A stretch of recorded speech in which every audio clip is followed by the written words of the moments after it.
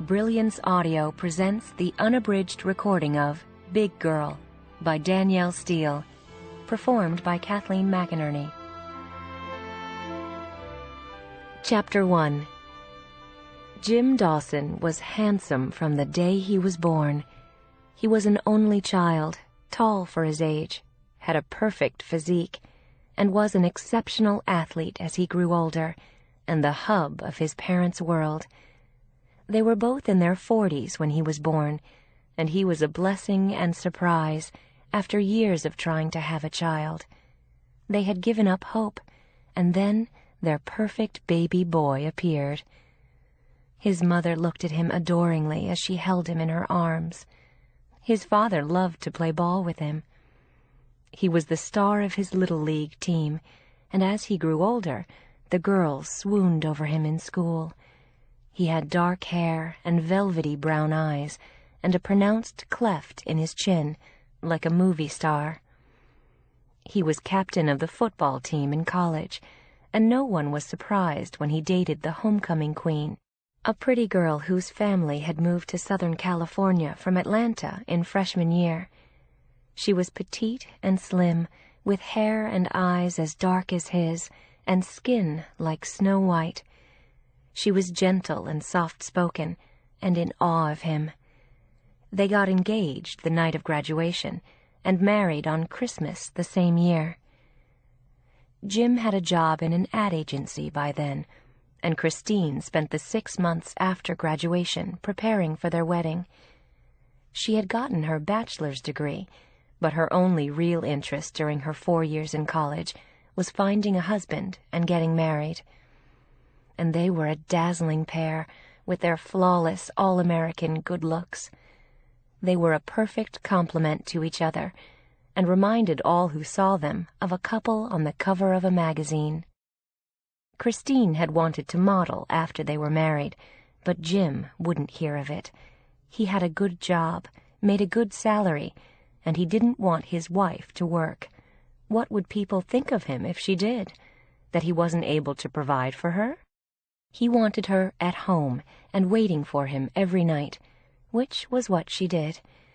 And people who knew them said they were the best-looking couple they had ever seen. There was never any question about who wore the pants in the family. Jim made the rules, and Christine was comfortable that way. Her own mother had died when she was very young, and Jim's mother, whom Christine called Mother Dawson, sang her son's praises constantly. And Christine readily revered him just as his parents had.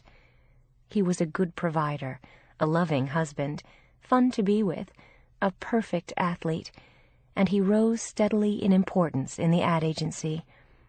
He was friendly and charming with people, as long as they admired him and didn't criticize him, but most people had no reason to. Jim was a personable young man. He made friends easily, and he put his wife on a pedestal and took good care of her. All he expected of her was to do as he said, worship and adore him, and let him run the show. Her father had had similar ideas, and she'd been perfectly brought up to be the devoted wife of a man like him. Their life was everything she had hoped for, and more. There were no unpleasant surprises with Jim, no strange behavior, no disappointments. He protected her and took care of her and provided handsomely. And their relationship worked perfectly for both of them. Each knew their role in the relationship and played by the rules. He was the adored, and she the adorer. They were in no hurry to have children for the first few years, and might have waited longer if people hadn't begun to comment about why they didn't have them. It felt like criticism to Jim, or like the suggestion that maybe they couldn't have them, although they both enjoyed their independence without children to tie them down. Jim took her on weekend trips frequently. They went on fun vacations, and he took her out to dinner once or twice a week, although Christine was a good cook and had learned to make his favorite meals. Neither of them was suffering from the lack of children, although they agreed that they wanted them eventually. But 5 years after they got married, Even Jim's parents were beginning to worry that they might be having the same difficulties that had delayed them from having a family for nearly 20 years. Jim assured them that there were no problems. They were just having fun and were in no hurry to have children. They were 27 years old and enjoying feeling free and unencumbered. But the constant inquiries finally got to him, and he told Christine that it was time to start a family. And, as she always did, Christine agreed. Whatever Jim thought best seemed right to her, too. Christine got pregnant immediately, which was faster than they expected. It was easier than they both had planned. They had assumed it might take 6 months or a year. And despite her mother-in-law's concerns, the pregnancy was easy for Christine. When she went into labor, Jim drove her to the hospital and opted not to be in the delivery room when the baby came, which seemed like the right plan to Christine, too. She didn't want him to do anything that would make him ill at ease. He was hoping for a boy, which was her fondest wish, too, in order to please him. It didn't even occur to either of them that the baby might be a girl, and they had confidently opted not to find out the baby's sex.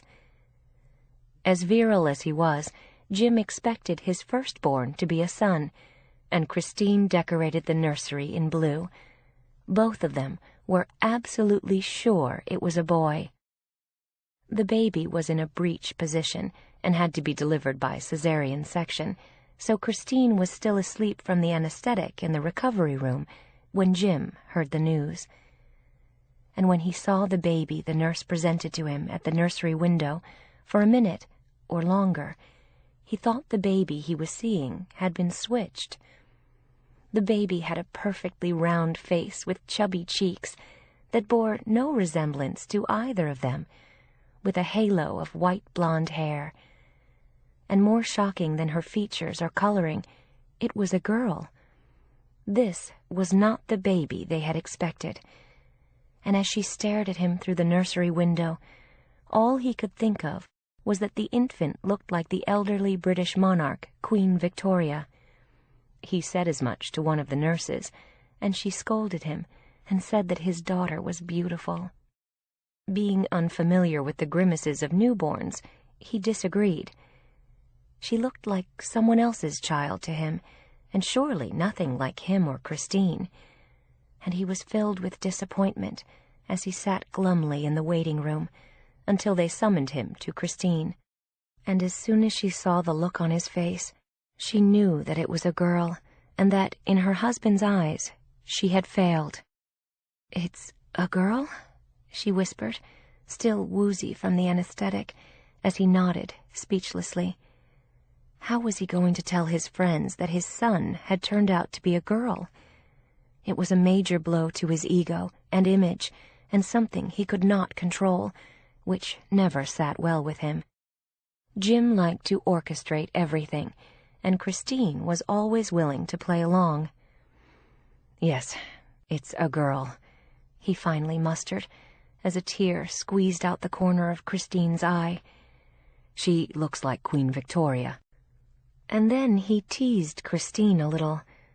"I don't know who the father is, but she looks like she has blue eyes, and she's blonde." No one on either side of their families was fair, except his own grandmother, which seemed like a stretch to him. But he didn't doubt Christine. This child was obviously some kind of throwback in their combined gene pool, but she certainly didn't look like she was theirs. The nurses had been saying that she was very cute, but Jim wasn't convinced.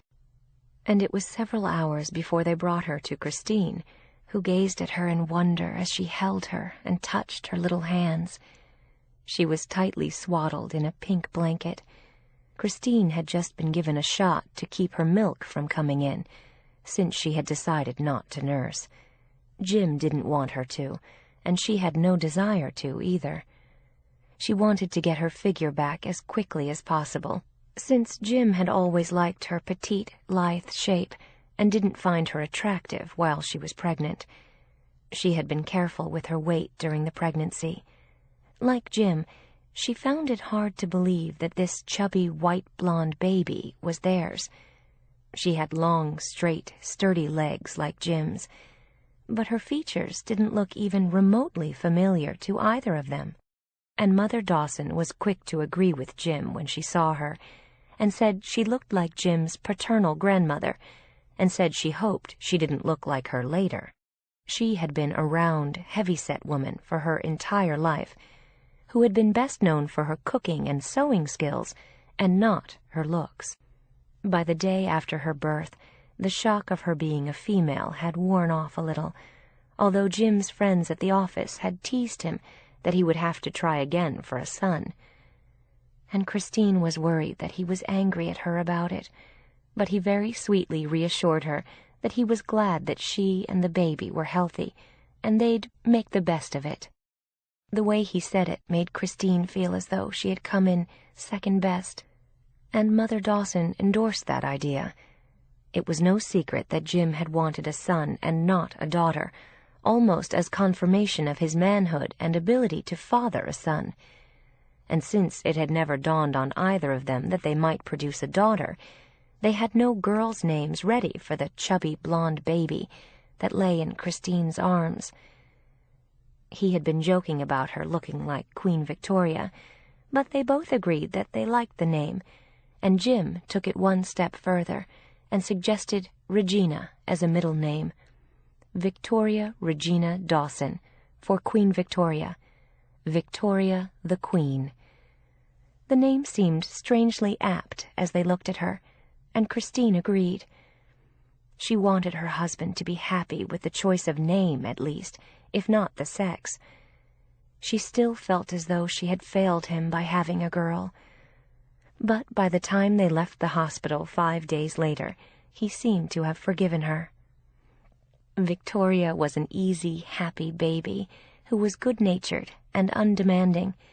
She walked and talked early, and people always commented on what a sweet little girl she was. She remained very fair, and the white blonde fuzz she'd had when she was born turned into a crown of blonde ringlets. She had big blue eyes and pale blonde hair, and the creamy white complexion that went with it. Some people commented that she looked very English, and then Jim always commented that she'd been named for Queen Victoria, whom she looked like, and then laughed heartily. It became his own favorite joke about the baby, which he was more than willing to share, while Christine tittered demurely. She loved her daughter, but the love of her life had always been her husband, and that hadn't changed.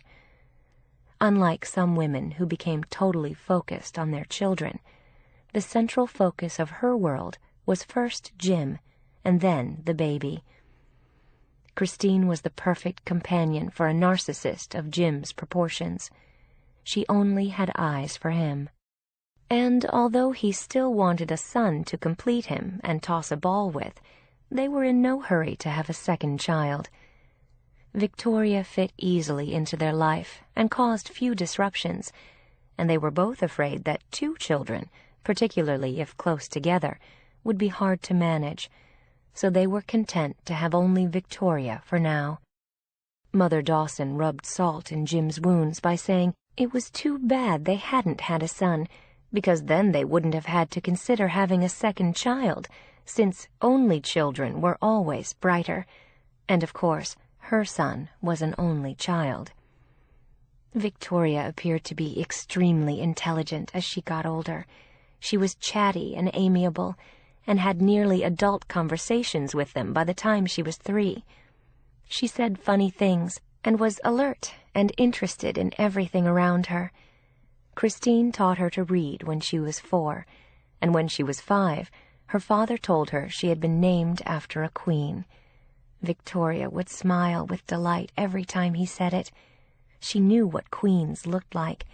They were beautiful, and wore pretty dresses in all the fairy tales she read, and sometimes they even had magic powers. She knew she had been named after Queen Victoria, but she had no idea what the queen looked like.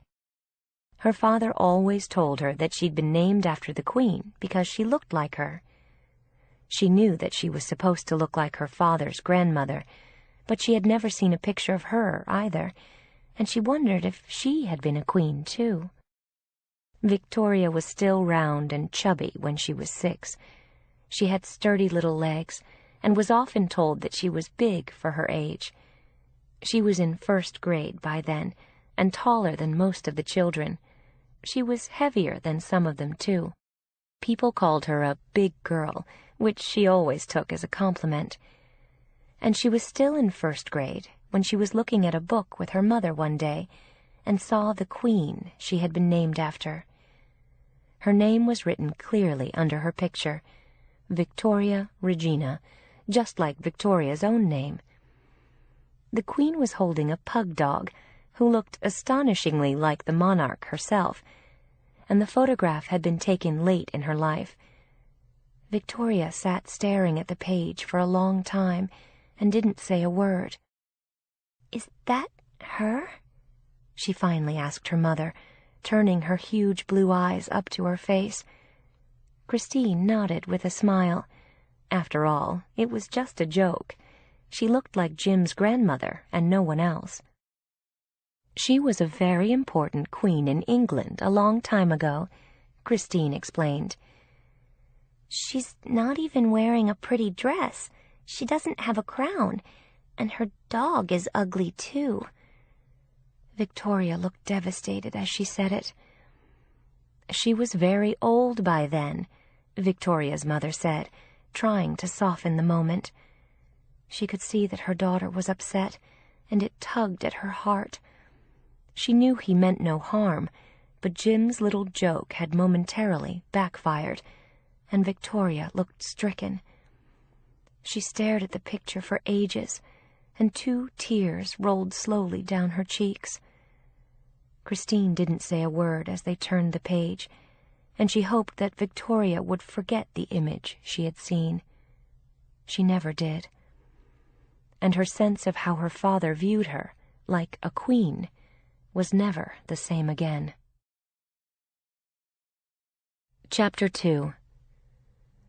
A year after Victoria saw the photograph of Queen Victoria, which forever changed her image of herself, her parents informed her that she had a baby brother or sister on the way, and Victoria was thrilled. Several of her friends at school had had siblings by then. She was one of the few who didn't, and she loved the idea of a baby to play with, like a real live doll. She was in 2nd grade when they told her the news, and when she heard her parents talking about it late one night, when they thought she was asleep, she heard the frightening words that the new baby was an accident, and she wasn't sure what that meant. She was afraid that it had been injured somehow, and feared it might even be born without arms or legs, or maybe it would never walk when it got older. She didn't know how bad the accident had been, and she didn't want to ask. Her mother had cried about it, and her father sounded worried too. They both said that things were fine the way they were now, with just Victoria. She was an easy child who never bothered them, and did as she was told. At 7 years old, she gave them no problems, and her father said during the entire pregnancy that he hoped it would be a boy. Her mother seemed to want that too, but this time she decorated the nursery in neutral white instead of blue. She had learned that lesson once before, when Victoria took them by surprise and turned out to be a girl. Mother Dawson predicted that it would be a girl again this time, and Victoria hoped so too. Her parents had once again opted not to find out the sex for sure. Victoria's mother was afraid of a bad surprise, clinging to the hope, for as long as she could, that it might be a boy this time. Victoria wasn't sure why, but her parents didn't seem as excited about the baby as she was. Her mother complained a lot about how big she was, and her father teased Victoria and said he hoped it wouldn't look like her. He never failed to remind her that she looked like his grandmother. There were few pictures of her, but those that Victoria had finally seen showed a large woman wearing an apron, with seemingly no waist, enormous hips, and a bulbous nose. She wasn't sure which was worse, looking like her paternal great-grandmother, or like the ugly queen whose photograph she had seen posing with her dog. And after seeing the photographs of her great-grandmother, she had become obsessed with the size of her own nose. It was small and round, and she thought it looked like an onion planted in the middle of her face. She hoped for its sake that the new baby hadn't inherited the same nose. But since the baby was an accident, there seemed to be far more serious things to worry about than its nose. Her parents had never explained the accident to her, but she hadn't forgotten the conversation she'd overheard. It made Victoria all the more determined to dedicate herself to the new baby and do whatever was needed to help with it. She hoped the damage from the accident it had experienced wasn't too great. Maybe it was just a broken arm or a bump on the head. Christine's C-section was planned this time, and Victoria's parents had explained to her that her mother would be in the hospital for a week, and she wouldn't be able to see her mother or the baby until they came home from the hospital. They said those were the rules, and she wondered if it was to give them time to fix whatever damage the baby had sustained in the mysterious event that no one seemed to want to discuss or explain. The day the baby was born, her father came home at 6 o'clock when Victoria's grandmother was preparing dinner for her. They looked at him expectantly, and his disappointment was evident when he told them it was a girl. And then he smiled and said the baby was beautiful and looked just like him and Christine this time. He seemed enormously relieved, even though it hadn't been a boy. And he said they were calling her Grace because she was so pretty. Grandmother Dawson smiled too then, proud of her ability to guess the baby's sex. She had been sure it was a girl. Jim said she had dark hair, big brown eyes like both of them, the same white skin as her mother, and perfectly formed tiny pink lips. He said she was so pretty they could have used her for an ad for babies. Her beauty made up for her not being a boy. He made no mention of an injury to the baby from the accident that Victoria had been worried about for the past 8 months, and she was relieved too. She hoped the baby was okay, and she sounded very cute. They called her mother at the hospital the next day, and she sounded very tired. It made Victoria even more determined to do everything she could to help when they got home. Grace was even prettier than they'd said when Victoria saw her for the first time. She was absolutely exquisite and perfectly formed. She looked like a baby in a picture book or an ad, as her father had said. Grandmother Dawson clucked over her immediately and took the bundle from Christine's arms as Jim helped her into a chair, and Victoria tried to get an even better look.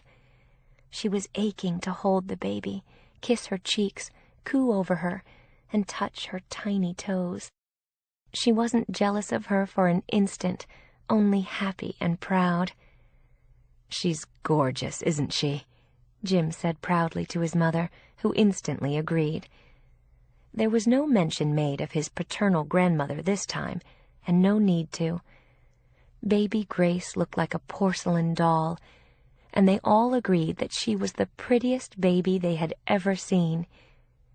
She looked nothing like her older sister, who had big blue eyes and wheat-colored hair. It was hard to imagine that the two were even sisters, or that Victoria actually belonged in this family, with all of them so dark while she was so fair. And her pudgy body looked nothing like them either. No one compared this baby to Queen Victoria, or mentioned her round nose. She had the nose of a pixie or a cameo, just like Christine's. It was clear from the moment she was born that Grace was one of them, while Victoria appeared to have been dropped on their doorstep by someone else. Grace was perfect, and all Victoria felt was love as she looked at her with adoration in her grandmother's arms. She couldn't wait for them to set her down so she could pick her up herself. This long-awaited baby sister was hers. She had begun to love her long before she was born, and now she was here at last. Jim couldn't resist teasing his older daughter, as he always did. He was that kind of guy, and loved making jokes at the expense of someone else. His friends thought he was very funny, and he had no qualms about who he made the butt of his jokes. He turned to Victoria with a wry grin, as she gazed lovingly at the baby. "I guess you are our little tester cake," he said, ruffling her hair affectionately.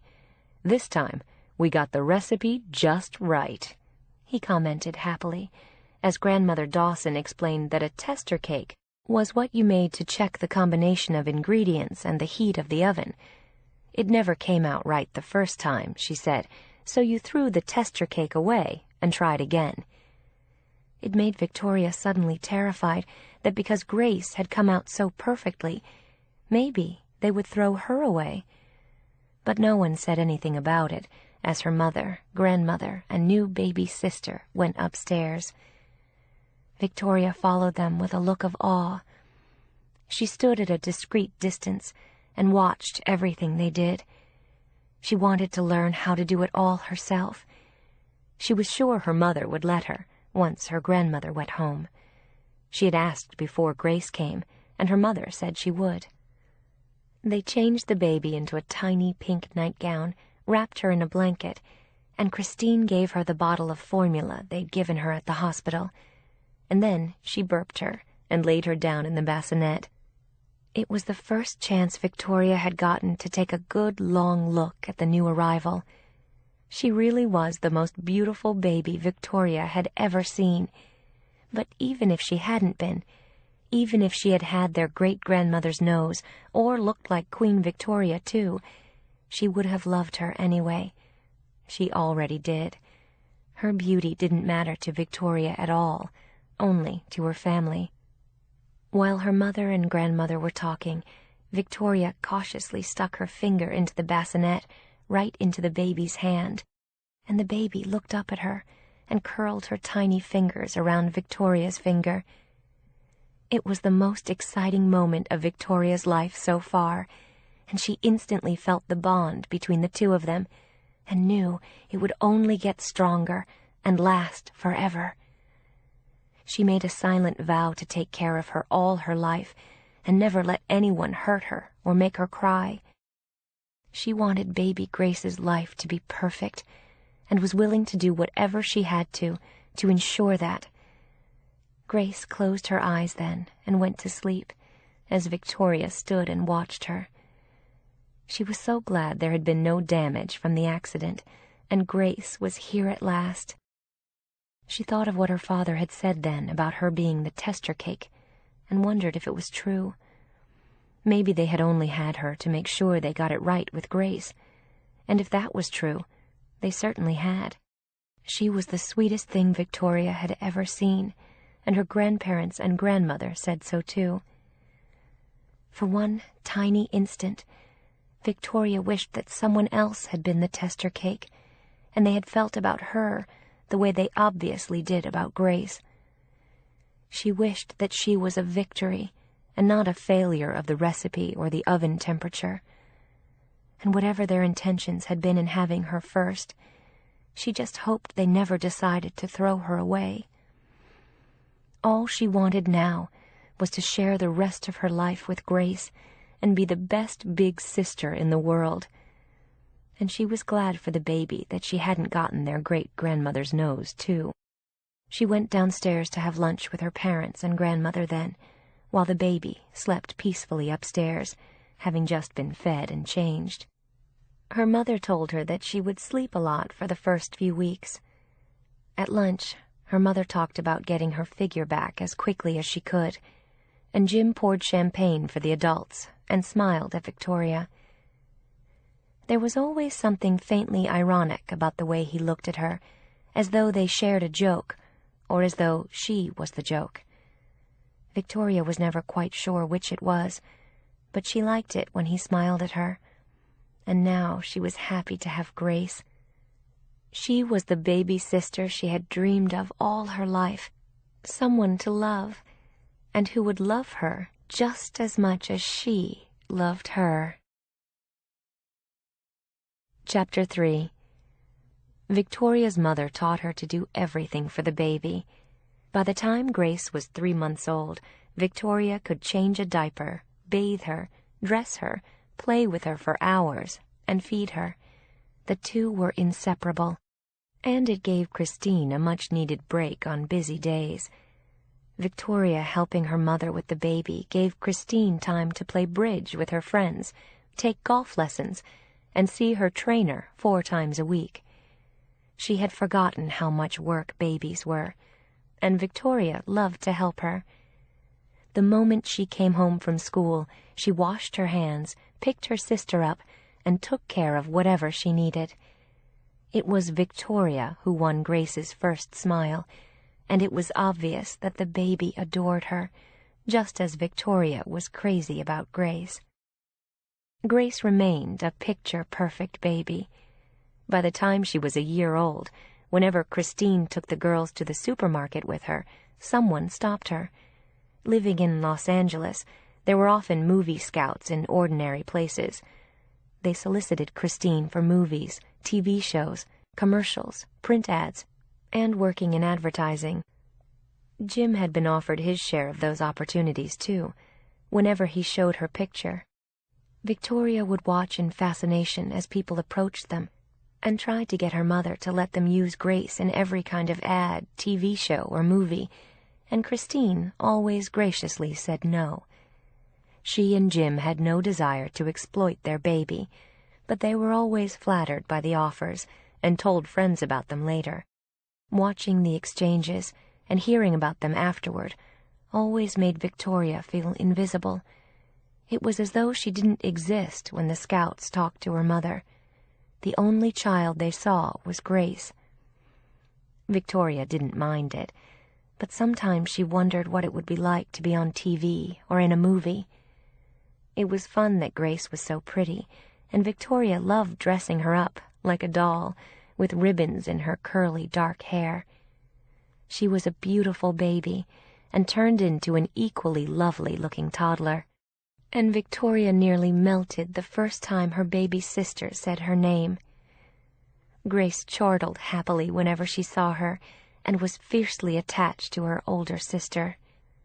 When Grace was 2 and Victoria was 9, their grandmother Dawson died after a brief illness, which left Christine with no help with the baby, except for what Victoria did to assist her.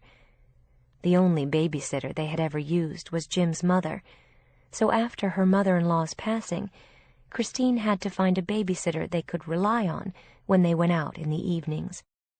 Thereafter there was a parade of teenage girls who came to use the phone, watch TV, and let Victoria take care of the baby, which both sisters preferred anyway.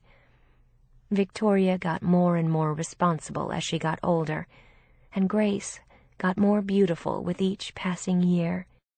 She had a sunny disposition, and laughed and smiled constantly, mostly at the urging of her older sister, who was the only person in the family who could make her laugh through her tears or stop a tantrum.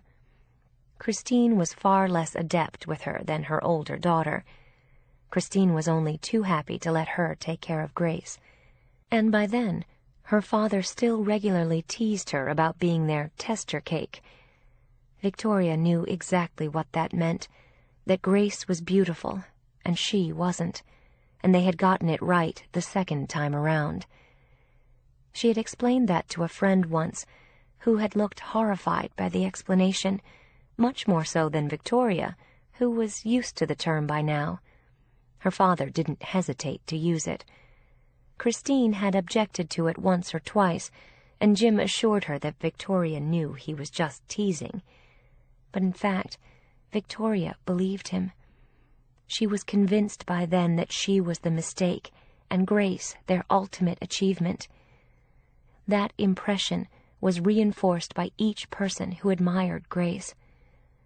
Victoria's sense of being invisible became deeply entrenched. Once people had commented on how adorable and beautiful Grace was. They had no idea what to say about Victoria, so they said nothing and ignored her. Victoria wasn't ugly, but she was plain.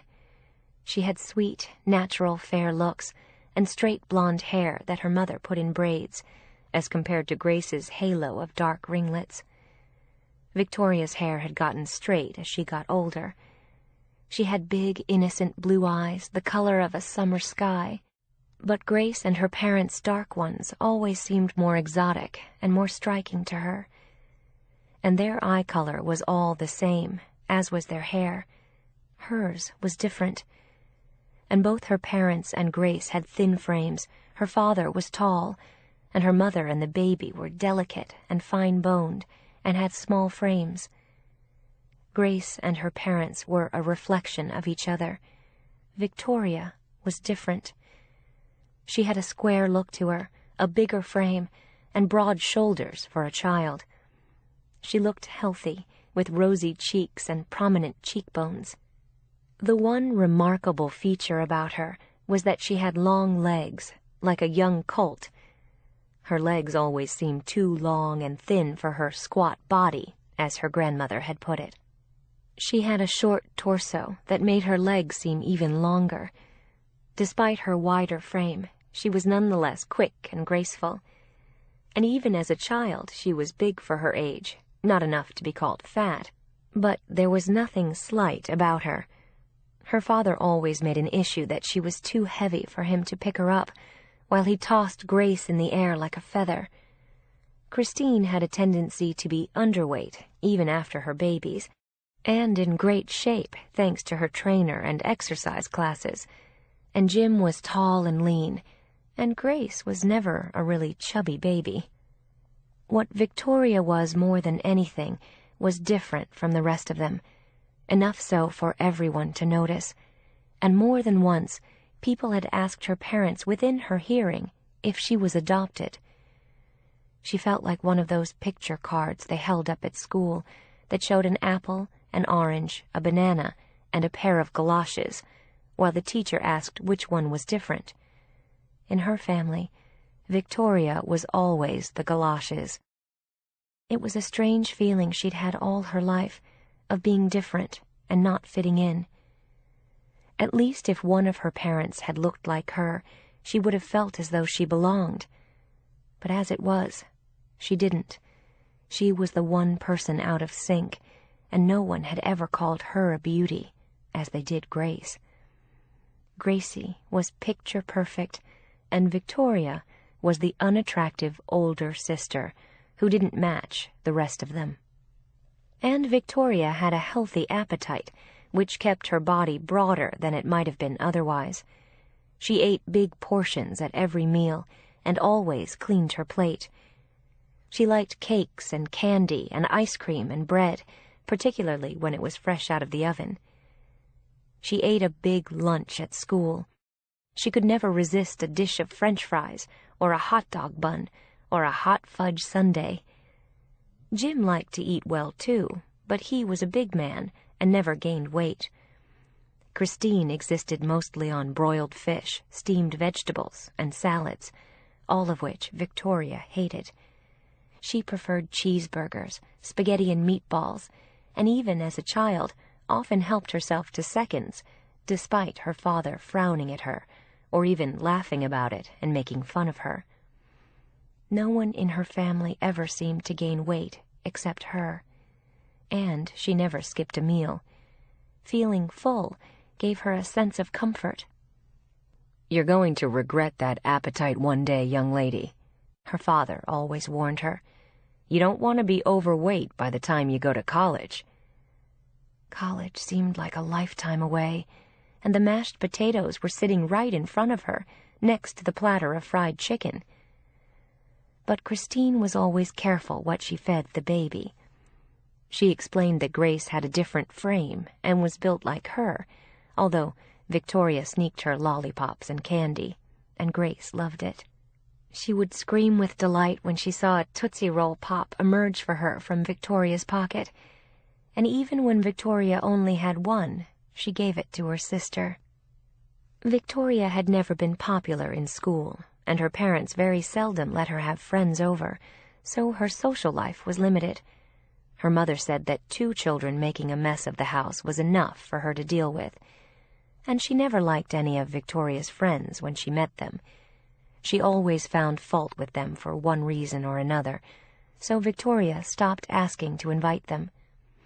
As a result, no one invited Victoria over after school, since she never reciprocated. And she wanted to get home to help with the baby. She had friends at school, but her friendships didn't extend past school hours. The drama of her early school years was being the only child in 4th grade who didn't get a Valentine. She had come home in tears, and her mother told her not to be silly. Gracie had been her Valentine, and the next year Victoria told herself she didn't care and braced herself for disappointment. She actually got one that year from a girl who was as tall as she was. All the boys were shorter. The other girl was a beanpole, and actually much taller than Victoria, who was wider. And the next drama she faced was growing breasts when she was 11. She did everything she could to hide them, and wore baggy sweatshirts over everything she owned, lumberjack shirts eventually, and everything 2 sizes larger. But they continued growing, much to Victoria's chagrin, and by 7th grade she had the body of a woman. She thought of her great-grandmother often, with her wide hips and thick waist, large breasts and full figure. Victoria was praying she never got as big as her great-grandmother had been. The only thing different about her were the long, thin legs that never seemed to stop growing longer. Victoria didn't know it, but they were her best feature. Her parents' friends always referred to her as a big girl, and she was never sure what part of her they were referring to, her long legs, big breasts, or ever-widening body. And before she could figure out which part of her they were looking at, they turned their attention to the elf-like Gracie. Victoria felt like a monster beside her, or a giant, and with her height and her womanly body, she looked much older than her years. Her art teacher in 8th grade called her Rubenesque, and she didn't dare ask him what it meant, and didn't want to know. She was sure it was just a more artistic way of calling her big, which was a term she had come to hate. She didn't want to be big. She wanted to be small, like her mother and sister. She was 5'7" when she stopped growing in 8th grade, which wasn't enormous, but it was taller than most of her female classmates and all of the boys at that age. She felt like a freak. She was in 7th grade when Gracie started kindergarten, and she took her to her classroom. Her mother had dropped them both off at school, and Victoria had the pleasure of taking Grace to meet her teacher, and watched her walk into the room with caution and turn to blow a kiss to her big sister. She watched over her all year at recreation, and took her home after afternoon daycare. And the same was true in 8th grade, when Gracie was in 1st grade. But in the fall, Victoria would be entering high school, at a different school, in another location, and she would no longer be there for Gracie, or see her if she walked past her classroom during the day. And she was going to miss her, and so was Gracie, who relied on her older sister and loved seeing her peek into her classroom throughout the day. Both girls cried on Victoria's last day in 8th grade, and Gracie said she didn't want to come back to school without Victoria in the fall. But Victoria said she had to. 8th grade was the end of an era for Victoria, and one she had cherished. It always made her happy knowing Gracie was nearby. The summer before Victoria entered high school, she went on her first diet. She had seen an ad for an herbal tea in the back of a magazine and sent away for it with her allowance. The ad said that it was guaranteed to make her lose 10 pounds, and she wanted to enter high school looking thinner and more sophisticated than she had in middle school. With puberty and a richer figure, she had put on roughly 10 pounds over what she was supposed to weigh, according to their doctor. The herbal tea worked better than expected, and made her desperately ill for several weeks. Grace said she was green and looked really sick, and asked why she was drinking tea that smelled so bad. Her parents had no idea what was wrong with her, since she didn't tell them what she'd done. The evil brew had given her severe dysentery, and she didn't leave the house for several weeks, and said she had the flu. Her mother told her father that it was typical pre-high school nerves. But in the end, just by making her so ill, the herbal tea caused her to lose 8 pounds, and Victoria liked the way she looked as a result. The Dawsons lived on the border of Beverly Hills, in a nice residential neighborhood. They had the house they'd lived in since before Victoria was born, and Jim was the head of the ad agency by then. He had a satisfying career, and Christine kept busy with her 2 girls. It seemed like the perfect family to them, and they didn't want more children. They were 42 years old, had been married for 20 years, and had a manageable life. They were happy they hadn't had more kids, and were pleased with the 2 they had. Jim liked to say that Grace was their beauty, and Victoria had the brains. There was room for both in the world. He wanted Victoria to go to a good college and have a meaningful career. "You'll need to rely on your brains," he assured her, as though she had nothing else to offer the world. "You'll need more than that," Christine had said. It worried her sometimes that Victoria was so smart. "Men don't always like smart girls," she said, looking worried. "You have to look attractive, too." She had been nagging her about her weight in the past year, and was pleased about the 8 pounds she'd lost, with no idea of what Victoria had done to herself for the past month to shed the weight. She wanted Victoria to be thin, too, not just smart. They were much less worried about Gracie, who, with her charm and beauty, even at 7, looked as though she could conquer the world. Jim was her willing slave. The family went to Santa Barbara for 2 weeks at the end of the summer, before Victoria started high school, and they all had a good time. Jim had rented a house in Montecito, as he had before, and they went to the beach every day. He commented on Victoria's figure, and after that she wore a shirt over her bathing suit and refused to take it off. He had observed how big her bust was, and had then mitigated it by saying she had killer legs. He referred far more often to her body than he did to her excellent grades. He expected that of her, but always made it clear that he was disappointed by her looks, as though she had failed somehow, and it was a reflection on him. She had heard it all before, many times. He and her mother went for long walks on the beach every day, while she helped Gracie build sand castles with flowers and rocks and popsicle sticks on them. Gracie loved doing it with her, which made Victoria happy. Her father's comments about her looks always made her sad, and her mother pretended not to hear, never reassured her, and never came to her defense. Victoria knew instinctively that her mother was disappointed by her looks, too. There was a boy Victoria liked in Montecito that summer, in a house across the street. Jake was the same age she was, and he was going to Kate in Southern California in the fall. He asked if he could write to her from boarding school, and she said he could, and gave him her address in L.A. They talked late into the night about how nervous they were about high school.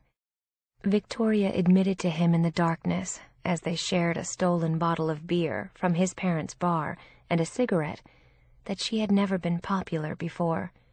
He couldn't see why. He thought she was a really smart, fun girl. He liked talking to her and thought she was a nice person. She'd never had beer before, nor smoked, and she threw up when she went home. But no one noticed. Her parents were in bed, and Gracie was fast asleep in the next room, and Jake left the next day. They were going to visit his grandparents in Lake Tahoe before he started school. Victoria had no grandparents anymore, which she thought was a blessing sometimes, since she only had her parents to comment on her looks. Her mother thought she should cut her hair and start an exercise program in the fall. She wanted her to do gymnastics or ballet. Without realizing how uncomfortable Victoria was about appearing in front of other girls in a leotard, Victoria would have died first. She'd rather keep the figure she had than lose it that way. It had been easier just making herself sick with the nasty herbal tea. It was boring for her in Montecito when Jake left. She wondered if she'd hear from him once he started school. For the rest of the time in Montecito, she played with Grace. Victoria didn't mind that her sister was 7 years younger. She always had fun with her. And her parents always told their friends that the 7-year age difference between them really worked. Victoria had never been jealous of her baby sister for a minute, and was a totally reliable babysitter now that she was 14. They left Gracie with her older sister whenever they went out, which they did with increasing frequency as the girls got older. They had one big scare during the trip, when Grace ventured too far out at the water's edge one afternoon, at low tide. Victoria had been with her, and went back to their towel for a minute to get more sunscreen to put on her sister. And then the tide came in, and the current in the water got strong. A wave knocked Gracie over, and within an instant she disappeared as she was sucked out into the ocean and tossed under a wave. Victoria saw it happen, and screamed as she raced to the water, dove into the wave, and came up spluttering with a grip on Grace's arm as another wave hit them both. By then, their parents had seen it too, and Jim was running toward the water, with Christine right behind him. He rushed into the surf and grabbed both girls with his powerful arms and pulled them out, as Christine stood watching in silent horror, frozen to the spot. Jim turned to Gracie first. "Don't ever do that again. Don't play in the water alone." And then he turned to Victoria with a fierce look in his eye. "How could you leave her alone like that?" Victoria was crying, shaken by what had happened, with her wet shirt glued to her body over her bathing suit. I went to get sunscreen for her, so she didn't burn," she said, between sobs. Christine said nothing and put a towel around Grace, whose lips were blue. She had been in the water for too long before the tide began to turn. "She almost drowned," her father shouted at her, shaking with fear and fury. He rarely got angry at his children, but he was shaken by the close call, as they all were. He never said a word about Victoria rushing in to get her and pulling her out of the surf right before he arrived. He was too upset by what had almost happened, and Victoria was too. Grace had taken refuge in her mother's arms, who was holding her tight in the towel. Her dark ringlets were wet and plastered to her head. "I'm sorry, Daddy," Victoria said softly. He turned his back and walked away as her mother comforted her younger sister, and Victoria wiped the tears from her eyes with the back of her hand. "I'm sorry, Mom," she said softly, and Christine nodded and handed her a towel to cover herself up. The message in her gesture was clear. High school was easier than Victoria had expected in some ways. The classes were well organized. She liked most of the teachers, and the subjects were more interesting than they'd been in middle school. Academically, she loved the school and was excited by the work. Socially, she felt like a fish out of water and was shocked by the other girls when she saw them on the first day. They looked a lot racier than anyone she'd gone to school with so far. Some wore provocative clothes and looked older than their years. All the girls wore makeup, and many of them looked much too thin. Anorexia and bulimia had clearly entered their lives. Victoria felt like a moose on the first day, and all she wanted was to look cool like everyone else. She carefully observed the outfits that they favored, many of which would have looked terrible on her, although the miniskirts they wore would have looked great. Victoria had opted for jeans and a loose shirt to hide her shape. Her long blonde hair was hanging down her back. Her face looked freshly scrubbed, and she wore high-top sneakers she and her mother had bought the day before. Once again, she was out of step.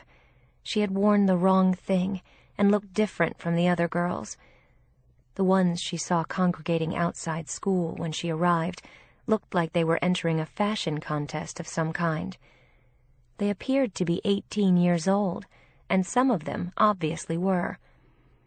But even the girls her own age seemed much older than their years, and all she could see at first was a flock of thin, sexy girls. She wanted to cry. "Good luck," her mother said when she dropped her off, smiling at her. "Have a great first day." Victoria wanted to hide in the car.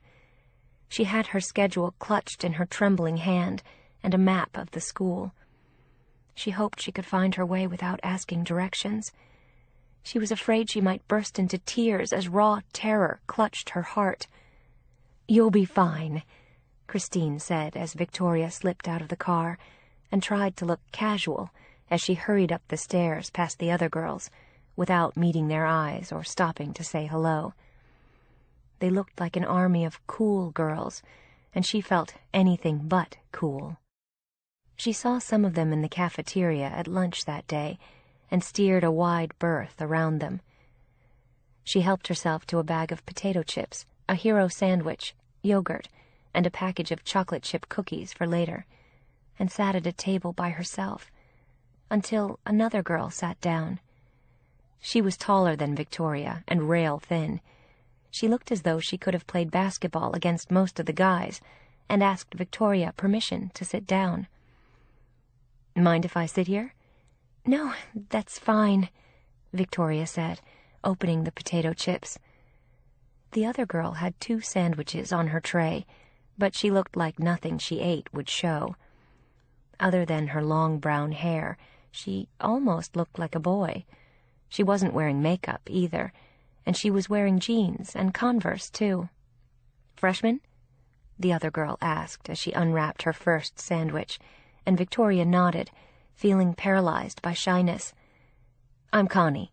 I'm captain of the girls' basketball team, as you may have guessed. I'm 6'2". I'm a junior. Welcome to high school. How's it been so far?" "Okay," Victoria said, trying to look unimpressed. She didn't want to tell her that she was scared out of her mind and felt like a freak. She wondered if Connie had too at 14. She looked extremely relaxed and comfortable with who she was now, but she was also sitting with a freshman, which made Victoria wonder if she had any friends. And if she did, where were they? She looked taller than almost every boy in the room. "I reached my full height at 12, she said conversationally. "My brother is 6'6" and plays for UCLA on a basketball scholarship. Do you play any sports?"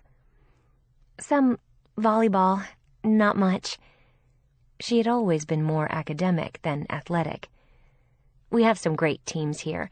Maybe you want to try out for basketball, too. We have a lot of girls your height," she added, and Victoria almost said, "but not my weight."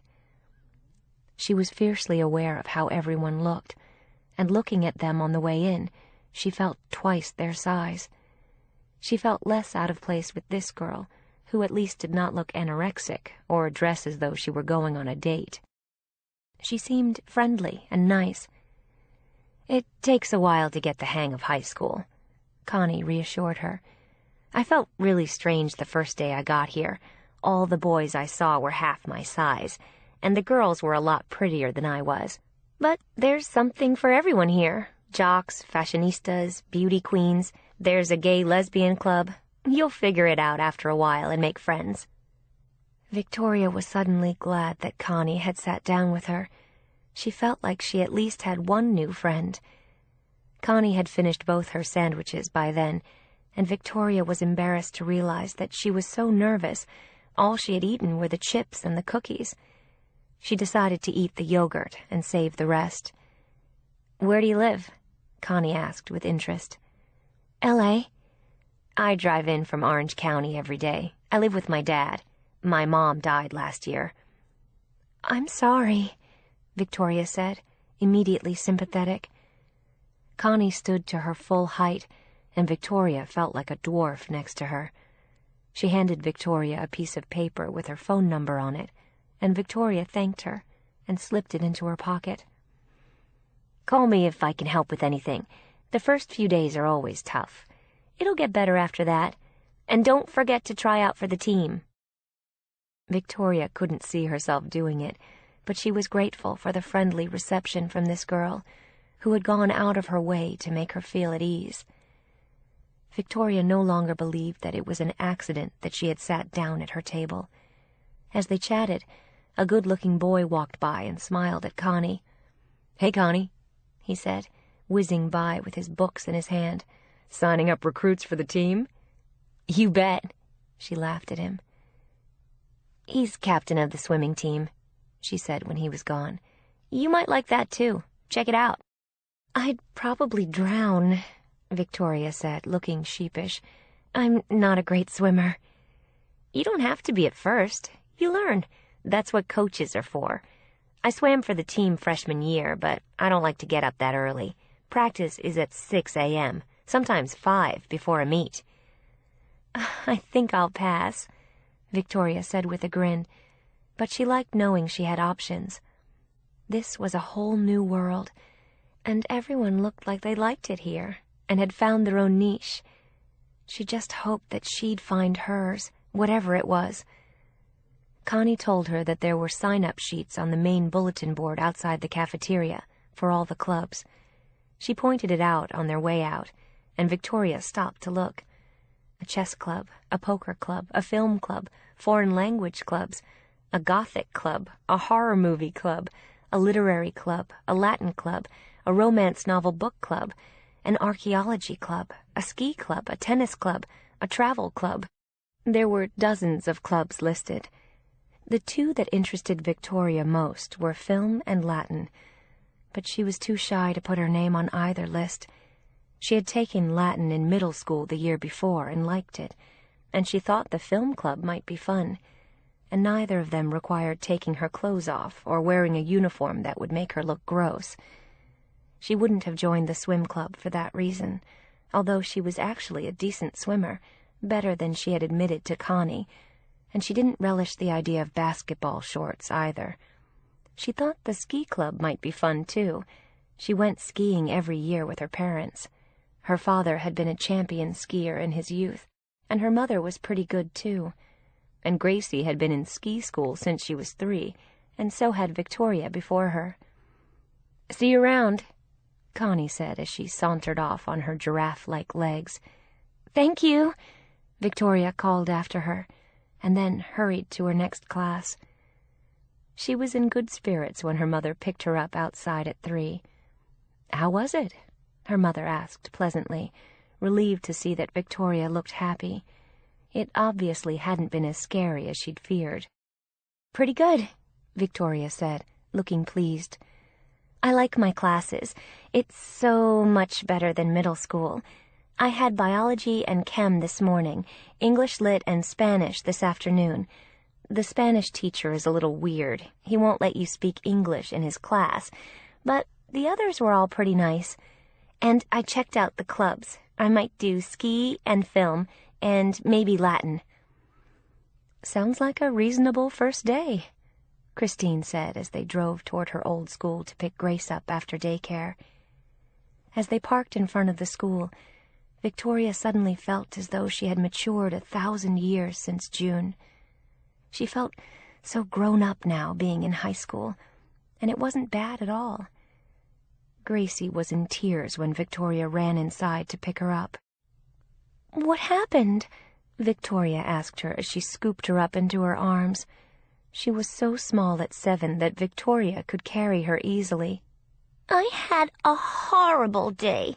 David threw a lizard at me. Lizzie took my peanut butter sandwich, and Janie hit me," she said with a look of outrage. "I cried all day," she added for good measure. "So would I if all those things happened to me," Victoria assured her as she walked her to the car. "I want you to come back," she said, pouting at her older sister. "It's no fun here without you." "I wish I could," Victoria said, but suddenly not so sure. High school had looked okay to her that day, better than she'd thought it would. It had definite possibilities, and she wanted to explore them now. Maybe there was hope that she'd fit in after all. "I miss you too." It was sad to realize that they'd never be in the same school again. The age difference between them was too great. Victoria put her in the back seat, and Grace reported her miseries to her mother, who was instantly sympathetic. Victoria couldn't help noticing, as she always did, that their mother had never been as tender with her as she was with Grace. Their relationship was different and simpler for her mother. The fact that Gracie looked like them made it easier for their parents to relate to her. Gracie was one of them, and Victoria was always the stranger in their midst. Victoria wondered if Christine also hadn't known how to be a mother yet when she was born, and had learned with Gracie.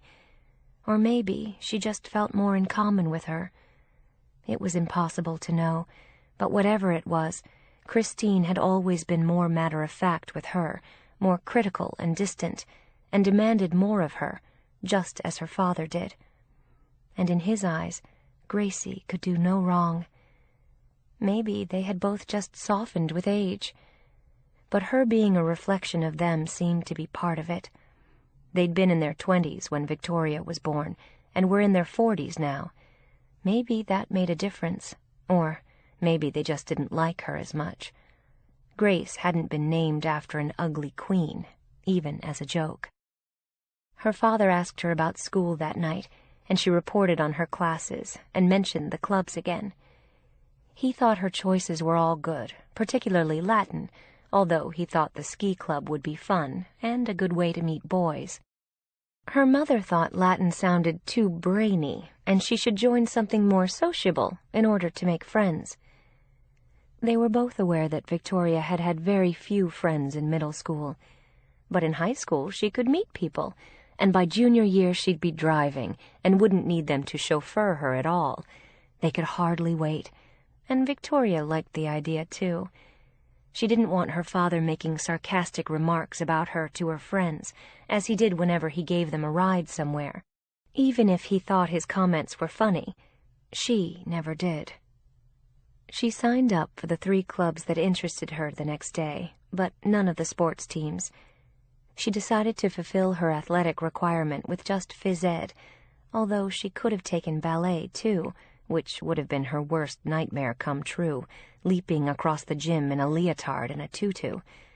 She shuddered at the thought when the assistant PE teacher suggested it to her. It took her a while, but in time, Victoria made friends. She dropped out of the film club eventually because she didn't like the movies they picked to watch. She went on one of the ski club trips to Bear Valley, but the kids that went were stuck up and never talked to her. She signed up for the travel club instead. And she loved the Latin club, although it was all girls, and she took Latin all of freshman year. She met people, but it wasn't easy making friends in high school either. A lot of the girls seemed to be in airtight little groups and looked like beauty queens, and that wasn't her style. The academic girls were as shy as she was and hard to meet. Connie proved to be a good friend for 2 years, until she got a scholarship to Duke and left when she graduated. But by then, Victoria was comfortable at the school. She heard from Jake at Kate once in a while, too, but they never got together again. They always said they would, and never did. She had her first date during sophomore year, when a boy from her Spanish class invited her to the junior prom, which was a big deal. Connie said he was a great guy, and he was, until he got drunk in the bathroom with some other boys and got kicked out of the prom, and she had to call her father for a ride home. She got her first car the summer before junior year, and had taken driver's ed the year before, and had her learner's permit, so she was all set. From then on, she drove herself to school. It was an old Honda her father had bought for her, and she was excited about it. It wasn't something she talked about to anyone, but by junior year, her body had gotten bigger than it was before. She had gained 10 pounds over the summer. She had a summer job at an ice cream store and ate ice cream on all her breaks. Her mother was upset about it and said it was the wrong job for her. It was too much temptation for Victoria, as proved by the weight she gained. "You look more like your great-grandmother every day," was all her father said, but it made the point. She brought home ice cream cakes shaped like clowns for Gracie every day. She loved them, and no matter how many she ate, she never gained a pound. She was 9 by then, and Victoria was 16. But the main benefit of her summer job was that she earned enough money for a trip to New York with the travel club during Christmas break, and it changed her life. She had never been to such an exciting city and liked it much better than L.A. They stayed at a Marriott hotel near Times Square, and they walked for miles. They went to the theater, opera, and ballet, rode the subway, went to the top of the Empire State Building, visited the Metropolitan Museum, the Museum of Modern Art, and the United Nations, and Victoria had never had so much fun in her life. They even had a snowstorm while she was there, and when she got back to L.A., she was dazed. New York was the best place she'd ever been, and she wanted to live there one day. She said she might even go to college there if she could get into New York University or Barnard, which might be a stretch despite her grades, but she floated on the experience for months. She met her first serious high school boyfriend right after New Year's. Mike was in the travel club too, but had missed the trip. He was planning to go to London, Athens, and Rome with the club during the summer. Her parents wouldn't let her go. They said she was too young, although she'd be turning 17. Mike was a senior, and his parents were divorced, so his father had signed the permission slip. Victoria thought he was very grown-up and worldly, and fell madly in love. For the first time in her life, he made her feel pretty. He said he loved her looks. He was going to Southern Methodist University in the fall, and they spent a lot of time together, although her parents didn't approve. They thought he wasn't smart enough for her. Victoria didn't care. He liked her, and he made her happy. They spent a lot of time making out in his car, but she wouldn't go all the way. She was too scared to take that leap. She said she wasn't ready. And in April, he dropped her for a girl who would. He took the new girl to senior prom, and Victoria sat home nursing a broken heart. He was the only boy who'd asked her out all year. She never had many dates or a lot of friends, and she spent the summer on the South Beach diet. She was diligent about it and lost 7 pounds. But as soon as she got off the diet, she gained it back, plus 3 more pounds. She wanted to lose the weight for senior year, and her PE teacher had told her she was 15 pounds overweight. She lost 5 pounds at the beginning of senior year by eating smaller portions and fewer calories, and promised herself she'd lose more before graduation. And she would have if she hadn't gotten mono in November, had to stay home for 3 weeks, and ate ice cream because it made her throat feel better. The fates had conspired against her. She was the only girl in her class who gained 8 pounds while she had mono. Her size was a battle she couldn't seem to win. But she was determined to beat it this time, and swam every day during Christmas vacation and for a month after. And she jogged around the track every morning before school. Her mother was proud of her when she lost 10 pounds. She was determined to lose the other 8 pounds, until her father looked at her one morning and asked her when she was going to start working out to lose some weight. He hadn't even noticed the 10 pounds she had lost. And after that, she gave up swimming and jogging and went back to eating ice cream after school and potato chips at lunch and bigger portions, which satisfied her. What difference did it make? No one noticed it, and no one asked her out. Her father offered to take her to his gym, and she said she had too much work at school, which was true. She was working hard to keep up her grades and had applied to 7 schools, New York University, Barnard, Boston University, Northwestern, George Washington in Washington, D.C., the University of New Hampshire, and Trinity. Everything she had applied to was either in the Midwest or the East. She had applied to no schools in California, and her parents were upset about it. She wasn't sure why, but she knew she had to leave. She had felt different for too long, and although she knew she would miss them, and especially Gracie, she wanted a new life. This was her chance, and she was going to grab it while she could. She was tired of competing and going to school with girls who looked like starlets and models, and hoped to be that one day. Her father had wanted her to apply to USC and UCLA, and she refused. She knew it would be just more of the same. She wanted to go to school with real people who weren't obsessed with how they looked. She wanted to go to college with people who cared about what they thought, like her. She didn't get into either of her first-choice schools in New York, nor Boston University, which she would have liked, nor GW. Her choices in the end were Northwestern, New Hampshire, or Trinity.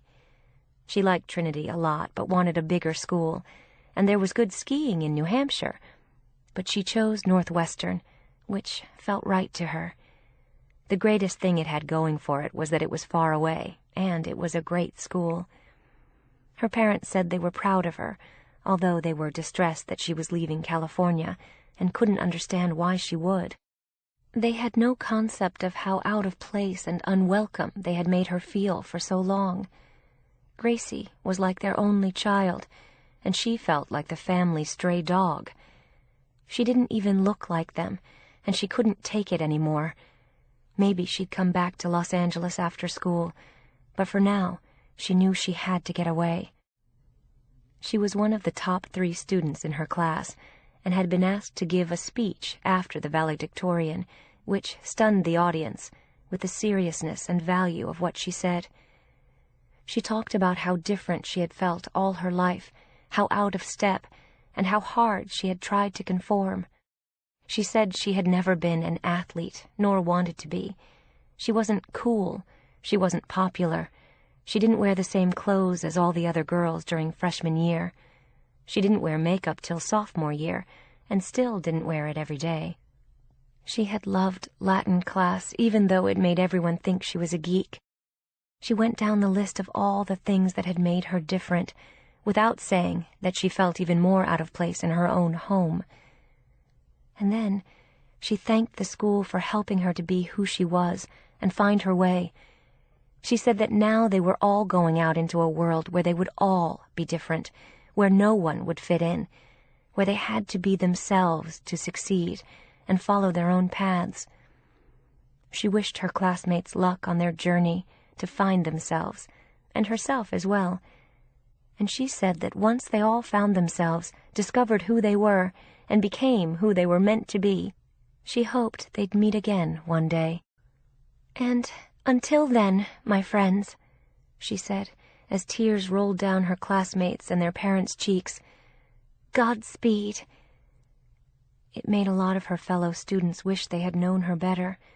The speech impressed her parents, too, with its eloquence, and it brought home the realization that she was leaving soon, and it softened both of them as they congratulated her on the speech.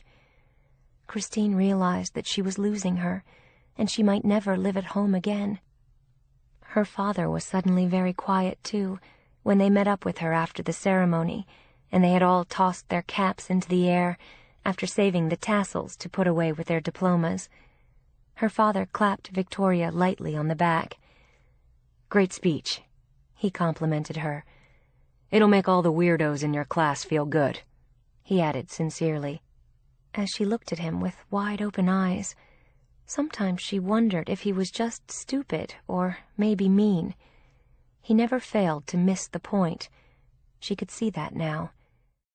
"Yeah, like me, Dad," she said quietly.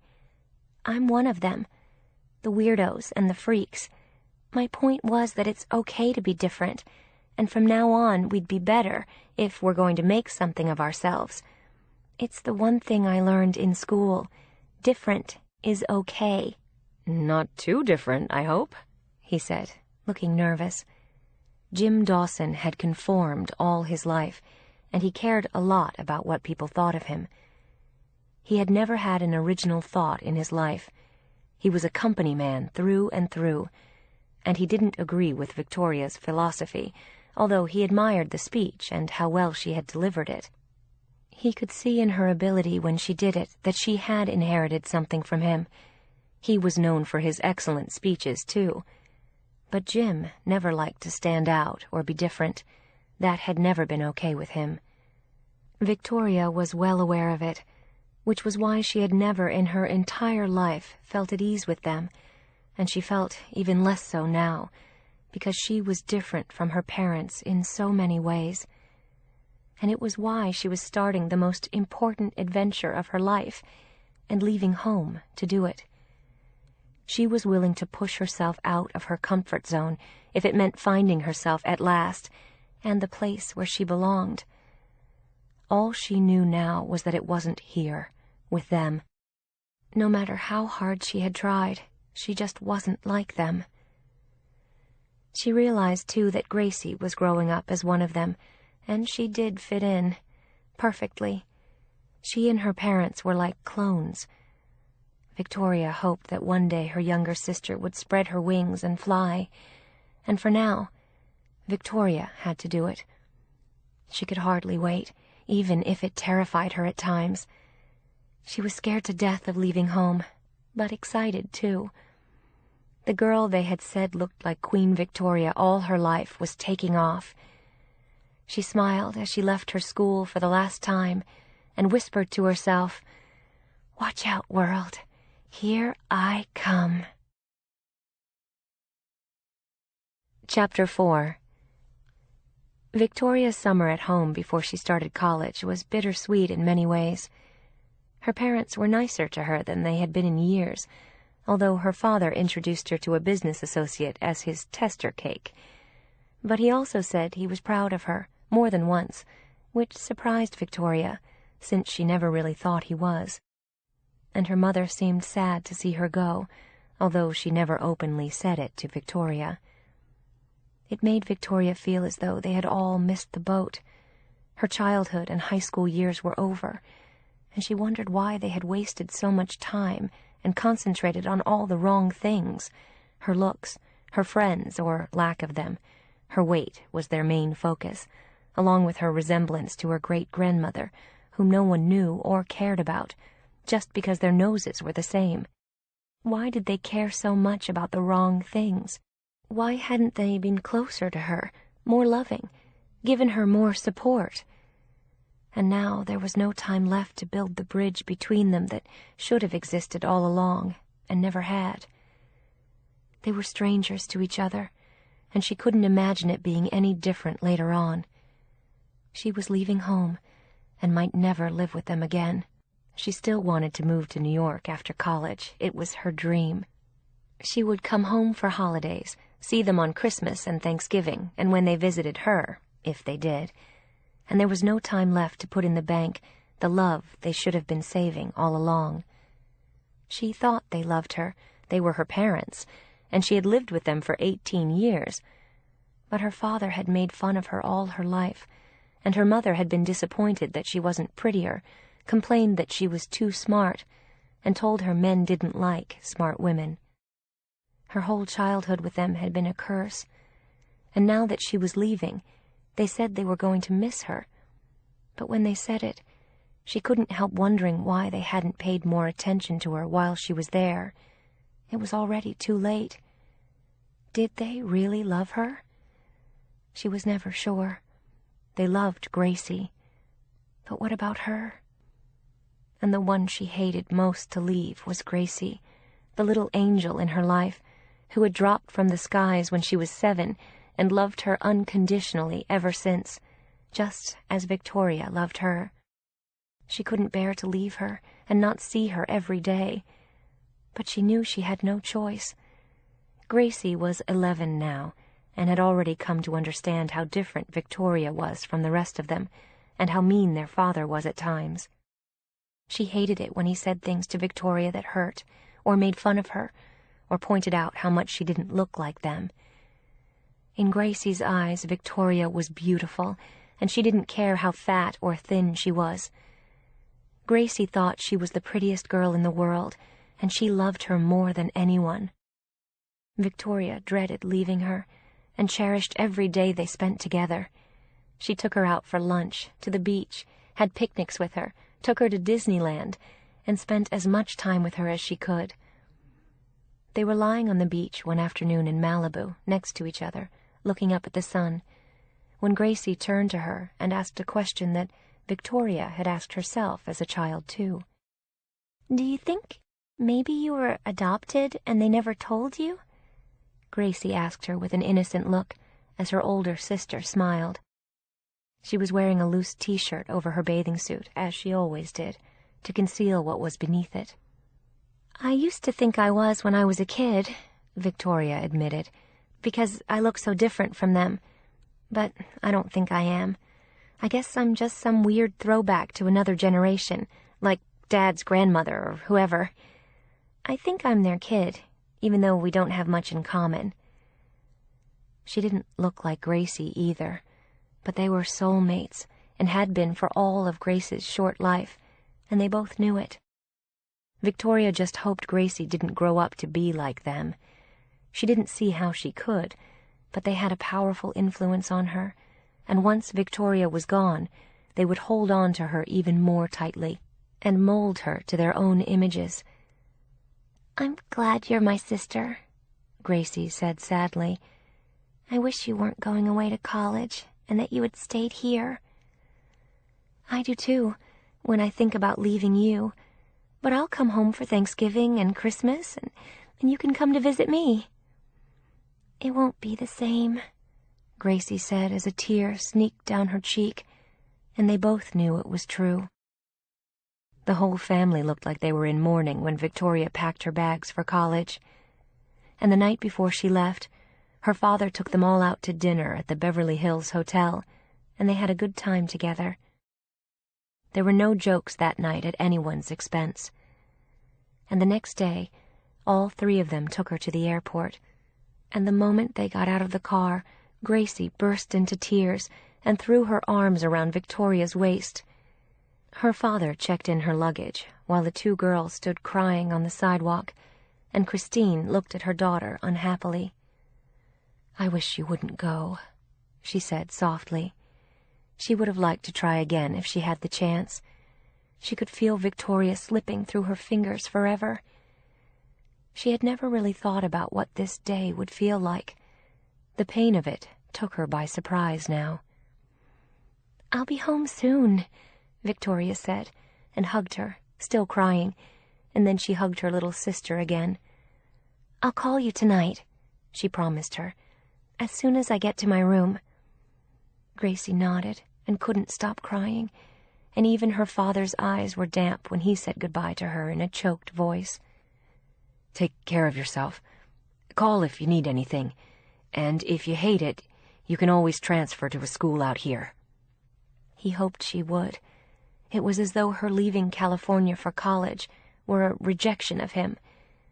They had wanted her to stay in L.A., or close to it, which wasn't what Victoria wanted or needed.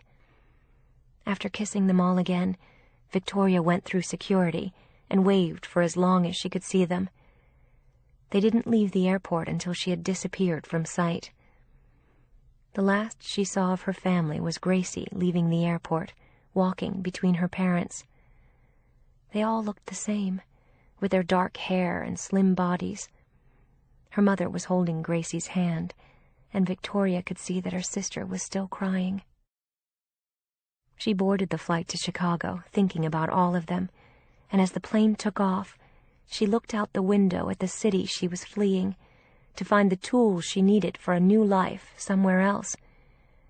She didn't know where that would be, but the one thing she did know was that it couldn't be here, or with them. Victoria's years in college were exactly what she hoped they would be. The school was even better than she had dreamed or expected. It was big and sprawling, and the classes she took and did well at were her ticket to freedom. She wanted to acquire the skills she needed to have a job and a life someplace other than L.A. She missed Gracie, and sometimes even her parents. But when she thought of living with her parents, every fiber of her being told her that she could never live with them again. And she loved her frequent visits to Chicago and discovering everything she could about the city. It was lively and sophisticated, and she thoroughly enjoyed it, despite the brutally cold weather. She went home for Thanksgiving freshman year and saw instantly that Grace had grown taller and prettier, if that was even possible. Her mother had finally relented and let her do a commercial for Gap Kids. Grace's photograph was suddenly everywhere, and she could have had a career as a model, but her father wanted a better life for her, and he swore that he'd never let a child of his go to college so far from home again. He told Grace that she'd have to go to UCLA, Pepperdine, Pomona, Scripps, Pitzer, or USC. He was not going to let her leave L.A. In his own way, he genuinely missed Victoria. He didn't have much to say when she called, except that he hoped she'd come home soon, and then he passed the phone to her mother, who asked what she was doing and if she'd lost any weight. It was the question Victoria hated most, because she hadn't. And then she dieted frantically for 2 weeks before she went home. And when she got back to L.A. for Christmas vacation, her mother noticed that she had lost a little weight. She had been working out at the gym at school, but she admitted that she hadn't had any dates. She was working too hard at school to even care. She told them she had decided to get a teaching degree, and her father instantly disapproved. It gave them a new topic to disagree on, and distracted them from her weight and lack of dates. "You'll never make decent money as a teacher. You should major in communications and work in advertising or PR. I can get you a job." She knew he meant well, but it wasn't what she wanted to do. She liked the idea of teaching and working with kids. She changed the subject, and they talked about how cold it was in the Midwest. She hadn't even been able to imagine it until she was there. It had been well below 0 for the whole week before she came home. And she was enjoying going to hockey games. She wasn't crazy about her roommate, but she was determined to make the best of it. And she had met some people in her dorm. But mostly, she was trying to get accustomed to the school and to being away from home. She said she missed decent food, and this time, no one commented when she took 3 helpings of pot roast. And she was happy taking time off from going to the gym while she was home. She appreciated the weather in L.A., as she never had before. Her father gave her a new computer for Christmas, and her mother gave her a down coat. Gracie had made her a montage of photographs of them, starting when she was born, on a bulletin board to hang up in her dorm room. And when she left after Christmas, Victoria wasn't sure if she was coming home for spring break. She said she might travel somewhere with friends. In fact, she wanted to go to New York and try to line up a summer job, but she didn't mention it to them. Her father said if she didn't come home in March, they would come to see her after that and take her to Chicago for the weekend. And it was even harder leaving Gracie that time. The 2 sisters genuinely missed each other, and her parents said they missed her too. Second semester of freshman year was hard for Victoria too. The Midwestern winter was dreary and cold. She was lonely. She hadn't met many people. She had no close friends yet, and she caught a bad case of flu in January. When she did, she lost the thread of going to the gym again and started living on fast food. By the end of second semester, she had gained the dreaded freshman 15, and none of the clothes she had brought with her fit anymore. She felt huge and was 25 pounds overweight.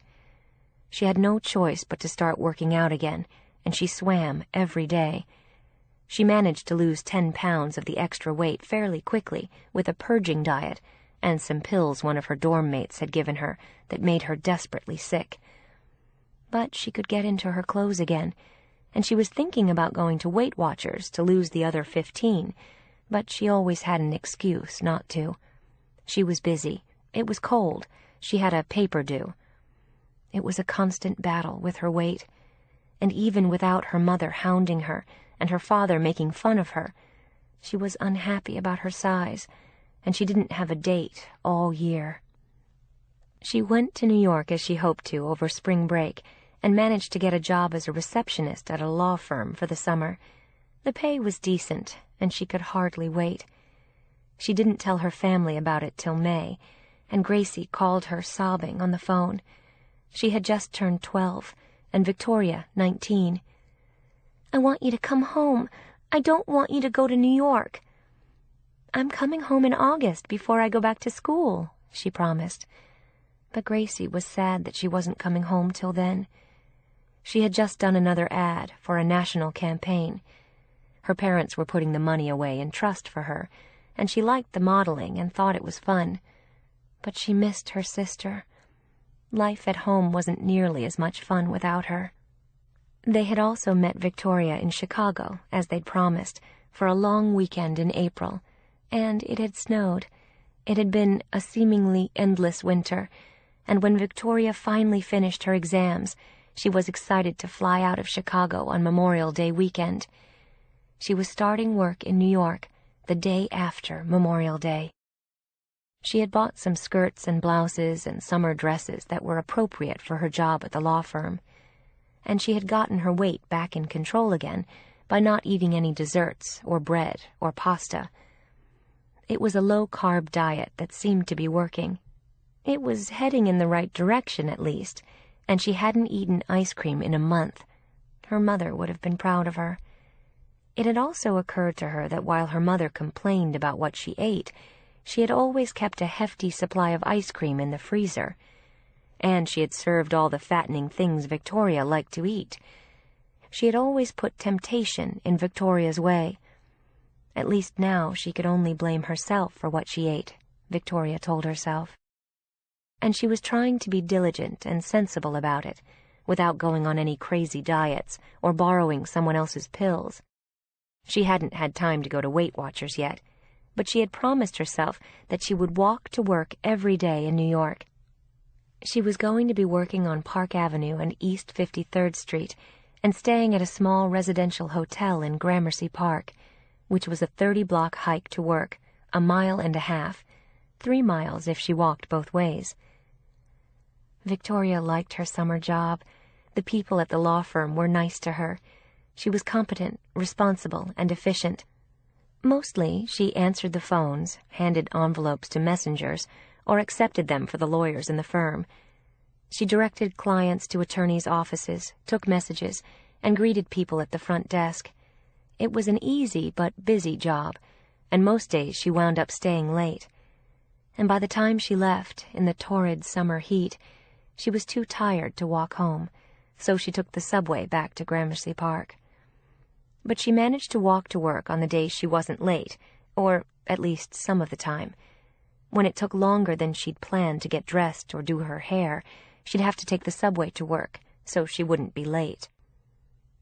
Victoria was considerably younger than most of the secretaries at the law firm, so she didn't make any friends. People were busy and didn't have time to socialize and chat. She spoke to a few people in the employee dining room at lunchtime, but they were always in a hurry and had things to do. And she didn't know a soul in New York. She didn't mind. On weekends she went for long walks in Central Park or listened to concerts, lying on a blanket on the grass. She went to all the museums, walked around the cloisters, explored Soho, Chelsea, and the Village, and wandered around the campus of NYU. She still would have liked to transfer there, but she thought she would lose credits and didn't know if she had the grades.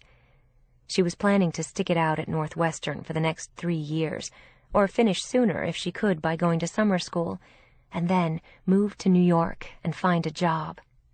She knew after living in the city for a month that this was where she wanted to work, without any doubt. Sometimes, during her lunch hours, she looked up lists of New York schools.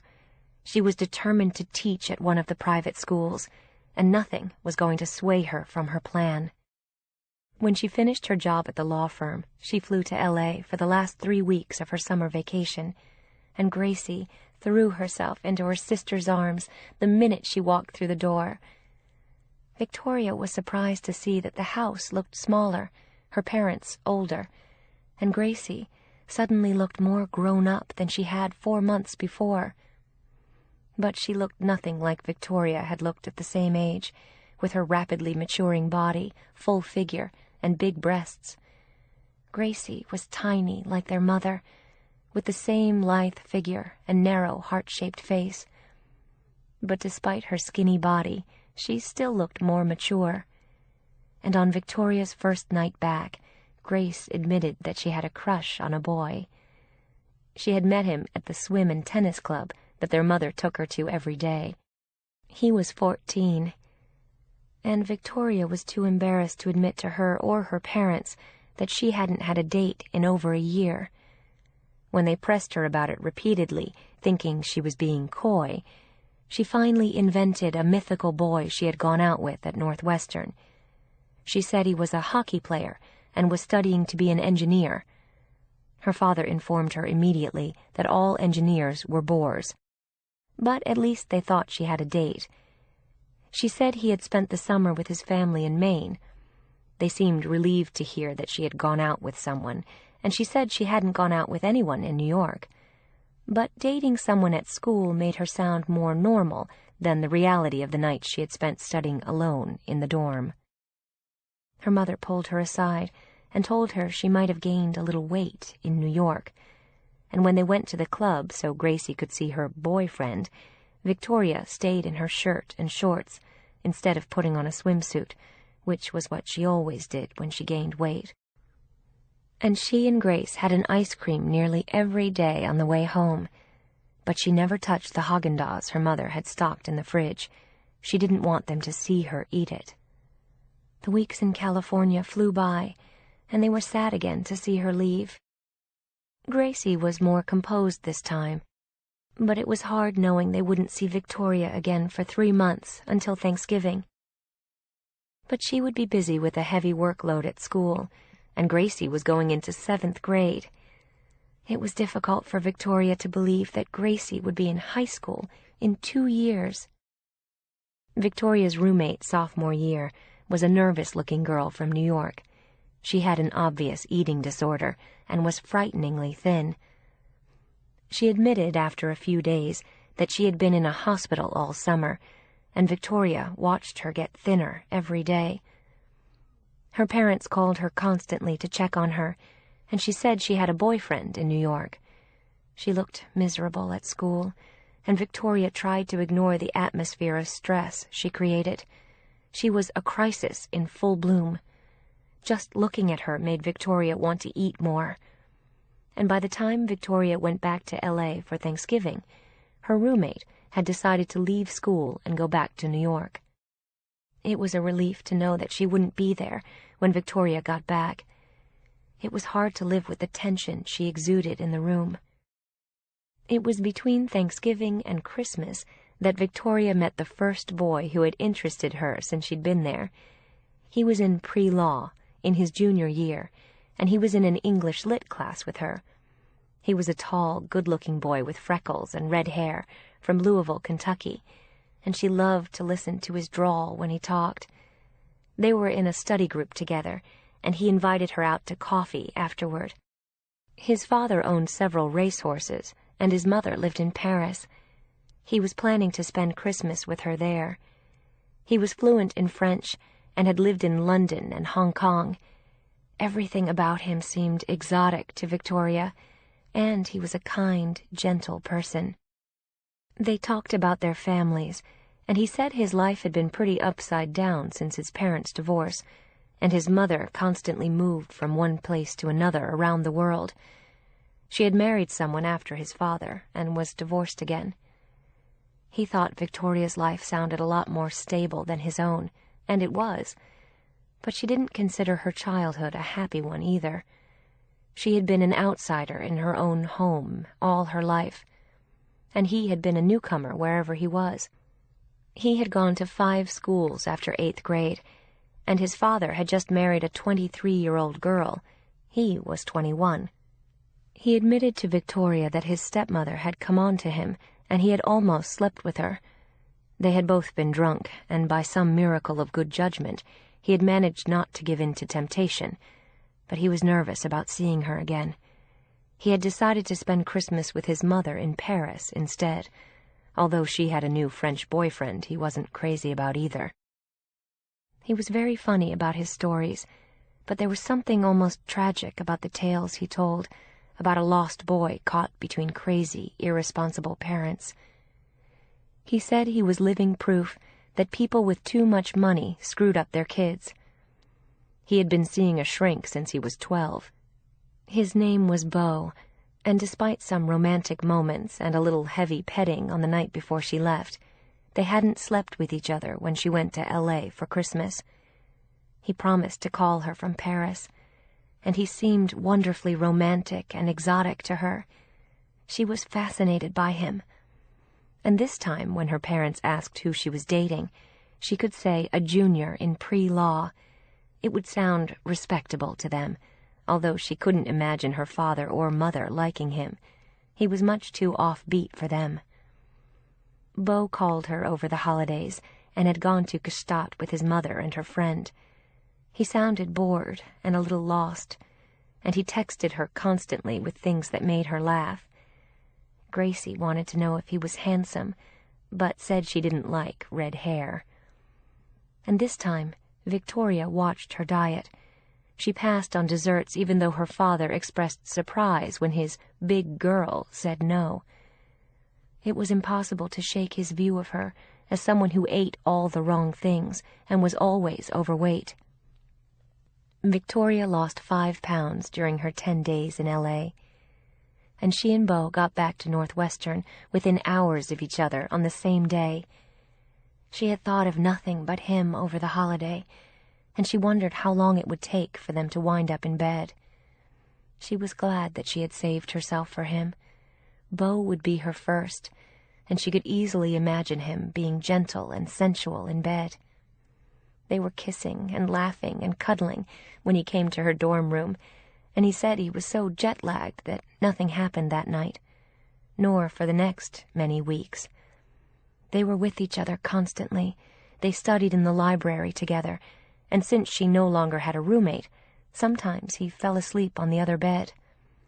They spent a lot of time kissing and fondling, and he loved her breasts, but it never went past that point. He told her she should wear miniskirts because she had the best legs he had ever seen. He appeared to be totally enthralled with her, and for the first time in her life, Victoria was seriously losing weight. She wanted to look great for him, and she was feeling good about herself. They had snowball fights and went ice skating. They went to hockey games, restaurants, and bars. He introduced her to his friends. They went everywhere together and always had a terrific time. But no matter how close they got to it, they never made love. She wasn't sure why, and she was afraid to ask. She wondered if he thought she was too fat, or if he respected her too much, or if maybe he was afraid, or if his near miss with his 23-year-old stepmother had traumatized him, or his parents' divorce. Something was holding him back, and Victoria had no idea what it was.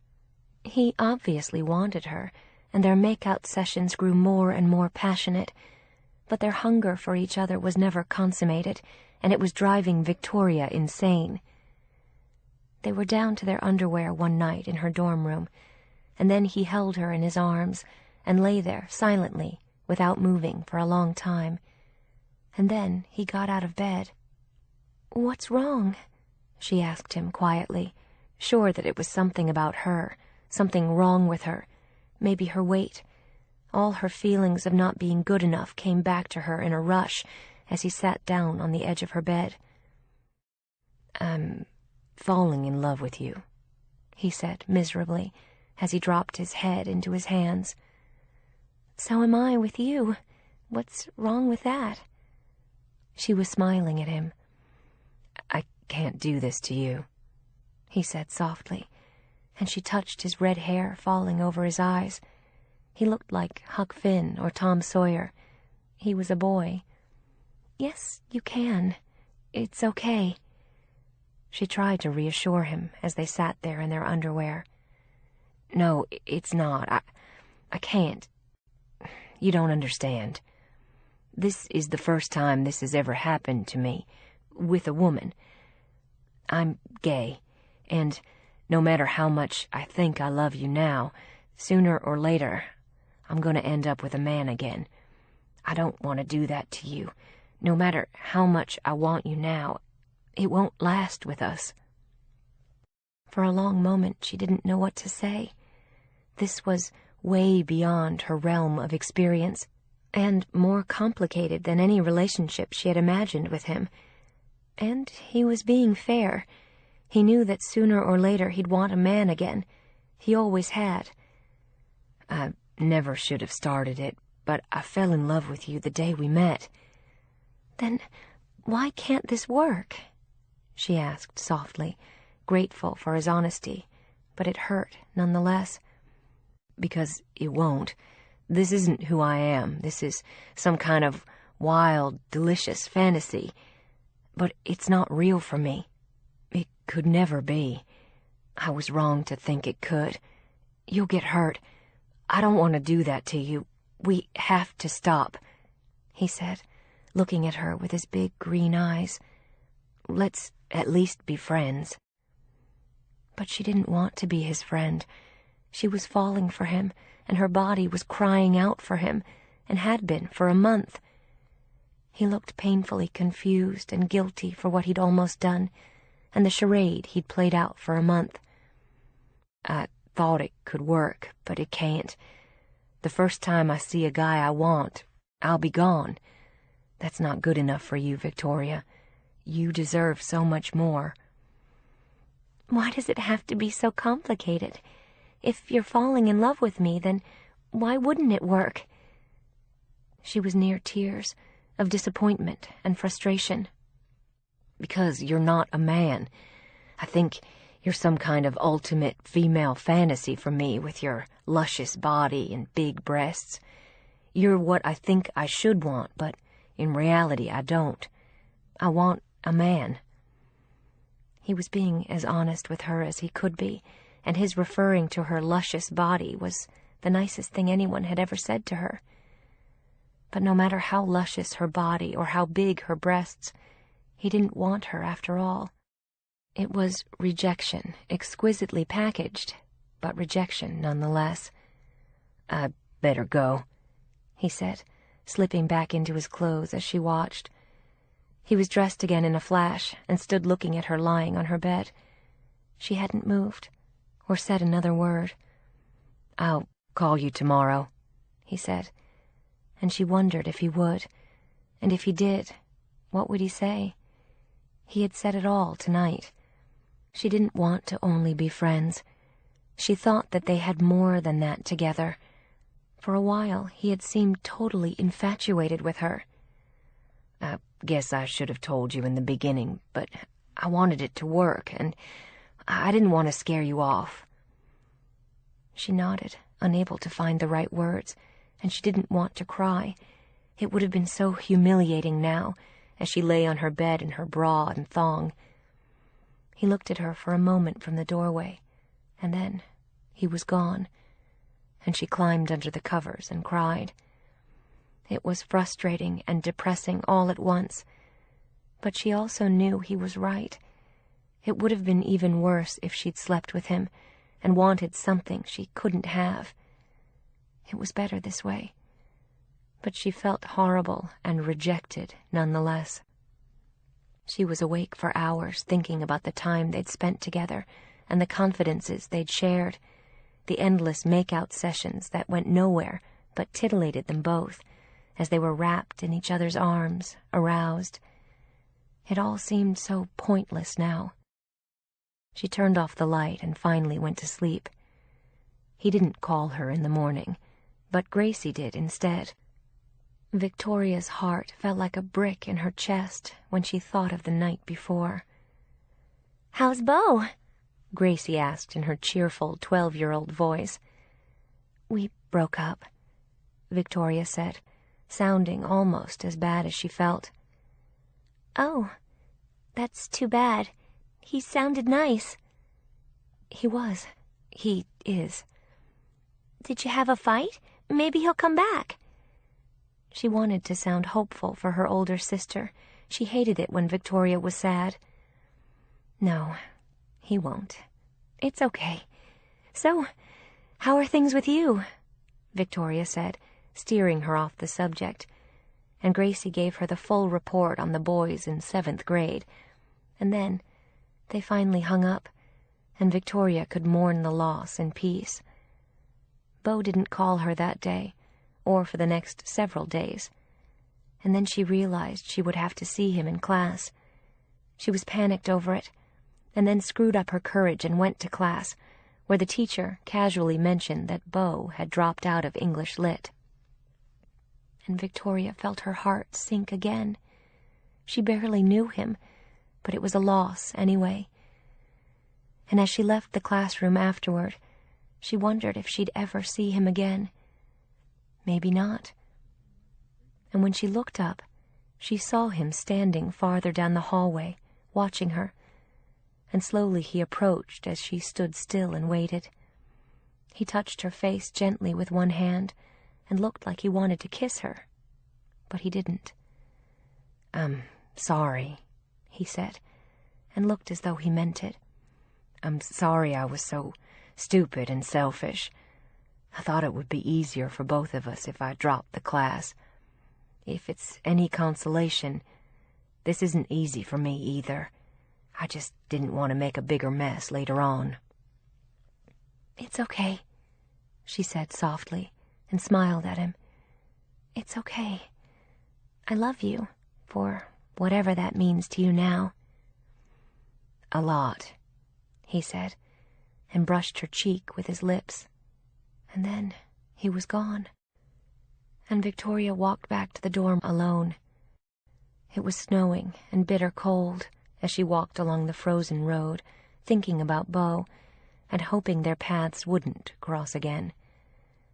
It was so cold, she didn't even feel the tears rolling slowly down her cheeks. All she could do now was put him out of her mind, and try to overcome her own feelings of failure. Whatever his reasons, he hadn't wanted her, and the feeling of not being wanted or loved was all too familiar to her. The experience with Beau was a confirmation of everything she had feared all her life. Chapter 5. Victoria's last 2 years in college raced by. She took a summer job in New York again at the end of sophomore year. She was a receptionist in a modeling agency this time, and it was as wild as her previous job at the law firm had been sedate. And she had a great time. She befriended some of the models who were the same age as she, and the people who did the bookings were fun to be with too. All of them thought she was crazy when she said she wanted to teach school, and she had to admit that working at a modeling agency was a lot more exciting. 2 of the models invited her to live with them, and she gave up her dreary room at the hotel. And despite the parties they went to, the hours they kept, the clothes they wore, and the men they went out with, she was impressed by how hard they worked. The girls who were successful worked like dogs and were diligent about the modeling jobs they did. They went crazy after hours, but the good ones were on time for every shoot and worked tirelessly until the work was done, sometimes on 12 or 14-hour shoots. It wasn't as much fun as it looked. And Victoria was always stunned by how thin they were. The 2 girls she lived with in Tribeca almost never ate. It made her feel guilty for all that she did, and she tried to follow their example, but she was starving by dinner time. Her roommates either didn't eat at all or ate aggressively dietetic food, and very little of it. They seemed to exist on next to nothing, and had tried every kind of purge and colonic to keep their weight down. Victoria had a different constitution than they did. She couldn't survive on the tiny amounts they consumed. But she followed their more reasonable diet tips as best she could, avoiding carbs and eating much smaller portions. And she looked good when she went back to LA for a month before she went back to school. She had hated to leave New York and had had a ball. The head of the agency had told her that if she ever wanted a job with them, they would hire her any time. And Gracie loved hearing the stories she told when she got home. She was going into 8th grade that year, and Victoria her junior year. She was halfway through college and still had her sights set on a teaching job in New York. More than ever, it was where she knew she wanted to be. Her parents had lost hope of ever getting her to move back home, and Gracie knew it too.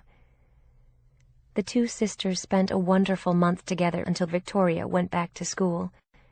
Gracie had gotten prettier than ever that year, and she had none of the awkwardness of most girls her age. She was lean and graceful, was taking ballet, and had flawless skin. And her parents still let her do a modeling job every now and then. Gracie readily admitted she hated school. She had a booming social life, a horde of friends, and 6 boys calling her all the time on the cell phone her parents had finally given her. It was a far cry from Victoria's monastic life at school, although things got slightly better for her during junior year. She dated 2 boys, one after the other, although neither seriously. But she got to go out on most weekends, which was a vast improvement over the first 2 years. She finally lost her virginity to one of the boys she dated, although she didn't love him. And she never ran into Beau again. She wasn't even sure if he was still at school. She saw some of his friends once in a while, from the distance, but she never spoke to them. It had been an odd experience, and still upset her when she thought about it. He had been like a beautiful dream. The boys she went out with after that were much more real. One was a hockey player, like the boy she had invented in freshman year, and he liked Victoria more than she liked him. He had grown up in Boston, and he was a little rough around the edges, and had a tendency to drink too much and get belligerent, so she stopped seeing him. And the one she went out with after him, and ultimately slept with, was pleasant, but boring. He was studying biochemistry and nuclear physics, and she didn't have much to say to him.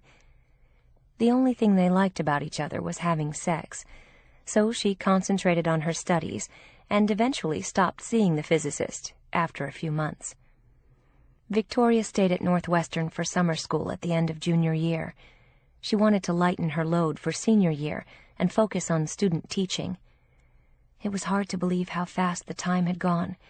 She had only 1 year left before she graduated, and she wanted to concentrate on getting a job in New York for the following year. She started sending out letters in the fall. She had a list of private schools where she was hoping to teach once she got her credentials. She knew the pay wasn't as good as it was in the public schools, but she thought it would be right for her. By Christmas, she had sent out letters to 9 schools. She was even willing to do substitute teaching at several schools if she had to wait for a full-time position to open up. The answers came back like gumballs out of a machine in January. She was turned down by 8 schools. Only 1 school hadn't answered, and she wasn't optimistic when she hadn't heard from them by spring break. She was thinking about calling the modeling agency where she'd worked to see if she could work for them for a year, until a position opened up in one of the schools. It would be better pay anyway than teaching school, and maybe she could room with some of the models again. And then the last answer came. She sat staring at the envelope the way she had when her college acceptances came. She had opened them gingerly, one by one, trying to guess what was in the envelope. And she thought it more than unlikely that she would be offered a job by this school. It was one of the more elite private schools in New York, and she couldn't imagine them hiring a teacher fresh out of college. She helped herself to a candy bar she had stashed in her desk, and came back to tear open the envelope. She unfolded the single page and braced herself to be rejected again. Dear Miss Dawson, thank you for your inquiry, but we regret that at this time... She formulated their answer in her head, and then stared at the letter in disbelief. They hadn't offered her a job, but they were inviting her to come to New York for an interview. They explained that one of their English teachers would be taking an extended maternity leave in the fall, so, while they didn't have a long-term position to offer her, it was possible that they might be able to hire her for a year, if the interview went well. She couldn't believe her eyes as she let out a whoop and danced around the room, still holding the candy bar. They had asked her to advise them if she would be able to come to New York for a meeting with them in the next 2 weeks. She rushed to her computer and formulated a letter, telling them that she would be delighted to come to New York. She printed out the letter, signed it, stuck it in an envelope, and put on her coat to run to the mailbox. She had given them her cell phone number and email address as well. She could hardly wait to go to New York. If she got this job, it was her dream come true. This was what she wanted. New York, not L.A. She had spent 4 years at Northwestern dreaming of going to New York.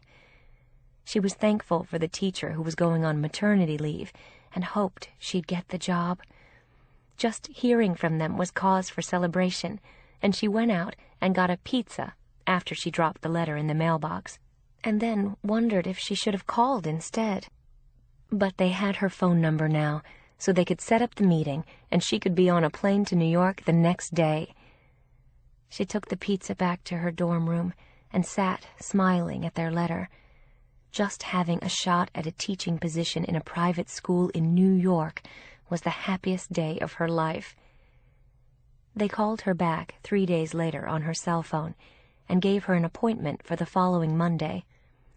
She promised to be there and then decided to spend the weekend before in New York. It occurred to her that the appointment she had just made with them was on Valentine's Day, an ignominious day for her ever since 4th grade. But if she got the job, it would change her opinion of Valentine's Day forever. She hoped it was an omen of some kind. She booked the reservation as soon as she hung up, and then lay on her bed in her dorm room, smiling, trying to figure out what she'd wear to the interview. Maybe a skirt and sweater with high heels, or slacks and a sweater and flats. She didn't know how fancy she should look for a job at a private school in New York, and she had no one to ask. She'd have to wing it and just guess. It was all she could do to keep from running up and down the hall screaming with excitement. Instead, she just lay on her bed, grinning like a Cheshire cat.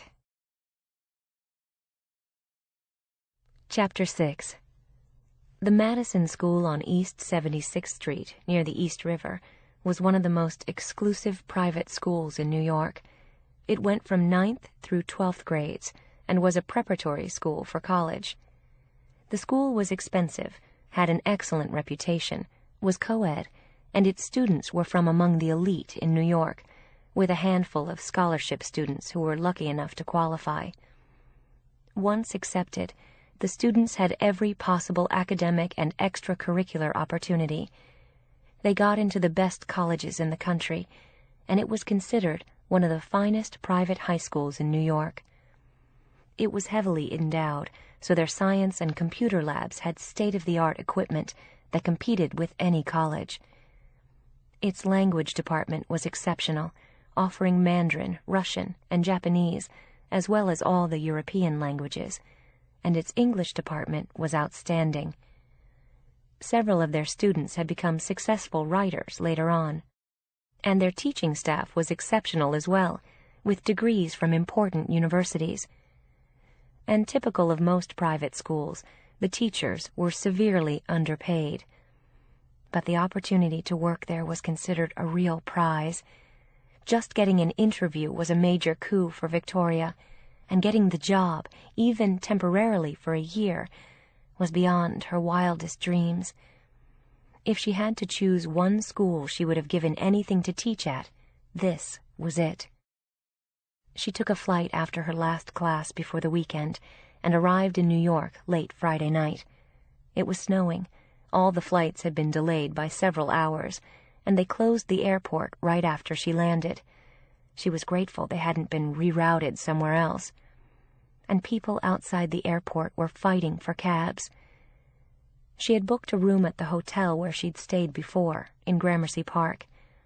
It was 2 a.m. when she finally got there, and they had saved a small, ugly room for her, but the price was one she could afford. She rapidly got into her nightgown without bothering to unpack, brushed her teeth, got into bed, and slept until noon the next day. When she woke up, the sun was shining brightly on 2 feet of snow, which had continued to fall throughout the night. The city looked like a postcard, and children outside her window were being pulled on sleds by their mothers. Others were having snowball fights, ducking for cover behind cars buried in snow that would take their owners hours or days to dig out of. Snowplows were attempting to clear the streets and spreading salt on the ground. Victoria thought it was a perfect winter day in New York, and fortunately had brought a pair of the snow boots she wore almost every day at Northwestern, so she was prepared.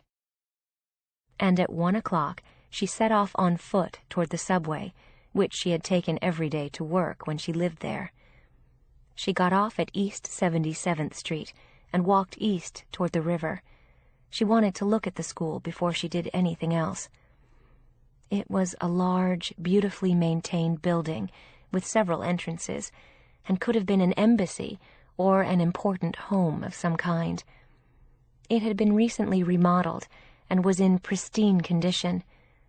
A discreet bronze plaque over the entrance said only, "The Madison School." She knew that just under 400 students were enrolled. A rooftop garden provided open-air space during lunch and recreation, and they had recently built a state-of-the-art gym for all sports activities in what had once been a parking lot across the street. The school offered every possible amenity and opportunity. It stood solid and silent on the snowy, sunny afternoon, while a lone janitor cleared a path through the snow outside the school. Victoria smiled at him as she stood looking up at the school, and he returned the smile. She couldn't even imagine being lucky enough to work there in her favorite city in the world. As she stood looking at it, she was wearing the thick white down coat her mother had given her, and felt like a snowman herself. The coat was unflattering but warm. She felt like the Michelin Man or the Pillsbury Doughboy when she wore it, but it had served her well, and was the warmest coat she owned for the Arctic temperatures at school. And she was wearing a white wool hat pulled down to her eyes, as a wisp of her blonde hair peeked out over her brow. Victoria stood for ages looking up at the school, and then she turned and walked away, and went back to the subway to go to Midtown. She wanted to go shopping for something to wear on Monday. She wasn't happy with the outfits she had brought with her, and one of them was too tight. She wanted to look perfect when she interviewed for the job, and she knew how unlikely it was that they would hire her fresh out of school, and they must have had many other applicants. But her grades and recommendations were good, and she had all the excitement and enthusiasm of youth for her first teaching job. She hadn't told her parents that she had come, because her father still wanted her to look for something in another field, with better pay and more possibilities for advancement in the future. Her dream of a teaching career didn't meet their standards as something they could brag about or that would enhance their image. "My daughter is a teacher" did nothing for them, but working at the Madison School in New York meant everything to Victoria. It had been her first choice when she sent out inquiries to the best private schools in New York, and met all her criteria for dream job, no matter how low the pay. She would manage to live on it somehow, if she even got the chance. Victoria walked back through the snow to the subway, got off at East 59th Street, took the escalator upstairs to Bloomingdale's, and began looking for something she could wear. The clothes she liked frequently didn't come in her size. She was wearing a size 14 at the moment, although they were a little tight. She sometimes let herself get heavier, without meaning to, in the winter, and then had to wear her size 16s. The pressure of wearing fewer clothes, showing her body in bathing suits and shorts, and not being able to hide everything under a coat, usually helped her bring her size down in summer. She wished she had been more disciplined about it recently. She had already promised herself to lose weight by graduation, and particularly now if she got this job in New York. She didn't want to be at her biggest when she started her first teaching job. After endless discouraging searching and some truly upsetting try-ons, she found a pair of gray slacks and a long dark blue blazer to wear with a pale blue turtleneck sweater, the same color as her eyes. She bought a pair of high-heeled boots that added a younger look to the outfit. It looked dignified, respectable, not too dressy, and just elegant enough to make her look serious about the job. It was the look she assumed would be worn by teachers at that school, and she was happy with the outfit when she got back on the subway with her shopping bags and rode back downtown to her hotel. The streets were still snarled by snowplows, buried cars, and tall mounds of shoveled snow everywhere. The city was a mess, but Victoria was in great spirits with her purchases. She was going to wear a pair of small pearl earrings her mother had given her, and the well-cut navy blazer hid a multitude of sins. The outfit looked young, professional, and trim. The morning of the interview, Victoria woke up with a knot in her stomach. She washed and blow-dried her hair, then brushed it into a sleek ponytail and tied it with a black satin ribbon. She dressed carefully, put on the big down coat, and went out into the February sunshine. The weather had warmed up and was turning the snow to slush with ice rivers in the gutters. She had to be careful not to get splashed with it by passing cars as she made her way to the subway. She thought of taking a cab, but she knew the subway was faster. And she reached the school 10 minutes before her 9 o'clock interview, in time to see hundreds of young people filtering into the school. Almost all were wearing jeans, and a few of the girls wore miniskirts and boots despite the cold weather. They were talking and laughing, with a wild assortment of hairdos and hair colors, carrying their books. They looked like kids in any other high school, not the offspring of the elite. And the two teachers standing at the main entrance as they filtered in were dressed the same way the kids were, in jeans and down jackets, running shoes or boots. There was a nice, informal feeling to the group, and wholesome, too. The two monitors were a man and a woman. The female teacher wore her long hair in a braid. The male teacher's head was shaved. Victoria noticed that he had a small bird tattooed on the back of his head. They were chatting animatedly as they followed the last stragglers inside, and Victoria walked in right behind them, wearing her new outfit and hoping she would make a good impression. Her appointment was with Eric Walker, the headmaster, and they had mentioned that they would want her to meet the dean of students, too. She gave the receptionist her name and waited on a chair in the lobby. 5 minutes later, a man in his mid-40s came out to greet her, in jeans, a black sweater, a tweed jacket, and hiking boots. He smiled warmly at Victoria and invited her into his office, and waved at a battered leather chair on the other side of his desk. "Thank you for coming in from Northwestern," he said, as she took off her bulky coat so he could see her new blazer. She hoped he wouldn't decide she was too uptight for the school, which turned out to be much more casual than she had expected. "I was afraid you might not be able to get in with the snowstorm," he said pleasantly. "Happy Valentine's Day, by the way. We were having a dance on Saturday, but we had to cancel. The kids from the suburbs and Connecticut couldn't have gotten in. About a fifth of our students commute to school. We had to reschedule for next weekend." He had her CV on his desk, Victoria noticed, and was fully prepared for the meeting. She saw that he had the transcript of her grades that she had sent him, too. She had Googled him and knew that he had gone to Yale and had a master's and Ph.D. from Harvard. He was Dr. Walker, although he didn't use the title on his correspondence to her.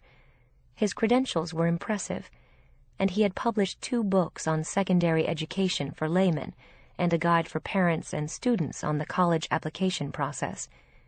She felt insignificant in his presence, but he had a warm, friendly demeanor and turned his full attention to her. "So, Victoria," he said, leaning back in his own ancient leather chair, behind a handsome English partner's desk he said had been his father's. The things in his office looked expensive and well-worn to the point of battered, and there were bookcases crammed full of books. "What makes you think you want to be a teacher? And why here? Wouldn't you rather be back in L.A., where you won't have to shovel snow to get to school?" He smiled as he said it, and so did she. She liked him and wanted to impress him, and she wasn't sure how to do it. All she had brought with her were enthusiasm and truth. "I love kids. I've always wanted to be a teacher when I grew up. I just knew it was right for me. I'm not interested in business or getting up the corporate ladder, although that's what my parents think I should do, and what they respect. I think that if I make a difference in a young person's life, it would be much better and more meaningful than anything else I could do." She could see in his eyes that it was the right answer, and she was pleased, and she meant it.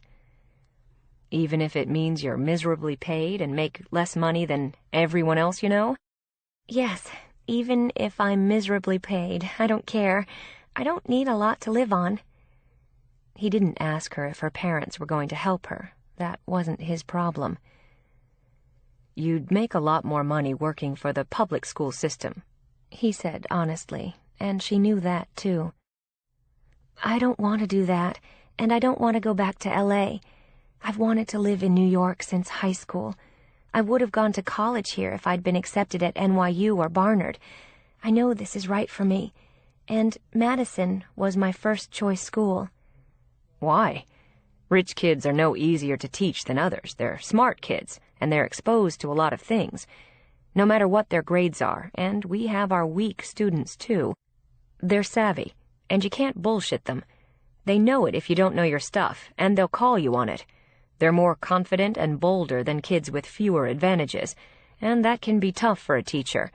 And the parents can be tough here. They're very demanding, and they want the best that we can give them. And we're fully committed to doing just that. Does it bother you that you'd only be 4 or 5 years older than some of your students? The opening we have will involve juniors and seniors, and we might have you cover an English class for sophomores as well. They can be a handful, especially in this school where some of them are mature for their age. These kids have a lot of exposure to a very sophisticated lifestyle with all that entails. Do you think you're up to it?" He asked her candidly, and Victoria nodded at him with a serious look in her big blue eyes.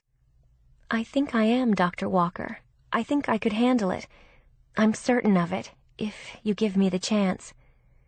"The teacher you'll be replacing will only be out for a year. I can't promise you anything after that, no matter how well you perform here. So this isn't a long-term commitment on our part, but only for a year. After that, we'd have to see what would come up, if anyone else is leaving or going out on leave.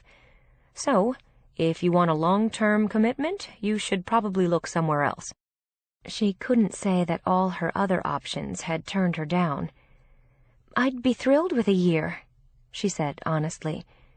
She didn't know it, but they had already checked her references with the modeling agency and the law firm, and were impressed by how good they were, in terms of her reliability, her conscientiousness, her professionalism and honesty. She had also completed her student teaching assignments, and the references on them had been excellent too. All Eric Walker needed to decide now was if she was the right teacher for their school. She seemed like a bright, sweet girl, and he was touched by how much she wanted the job. After he spent 45 minutes with her, Eric Walker passed her on to his assistant, and she gave Victoria a tour of the school. It was an impressive building with well-kept classrooms, full of alert students using brand-new, very expensive equipment. It was an atmosphere that any teacher would have given anything to teach in, and they all looked like bright, alert, interested, good kids to her. And then she'd met with the dean of students, who told her something about their student body and the type of situations she'd face. They were the same as high school students anywhere, except with more money and opportunities, and in some cases, very complicated family situations. But difficult home lives were not exclusive to the very rich, nor the poor. At the end of the second interview, they thanked her for coming, told her they were seeing several other candidates, and would let her know. And after thanking them too, Victoria then found herself out on the street, looking up at the school, praying she would get the job. She had no idea if she would, and they had been so pleasant to her that it was hard to tell if they were just very polite or enthused about her. She didn't know. She walked west all the way to Fifth Avenue, and then north 5 blocks to the Metropolitan Museum, where she saw a new wing of the Egyptian exhibit, and then had lunch in the cafeteria alone, before treating herself to a cab back to her hotel. She sat in the back seat, watching New York slide by, and people swarm around like ants in the streets. All she could hope was that she would be part of it one day. She expected to hear back from Madison in a few weeks, and she realized that if she didn't get the job, she would have to start interviewing at other schools in Chicago, and maybe even L.A., although the last thing she wanted to do was go home. But if nothing else turned up, she might not have any other choice. She dreaded the thought of living in L.A. again, and even worse, the possibility of living at home and facing all the same problems she'd always had there. Living with her parents would be too depressing. She packed her bag and took a cab to the airport.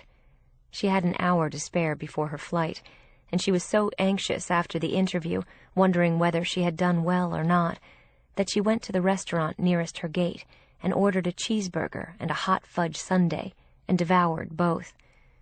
She felt stupid once she had. She hadn't needed it, or the French fries that came with it. But she had been starving and nervous, and the meal she'd eaten offered some comfort and relief from her terrors. What if she didn't get the job? She told herself that if she didn't, she'd find something else. But the Madison school was the one she wanted most, if they would just give her a chance. She knew how unlikely that was, fresh out of school. When they called her flight, she got up, picked up her hand luggage, and headed for the gate. All she could do now was wait and go back to Northwestern. All things considered, for once it hadn't been a bad Valentine's Day, and it would be the best one of all if she actually got the job in the end. She was still nervous about it when she got on the plane, even after the cheeseburger and hot fudge sundae. They hadn't helped. And she reminded herself as she put on her seatbelt that she would have to be serious about her diet again and start jogging. Graduation was only 3 months away. But when she was offered a bag of nuts and another of pretzels, she couldn't refuse. She ate them absent-mindedly as she thought about her interview, hoping she hadn't blown it in some way, and praying she'd get the job. Chapter 7. Eric Walker, the head of the Madison School, made the call to Victoria himself in the first week of March. He said it had been a tough choice between her and several other teachers, but he was happy to tell her that she had the job, and she was thrilled. He said a contract had been sent to her by mail. She was going to be the youngest member of the English department, and she would teach 4 classes, to sophomores, juniors, and seniors. She had to report for teachers' meetings on September 1st, and school would start the following week. In exactly 6 months, she was going to be teaching at the Madison School in New York. She could hardly believe it, and, unable to keep the good news to herself, she called her parents that night. "I was afraid you'd do something like that," her father said with a disapproving tone. He actually sounded disappointed in her, as though she'd been arrested for taking her clothes off in a supermarket and was in jail. As in, why did you go and do a dumb thing like that? "You're never going to make a penny as a teacher, Victoria. You need to get a real job in advertising or PR or something in the communications field. There are lots of things you can do. You can work in the PR office of any major company. You can go to work at McDonald's and make more than you will as a teacher. It's a total waste of time. And why New York? Why not here?" He didn't even ask what kind of a school it was, and gave her no credit for landing her first job in a first-rate school, against stiff competition.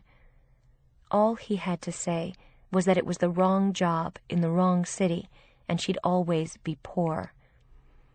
But teaching was her chosen career, and it was one of the country's best private schools. "I'm sorry, Dad," she said, apologizing for it, as though she had done something wrong. "It's a really great school." "Really? How much are they paying you?" he asked bluntly. She didn't want to lie to him, so she told him the truth. And she knew, too, that it was going to be hard to live on, but it was worth the sacrifices to her, and she wasn't planning to take anything from him. "That's pathetic," he said, sounding disgusted, and handed the phone to her mother, who sounded worried the minute she got on the phone. "What happened, dear?" her mother asked. "Nothing. I just got a terrific job teaching at a wonderful school in New York. Dad just thinks they're not paying me enough, that's all. But it's a real coup that they hired me at all." "It's such a shame that you want to be a teacher," her mother said, echoing the party line, and managing to convey to Victoria, just as she always had, that she had failed and was a disappointment to them. They took the fun out of everything for her, and always had, and any sense of accomplishment over what she had achieved. "You could make so much money doing something else." "I think I'll really like the job, Mom. I love the school," she said, sounding young and hopeful, and trying to hold on to the excitement and enthusiasm and pride she had felt before she called. "I suppose that's nice, dear, but you can't be a teacher forever. At some point, you'll have to get a real job." When did teaching become not a real job? It was all about money to them and how much you made. "Your sister just made $50,000 for a 2-day shoot for a national campaign," her mother said. It was more than Victoria was going to make in a year, and Grace just did it for fun, and the college fund their parents had set up for her. To Gracie, modeling was like a game for which she was highly paid, and she only did it occasionally. Victoria was going to be working hard for the money she made. The discrepancy and dichotomy were shocking to her. But it was no secret that teaching was not a highly paid job, and she had known that when she chose it as a career. She didn't have the modeling opportunities that Gracie did anyway. They were not an option for her, and teaching was her vocation, not just her work. She hoped that she'd be good at it. "Where are you going to live?" her mother asked her, sounding worried about that, too. "Can you afford an apartment on a teacher's salary? New York is a very expensive city." "I'll get something with roommates. I'll go back there in August and get settled before I start work." "When are you coming home?" "Right after graduation. I want to spend this summer with you." She wasn't planning to get a summer job this year. She wanted to take some short trips with Gracie and spend time with them before she officially moved to New York. She might never live in L.A. again, or have as much time to spend with them, although she would have summers off if she continued to teach. But she might have to take summer jobs to supplement her income. This was her last summer to be home and not working, and her parents were fine with it. Victoria didn't go home for spring break. She took a job waiting on tables in a diner just off campus to make some money to sock away. She was going to need every penny she could save for New York. But the meals they gave her for free at the diner got her off her diet again. She lived on meatloaf and mashed potatoes with gravy and lemon meringue and apple pie a la mode for 2 weeks. It was tough to resist, especially the blueberry pancakes for breakfast at 6 a.m. when she started work. Her dream of losing weight by graduation was fading fast, and it was depressing always being on a diet, some new exercise program, and spending life on a treadmill to atone for her sins. After killing herself at the gym all through April and watching what she ate, she finally lost 10 pounds. She was proud of herself, and she went to rent her cap and gown on the 1st of May.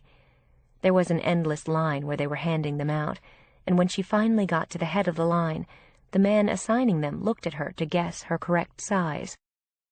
"Big girl, huh?" he said with a broad grin, and she had to fight back tears. She didn't answer, and didn't comment when he handed her an extra large that she didn't need. But she was tall enough to wear it, so she didn't complain. It was huge on her, at least. She was planning to wear a short red skirt, high-heeled sandals, and a white blouse under it at graduation. The skirt was short, but no one would see it until she took the gown off. She loved the color, and her legs looked great. She packed up all her things and sent them home 2 days before graduation, the day before her parents arrived. Gracie was coming with them, of course, and she was more beautiful than ever when Victoria saw her, wearing a white t-shirt and short shorts. She was 15 now, and despite her diminutive size, looked 18.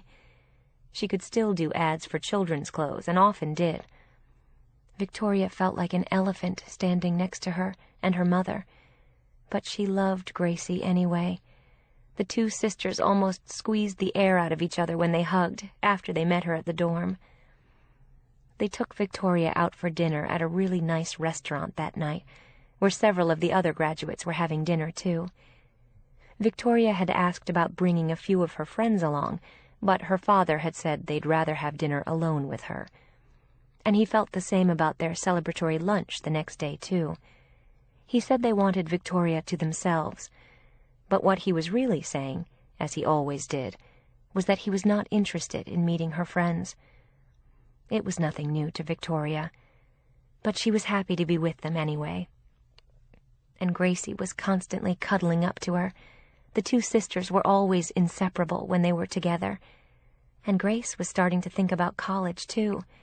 She wanted to go to USC, and their parents were pleased because it was close to home. Her father said she was a real Southern California girl, which made Victoria sound like a traitor for going to college in the Midwest, instead of congratulating her for her sense of adventure and going to a hard school.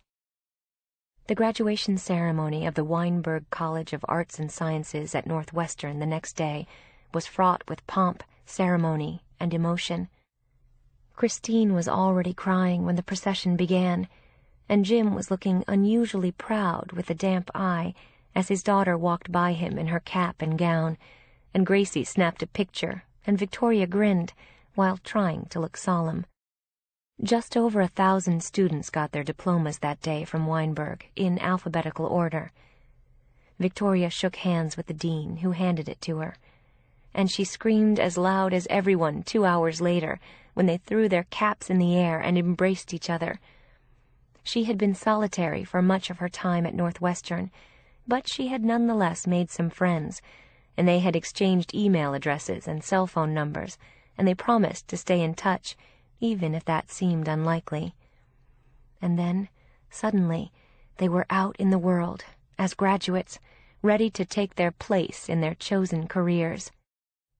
Victoria had dinner with her family again that night at Jilly's Cafe, and it felt like a real celebration, as other graduates did the same at nearby tables. The next morning, she and her family flew back to LA together. Victoria had spent the night at the Hotel Orrington with them, sharing a room with Gracie, as she had to give up her dorm room right after graduation. The two girls chatted late into the night, until they fell asleep next to each other. They were looking forward to spending the next 3 months together. Victoria hadn't told anyone, but she was planning to spend the summer following a serious weight loss program so she could look her best when she started teaching at Madison in September.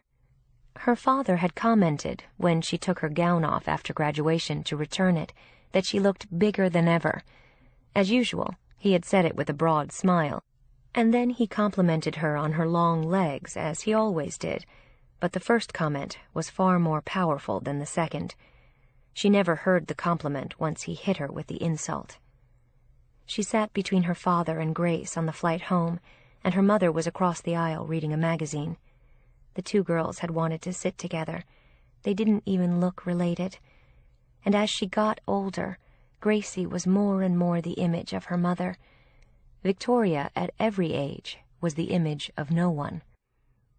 Her father leaned over to speak to Victoria right after takeoff. She and Gracie had been talking softly and were thinking of watching a movie. "You know, you've got the time to look for a decent job when you get back to LA. You can always tell that school in New York that you've changed your mind. Think about it," he said in a conspiratorial tone. "I like the job in New York, Dad," Victoria insisted. "It's a great school, and if I back out now, my name would be dirt forever in the teaching community. I want the job." "You don't want to be poor for the rest of your life, do you?" he said with a look of contempt. "You can't afford to be a teacher, and I'm not going to subsidize you forever," he commented bluntly. "I'm not expecting you to, or even now, Dad. Other people live on teachers' salaries. So can I." "Why should you have to? I can line up some interviews for you next week." He was dismissing her entire achievement in landing the job in New York. To him, it wasn't even a job. He kept telling her to get a real job for decent money. "Thank you for the offer," she said politely. "But I want to stick with what I've got for now. I can always figure it out later if I really can't live on it, but I can always take a summer job and save the money." "That's pathetic. It may seem all right to you at 22, but trust me, it won't when you're 30 or 40. You can interview at the ad agency if you want to." "I don't want to work in advertising," she said firmly. "I want to be a teacher." It was the 1,000th time she'd said it to him. He shrugged in answer and looked annoyed, and after that she and Gracie put their headphones on and watched a movie. She was relieved not to have to talk to him about it anymore. Her parents were only interested in 2 things about her: her weight and how much money she was going to make at her job. And the third topic they brought up from time to time was her absence of a love life, which, in both their opinions, was a result of the first subject, her weight and size. Her father said, whenever the subject came up, that if she'd lose some weight, she'd find a boyfriend. She knew that wasn't necessarily the case, since plenty of girls who had perfect figures and were half her size couldn't find a boyfriend. And other girls who were overweight were happily married, engaged, or had significant others. Romance, she knew, wasn't directly tied to your weight. There were a lot of other factors. And her lack of self-esteem and their constantly picking on her and criticizing her didn't help her with that problem. They were never proud of her or satisfied with what she was doing, although both her parents had said they were proud when she graduated from Northwestern. They just wished it had been UCLA or USC, and that she had found a different job than the one in New York, preferably one in LA, in a different line of work. Whatever she did was never right or enough for them, and they never seemed to realize how painful their constant criticism was for her, or that it was why she no longer wanted to live in LA. She wanted to put a whole country between them. That way, she only had to see them at Thanksgiving and Christmas, and maybe one day she wouldn't go home for those either. But for now, she wanted to be with Gracie. Once Gracie left home, Victoria wasn't sure when she'd go home or how often. They had succeeded in driving her away and didn't even know it. She and Gracie got in the back of the car on the way home from the airport. Their parents were talking in the front seat about what they were going to do for dinner. Jim offered to barbecue some steaks in the backyard, and he turned toward the back seat and winked at his older daughter. "I don't need to ask you. I know you're hungry. What about you, G? How do steaks sound for dinner?" he asked Gracie. Victoria stared out the window, looking like she'd been punched in the stomach. That was the reputation she had here, and the image they had of her, the one who was always hungry. "Steaks sound fine, Dad," Gracie said vaguely. "We can order Chinese if you don't feel like making barbecue, or Victoria and I can go out for dinner if you and Mom are tired." They both would have preferred it, but didn't want to insult their parents. And Jim insisted that he was happy to barbecue, as long as he and Victoria wouldn't be the only ones eating. It was the second shot he had taken at her in 5 minutes. It was going to be a long summer if this was how it started. It was a reminder to her that nothing had changed. 4 years away at college and a diploma, and they still treated her like the resident uncontrollable eater. They sat in the backyard that night and ate dinner. Christine decided to skip the steak and just ate salad. She said she'd eaten too much on the plane, and Grace and Victoria ate the steaks their father had made. Grace helped herself to a baked potato, but Victoria didn't, and just put salad on her plate with the steak. "Are you sick?" her father said with a straight face. "I've never seen you turn down a potato." "I'm fine, Dad," Victoria said quietly. She didn't enjoy the comment, and she had decided to start her latest diet the moment she got home. She stuck to it, even though they offered her ice cream for dessert, and would have commented on that too if she'd said yes. After dinner, the two girls sat in Gracie's room, listening to music. Although Gracie's taste was younger and wilder, they shared lots of things in common. Victoria was happy to be at home with her. They spent a lot of time together that summer, once Grace got out of school, a few weeks after Victoria's graduation. The family went to Santa Barbara for the long weekend of Memorial Day, and after they got back, Victoria drove Gracie everywhere. She became her personal chauffeur and companion, and the girls were inseparable for 2 months. Victoria saw some of her old school friends who had come back to L.A. after graduation, or stayed to go to school there. She didn't have a lot of close friends, but it was nice to see familiar faces, particularly before she moved away. 2 were going on to graduate school, and she thought she'd like to do that one day herself, but at NYU or Columbia. She saw several of the boys she'd known at school, who'd never paid particular attention to her. One of them asked her out for dinner and a movie, but they didn't have much to say to each other. He had gone into real estate and was obsessed with money. He wasn't impressed with her choice of a teaching career either. The only one who seemed to admire it was her younger sister, who thought it was noble. Everyone else thought she was foolish, and reminded her that she'd be poor forever. For Victoria, being at home for the summer was a chance to stock up on memories she would cherish forever. She and Gracie shared their dreams and fears and hopes, and their private peeves about their parents. Gracie thought they babied her too much, and she hated the way they bragged about her. Victoria's main regret was that they didn't. Their experiences in the same family were diametrically different. It was hard to believe they had the same parents. And although Gracie was the person responsible for making Victoria invisible to them and redundant, Victoria never held it against her, and she loved Grace for the little girl she was and had been, the baby who had come to her like an angel when she was 7. And for Grace, the summer they shared after Victoria's graduation was a last chance to hang on to her big sister. They had breakfast together every morning. They laughed a lot. Victoria took Gracie out with her friends to the swim club. She played tennis with them, and they beat her every time because they moved faster than she did. She helped Gracie shop for new clothes for school, and they decided what was hip and what wasn't. They read fashion magazines together and commented on the new styles.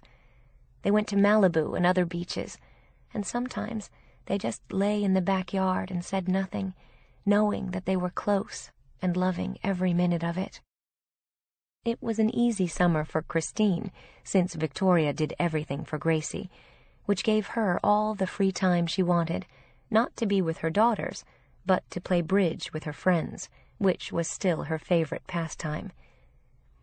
And in spite of her protests, her father set up several interviews for Victoria to find a better job than the one she had waiting for her in New York. Victoria thanked him and discreetly canceled them all. She didn't want to waste anyone's time, nor her own. Her father was angry about it and told her again that she was making all the wrong decisions about her future and would never amount to anything as a teacher. She was used to hearing things like that from him, and it didn't sway her. She was the child they had never been proud of, and had either ignored or made fun of. She confessed to Gracie one day that summer that if she had the money, she would love to have a nose job, and maybe she would sometime. She said that she liked Gracie's nose and wanted one like it, or a cute nose of her own. Gracie was touched when she said it, and she told Victoria that she was beautiful anyway, even with her own nose. She didn't need a new one. Gracie thought she was perfect just the way she was. It was the unconditional love that they had given each other all their lives, and that Victoria thrived on, and so did Gracie. Their parents' love was always conditional, depending on how they looked, and if their achievements were valid according to their parents' standards, and if they made their parents look good in the process. Gracie had basked in their praise all her life because she was an accessory that enhanced them. And because Victoria was different and didn't fit in, she had been emotionally starved by them, but not by Gracie. Grace had always lavished love on her and worshipped Victoria in every way. And Victoria adored her, wanted to protect her sister, and didn't want her to turn out like her parents. She wished she could take Gracie with her. They both dreaded the day she would leave for New York. Grace helped Victoria pick new items for her wardrobe that would look appropriate to her students when she taught high school. She had stuck to her guns and her diet this time, and could just get into a size 12 by the beginning of August. It was tight, but it fit. She had dropped several pounds over the summer, although her father asked her regularly if she didn't want to lose some weight before she left for New York.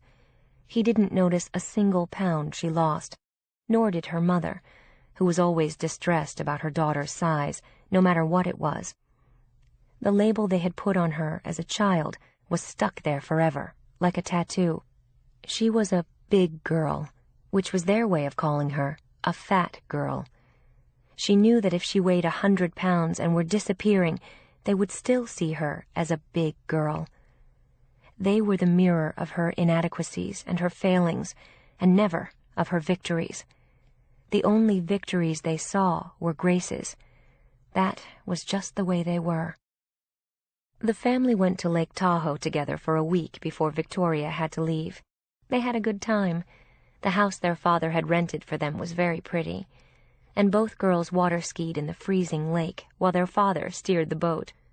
The best part about her taking a teaching job, Gracie said, was that they would still be able to go on summer vacations together, and Victoria promised to have her come and visit in New York.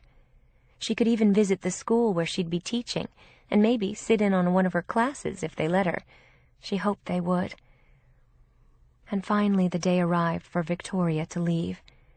It was a day that she and Grace had dreaded, for all the goodbyes they didn't want to say. They were both strangely silent on the way to the airport. They had stayed awake all the night before, and lay in one bed so they could talk. Victoria told Gracie she could move into her room because she liked it better, but Gracie didn't want to take her room away. She wanted her to have a place to come home to. They stood hugging each other for a long time at the airport as tears streamed down their cheeks.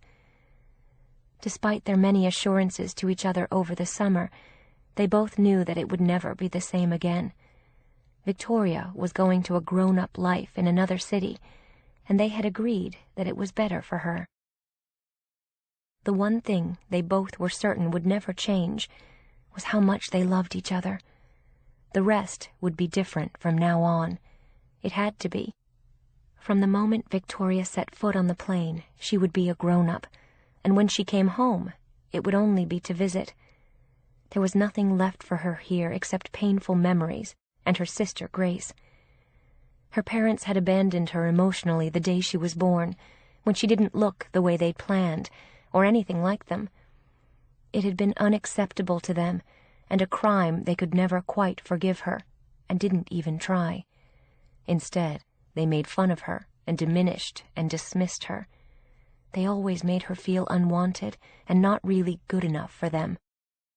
"Take care of yourself, dear, and let us know how you are," her mother said, hugging her loosely, as she always did, as though Victoria were too big for her to get her arms around, or as though her proportions might be contagious. There was too little of Christine internally for her to give much to anyone else, except Jim. She gave him all she had, and always short-changed her girls, even Grace. She was only too happy to let Victoria stand in for her with Grace.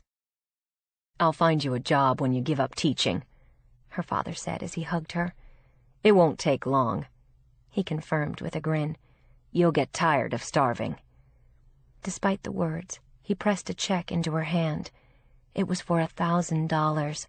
It was a generous gift, and she was glad to have it. It would help with her rent or the deposit for an apartment that she had yet to find. She and Grace hugged one last time, and then she had to wrench herself away and go through the security line. When she turned back to wave, she and Gracie were both crying, and her father had his arm around their mother's shoulders. Gracie was standing alone, and the look that passed between the two girls from the distance said it all. Victoria knew that they would be allies forever. She touched her heart, blew Grace a kiss, and then she was gone, to her new life. She knew that her life in L.A.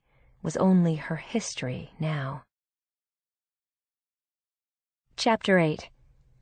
It took Victoria 2 weeks to find an apartment once she got to New York, and by the end of the first week, she was beginning to panic.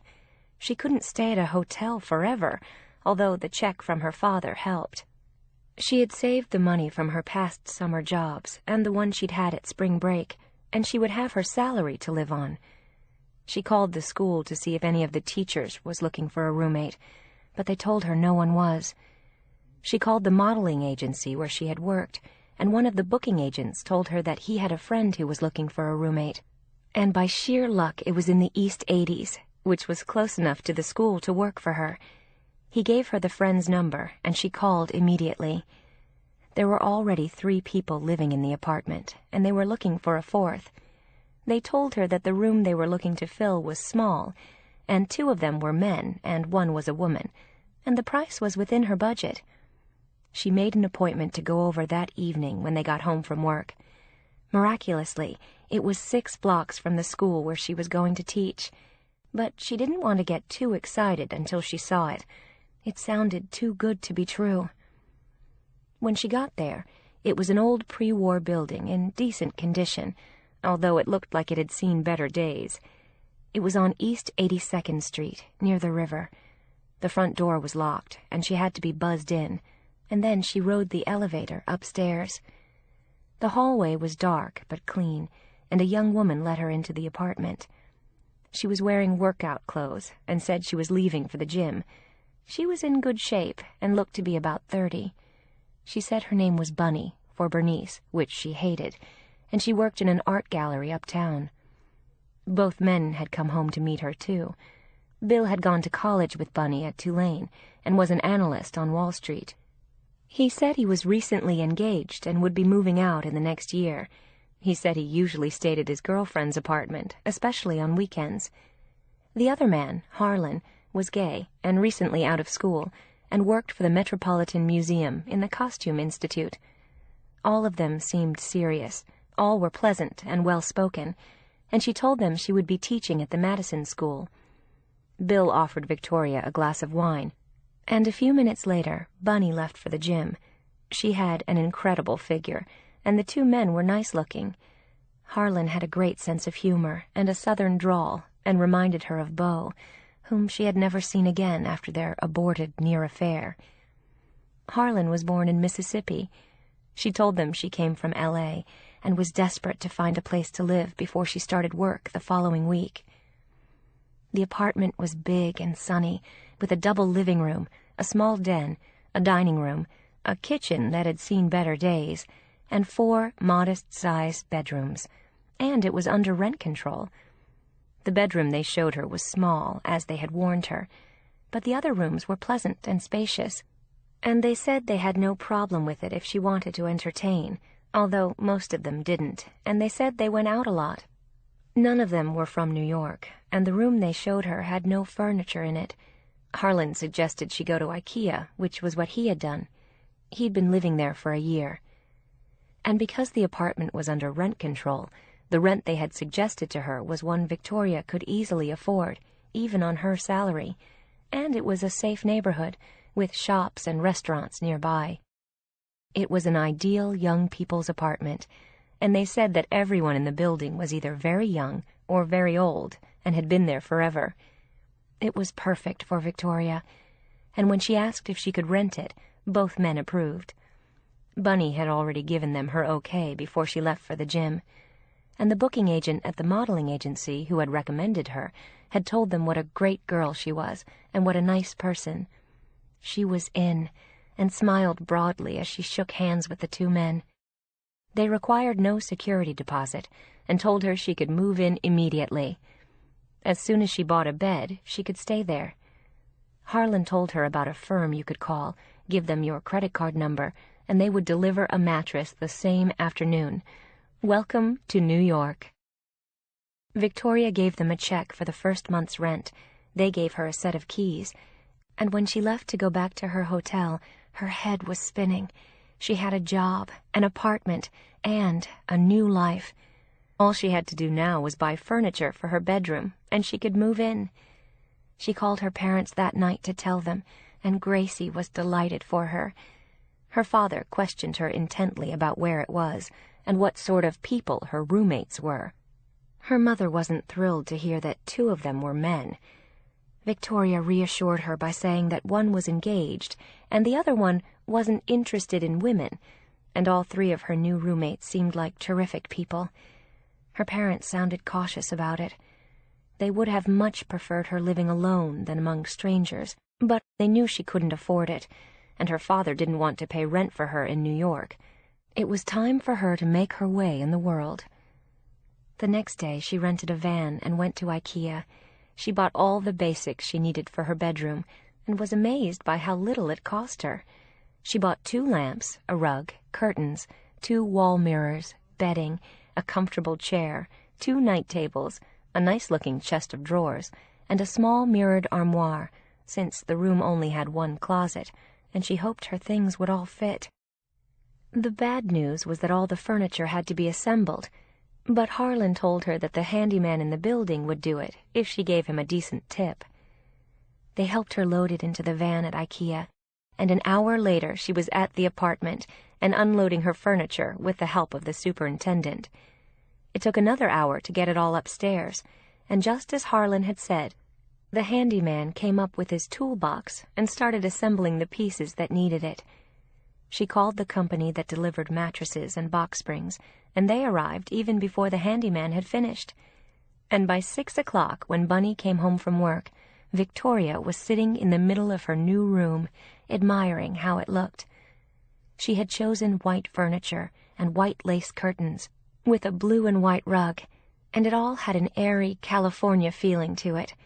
She had even bought a blue and white striped bedspread and matching cushions, and there was a comfortable blue armchair in the corner of the room, where she could read if she didn't want to sit in the living room. And earlier she had bought a small TV that she could watch from her bed. Her father's check had gone a long way to helping her with her purchases. She looked ecstatic as she sat on the bed and grinned when Bunny walked in. "Well, don't you look like a happy camper?" Bunny said, smiling at her. "I like your stuff." "Yeah, me too," Victoria said happily. This was her first real apartment. All she'd had till then were dorm rooms, and this was considerably bigger, although it wasn't huge by any means. And she shared a bathroom with Bunny. The 2 men shared the other bathroom, and she had already noticed that Bunny's bathroom was immaculate, and she was meticulously neat. The setup was ideal. "Are you staying here tonight?" Bunny asked with interest. "I'm home if you want help unpacking." Victoria had spent all afternoon putting things together, and she had sheets to sleep there that night, and a stack of brand-new towels that she wanted to run through the washing machine in the basement laundry room. "I've got to pick up my stuff at the hotel." She had checked out that morning so she could save the money, and had stored her bags with the porter. "I'll go get it in a little while and come back later." The men came home then and admired her new room. It looked fresh and clean and modern, and Harlan said it looked like a Malibu beach house.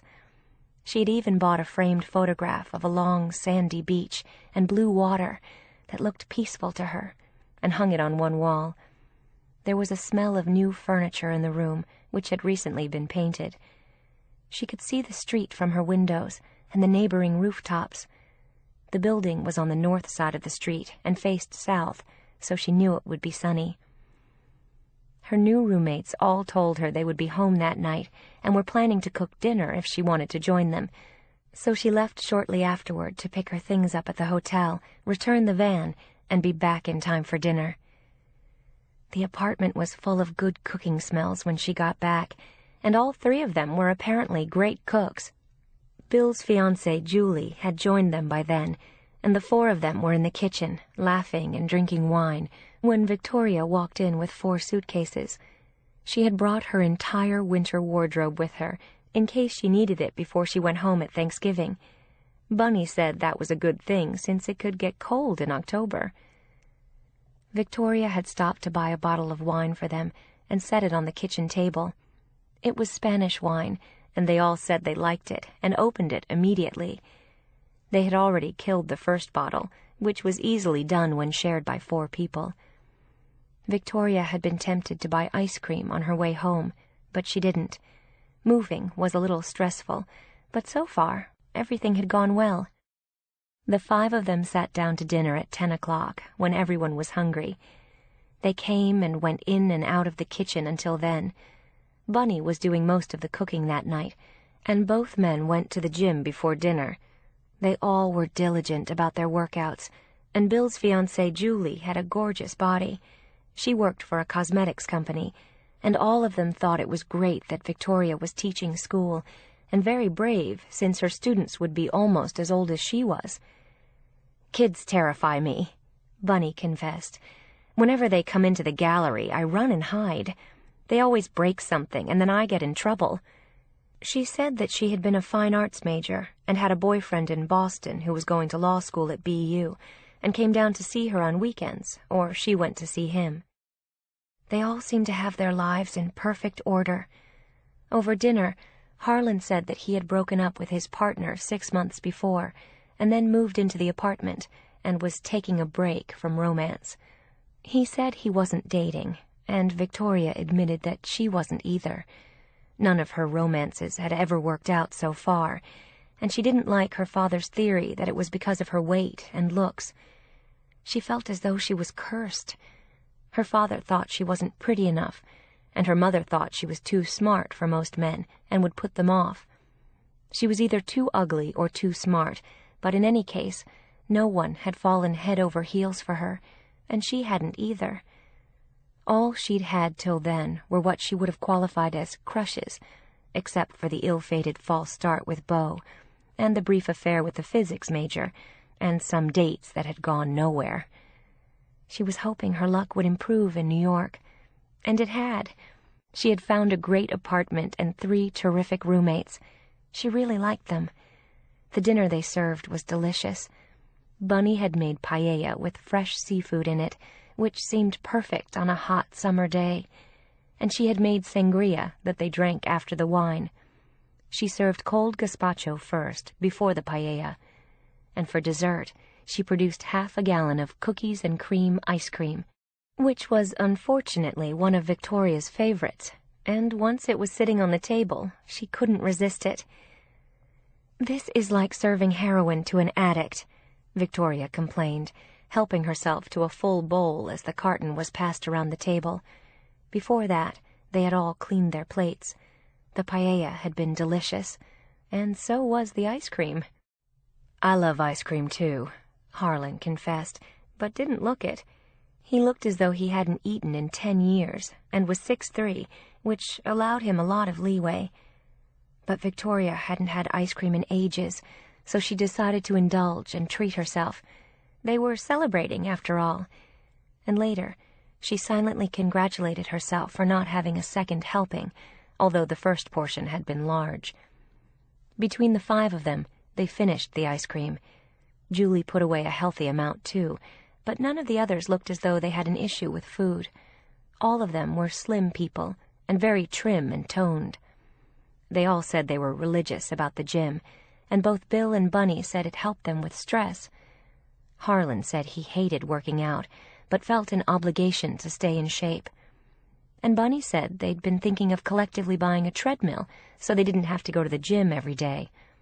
Victoria said it sounded like a great idea. She couldn't avoid it if it was sitting right in the apartment. They were a busy, lively group, full of projects, plans, and ideas. And Victoria was looking forward to living with them. It was going to be a happier circumstance for her than living alone in a tiny apartment. This way, she could have more space and company whenever she wanted. And when she didn't, she could go to her room, which was peaceful and pretty now, thanks to IKEA. She was thrilled with what she'd gotten and how it had all come together. It had been a great idea, and she thanked Harlan for suggesting it. "Any time," he said, smiling at her. "I used to do window dressing on the side. I did stores all over Soho and the windows at Chanel.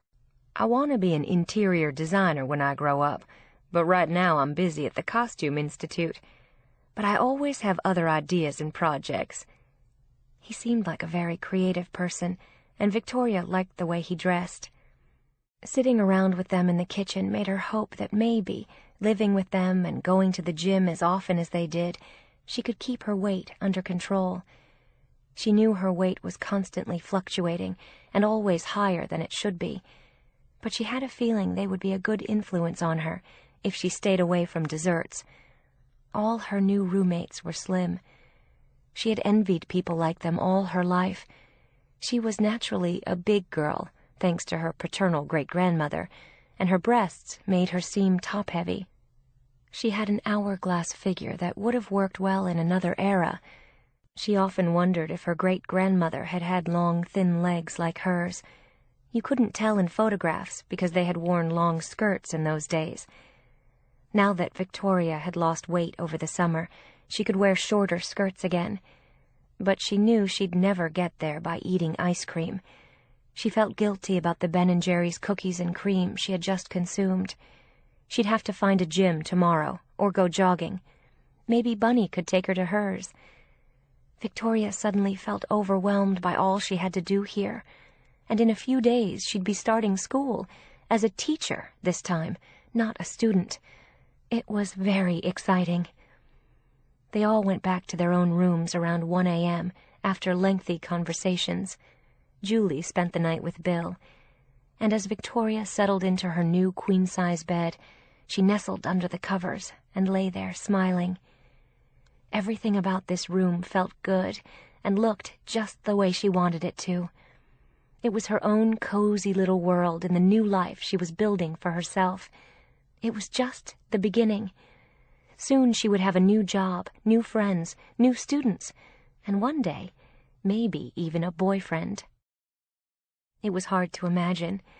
Finding the apartment had been a first step, and now, suddenly, she was a New Yorker. She missed Gracie as she fell asleep that night, and thought about calling her, but she was too sleepy, and she had talked to her that morning while she was shopping at IKEA. Gracie had been so happy for her, and Victoria had promised to send her photographs of the apartment and her room. She drifted off to sleep thinking about her sister and when she would come to visit. And in Victoria's dream they went shopping together, and she was suddenly much thinner, almost as though she had a new body to go with her new life. The salesgirl brought her a dress in a size 14, and Victoria told her she wore a size 8 now, and everyone in the store applauded. Chapter 9. Victoria had 2 days of meetings before the first day of school. She met the other teachers and tried to remember their departments and subjects and which age level they taught. She had a chance to study the books she'd be using, all of which had been selected by the teacher she was replacing for a year. She had even outlined the syllabus for her, which Victoria had been worried about for days. This was going to be much easier than she thought, and she chatted easily with the other teachers and introduced herself. The English department was one of the biggest, and there were 8 teachers, all of them considerably older than she was, and most of them women, although 3 were men. She noticed that all of the male teachers who worked at Madison were either gay or married, but she hadn't come here to find a boyfriend, she chided herself. She had come to teach. And at night, after the meetings, she studied the books and the syllabus again, and made notes to herself about homework assignments and quizzes she wanted to give the kids. But first, She wanted to get to know them and get a sense of who they were. She was going to be teaching 4 classes, 1 sophomore, 1 junior, and 2 senior, and she had been warned at Northwestern during her student teaching that seniors were always tough. They were chomping at the bit to leave school and get on with their lives in college, and by the second half of the year, when they had gotten their college acceptance letters, it was almost impossible to get their attention and make them work. It was going to be a challenging year for her, and she could hardly wait to sink her teeth into it. She hardly slept at all the night before school started. On the first day of school, Victoria was up at 6 a.m. She made a healthy breakfast of eggs, toast, cereal, and orange juice, and made a pot of coffee for her roommates to drink as well. She was dressed and at the breakfast table by 7, and back in her bedroom making some notes again by 7:30. And at 7:45, she was out the door and walking to school. She arrived promptly at 8 a.m., and the students were due at 8:30. She went straight to her classroom and paced nervously around the room, and then stood looking out the window. She was expecting 24 students that morning. There were desks for all of them, and a few spares, and a big desk for her at the front of the room. It was a class on English composition, and she had writing assignments to give them. She knew it would be hard to get their attention after their summer vacations, and the kids she would be teaching that day were in the home stretch. They were seniors, and they'd be visiting colleges and doing their applications all through the fall, and she'd have to write recommendations for them. That made her an important element in their lives, and gave her a direct impact on their future, so they had to be serious and diligent in her class. She knew their names, and now she would see the faces that went with them. She was staring into space, looking out the window, when she heard a voice behind her. "Ready for the onslaught?" She turned and saw a gray-haired woman. She was wearing jeans, a faded T-shirt with the name of a band on it, and sandals. She looked like she was still on vacation, and it was a warm day in New York. She smiled when Victoria turned around with a startled look. Victoria had worn a short black cotton skirt, a loose white linen top, and flat shoes. The baggy top hid a multitude of sins, and the reasonably short skirt showed off her legs. But she wasn't looking to seduce them, only teach them. "Hi," Victoria said with a look of surprise. She had seen the other woman at the teachers' meetings, but hadn't met her, and couldn't remember what department she was in, and didn't want to ask her. "I'm social studies. I have the classroom next to you, so if they start a gang war, I can help you. My name is Helen." She was smiling as she came to shake Victoria's hand. She looked to be around Victoria's mother's age, somewhere in her mid to late 40s. Victoria's mother had just turned 50. "I've been here for 22 years, so if you need a cheat sheet or a guide, just ask me. They're good people here, except the kids and their parents. Some of them, anyway. Some of them are great kids, in spite of the privileged circumstances they live in." As she said it, a shrill bell rang, and a few minutes later they could hear footsteps pounding up the stairs. It sounded like everyone was running. "Thank you," Victoria said, not sure what else to say.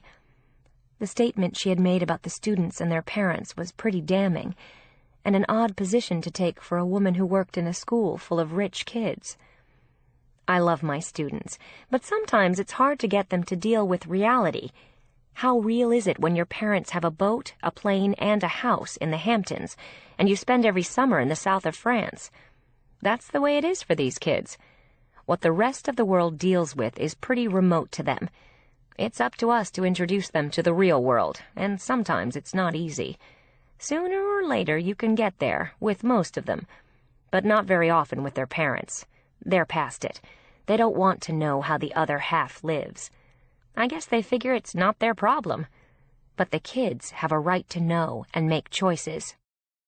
Victoria didn't disagree with her, and she hadn't thought a lot about the lifestyles of these kids and how it would affect their view of the world. But Helen sounded faintly bitter about it and resentful of the kids, and Victoria wondered if she was jealous of the privileged lives they led. And as she thought it, the first student walked into the classroom, and Helen went back to her own. The first student was a girl called Becky. She had blonde hair to her waist and was wearing a pink t-shirt, white jeans, and expensive Italian sandals. And she had the most beautiful face and body Victoria had ever seen. She took a seat in the middle of the classroom, which meant she wasn't anxious to participate, but she wasn't one of the shirkers in the back row either. She smiled at Victoria as she sat down. She had a casual air about her, and looked as though she thought she owned the world. She had the cockiness of seniors Victoria had seen before. There were only 4 years separating the two young women, and Victoria felt a tremor, sensing Becky's self-confidence. But she reminded herself that she was the boss here, and they didn't know exactly how young she was. She realized that she was going to have to earn their respect. As she thought about it, 4 boys bolted through the door almost at the same time and sat down. They all looked at Becky, and obviously knew her, and glanced in Victoria's direction with mild curiosity. A flock of girls entered the room then, laughing and talking. They said hi to Becky, ignored the boys, glanced at Victoria, and took seats in a block at the back of the room. That meant to Victoria that they wanted to keep talking and exchange notes, or maybe even text each other throughout the class. She would have to keep an eye on them. More girls then, more boys, a few stragglers who came in alone, and several in groups. And finally, after a full 10 minutes, her first class had arrived. Victoria greeted them with a big smile and told them her name. She wrote it on the blackboard, and then she turned to them. "I'd like you all to introduce yourselves so I can put the faces with the names." She pointed to a girl in the front row, to her extreme left as she faced them. "Let's go all around the room." And they did. They each said their name as she looked at the list she had on her desk for that class. "Who knows where they want to apply to college?" Less than half the hands in the room went up. "How about telling us?" She pointed to a boy in the back row who already looked bored. She didn't know it yet, but he had been Becky's boyfriend the year before, and they broke up before the summer. Now both of them were unattached. Becky had just gotten back from her father's villa in the south of France, and like many of the students at Madison, her parents were divorced. The boy Victoria had asked about the colleges he was applying to reeled off a list: Harvard, Princeton, Yale, Stanford, Duke, Dartmouth, and maybe MIT. He had every top school on that list, and she wondered if he was telling the truth or pulling her leg. She didn't know the cast of characters yet at all, but she would. "What happened to the circus college in Miami?" she asked him with a blank expression, and everyone laughed. "That might be fun." "I want to take chemical engineering with a minor in physics, or maybe the other way around." "How are your grades in English?" she asked him. He was the kind of boy who would think an English comp class was a drag, but it was a required course, even for him. "Not so good," he admitted sheepishly in answer to her question.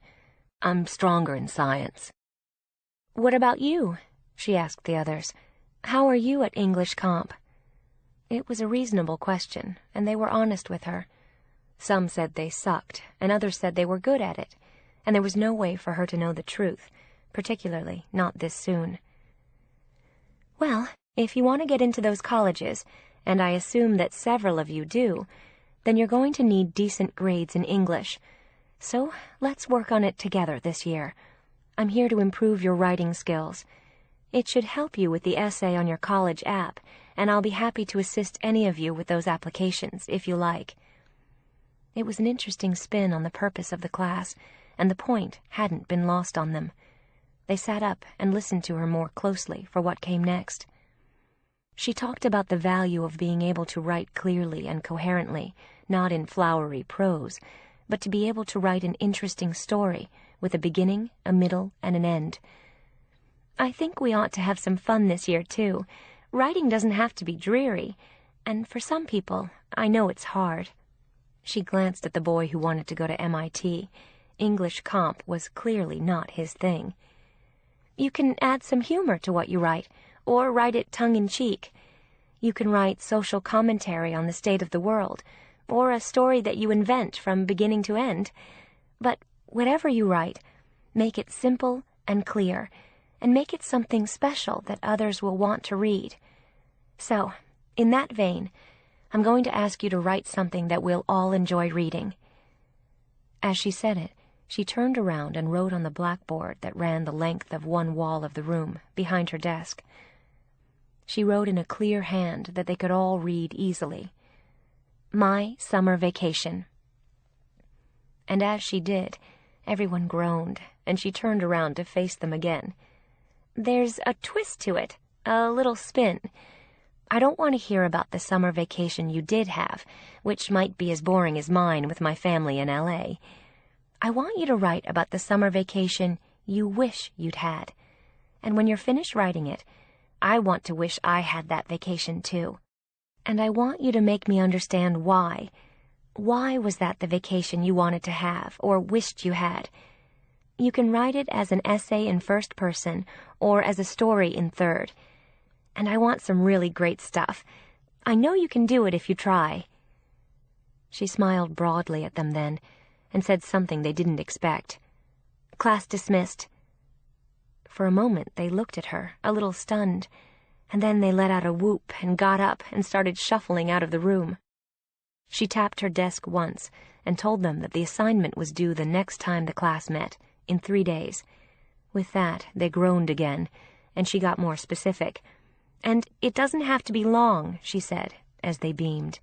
"I wish I'd spent my summer vacation in a bordello in Morocco," one boy said, and everybody laughed at his irreverence. Making fun of a teacher was something kids always enjoyed, at every age. It was a thought Victoria couldn't imagine the boy saying, but she didn't react. Kids that age liked to shock adults. She gave no indication that he had. "That would work," Victoria said calmly, "as long as I believe you. If I don't, you're out of luck. That's the hitch. Make me believe you. Make me care. Make me fall in love with the characters, or with you. That's the whole point of writing, to convince the reader that what you've written for them is real. And in order to do that, you have to believe it too. Have fun," she said, as the rest of the students left the room. Victoria had a break between classes then, and sat at her desk making a few notes, when Helen, the teacher from the next classroom, walked back in. She seemed to be interested in everything Victoria did. Carla Bernini, the teacher on maternity leave, was her best friend, and Victoria wondered if she was defending her buddy's turf, or at least keeping an eye on it for her. "How did it go?" she asked as she sat down in one of the chairs. "Pretty well, I think," Victoria said honestly. "They didn't throw things at me or hit me with any bottle rockets, no stink bombs, and I kept it short, which always helps." She had done that with her student teaching, too. You couldn't sit around forever talking about writing. You just had to do it, no matter how hard and daunting it was. "The assignment I gave them was easy. It'll show me what they can do." "It must be difficult stepping into someone else's shoes," Helen said randomly, and Victoria shrugged. "I try not to think about it. We each have our own style." "What's yours?" Helen asked with interest, as though she were interviewing her. "I don't know yet. Today is my first day. I graduated in May." "Zow, that's got to be pretty unnerving. Aren't you a big, brave girl?" Her tone reminded Victoria of her father, but she didn't care. She knew she had done a good job, and Helen could challenge her all she wanted for whatever reason. Victoria knew she would have to prove herself to the teachers, too, not just the students. But so far, she thought it had gone well. Victoria's next class came in an hour later, and this time several of them were seriously late. They were seniors, too. The assignment she gave them was different than the first one. The topic this time was what I want to be when I grow up, and why. "I want you to put some serious thought into it, and I want to respect and admire you when I'm through reading. It's okay to make me laugh. Keep it light. unless you want to be an undertaker or embalmer. But short of that, I want to laugh." And then the second class left too. She had held her own with both groups, and she had met all her seniors now. They seemed like good kids and hadn't given her a hard time. But she knew they could if they wanted to, and she was very young. They didn't have any particular allegiance to her yet, but she knew it was too soon. She hoped they would in time. And she knew that the level of their respect depended on her. It was her job to make them care. Helen stayed and talked to her for a few minutes, and then they both packed up their things and left their classrooms. Victoria checked her mailbox on the way out, and then sat in the teacher's lounge, poring over a stack of memos from the headmaster and the dean of students. There were several announcements, mostly about policy changes that impacted the school. She went to an English department meeting that afternoon, and when she left the building, it took her 10 minutes to walk home. She loved living so close. She wanted to walk to work every day. When Victoria got to the apartment, everyone asked how her day had gone. They were all there. "It was actually terrific," Victoria said happily.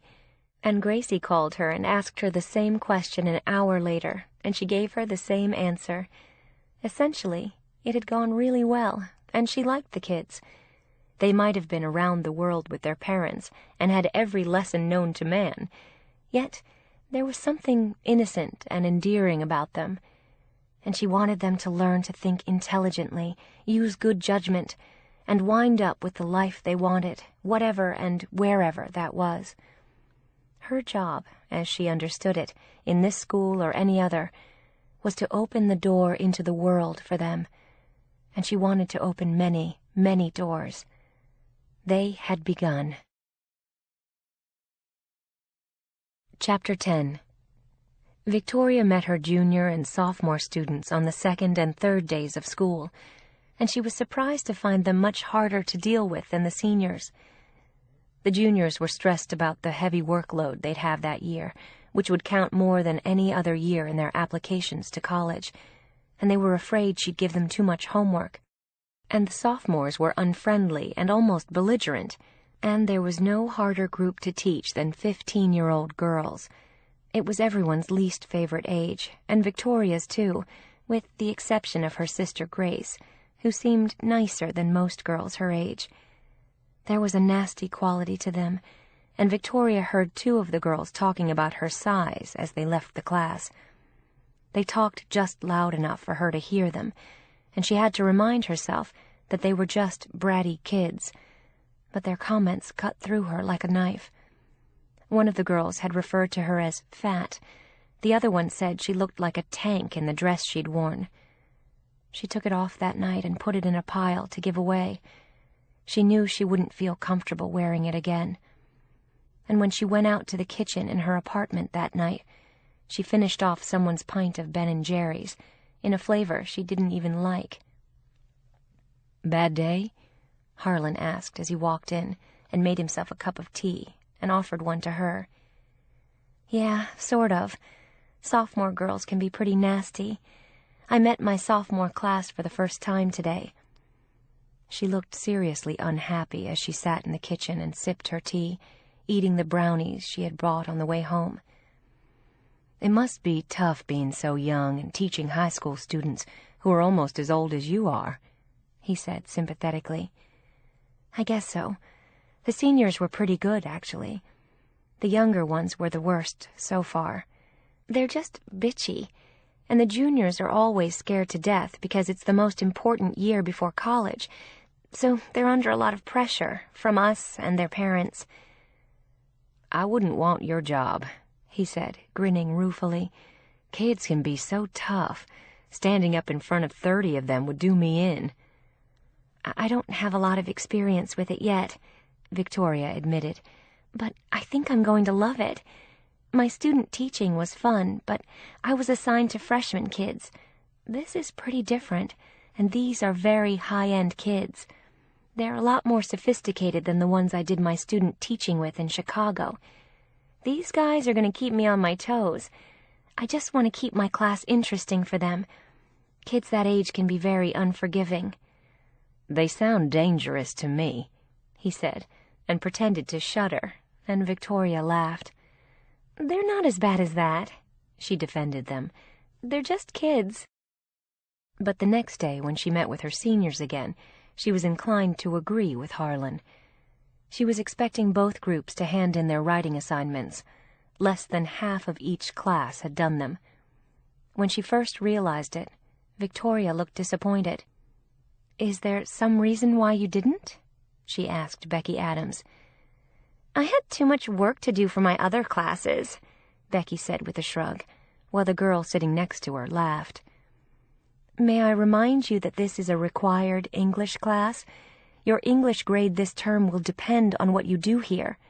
"Yeah, whatever," Becky said, turning to the girl next to her to say something in a whisper. And she glanced up at Victoria as she did, which made her feel they were talking about her. She tried to regain her composure, collected the papers that had been done, and thanked the students who had completed the assignment. "For those who didn't," Victoria said calmly, "you have till Monday, and from now on, I expect you to turn your assignments in on time." It threw off the assignment she had planned to give them to do over the weekend, but less than half the class had done the work. She discussed the power of the essay then, and handed out some examples, explaining why they worked, and pointing out the strengths of each piece. And this time, the entire group ignored her. 2 girls in the back row were wearing iPods, 3 of the boys were laughing at a private joke, several of the girls were passing notes, and Becky pulled out her BlackBerry and sent texts. Victoria felt like she'd been slapped and wasn't sure what to do. They were 5 years younger than she was, and behaving like total brats. "Are we having a problem here?" she finally said quietly. "Are you under the impression that you don't have to pay attention to this class, or even be polite? Do you care about your grades at all? I know you're seniors, and your junior transcript goes on your college apps, but if you flunk this class, it's not going to look so great, and may keep you out of the college of your choice." "You're just a temp till Mrs. Bernini gets back," a boy in the back row called out. "Mrs. Bernini isn't coming back this year. That could be bad news for both of us, or good news if you decide to make the best of it. It's up to you. If you'd rather fail this class, that's your choice. You can explain it to the dean and your parents. It's very simple, actually. You do the work, you get the grades. You don't bother and don't turn your assignments in, you fail the class.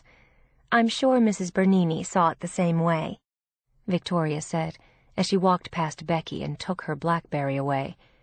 "You can't do that. I was texting my mom," she complained with an angry look. "Do it after class. If there's an emergency, go to the office.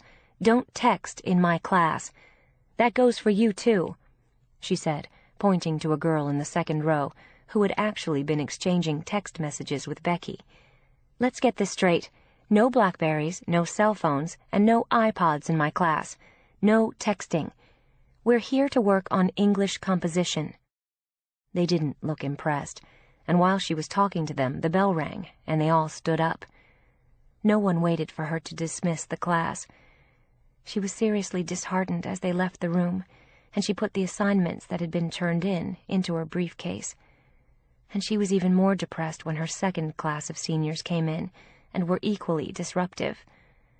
She had been identified as the teacher to play with, be rude to, and ignore. It was as though a memo had gone out to all seniors to jerk her around. She was near tears when Helen came into her classroom after the kids left. Victoria was gathering up her things and looked upset. "Bad day?" she asked, looking sympathetic. Until then, Victoria wasn't sure if she and Helen were allies, but she looked friendly when she walked in. "Not so great, actually," Victoria admitted as she picked up her briefcase with a sigh. "You got to get them in control fast before they beat you up. Seniors can be nasty if they get out of hand. Juniors are always stressed out of their minds, and sophomores are just kids. Freshmen are babies and scared to death the first half of the year. They're easy." She had it down pat, and Victoria smiled. Too bad Mrs. Bernini didn't teach freshmen, and I've got a double dose of seniors with 2 classes. They'll eat you for breakfast if you let 'em, Helen warned her. You have to kick ass. Don't be too nice, and don't try to be their friend, especially as young as you are. The kids at Madison can be great, and most of them are smart, but a lot of them are very manipulative and think they own the world. They'll clean the floor with you if you don't watch out, and so will their parents. Don't take any shit from them. Trust me, you need to be tough. Helen looked serious as she said it. I guess you're right.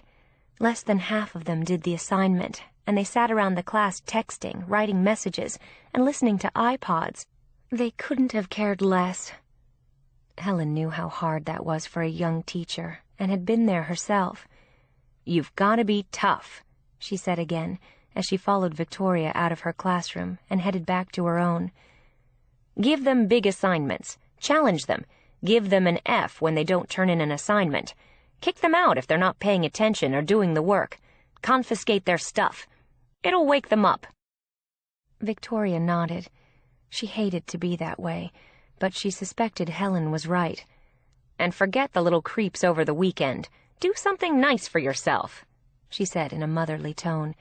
And first thing Monday morning, kick their asses. Mark my words, they'll sit up and take notice. Thanks, Victoria said, and smiled at her again. Have a nice weekend. She appreciated Helen's advice, and it made her like her better than she had at first. You too, Helen said, and went back into her classroom to pick up her things. Victoria walked home from school with a heavy heart. She felt like an utter failure with her 2 senior classes, and the juniors and sophomores hadn't gone well either. It almost made her wonder why she had wanted to be a teacher. She had been all idealistic and starry-eyed, and she wasn't doing them any good. The end of the week had gone badly, and she was afraid that she wouldn't be able to control them, as Helen suggested, and it would get worse. Thinking about it, she stopped to get something for dinner, and she wound up buying 3 slices of pizza and 3 pints of Haagen-Dazs ice cream in different flavors, and a bag of Oreo cookies. She knew it wasn't the answer, but it was comfort food for her. When she got home, she put the pizza in the oven and opened the pint of chocolate ice cream first. She was more than halfway through it when Bunny came home from the gym. Victoria had been planning to go with her all week, but hadn't had time while she worked on her plans for her classes, and she was too tired at night.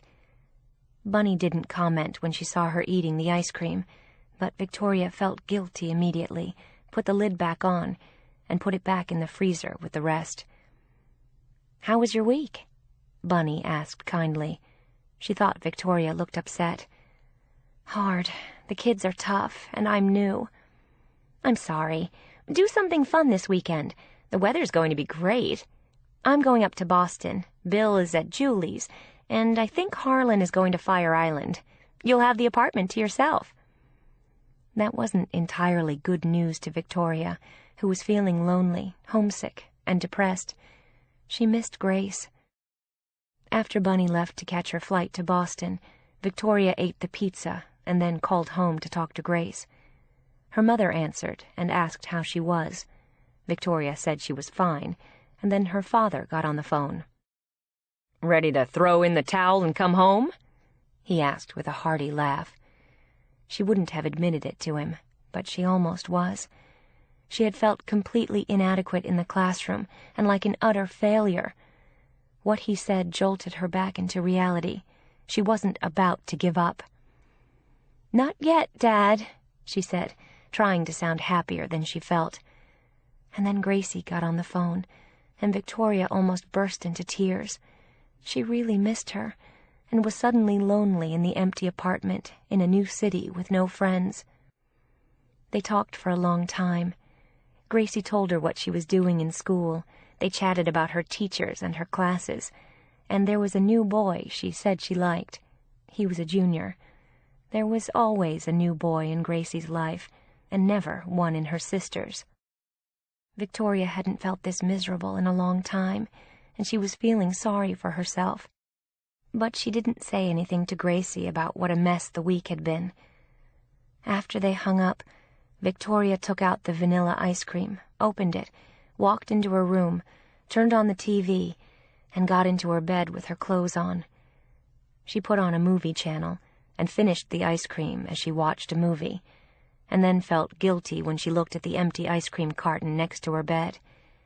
It had been her dinner, and she could almost feel her hips growing as she lay there. She was utterly disgusted with herself. She put her pajamas on shortly after, got back in bed, and pulled the covers over her head. She didn't wake up until the next morning. To atone for her sins of the night before, she went for a long walk in Central Park on Saturday and jogged partway around the reservoir. The weather was gorgeous, and she noticed couples strolling all around her, and she felt sad not to have a man in her life. Looking around, she felt as though everyone else did, and she was the odd person out, and always had been. She was crying when she jogged to the edge of the park, and then walked home in her t-shirt and gym shorts and running shoes. And she promised herself she wouldn't eat any more ice cream that night. It was a promise she intended to keep. And as she sat home alone in the empty apartment and watched another movie, she didn't eat the ice cream.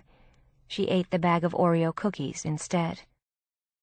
She spent Sunday correcting the assignments that some of the seniors had done.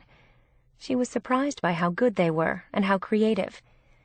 A few of her students had real talent, and the essays they'd written were very sophisticated. She was impressed, and said so when she faced her first class on Monday morning. They had slouched in and sprawled in their seats with obvious uninterest. There were at least a dozen blackberries evident on their desks. She walked around the room and picked them up one by one and put them on her own desk. Their owners reacted immediately, and she assured them they could have them back after class. Several of the blackberries were already vibrating with messages on her desk. She praised them for their essays, and they were pleased, and then she collected the rest. All but 2 students had done them. The 2 who hadn't were tall, good-looking boys who appeared cocky and cynical when they said they hadn't done the assignment again. "Is there a problem? The dog ate your homework?" Victoria asked calmly. "No," a boy named Mike McDuff said to her. "We were out in the Hamptons, and I played tennis all day Saturday and golf with my dad on Sunday, and I had a date Saturday night." "I'm thrilled for you, Mike. I've never been to the Hamptons, but I hear it's great out there. I'm glad you had such a nice weekend. That'll be an F on your assignment." And with that, she turned her attention to the rest of the class and handed out copies of a short story she wanted them to look at, while Mike scowled at her. The boy sitting next to him looked uncomfortable and had figured out that he was getting an F too. She helped them dissect the short story and showed them why it worked. It was a good story, and they seemed to enjoy it. They paid closer attention to her this time, and she felt better about the class. Even Becky had contributed some remarks about the story. And Victoria asked them to write a short story as their assignment. Mike stopped at her desk on the way out, and in a gruff voice he asked whether, if he did the assignment he'd missed, she'd drop the F for his failure to write it. "Not this time, Mike," she said pleasantly, feeling like a monster, but she remembered Helen's warning on Friday not to let them get away with anything. She had to make an example of Mike and the other boy who hadn't bothered to do the first assignment. "That sucks," he said loudly as he strode out of the room and slammed the door on the way out. Victoria looked undisturbed and got ready for the second class, which started a few minutes later. They were tougher than the first group, and there was a girl in the class who was determined to take Victoria on and humiliate her. She made several comments about women who were overweight before Victoria started talking. She pretended not to have heard the girl's remarks. Her name was Sally Fritz. She had dark red hair and freckles, and a tattoo of a star on the back of one hand. "Where did you go to school, anyway?" she asked Victoria rudely as she started to teach the class.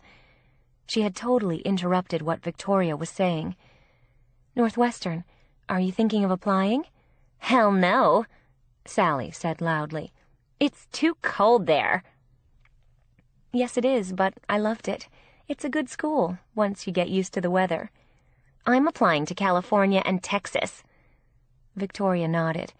"I'm from L.A. There are some terrific schools in California," she said pleasantly. "My brother went to Stanford," Sally volunteered, as though they weren't in class, and she didn't care if they were. She was very brash. Victoria went on with the class then, and shared the same short story with them that she had gone over with the first class that morning. This group was livelier and more critical of the piece, which made for some interesting discussions around the room, and they got into it, in spite of their intention of torturing her and being difficult. She swept them all into the analysis of the story and a lively exchange, and some of them were still talking about it when they left the room, and Victoria looked pleased. She didn't mind being challenged by her students, or even argued with if they had valid points. The goal of her teaching was to make them question what they knew and thought they believed in. The short story she had exposed them to had done that. It had been a victory for her, and she stopped in to see Helen on her way to the teacher's lounge to correct papers. "Thanks for the tip the other day," she said shyly. "It helped." "To kick their asses?" Victoria laughed in answer. "I don't think I did that, but I gave 2 Fs in my first class for failure to hand in the assignment." It was a lot tougher than she thought she would be in the second week of school. "That's a start." Helen grinned at her. "I'm proud of you. It'll wake up the others." "I think it did, and I'm confiscating iPods and Blackberries whenever I see them." "They hate that," Helen confirmed. "They'd much rather send text messages to their friends than listen to you, or me, for that matter." The 2 women laughed. "Did you have a nice weekend?" "Nice enough. I went to the park on Saturday and corrected papers on Sunday."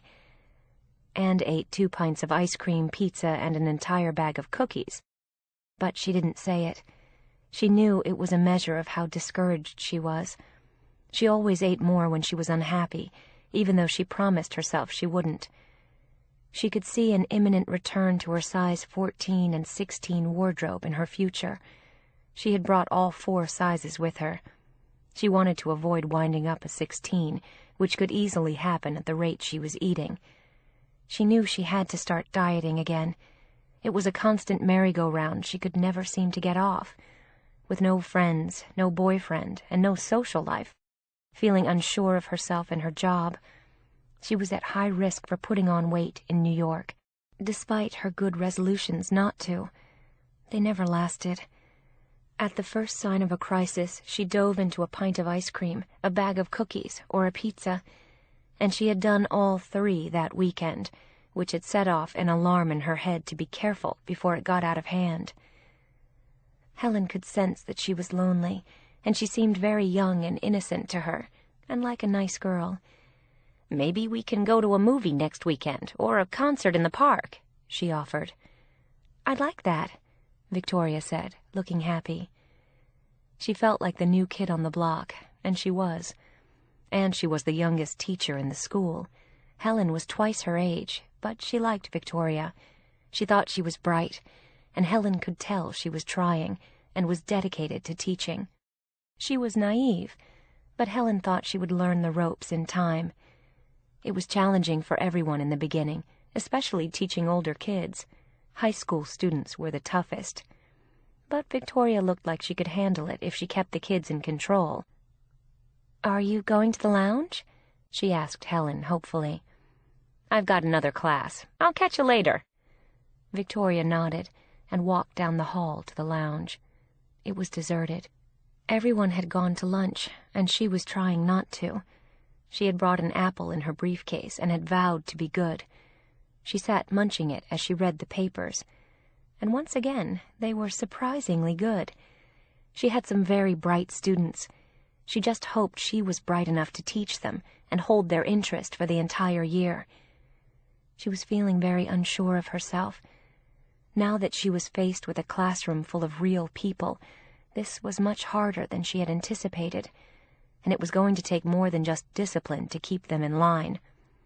Helen had given her some helpful hints, and Carla Bernini had set up the syllabus before going on maternity leave, but Victoria knew that she had to infuse her classes with life and excitement in order to keep the kids hooked.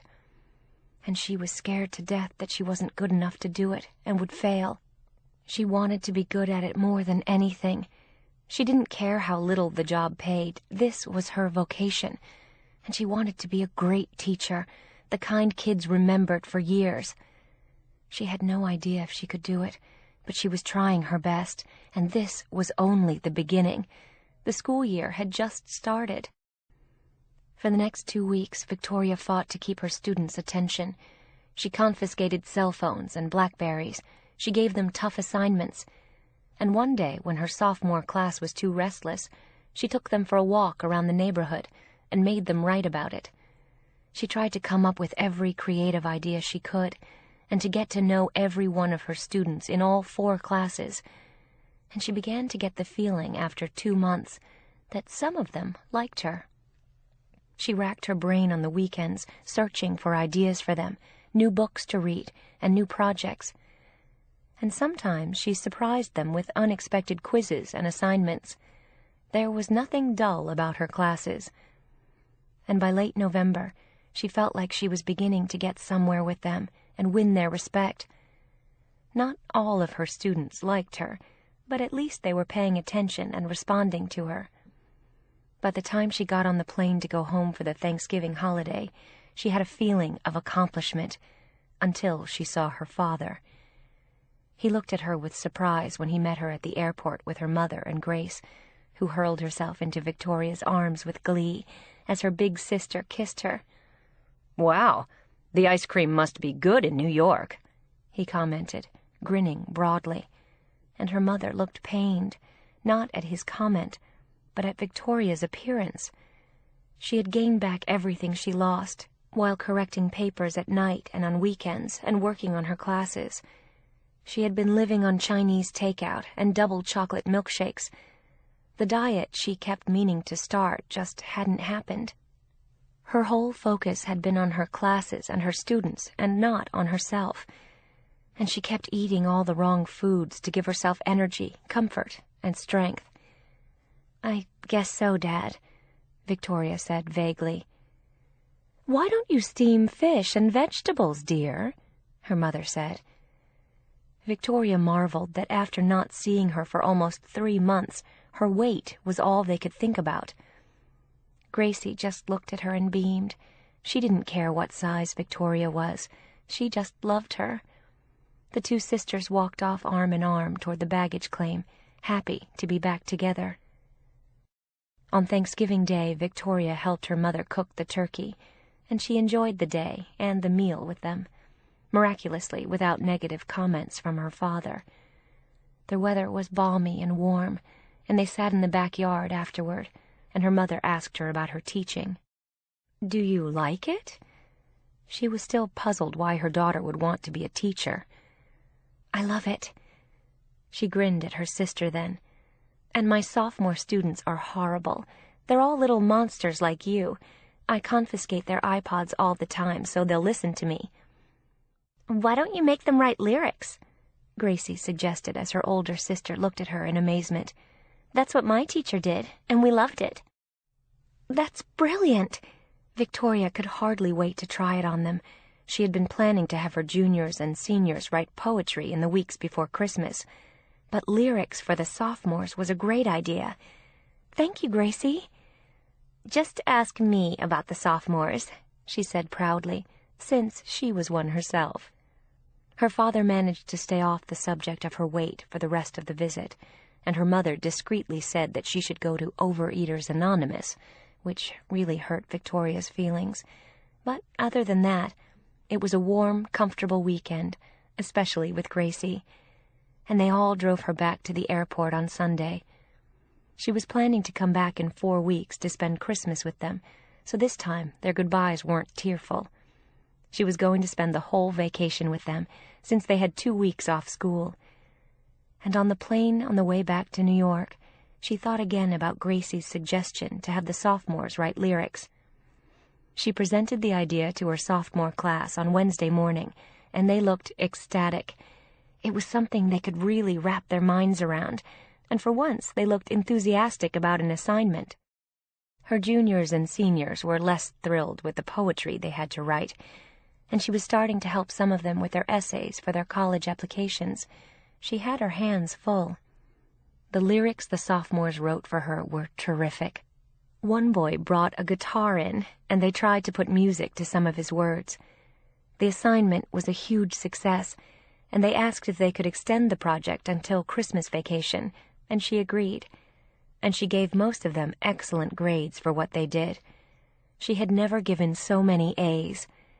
And the poetry assignments were surprisingly good, too. By Christmas vacation, Victoria felt as though she had won their confidence, and all of them were behaving better in her classroom. Helen had noticed it, too. The students looked happy and enthusiastic now when they left her room. "What did you do to them? Give them drugs?" "I took my 15-year-old sister's suggestion. I've had the sophomores writing lyrics," Victoria said proudly, and Helen was impressed by her creativity. "That's pure genius. I wish I could do that in my class."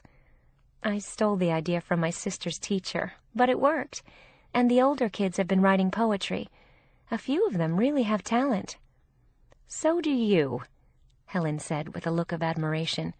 "You're a damn good teacher. I hope you know that. And I'm happy that you're learning to control the class. It's better for them, and you.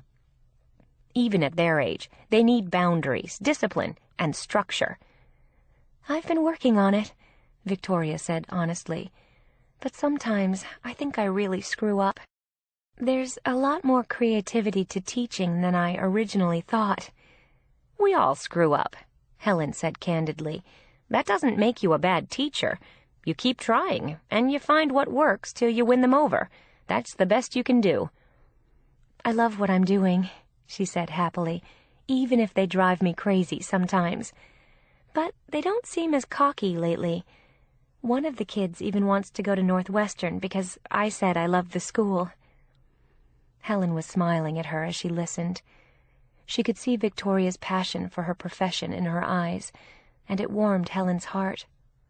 "I hope Eric is smart enough to hire you permanently after Carla comes back. He'll be crazy if he loses you," Helen said warmly. "I'm just grateful to be here. We'll see what happens about next year." She knew that contracts would be offered in March and April, and she didn't know if they'd have an opening for her. She hoped so, but nothing was sure. For now, it was working, for her and the kids and the school. Eric Walker, the headmaster, had been hearing good things about her from the students, and 2 of the parents had commented that they liked her assignments. She really inspired the kids, and when necessary, she pushed them. She thought outside the box and wasn't afraid to try new things. She was exactly the kind of teacher they wanted. And she had stopped eating quite as voraciously after Thanksgiving. Her father's comment, and her mother's suggesting Overeaters Anonymous, had slowed her down a little. She hadn't started any crazy new diets yet, and she was planning to do that over Christmas. She had thought about going to Weight Watchers, but she told herself she didn't have time. But for now, she had eased up on the ice cream and pizza. And she was buying salads and cooked chicken breasts to eat in the kitchen with the others when she got home, and she made sure she had fruit for an afternoon snack. She still hadn't developed a social life, other than the occasional movie date with Helen, but she enjoyed her roommates. She saw more of Harlan than anyone, because Bill was always with Julie, and Bunny had been going to Boston almost every weekend to be with her boyfriend. She was thinking of moving to be with him. But Harlan was around almost as much as she was. He was single and unattached, too, and he worked as hard as she did. When he came home at night, he was exhausted and happy to crash in front of the TV in his room and meet her for a snack in the kitchen. "So, where are you going for Christmas?" she asked him one night over a cup of tea. "I've been invited to South Beach. I'm not sure if I'm going. Miami isn't really my scene." He was a serious man who worked diligently at the museum. She knew he wasn't close to his family and wasn't planning to go back to Mississippi for the holidays. He said his parents were still upset that he was gay and he wasn't welcome, which she thought was sad for him.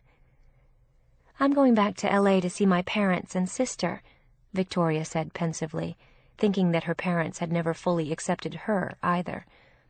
She had been a misfit and an outcast in their midst all her life. Even her size upset them and made her look different. Her mother would have preferred to die than to be the size she was, and would never have let that happen. And her father still couldn't resist remarks at her expense, with no awareness of how hurtful they were to her. She never believed that his cruelty was on purpose. "Do you miss them when you're here?" Harlan asked, curious about her family. "Sometimes. They're familiar. Mostly I miss my little sister. She's always been my baby." Victoria smiled at Harlan as he poured them both another cup of tea. "I have an older brother who hates me. Being gay was not the thing to be in Tupelo, Mississippi when I was growing up, and it still isn't. He and his friends used to beat me up all the time. I didn't even know why till I was 15 and figured out why they did it. Up until then, I thought I was just different. After that, I knew. I left the minute I turned 18 and came to college up here. I think they were as relieved as I was. I only go back once every few years when I run out of excuses." It sounded sad to her and very lonely. But her life at home would have been too, without Gracie. "I'm the odd man out in my family too," she admitted. "They're all thin people with brown eyes and dark hair. I'm the family freak. My father always gives me a hard time about my weight. My mother leaves clippings on my desk about new diets." "Well, that's mean," Harlan said sadly, although he had noticed the things and quantities she ate when she was tired or depressed. He thought she had a pretty face and great legs, despite the generous middle. But in spite of it, she was a good-looking woman. He was surprised that she wasn't dating. "Some parents do so much damage," he said thoughtfully. "It makes me glad I'll never have kids. I wouldn't want to do to anyone what they did to me. My brother is a real jerk. He works in a bank, and he's dull as dishwater. He's married and has 2 kids. He thinks being gay is like a disease. He keeps hoping I'll get over it, like amnesia, and remember that I'm straight, which would be less embarrassing for him." Harlan laughed as he said it. He was 26 years old and comfortable about who he was. He was hoping to become a curator at the Met eventually, even though the salary wasn't great. But he was very dedicated to his work, just as Victoria was to teaching. "Will Christmas be fun in L.A.?" he asked with a wistful expression, and she nodded. It would be because of Gracie. "I loved it when my sister was little, and she still believed in Santa Claus. We still put out cookies for him and carrots and salt for the reindeer." He smiled when she said it. "Do you have plans for New Year's Eve?" he asked with interest, trying to imagine her life there. She never said much about her parents, only her little sister. "Not really. I usually stay home with my sister. One of these days she'll be old enough to have a serious date, and then I'll really be up shit creek." "Maybe we can do something if we're both back here," he said, and she liked the idea. "We can go to Times Square and watch the ball drop with all the tourists and hookers." They both laughed at the image.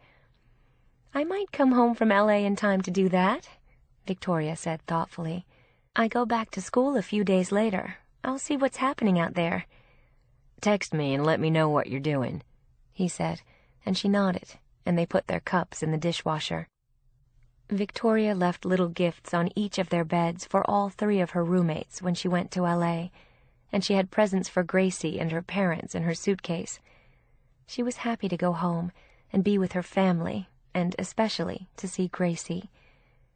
When they got home from the airport, they all decorated the tree and drank delicious rum punch.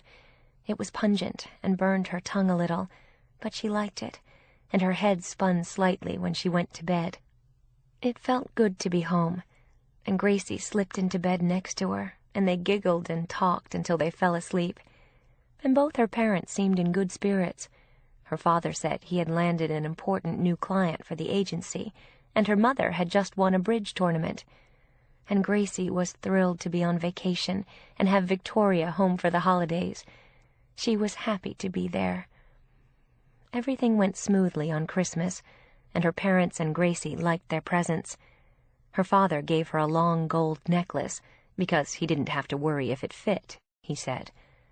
And her mother gave her a cashmere sweater and 2 books on exercise and a new diet. Neither of them noticed that she had lost weight since Thanksgiving. Gracie did, and complimented her, but her praise was never as potent as their parents' insults. And 2 days after Christmas, Gracie got invited to a party on New Year's Eve, given at the home of one of her friends in Beverly Hills. Victoria had nothing to do. The people she knew were all working in other cities, and 2 of them, who still lived in L.A., had gone skiing. All Victoria did over the holidays was spend time with Grace. And Gracie offered to stay home with her on New Year's Eve. "Don't be silly. You should be with your friends. I was thinking of going back to New York then anyway." "For a date?" Gracie looked at her with interest. This was the first she had heard of it. "No, just one of my roommates. I don't know if he'll be there, but we were talking about doing something on New Year's Eve." "Does he like you?" Gracie asked with a mischievous look, and Victoria laughed at the question. "Not like that, but he's a good friend, and we have fun together. He works at the Metropolitan Museum." "How boring," Gracie said, and rolled her eyes. She was disappointed that he didn't sound more promising. She could see that Victoria didn't consider him an option as a romance. In the end, Victoria left L.A. the morning of New Year's Eve. Gracie was going to the party at her friend's, and her parents had been invited out to dinner. She would have been alone at the house, so she decided to go back to New York. She needed to get ready for school anyway. And she texted Harlan, hoping he would be back in New York. Her father drove her to the airport, while Gracie and their mother were getting their hair done. Victoria and Gracie had said goodbye that morning. "Do you think you'll come back after you finish the year in New York?" her father asked her on the way to the airport. "I don't know yet, Dad." She didn't want to tell him that she didn't think so, and was happy there. She didn't have a wide circle of friends yet, but she liked her roommates, her apartment, and her job. It was a start. "You would do so much better in another field," he repeated for the 1,000th time. "I like teaching," she said quietly. And then he laughed and glanced at her. "At least I know you'll never starve." She marveled at the fact that he never missed an opportunity to take a dig at her or cut her down. It was an important part of why she was in New York. She said nothing to him after that, and sat quietly as they drove to LAX. And as he always did, he helped her with her bags and tipped the porter for her. And then he turned to hug her, as though he had never made the comment in the car. He never got it. "Thanks for everything, Dad." "Take care of yourself," he said, and sounded sincere. "You too." She hugged him, and then walked into the security lines. She boarded the plane, and just as she did, she saw that she had a text from Harlan. "I'll be back in New York by 6 o'clock, he had texted her. She was landing at 9 p.m. local time. "I'll be at the apartment by 10, she texted back. "Times Square?" was his response. "Okay." "It's a date." She smiled as she turned her phone off. At least it was nice to know that she'd have something to do on New Year's Eve, and someone to spend it with. She had lunch on the plane, watched a movie, and slept for the last 2 hours of the flight. It was snowing when she landed in New York, tiny, gentle flurries that made it look like a Christmas card as she rode into the city in a cab. She was excited to be back, although always sad to leave Gracie, and she had promised to let her come to visit for spring break, and her parents had said they might come with her. Victoria hoped not. Harlan was waiting for her at the apartment with a tan, fresh from Miami. He said he didn't like the gay scene there. It was too glitzy and superficial, and he was happy to be back too. "So how was L.A.?" he asked her as she walked into the apartment. "Okay, I had fun with my sister." She smiled back, and he opened a bottle of champagne and handed her a glass. "Did your parents behave?" "No better or worse than usual. I had a good time with my sister, but I'm happy to be back." "Me too." He grinned and took a sip of the champagne. "You'd better wear your snow boots for Times Square." "Are we still going?" The snow was swirling outside, but it was a gentle snow that hung in the air before it fell to the ground. "Hell yes, I wouldn't miss it for the world. We have to watch the big ball fall. We can come back and get warm afterward." She laughed and finished her glass of champagne. They left the apartment in a cab at 11:30 and got to Times Square 10 minutes before midnight. There was a huge crowd watching the giant mirrored ball, and Victoria smiled at Harlan as the snow fell on their hair and lashes. It felt like the perfect way to spend the night. And then, on the stroke of midnight, the mirrored ball plummeted, and everybody cheered. They stood there laughing and hugging, and he kissed her on the cheek. "Happy New Year, Victoria," he said, smiling happily. He loved being with her. "Happy New Year," she said as they hugged and looked up at the sky like two children, watching the snow come down. It looked like a stage set, and the moment felt perfect to both of them. They were young, and it was New Year's Eve in New York. For now, anyway, it didn't get better than that. And it felt good to both of them to spend the evening with a friend. They stood there until their hair and coats were covered with snow, and then they walked a few blocks along Times Square among the bright lights and people, and hailed a cab to go home. It had been a perfect evening for both of them. Chapter 11. Victoria's senior students were tense in January. They had 2 weeks after vacation to finish their college applications, and many of them hadn't done it and needed help. She stayed after school every day to advise them on their essays, and they were grateful for her excellent guidance and advice. It brought her closer to the students she worked with, and some of them talked about their hopes and plans, their families, their lives at home, their dreams. Even Becky Adams asked for help, and several of the boys. A few of them admitted that they needed scholarships, but most of the kids at Madison had no worries about money. And all of them were relieved when they finished their applications and mailed them off. They wouldn't hear back until March or April, and now all they had to do was finish the school year without flunking out or getting into trouble. On the last 2 days in January, Victoria attended an education conference at the Javits Center with several other teachers. There were a number of panels they could sign up for, group discussions, and lectures by well-known educators. She found it very interesting and was grateful the school had let her participate. She had just left a lecture on early identification and warning signs of adolescent suicidality by a child psychiatrist when she collided with a man who wasn't looking where he was going and nearly knocked her down. He apologized profusely and helped her pick up the pamphlets and brochures that he had knocked out of her hand, and when he stood up, she was startled by how handsome he was. "Sorry, I didn't mean to knock you down," he said pleasantly with a dazzling smile. It was hard not to stare at him, and she noticed several other women looking at him too. "Great lecture, wasn't it?" he said with a friendly smile. The lecture had opened a whole new line of thought for her. She had never worried that any of her students might be suicidal or secretly troubled, but she realized now that it was a real concern.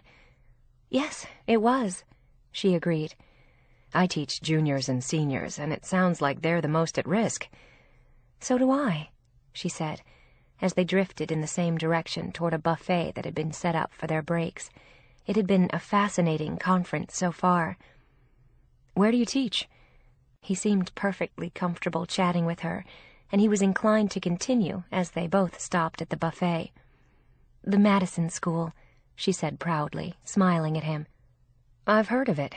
Fancy kids, eh? I teach at public school. That's a whole other world." They went on chatting for a few minutes, and he introduced her to Ardith Lucas, a woman he knew who joined them, and then he invited Victoria to sit at a table with them. Everyone was jockeying for seats before they went to the next panel or lecture, and there were several tables set up around the room with free literature and books they could buy. He had a bag full, and Victoria had already collected the stack of brochures of most interest to her, which she'd dropped and he'd helped her pick up. He said his name was John Kelly, and he looked a few years older than she. Ardith was considerably older, and said she couldn't wait to retire. She said she had done her time as a teacher for 40 years and was longing to be free. Victoria and John were just starting out. The three of them talked all through lunch. John was dazzlingly good-looking, extremely nice, and very bright. And after lunch, he jotted down his phone number and email for her, and said he'd love to get together sometime. She didn't get the feeling he was asking for a date, but wanted to be friends, and she had a feeling he was gay. She gave him her information, too. She didn't know if she'd hear from him again. Forgot about it. And a week later she was surprised when he called and invited her to lunch on a Saturday. There was a new Impressionist exhibit at the Metropolitan Museum, and they both wanted to see it. She met him in the lobby, and they went through the exhibit, enjoying it together, and then went to the cafeteria for lunch. She was having a very nice time with him, and then mentioned that one of her roommates worked at the Costume Institute and was setting up a new exhibit that day. And after lunch they decided to drop by and see Harlan. He looked surprised to see Victoria and was impressed by her new friend. It was impossible not to notice John's blonde good looks and his extremely athletic body, and when she saw them look at each other, her earlier impression of John was confirmed. The two men were drawn to each other like magnets. Harlan gave them a private tour of the Costume Institute, and when they left, John looked as though he hated to leave. And as they walked down the steps of the museum, he commented on what a terrific guy Harlan was, and Victoria agreed. She felt like Cupid suddenly, and loved the idea of introducing them. And on the spur of the moment, she invited John to dinner at the apartment on Sunday night. He looked very happy to accept, and then he took a bus downtown to where he lived, and Victoria walked home. Harlan didn't come home till 8 o'clock that night, after setting up the exhibit, and he wandered into her room when he got in. She was lying in bed watching TV. "What was that vision of gorgeousness you brought to the Costume Institute today? I nearly fainted when you walked in. How do you know him?" Victoria laughed at the look on his face. "I met him at a teachers' conference last week. He nearly knocked me down, literally." "Lucky you. He seems like a really great guy." "Yes, I think so too," she said, smiling at Harlan. "And I think he plays on your team." "So why did he ask you out?" Harlan looked suspicious, and was worried he might be straight. "To be friends, I think. Believe me, he doesn't look at me the way he looked at you." Men never did, not in her experience at least. "And by the way, I invited him to dinner tomorrow night." She laughed out loud at the look on Harlan's face. He looked as though she had just told him he'd won the lottery. "Is he coming?" "Yes, and you'd better cook dinner. If I do, I'll poison us all, unless we order pizza."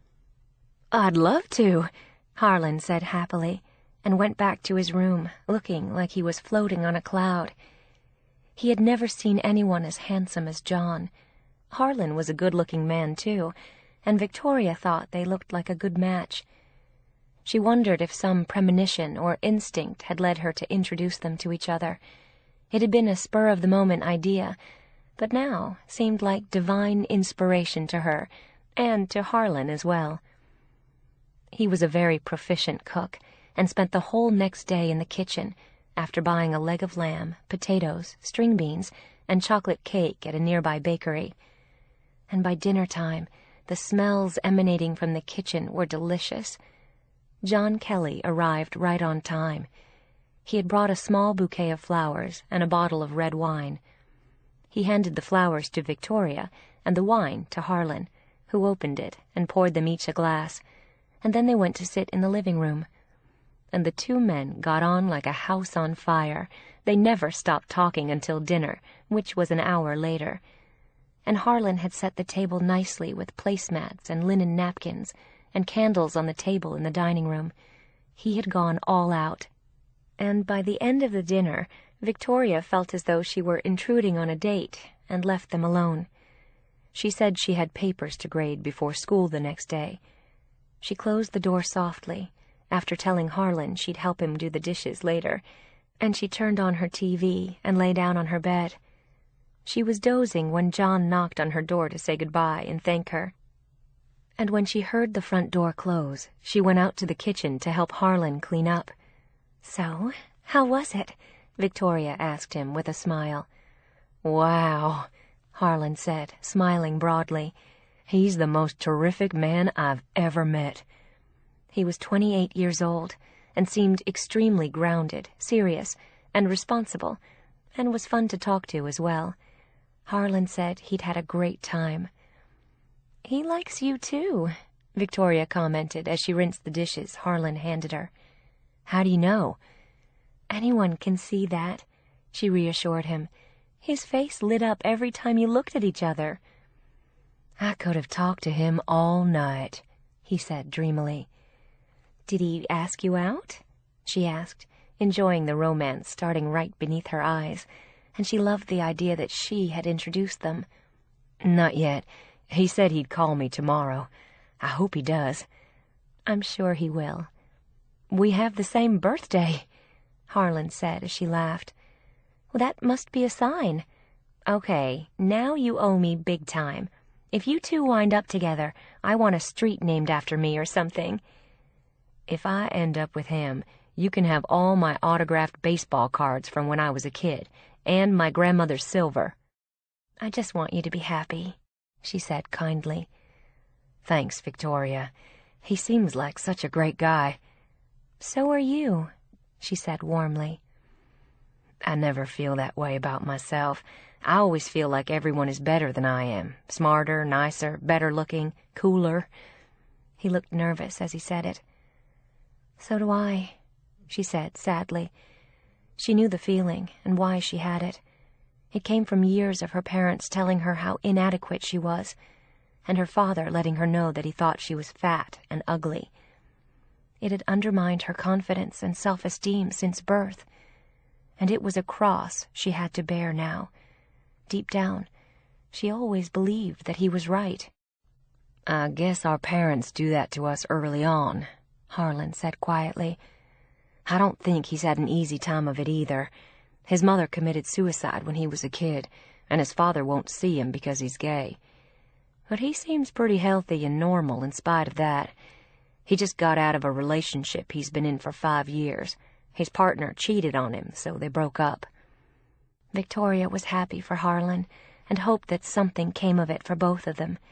He thanked her profusely again, and then they turned off the lights and went to their rooms. It had been a delicious dinner and a lovely night, and she had enjoyed talking to both men, although not as much as they had enjoyed talking to each other. She left early the next morning and didn't see Harlan that day or the next. It was Wednesday when she ran into him in the kitchen when they both got home from work. She was afraid to ask if he had heard from John, in case he hadn't, but he volunteered the information very quickly. "I had dinner with him last night," he said, beaming. "How was it?" "Amazing. I know it's too soon to say it, but I'm in love." "Just go slow and see how it goes." Harlan nodded, but didn't look capable of following her advice. She met John again in their kitchen that weekend. He and Harlan were cooking dinner, and John had brought over his walk and offered to leave it with him. They invited Victoria for dinner, but she said she had other plans, and went to a movie by herself so they could be alone. And they were out when she got back. She didn't know where they'd gone, and she didn't need to know. This was their story now, and their life. She just hoped it would turn out to be a loving relationship for both of them, and it looked that way for now. They appeared to be off to a terrific start. She smiled to herself as she thought about it and went to her room. As usual on the weekends, everyone was out. It reminded her that she hadn't had a date since she'd been in New York. No one had asked her out since the summer before in L.A., at least 6 months. She didn't go anywhere she was likely to meet men, except the teachers' conference where she'd met John. Other than that, she didn't go to a gym or belong to a club. She didn't go to bars. There were no single, straight, age-appropriate teachers at her school. No one had introduced her to anyone, and she hadn't met anyone on her own. She thought it would have been nice if she had, but so far, all she had to fill her life was her work. And this time, it was Harlan's turn, and John's. She was happy for them, and she knew that sooner or later she would meet someone. At 22, it was unlikely that she would be alone for the rest of her life, no matter how overweight her father thought she was.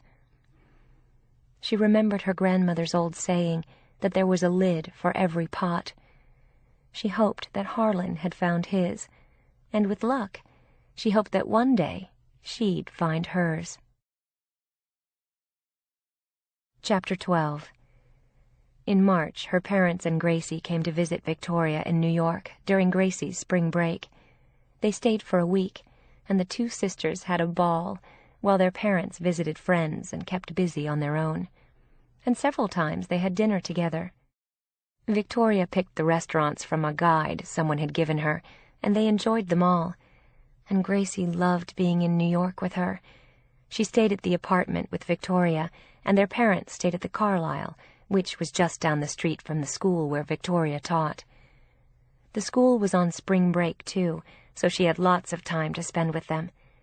They came to her apartment several times and met her roommates. Her father liked Bill and thought Bunny was beautiful, but neither of her parents was enthused about Harlan. Later, over dinner, Jim made several negative comments about his being gay, and Victoria sprang to his defense. By the time they left, Gracie was convinced that she wanted to move to New York, too, and even go to college there if she could get in. Her grades were not as strong as Victoria's had been, and for the moment, Victoria doubted that she'd get into NYU or Barnard. Still, there were several other great schools in New York. Victoria was sad to see her leave at the end of a week that had been fun for both of them. 2 weeks after they'd been there, Eric Walker called her into his office, and she felt like a kid who had done something wrong. She wondered if someone had reported her, or one of the parents had complained. She knew that several of the parents thought that she gave too much homework and had called to negotiate with her. She was non-negotiable. Her students had to do the work she gave. Helen had taught her well, and her motto was, "Be tough." Victoria was never as tough as Helen was, but she made her students toe the line, and they had come to respect her for it in the past 6 months. She no longer had problems with any of them in class, thanks to Helen's good advice. "How do you think your classes are going, Victoria?" the headmaster asked her with a pleasant expression. He didn't look angry or upset, and she couldn't imagine why she was there. Maybe he was just touching base. The school year was coming to a close, and her time at Madison would be up in June. "I think they're going well," she said. She sincerely believed they were, and hoped she was right. She didn't want to end her time there in disgrace. She knew that if they didn't hire her for the coming year, she would have to start looking for a new school soon. But she was going to hate leaving the job she had. Madison was just her kind of school, and she loved how bright the kids were. She was going to miss them all. "As you know, Carla Bernini is coming back to school in the fall," he went on. "We'll be happy to have her back, but you've done a great job, Victoria. The kids all love you, and they rave about your classes." And he'd had good feedback from the parents, too, despite her fears about the homework. "I actually asked you to come in today because we've had a change of plans. Fred Forsach is going on sabbatical next year. He wants to take classes at Oxford and spend some time in Europe. Normally, we'd need to replace him." He was their Spanish teacher, but Meg Phillips has a double major, and she'd like to take over his classes for next year, which leaves us with another year to fill in the English department. She only teaches seniors, as you know, and I hear you have a real gift with them. I was wondering if you'd like to take her spot next year, until Fred comes back. It means you could stay with us for another year, and who knows after that. How does that sound to you?" Her eyes were wide as she listened to him, and it was the best news she had had since he'd offered her the job a year before. She was thrilled. "Oh, my God, are you kidding? I'd love it. Are you serious?" She sounded like one of her students, and he laughed. "No, I'm not kidding. Yes, I'm serious. And yes, I'm offering you a job for next year." He was pleased that she was so enthusiastic about it. It was exactly what he had hoped to hear. They chatted for a few more minutes, and then she went back to the teacher's lounge and told everyone there. She thanked the Spanish teacher profusely when she saw him later that afternoon. He laughed when he saw how happy she was, and he was just as pleased at the prospect of being in Europe for a year. It was something he had wanted to do for a long time. Victoria floated all the way home. She told her roommates when they came in, and they cheered. When she called her parents that night to tell them the news, their reaction was more or less what she had expected, but she wanted to tell them anyway. She still felt obliged to report on her life to them, despite their predictably disappointing reactions, and this time was no different. "You're just deferring getting a real job, Victoria. You can't live on that salary forever," her father said, but actually she was living on it. She hadn't asked him for help since she left home. She was careful about what she spent, and she still had some savings left. The small rent she paid kept her budget in good shape most of the time. "This is a real job, Dad," she insisted, knowing it was pointless trying to convince him. "I love my job, the kids, and the school." "You could be making 3 or 4 times what they pay you at any ad agency out here, or just about any company that would hire you." He sounded disapproving, and he was not impressed that the best private school in New York had offered to hire her for a second year, and was pleased with her performance. "It's not about the money," Victoria said, sounding disappointed. "I'm good at what I do." "Anyone can teach, Victoria. All you do is babysit those rich kids anyway." In a single sentence he had dismissed her abilities and her career. And what he said wasn't true, she knew. Anyone couldn't teach. It was a very specific skill, and she had talent at it. Not everyone was able to do what she did. But it meant absolutely nothing to her parents. She didn't speak to her mother since she was out playing bridge, but Victoria knew she wouldn't have been impressed. She never was, and she took her cues from her husband.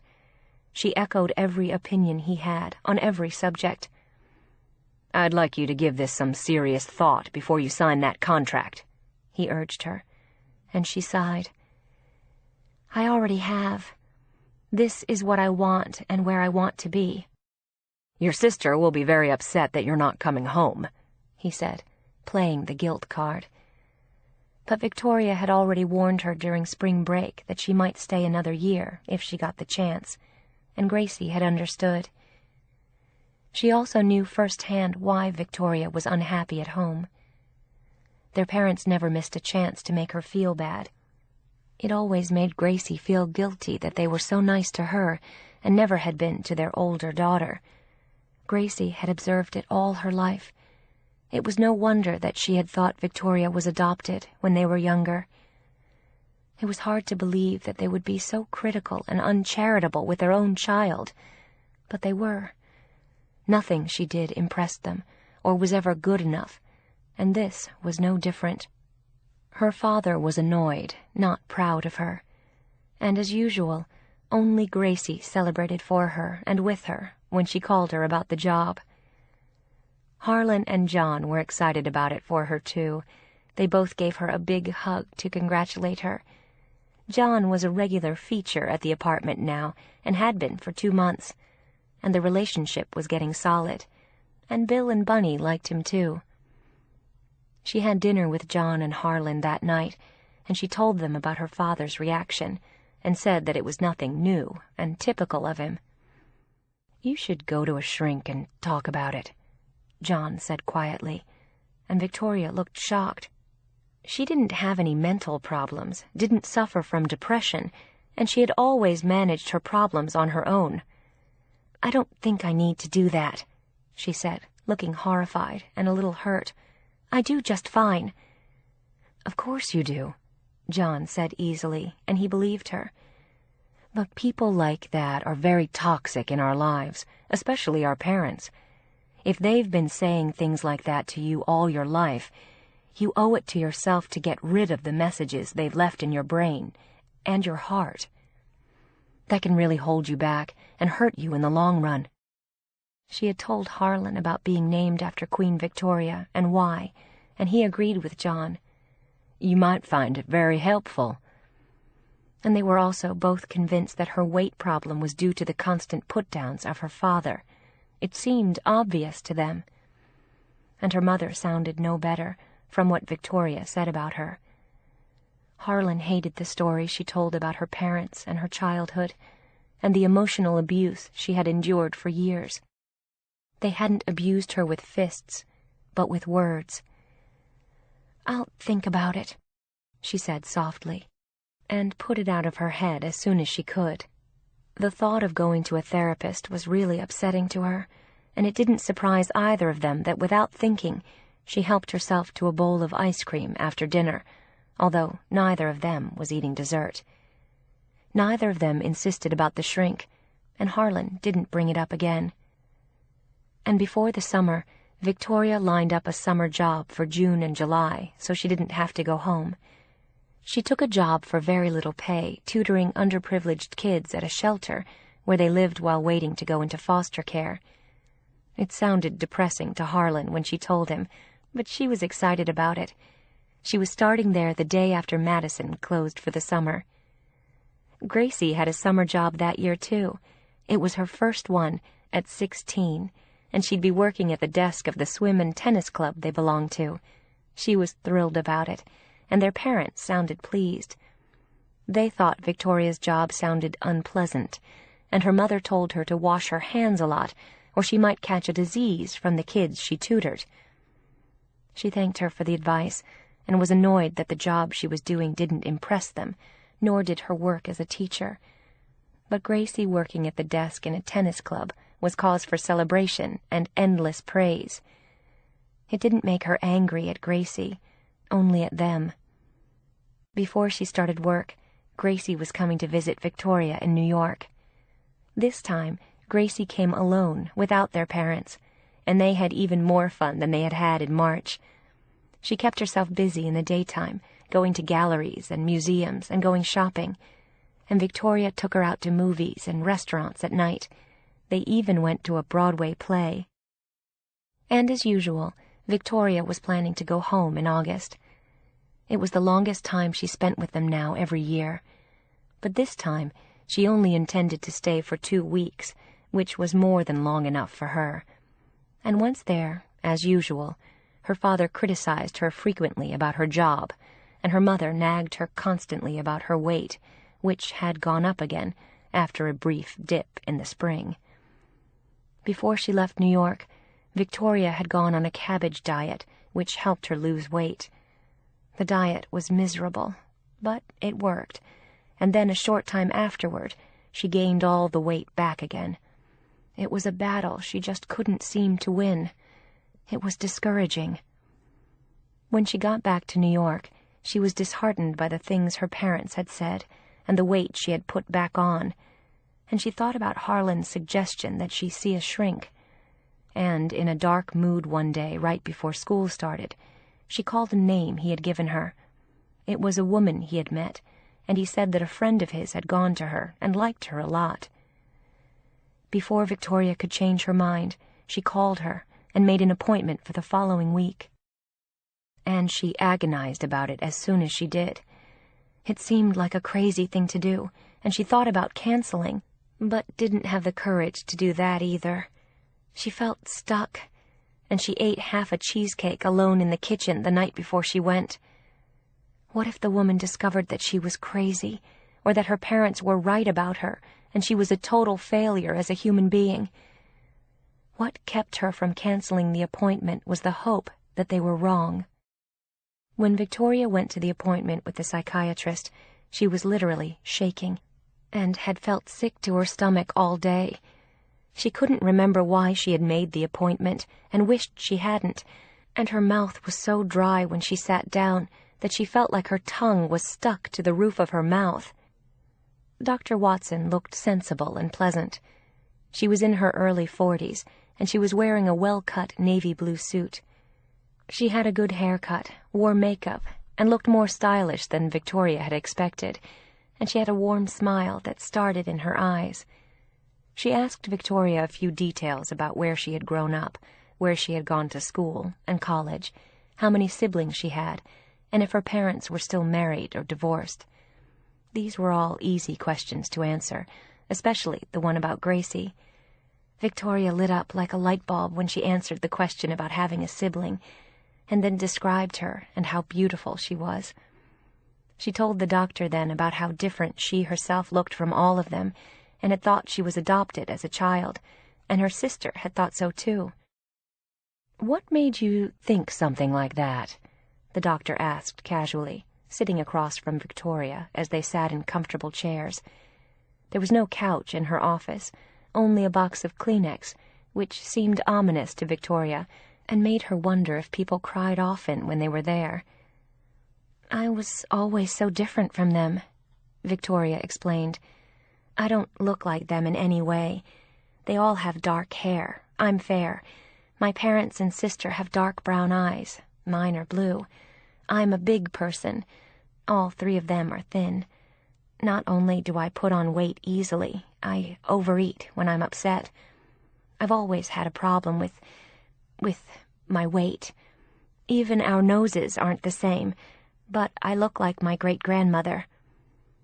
And then she blurted out something she didn't expect to say. "I've felt like an outsider with them all my life. My father named me after Queen Victoria because he said I looked like her. I always thought she was beautiful because she was a queen. And then I saw a photograph of her when I was 6 and realized what my father meant. He meant I was fat and ugly, just like her." "What did you do then, once you knew that?" the doctor asked quietly, with a sympathetic expression. "I cried. It almost broke my heart. I always believed he thought I was beautiful until then. And from then on, I knew the truth. He used to laugh about it, and when my sister was born when I was 7, he said I had been their tester cake, to check the recipe, throw the tester cake away, and they got it right the second time. Gracie was always the perfect child, and she looks just like them. I didn't. I was the tester cake they wanted to throw away. She was the prize." "How did that make you feel?" The cool, quiet gaze stayed focused on Victoria's face. Victoria didn't even know that there were tears rolling down her cheeks. "It felt terrible. About me. But I loved my baby sister so much I didn't care. But I've always known what they thought of me. I'm never good enough, no matter what I do. And maybe they're right. I mean, look at me. I'm fat. And every time I lose weight, I gain it right back. My mother gets upset every time she looks at me and tells me I should be on a diet or going to the gym. My father hands me the mashed potatoes and then makes fun of me when I eat them." What she was saying would have horrified anyone, but nothing showed on the psychiatrist's face. She just listened sympathetically, with an occasional murmuring sound. "Why do you think they say those things to you? Do you think it's about them, or about you? Doesn't it say more about them as people? Would you say things like that to your child?" "Never. Maybe they just wanted me to be better than I am. The only thing they think is beautiful about me are my legs. My father says I have killer legs." "What about inside? What about the kind of person you are? You sound like a good person to me." "I think I am. I hope I am. I try very hard to do the right things. Except about eating. But I mean to other people. I've always taken good care of my sister." Victoria sounded sad as she said it. "I believe that, and that you do the right things," Dr. Watson said, looking warm for the first time. "How about your parents? Do you think they do the right things for you, for instance?" "Not really. Sometimes they paid for my education, and we've never been deprived. My father just says things that hurt me. He hates how I look, and he thinks my job isn't good enough." "And what does your mother do then?" "She's always on his side. I think he was always more important to her than my sister and I were. He's everything in my mother's life. And my sister was an accident. I didn't know what that meant till I was about 15. I heard them say it before she was born, and I thought she was going to arrive all banged up. And, of course, she didn't. She was the most gorgeous baby I've ever seen. She's been in commercials and ad campaigns a few times." The portrait of her family that Victoria painted was totally clear, not only to the psychiatrist, but to herself as she listened to what she said. It was the portrait of a textbook narcissist and his enabling wife, who had been unthinkably cruel to their oldest child, rejecting and ridiculing her all her life for not being an appropriate accessory to them. And her younger sister had fit the bill for them perfectly. The only surprise was that Victoria had never hated her little sister, but loved her as much as she did. It was proof of her loving nature and generous heart. She took pleasure in how beautiful Grace was, and she had accepted the horrible things her parents had said about her as gospel. She had been shackled by their cruelty all her life. Victoria was embarrassed by some of the things she had said, but they were all true, and had the ring of truth to the psychiatrist as well. She didn't doubt them for a minute. And then she glanced at a clock just beyond Victoria's shoulder and asked her if she would like to come back the following week. And before she could stop herself, Victoria nodded, and then said that she would have to come in the afternoon after school, since she was a teacher, which the psychiatrist said was fine. She gave her an appointment and handed her a card with the time written on it, and smiled. "I think we did some good work today, Victoria. I hope you think so, too." "We did?" She looked surprised. She had been entirely open and honest with her, and she felt suddenly disloyal to her parents for the things she had said. But she hadn't lied. They had said all those things to her over the years. Maybe they hadn't meant them to be as cruel as they sounded. And what if they did? What did that mean about her and about them? It was a mystery to her now, which would have to wait another week to be solved, until she met with the shrink again. But she didn't feel crazy when she left, as she had feared. She felt saner than she ever had, and painfully lucid about her parents.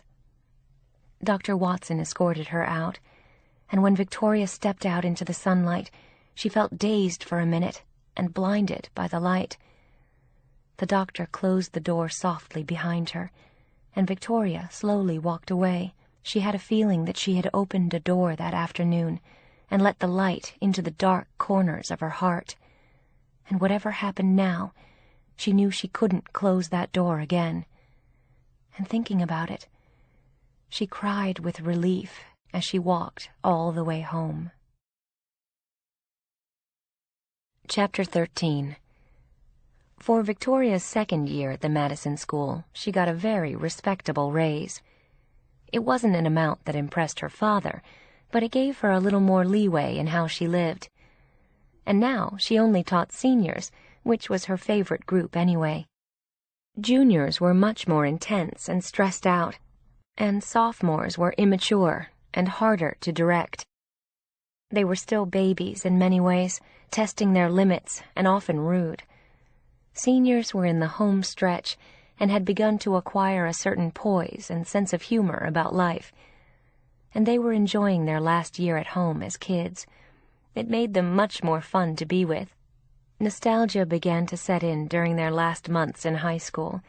Victoria enjoyed being part of it and sharing their final year with them. They were almost cooked.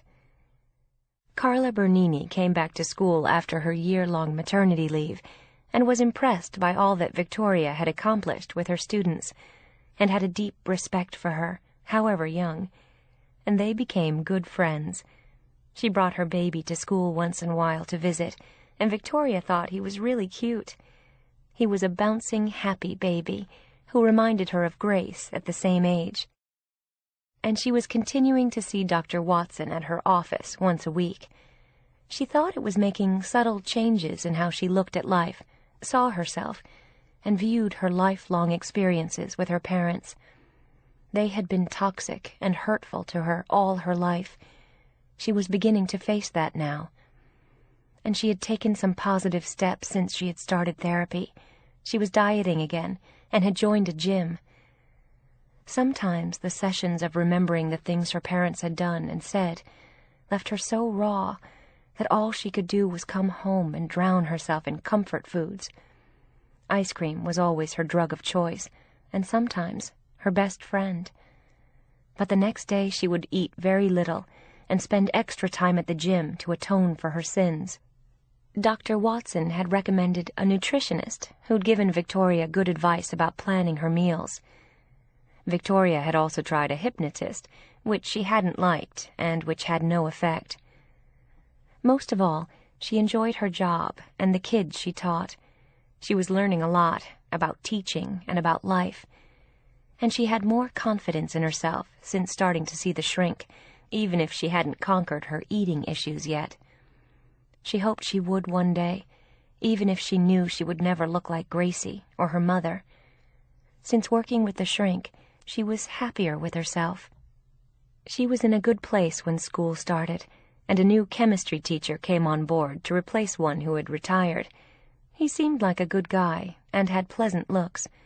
He wasn't movie star handsome, but he had a gentle, kind manner and was friendly to teachers and kids. Everybody liked him, and he had made a real effort to get to know them all. He sat down next to Victoria in the teacher's lounge one day.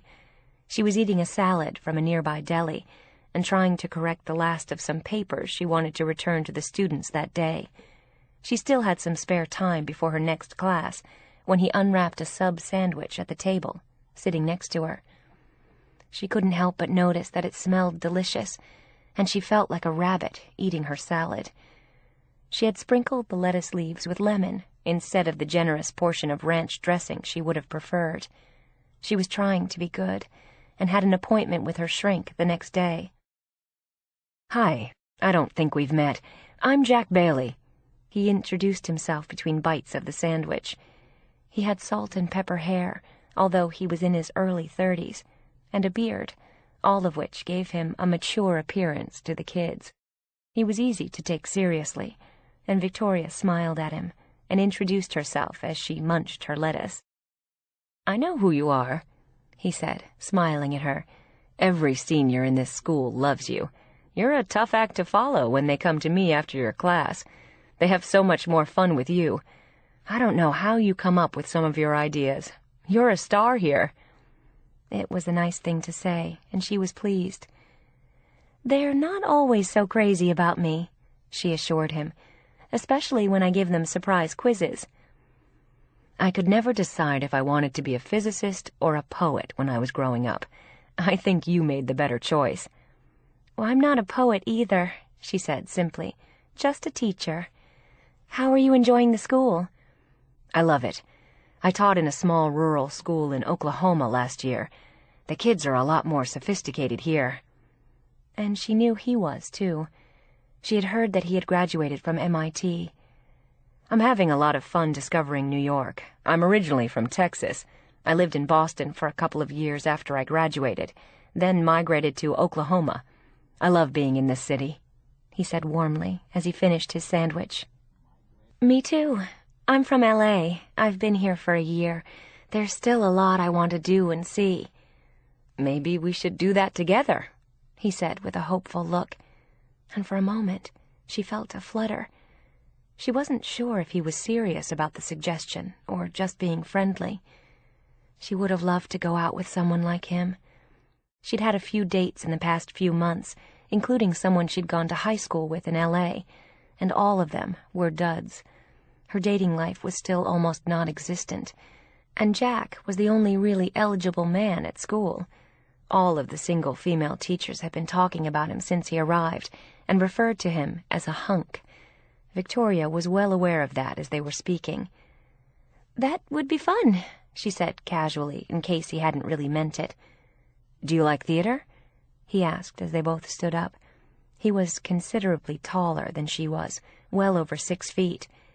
"Very much. I can't really afford it," she said honestly, "but I go once in a while, just to treat myself." "There's an off-Broadway play I've been meaning to see. It's a little dark, but I hear it's great. I've met the playwright. Maybe we could go this weekend, if you're free." She didn't want to tell him that she was free for the rest of her life, particularly for him. She was flattered by his interest. "That sounds great," she said, smiling warmly, sure that he wouldn't follow up on the invitation. She was used to men being friendly to her, and never calling her after that. And she had very few opportunities to meet single men. She lived and worked among women, kids, and gay and married men. An eligible bachelor was a rarity in her world. Her shrink had been encouraging her to get out and meet more people, not just men. Her world was limited to and defined by school. "I'll send you an email," he promised as they both left the teacher's lounge and went back to work. They were teaching classes at the same time. He waved and disappeared in the opposite direction to where the science labs were, and she drifted past Helen's classroom on the way to her own. She was talking to Carla Bernini, and both women looked up and smiled as she walked by. She stopped in the doorway for a minute. "Hi, you guys." She loved the camaraderie they all shared.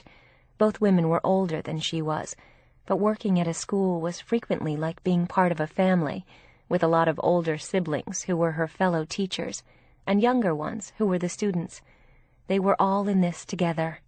"Rumor has it that you had lunch with the hunk in the lounge," Carla said with a broad grin, and Victoria smiled, looking sheepish. "Are you kidding? We sat at the same table.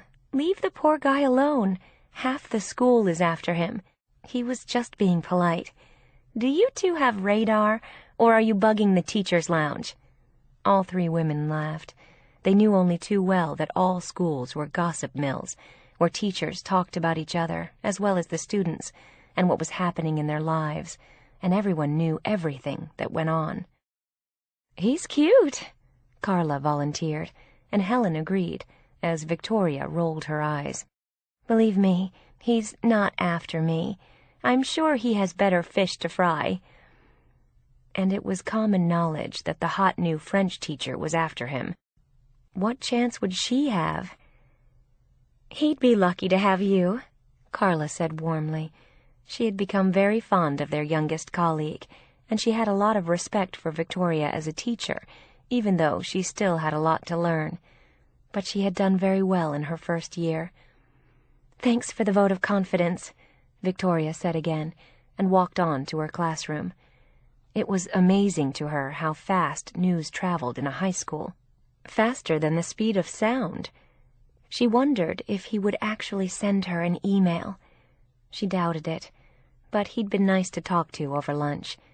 She didn't expect anything to come of it, and said as much to her shrink the next day. "Why not?" her doctor asked her. "Why do you think he won't follow through on what he said?" "Because it was no big deal, just casual conversation over lunch. He probably didn't mean it." "What if he did? What would that say to you?" "I guess that he likes me, or maybe he's just lonely." "So you think you're only worthy as a stopgap for lonely guys?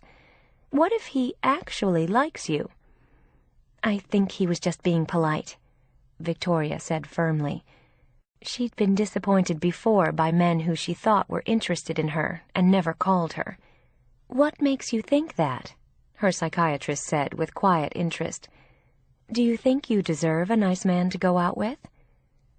There was a long silence while Victoria pondered the question. "I don't know. I'm overweight. I'm not as pretty as my sister. I hate my nose. And my mother says men don't like smart women." The psychiatrist smiled at her answer, and Victoria laughed nervously at her own response. "Well, we can agree that you're smart. That's a good beginning. And I don't agree with your mother. Smart men like smart women. The superficial ones may not, and may be threatened by them. But you wouldn't want one of those men. Your nose looks fine to me. And weight is not a character flaw. It's something you can change. A man who really likes you and cares about you won't care about your weight one way or another. You're a very attractive woman, Victoria, and any man would be lucky to have you." It was nice to hear, but Victoria didn't entirely believe her. The evidence in the other side of the scale had been too heavy for too long. The insults of her father, the constant dismissal of her parents, her own sense of failure. "Let's see if he calls you. But even if he doesn't, all that means is that he has other interests. It doesn't mean that no man will ever want you." She was 23 years old, and so far, no male she'd ever known had fallen seriously in love with her. She had been passed over and ignored for years, except by friends. She felt like a shapeless, sexless, totally undesirable object, and it was going to take hard work and dedication to turn that around. It was why she was here, to change the image her parents had given her of herself. And she said she was willing to do whatever it took, even if the process was painful for her. Living with her own sense of defeat was worse. It had been her parents' legacy to her, to make her feel unlovable, because they didn't love her. It had started the day she was born. She had 23 years of their negative messages about her to cancel out now, one by one. And finally, she was ready to face it. Victoria felt a little discouraged after the session. It was hard digging through her past at times, pulling all those ugly memories out into the open, and looking long and hard at them. She was still feeling down about it when she got home. She hated remembering those things, and all the times her father had hurt her feelings, and her mother had turned a deaf ear and blind eye, and never come to her defense. Her own mother. The only one who ever had was Gracie. And what did that say about her? That her own mother didn't love her, nor her father. And the only one who could was a child, who didn't know any better. It told her that no intelligent adult could love her, not even her parents. And she had to learn to remind herself now that it was a flaw in their psychological makeup, not her own. She turned on her computer when she got home and checked her email. She had one from Gracie, telling her what was happening at school and about a drama with a new boy she had a crush on. At 16, she had more boys circling her at one time than Victoria had had in a lifetime, even if they were just kids. The voice on her computer said she had mail as she finished reading Gracie's message with a grin. And then she switched over to see who it was. She didn't recognize the email address at first, and as she read it again, it clicked for her immediately.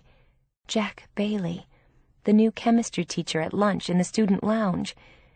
She opened his email quickly, trying not to feel anxious. It could have been something about school or one of the students they shared. And she sat staring at the email after she read it. "Hi, nice seeing you at lunch yesterday and having time to chat. I managed to get 2 tickets to the play I mentioned to you. Any chance you'd like to join me on Saturday? Dinner before or after? Potluck at nearby diner, provided by starving chem teacher.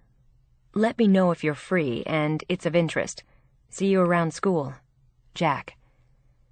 Victoria sat staring at it endlessly, wondering what it meant. Friendship? A date? Someone who had no friends in New York and was just lonely? Did he like her? She felt like Gracie with her high school romances as she tried to read between the lines. It made her nervous, and maybe it was just what it appeared to be. Dinner and a play on a Saturday night, offered by a nice guy. They could figure out the rest later, if they wanted to go out again. She couldn't wait to tell Harlan about it when he got home. That's what they call dating, Victoria. A guy asks you out. He offers to feed you, possibly entertainment, in this case a play. And if you both have fun, you do it again. What did you answer? He asked with interest, but he was happy for her. She looked excited. Nothing. I wasn't sure what to say. How do you know it's a date? Time of day, offer of food, entertainment provided, Saturday night. Your sexes, your ages, career in common, you're both single. I'd say it's a pretty safe bet that this is a date. He was laughing at her, and she looked nervous. Maybe he just wants to be friends. Maybe, but plenty of romances start as friendships. Since you both work at a fancy school, I don't think he's an axe murderer. He doesn't appear to have any serious addictions or substance abuse issues. He probably hasn't been recently arrested. I think you'd probably be safe for dinner and a play. If not, you can always carry mace.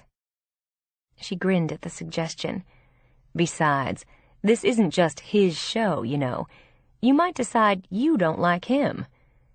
He wanted her to know that she had decision-making power here, too. Why would I do that? He's smart, he's nice-looking, he went to MIT. He's got a lot more going for him than I do. He could go out with anyone he wanted. Yes, and so could you. And besides, he asked you. Let's keep the playing field level here. You have just as much free choice here as he does. No one died and made him king. It was good advice, and she knew it, and it was a reality check for her. She felt so inadequate and unlovable most of the time. She knew now that she forgot that she had a voice in this too. The decision was not only just his. And don't forget the lamb chop factor, Harlan said with a serious air, as he made them both a cup of tea. What's that? Victoria asked with a puzzled expression. You meet a guy who is so gorgeous it knocks you flat on your ass, and you can hardly breathe when you see him. He's brilliant, charming, and funny, as well as the best-looking guy you've ever seen. Maybe he even drives a Ferrari. Then you see him eat a lamb chop, like he was born in a stable and eats like a pig in a trough, and you never want to see him again. Victoria burst out laughing at what he said. Can't you teach him table manners? She asked innocently. Harlan shook his head with a determined look. Never. It's too embarrassing. And so is introducing a guy like that to your friends while he sits at the table, slobbering over his lamb chop, slurping his soup, and licking his fingers. Forget the guys who eat like Tom Jones. You can check him out at the diner, he said seriously, while Victoria grinned. Okay, I'll order lamb chops and offer him one. Trust me, it's the ultimate test. You can live with almost anything else. They were both laughing by then, and he was teasing her, but there was a small degree of truth to what he said.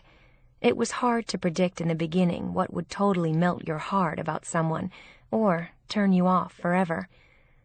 Guys who tipped badly, or left no tip at all, were rude to waiters, or crude, had always been a turn-off for her. She had never considered lamb chops before. So, what are you going to do now? Harlan asked her.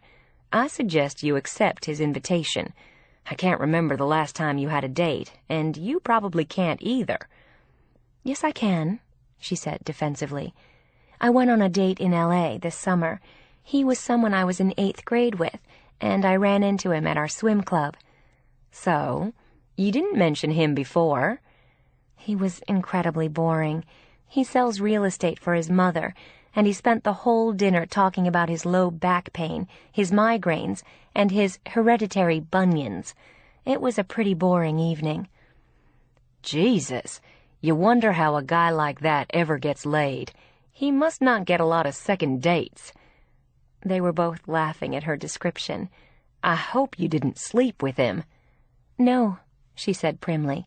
He had a headache, and so did I by dessert. I ate dinner and left. He called a couple of times after that, and I lied and told him I'd gone back to New York. Fortunately, I didn't run into him again. In light of that experience, I think you ought to go out with the chemistry teacher. If he's not signing up for bunion surgery and doesn't get a migraine at dinner, you'll be way ahead of the game." "I think you're right," she said, and went to answer Jack Bailey's email. She told him she accepted with pleasure, and it sounded like fun. She offered to pay her share, since they were both poverty-stricken teachers. He emailed that it wasn't necessary, as long as she didn't mind dinner at the diner, and told her he'd pick her up on Saturday. It was done. All she had to do now, she realized as she went to tell Harlan, was figure out what to wear. "A very, very, very short skirt," he answered without hesitation. "With legs like yours, you should only wear miniskirts. I wish I had those legs," he teased her. But what he said was true. She had long, beautiful, graceful legs that drew all attention away from her thicker middle. And he thought she had a pretty face, in a wholesome, blonde, all-American way. She was a very decent-looking woman, and an extremely nice one, with a bright, lively, sharp mind and a good sense of humor. What more could a man want? He hoped the date worked out for her, particularly since he had been happy for the last 8 months with John Kelly, thanks to her. They were a perfect combination, and it had become a serious affair. They were starting to talk about moving in together, and they loved taking Victoria out to dinner with them. Harlan had become her best friend in New York, and her only real confidant other than her sister, and he gave excellent advice. When Jack arrived promptly at 7 o'clock on Saturday night, the apartment was empty. All the others were out for the evening, and he walked around the apartment, admiring how pleasant it was and how spacious. "Wow, I live in a shoebox compared to you," he said enviously. "It's rent-controlled. I was lucky, and I live here with 3 other people. I found it as soon as I moved to New York." "You really lucked out." She offered him a glass of wine, and a few minutes later they left for dinner. They took the subway to the diner in the village, and he said the play was starting at 9 o'clock, so they had just enough time for dinner. She had taken Harlan's advice, and he had checked her over before he went out to meet John. She was wearing a short black skirt, a white T-shirt, and a denim jacket, with high-heeled sandals that showed off her legs, and she looked very pretty. She wore a little makeup, and her long blonde hair down. Harlan had said it was the perfect outfit for a first date, sexy, young, simple, and it didn't look like she was trying too hard. He had said solemnly, definitely no cleavage on a first date, although she had plenty of it. He told her to save it for later, and she hadn't been planning to show it off anyway. She was happy in the loose T-shirt, and she and Jack chatted constantly on the way downtown. He was fun to be with, and had a good sense of humor. He made her laugh at the description of the schools he'd worked in, and it was obvious that he genuinely liked kids. It was equally so that he liked her. She contemplated the menu with a frown when they got to the diner. She always had a weakness for meatloaf and mashed potatoes, which reminded her of her grandmother's cooking, which had been the best thing about her, but she didn't want to overdo it and eat too much. The fried chicken sounded good, too. She finally decided on sliced turkey breast and ordered string beans, and the food was good. She almost burst out laughing when Jack ordered lamb chops and a baked potato. He ate them with a knife and fork. No sign of Tom Jones. She could tell Harlan that he had passed the test, and she hoped that she had, too. They shared a piece of homemade apple pie a la mode for dessert. When they finished their meal, he said, "I like a woman who has a healthy appetite," and told her that the last girl he had gone out with was anorexic, and it had driven him crazy. She never ate, and was apparently severely neurotic in other ways. He didn't see anything wrong with Victoria enjoying her food. They both liked the play, and talked about it all the way back to her place on the subway. It was depressing, but beautifully acted and well written. She'd had a great evening with him, and she thanked him as they stood outside her building in the warm night air. She didn't invite him to come upstairs at the end of the evening. It was too soon. But it definitely felt like a date to her.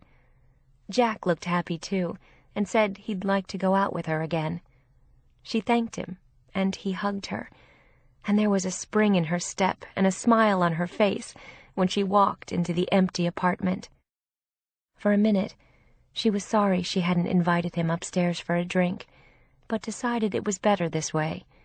And, much to her surprise, he called her the next day. He said there was an art show downtown that he was going to, and wanted to know if she'd like to join him. She did.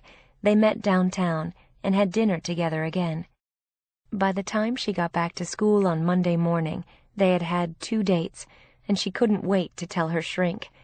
It felt like a real victory to her, a huge compliment, and they seemed to be compatible in many ways.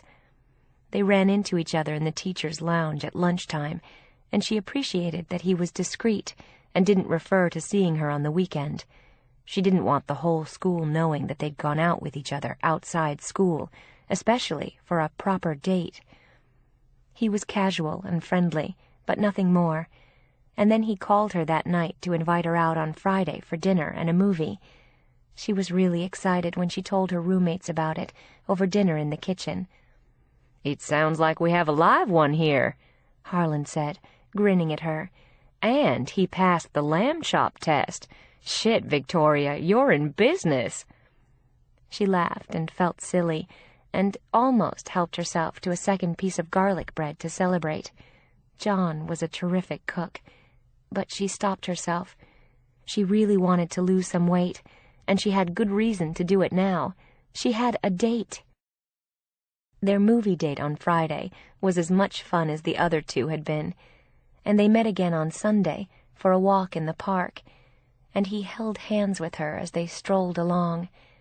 They bought ice cream from a man with a hand truck rolling through the park, but she forced herself to throw it away before she finished. She had lost 2 pounds that week and had been doing sit-ups every night in front of the TV. Even her shrink was excited about her budding romance, although Victoria hadn't slept with him yet. He hadn't tried, and she didn't want to do that too soon. She wanted to be sure how she felt about him before she did, and that they had something real between them. She didn't want just sex. She wanted a relationship, and Jack was beginning to seem like the perfect candidate for it after 4 dates. They went back to her apartment on Sunday afternoon, and he met Bunny and Harlan, and was very nice to both of them, and they both liked him. October was the most exciting, hopeful month she'd had in years, as she and Jack continued to see each other every weekend, and on the 3rd weekend they went out, he kissed her. They talked about it, and both agreed that they wanted to wait a little while before they took the relationship to another level. They both wanted to be cautious and mature, and get to know each other better before they took a major leap. It made her feel safe and comfortable with him, and not pushed beyond her limits. He was respectful of her, and every time they saw each other, they got closer and had a wonderful time. Victoria's shrink fully approved. Victoria had told him a little about her parents, though not a great deal. She hadn't told him about the tester cake remark, or being named after Queen Victoria, but she did say that they had never praised her, and were critical of her choice of career. "We have that in common," Jack said to her. "My mother always wanted me to be a doctor because her father was. My father still wants me to be a lawyer like him. I love being a teacher, and they warn me constantly that I'll never make a decent living or be able to support a wife and kids. But other people do it, and this is what I want to do. When I went to MIT, my father thought I should at least be an engineer." My father says the same thing, minus being able to support a wife and kids. I guess no one congratulates anyone for becoming a teacher. It seems like an important job to me. We have a pretty major influence on kids. "I know. People get paid $5 million for hitting a baseball out of the park, but educating young people isn't worth a damn thing to anyone, except to us.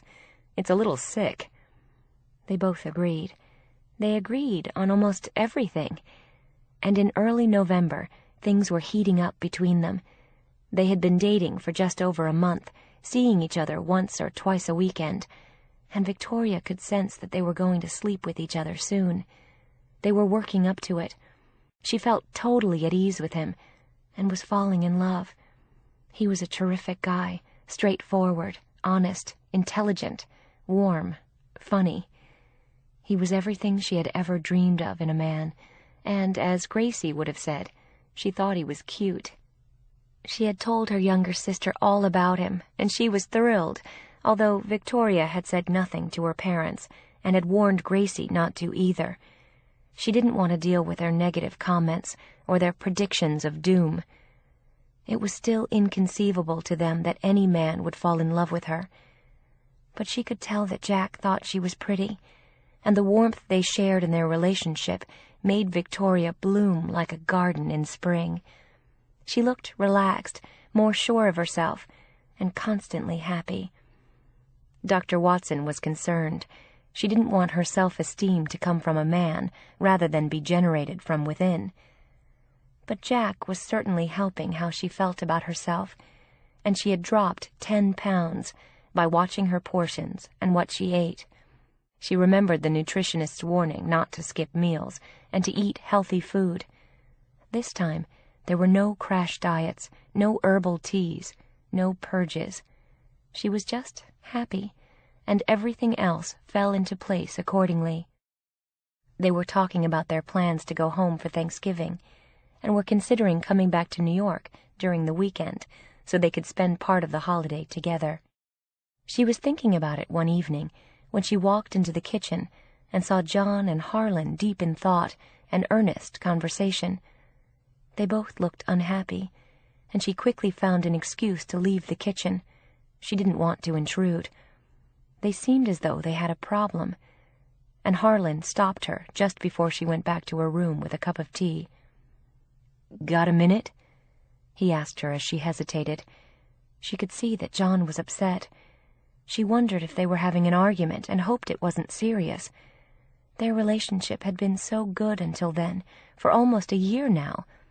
She would hate it if they broke up, and she knew Harlan would be distraught. "Sure," Victoria said in answer to his question, with no idea how she could help them, but willing to try. Harlan waved at a chair at the kitchen table, as John let out a sigh. "Looks like you guys are having a problem," she said sympathetically, as her heart went out to both of them. "Yeah, kind of," John admitted. "It's kind of a moral dilemma." "Between the two of you?" She looked surprised. She couldn't imagine either of them cheating on the other. And she was certain that Harlan was faithful, and assumed that John was too. They were just that kind of people, with good values, morality, and a lot of integrity. And besides, they loved each other. "No, it's about a friend," Harlan answered. "I hate meddling in other people's business. I always wondered what I would do if I found out something that would hurt someone I love, but thought that they should know. It's a situation I've never wanted to be in." "And you are now?" Victoria asked innocently, and they both nodded at the same time. John sighed again, and this time he spoke up. He knew it was too hard for Harlan to do it, and he was the one who had the information firsthand. They'd been talking about it for 2 weeks, and had hoped it would work itself out. But it hadn't. It had gotten worse, and neither of them wanted to see Victoria heading for a wall. They loved her too much as their friend, and almost like a sister. "I don't know all of the details, but it's about Jack. Your Jack. Life is really weird at times, but I've been talking to a teacher I work with at my school. I've never liked her, and she's kind of a bitch. She's very full of herself, and she's always working some guy. She's been talking a lot lately about some teacher she's having an affair with. He works at another school. She sees him every weekend, but apparently only one night, and she's pissed about it. They see each other one night and one afternoon, and she thinks he's cheating on her, although he says he isn't. Other than that, she thinks he's a great guy, and she says he's crazy about her. They're planning to spend Thanksgiving together instead of going to their families, and he told her he would go see them on Saturday after Thanksgiving for the weekend. And then, I don't know, but it rang a bell for me. I asked her what this guy's last name is and where he teaches. I never bothered to ask her before, 'cause I really don't give a damn. She says his name is Jack Bailey, and he teaches chem at Madison. John turned sad eyes toward Victoria, and she looked like she was going to faint or burst into tears. It sounds like your guy is riding 2 horses, or trying to. I wanted to say something before you got in any deeper. It sounds like he's splitting every weekend, and now Thanksgiving, between the 2 of you, which is a shit thing to do. If he hasn't told you that's what he's doing and you haven't agreed to it. And honestly, this girl is really a bitch. She's just not a decent person. I don't know what he's doing with her when he has you. It made both John and Harlan feel sick for her, and now she looked it too. She started to cry as they sat at the kitchen table, and Harlan handed her a tissue. They felt terrible telling her, but thought that she should know what she was dealing with, and whom. "What am I going to do?" she asked them through her tears. "I think you have to talk to him about it," John said simply. "You have a right to know what he's doing. He's seeing a lot of you, and apparently of her, too, every weekend. And she says she's been sleeping with him for 2 months. He didn't add salt to the wound by telling Victoria that the other woman claimed he was great in bed. She didn't need to hear that, too, particularly since she hadn't slept with him yet herself. But they all knew that she would soon. She had kind of guessed that it would happen naturally over Thanksgiving, and with all her roommates away, she'd been planning to invite him to stay at the apartment when they got back from their holiday with their families. Although she knew now that he'd been planning to spend it with the other woman and lying to her about where he was spending the weekend. He was lucky it was a big city, and he hadn't run into either of them when he was with the other. But it was a small world anyway, and by sheer coincidence he was seeing a woman who worked with one of her best friends. The possibility of that happening was slim, but it had happened. Providence had intervened. "What do I say to him? Do you think it's true?" She was hoping it wasn't, but John was honest with her again, however painful. "Yes, I do. She's a slut, but there's no reason for her to lie or make this up. I think he's the one who's not being honest, and it's a rotten thing to do to you, even if you're not sleeping with him yet. You've been dating him for almost as long as she has. It sounds like he's playing you both." Victoria felt sick as she listened, and sat frozen in her seat. She felt cold suddenly, and the boys saw her shiver. "Do you think he'll tell me the truth now?" she asked miserably. "Probably. He's been pretty much caught red-handed. It would be interesting to hear what he does say and how he explains it. This will be a tough one to justify or clean up." "I never asked him if he was seeing someone else," Victoria said honestly. "I didn't think I had to. I assumed he wasn't." "It's a good question to ask," Harlan added sadly. "Some people don't fess up unless you ask. But by this point, seeing each other every weekend and building a relationship, he should have told you whether you asked or not." She nodded and thanked John for the information, although she hated hearing it, and he looked miserable for having told her.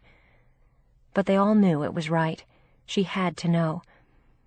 She sat with them in the kitchen for a long time, mulling it over, rehashing what they knew, and was confused, hurt, and angry about it. She managed to avoid Jack at school all the next day. She didn't feel ready to confront him. And that night, he called her. "Where were you today? I looked for you all over and couldn't find you," he said, sounding as affectionate as ever. It was Thursday, and they were supposed to have dinner together the next day. She tried to keep her voice normal, but it was hard.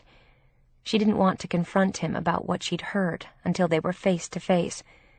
This was not a conversation she wanted to have with him over the phone. She had felt sick about it all day and hadn't slept the night before. It was hard to believe that someone she cared about so much and had been so open with and trusted so much, had been so dishonest with her. It had been a heart-wrenching revelation. All her fears came back to her that she wasn't good enough to be loved. She hoped he had some reasonable explanation for it, but she couldn't imagine one. She was willing to listen to what he had to say, and wanted to hear it, but the evidence John had presented to her was pretty damning. She told Jack she had been busy all that day, meeting with students and their parents about the college process, and she invited him to come to the apartment for a drink before dinner the following night.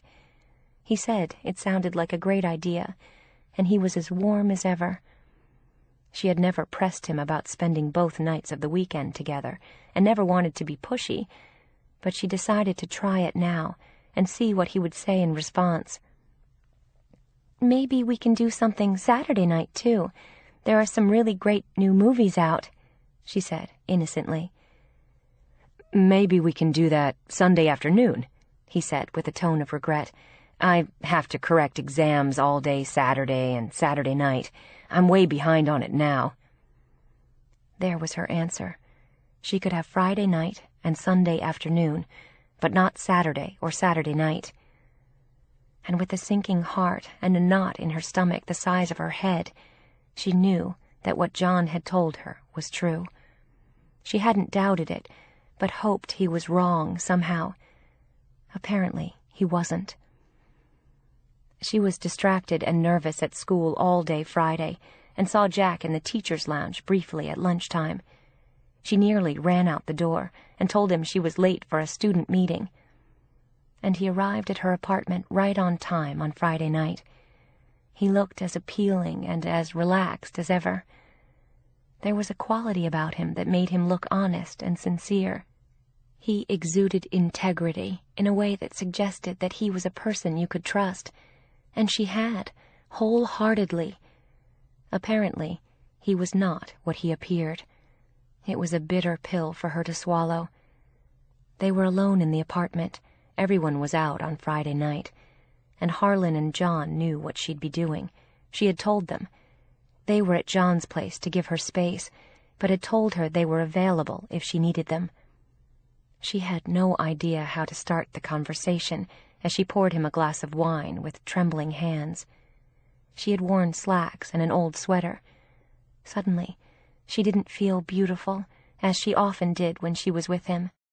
She felt ugly and unloved and betrayed now. It was a terrible feeling. She hadn't bothered to wash her hair or wear makeup. The notion of competing with the other woman was foreign to her. Her spirit and her confidence in herself had folded like a house of cards.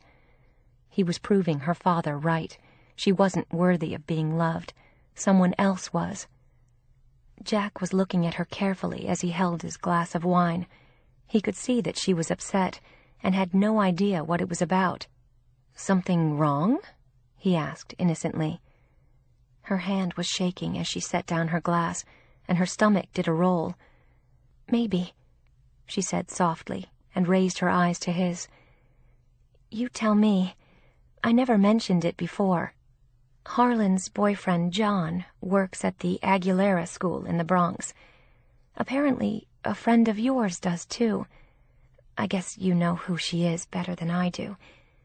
She says she's been having an affair with you for 2 months, and she sees you every weekend.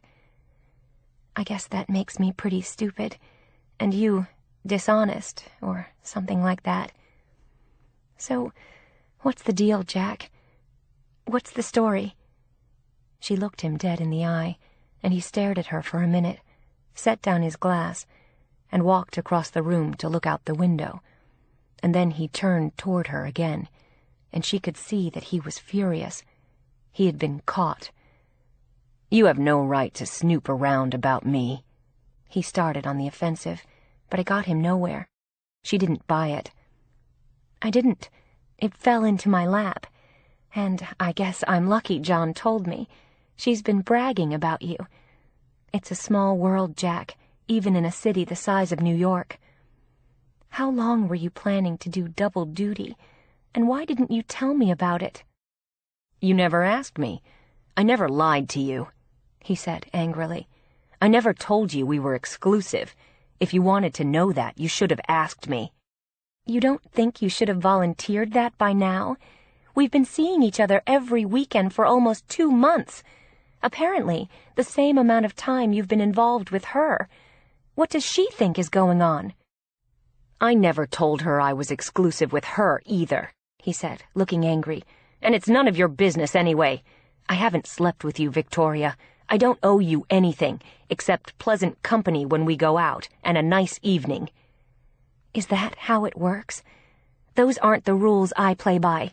If I'd been seeing someone else, sexually or not, I would have told you. I would have felt I owed you that, just so you don't get confused or hurt. I had a right to know Jack, just as a human being and someone you supposedly cared about. I deserved that. This wasn't just about dinner. We were trying it out as a relationship. And I guess you're doing the same with her. And who else is there? Do you have slots open during the week, too? It sounds like you've been a pretty busy guy, and not an honest one. It was a shitty thing to do, Jack, and you know it." There were tears in her eyes when she said it.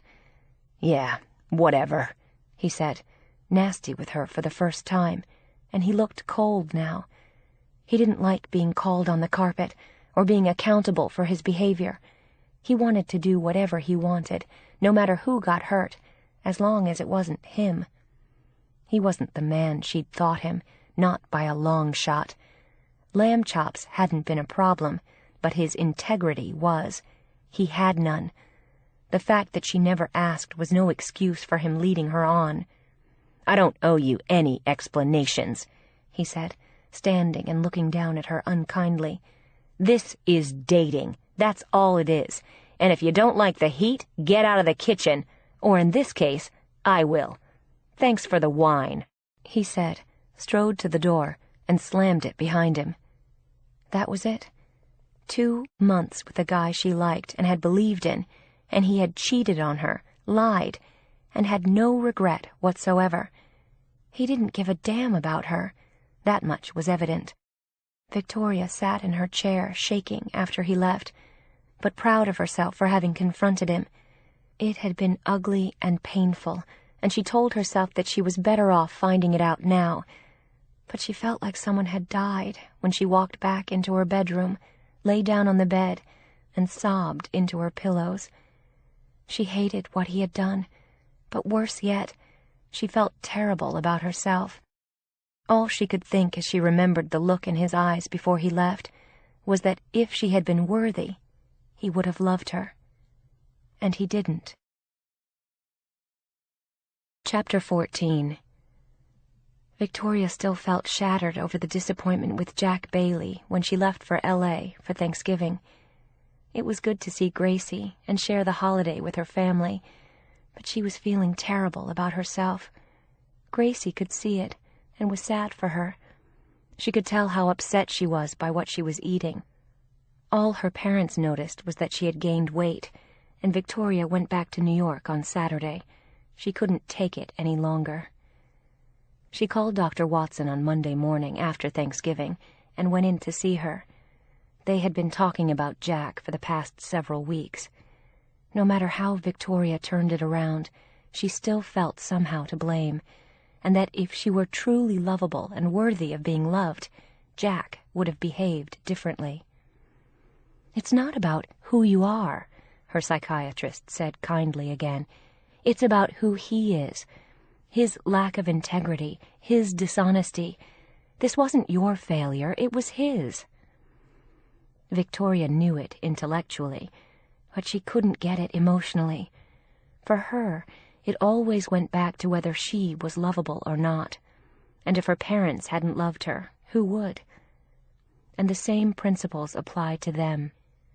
Their failure to love her as she was spoke volumes about who they were, but it still made her feel terrible about herself. And she tried to fill the void with gallons of ice cream when she went home to L.A. over Christmas. She was still depressed and couldn't seem to turn it around. Her parents knew nothing about the relationship with Jack. She had never shared it with them, and she knew that if she had, they would only have found a way to blame her when it failed. Of course he couldn't love her if she was too fat, and the other woman in his life was probably thin. And in some part of her psyche, Victoria believed that too. She had never had the courage to ask John what the other woman looked like. She believed her parents' subliminal and overt messages. Men only loved girls who looked like Gracie, and no man wanted an intelligent woman. She didn't look like Gracie, and she was a bright girl, so who would want her? She was still seriously depressed when she went back to New York on New Year's Eve. She spent midnight on the plane, and when the captain announced Happy New Year at midnight, Victoria pulled a blanket over her head and cried. It had been agony seeing Jack at school between Thanksgiving and Christmas. She never ate lunch in the teacher's lounge anymore. She stayed in her classroom or went for walks outside along the East River. It was a serious reminder of why it wasn't smart to get romantically involved with someone at work. Picking up the pieces later was a mess, and there were whispers among teachers and students that they had been dating and she had gotten dumped. It was humiliating beyond belief. Victoria did all she could to disappear, although it was Jack who should have been ashamed. And she heard just before Christmas that he was dating the French teacher who had been chasing him since the first day of school. She felt sorry for her, since she assumed he was still seeing the woman at John's school and not being any more honest with the French teacher than he had been with her. Or maybe the French teacher was smarter and knew the right questions to ask, like, "Are we exclusive?" Or maybe he would have lied. In any case, it wasn't Victoria's problem anymore. Jack Bailey was no longer in her life. It was a dream that had almost happened and had fallen apart before it did. More than anything, for Victoria, it was a loss of hope. Helen and Carla tried to comfort her as gently as they could, but she avoided them, too.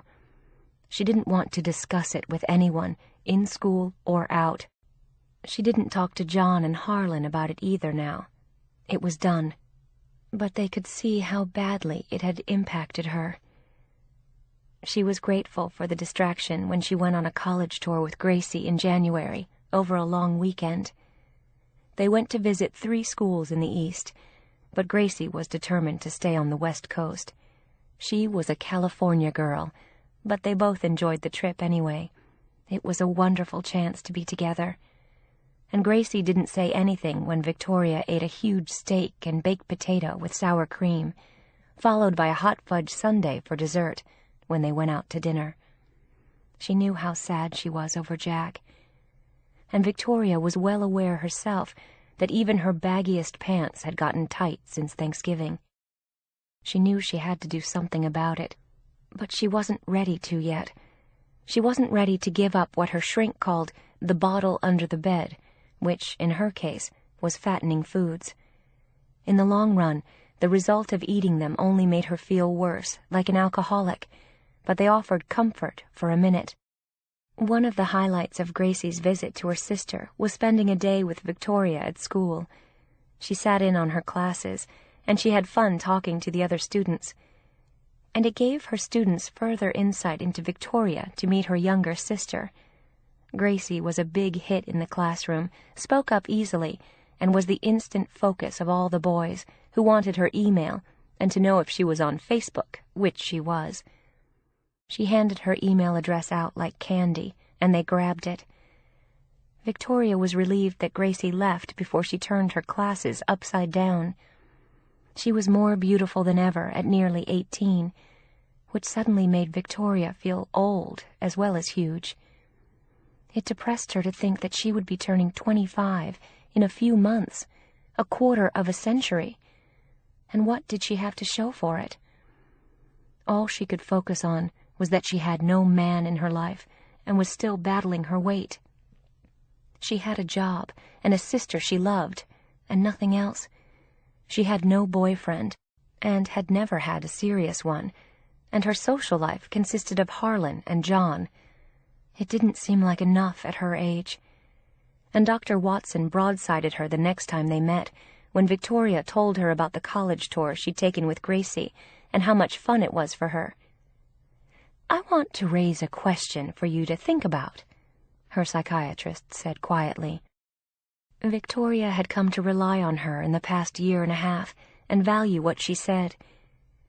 "Do you think it's possible that you keep the weight on so you don't have to compete with your beautiful younger sister?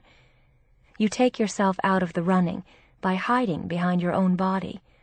Maybe you're afraid that if you lost the weight, you still couldn't compete, or don't want to." Victoria brushed off what she said and summarily dismissed it. "I don't have to compete, nor should I, with a 17-year-old girl. She's a kid. I'm an adult." "You're both women, in a family where your parents pitted you against each other and told you that you weren't good enough, and she was, from the day she was born. That's a heavy weight for both of you, and more so for you. So you withdrew from the competition." It was an interesting point that Victoria didn't want to hear. "I was big before she was born," Victoria insisted. "Big compared to your sister. Don't confuse the issue. But being overweight is different." The psychiatrist was suggesting that it was a protective covering she wore, a camouflage suit that kept people from seeing her as a woman, even though she was a pretty girl, but not as beautiful as Gracie. So she checked out of the competition and disappeared into a body that made her invisible to most young men, except, ultimately, the right one. But her psychiatrist hoped that she would take the weight off before that, only because it made her unhappy. "Are you saying I don't love my sister?" Victoria asked, looking angry for a moment. "No," her doctor said quietly. "I'm saying you don't love yourself." Victoria fell silent for a long moment as tears ran freely down her cheeks. She had learned long since what the tissue box was for and why people used it as often as they did. In the spring of Victoria's second year at Madison, they offered her a permanent job in the English department, and she was relieved to hear that Jack Bailey's contract wasn't being renewed. The rumor was that he'd been told it wasn't a good fit, but his heated affair with the French teacher had turned ugly, and they'd been seen fighting in the halls, and the passionate Parisian had hit him right in school. And after that, Jack had gotten involved with one of the students' mothers, which was a well-known taboo in the school. Victoria was relieved that he was leaving. It was painful every time she ran into him in the halls, and a reminder to her that somehow she had been inadequate and not enough for him to love her, and he had been dishonest and a jerk. She was thrilled to have the job for good and not have to worry about it every year. Now she had a home at Madison and could settle in with a sense of security about her work. Helen and Carla had been thrilled when she told them and took her out for lunch, and she celebrated the news that night with Harlan and John. Bill had moved out by then to live with Julie, and John had taken over his old room and was using it as an office, and they were sharing Harlan's room. John was a good addition to the group, and Bunny liked him too. She was spending more and more time in Boston, and Victoria had a feeling she'd be moving soon too, and possibly getting married. As single people, it was a fluid community, but she, John, and Harlan weren't going anywhere. She didn't even bother to call her parents about the job, although she told Gracie, who was 2 months away from graduation and was ecstatic over being accepted at USC. And she was planning to live in the dorms. Their parents would have an empty nest at last. They weren't happy about it, but she was adamant, and their parents always gave in to her. It struck Victoria that they were more upset about Gracie moving to the dorms than about her own move 3,000 miles away. Whatever happened, Gracie was always the apple of her father's eye and his baby, and Victoria was their tester cake. They hadn't thrown her away, but they might as well. Their lack of affection and approval for her had done just as much damage, and for Victoria, It was the reality of her relationship with them. Chapter 15. Gracie's graduation was a gala celebration. Whereas Victoria's graduation, even from college, had been dealt with quietly, their parents allowed Gracie to invite 100 kids to a barbecue in the backyard, with her father at the grill, making chicken, steaks, burgers, and hot dogs. And there was catering staff in T-shirts and jeans.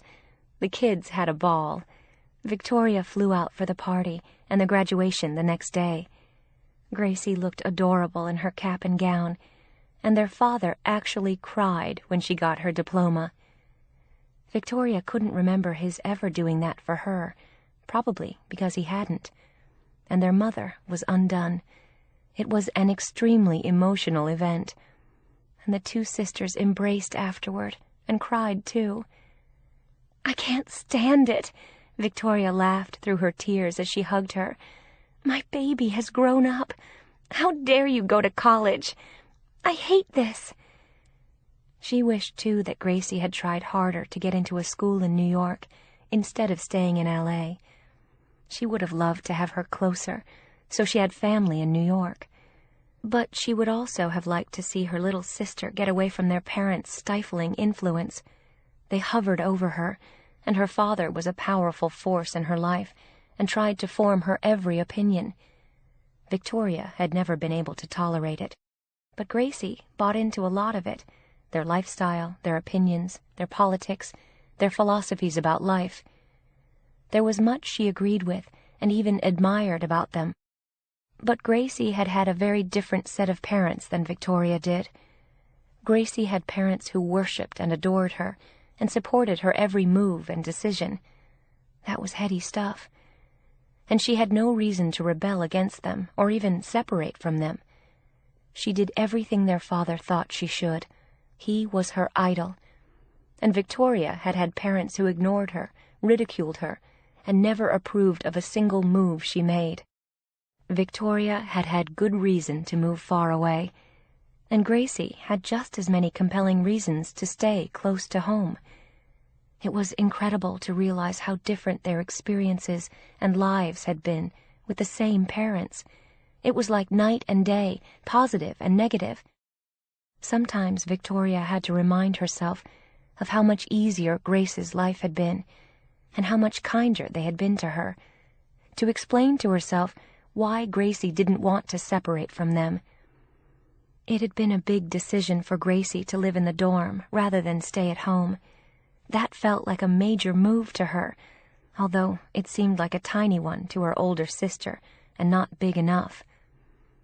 Victoria still believed that they were toxic people, and her father a narcissist, and she would have liked to see her sister get more breathing space from their parents, but she didn't want it. In fact, Gracie would have fought to stay close to them. Victoria's graduation gift to her was a big one. She was careful with her money and saved whatever she could. She wasn't extravagant, despite living in New York.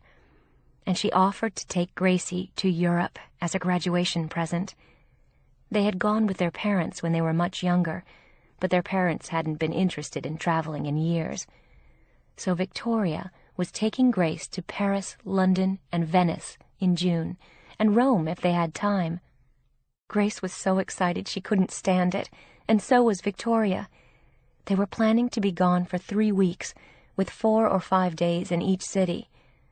With Victoria's new job at Madison, she had gotten a raise that allowed her not to work this summer. After going to Europe with Gracie in June, she was planning a trip to Maine with Harlan and John in August.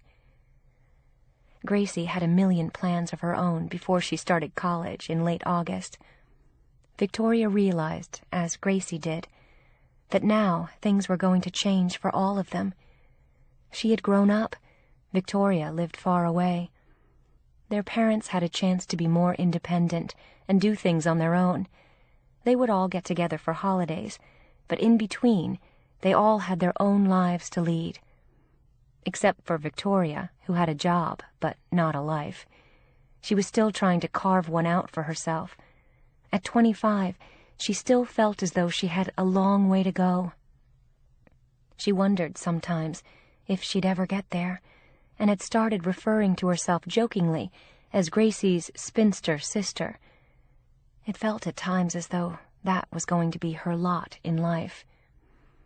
Gracie, on the other hand, had a dozen boys chasing after her at all times, some of whom she liked, some of whom she didn't, and one or two of whom she was always crazy about, and couldn't decide between the two. Finding boys had never been her problem, and Victoria was proving her parents right at every turn. She wasn't pretty enough to find a man, according to her father, and much too fat to attract one.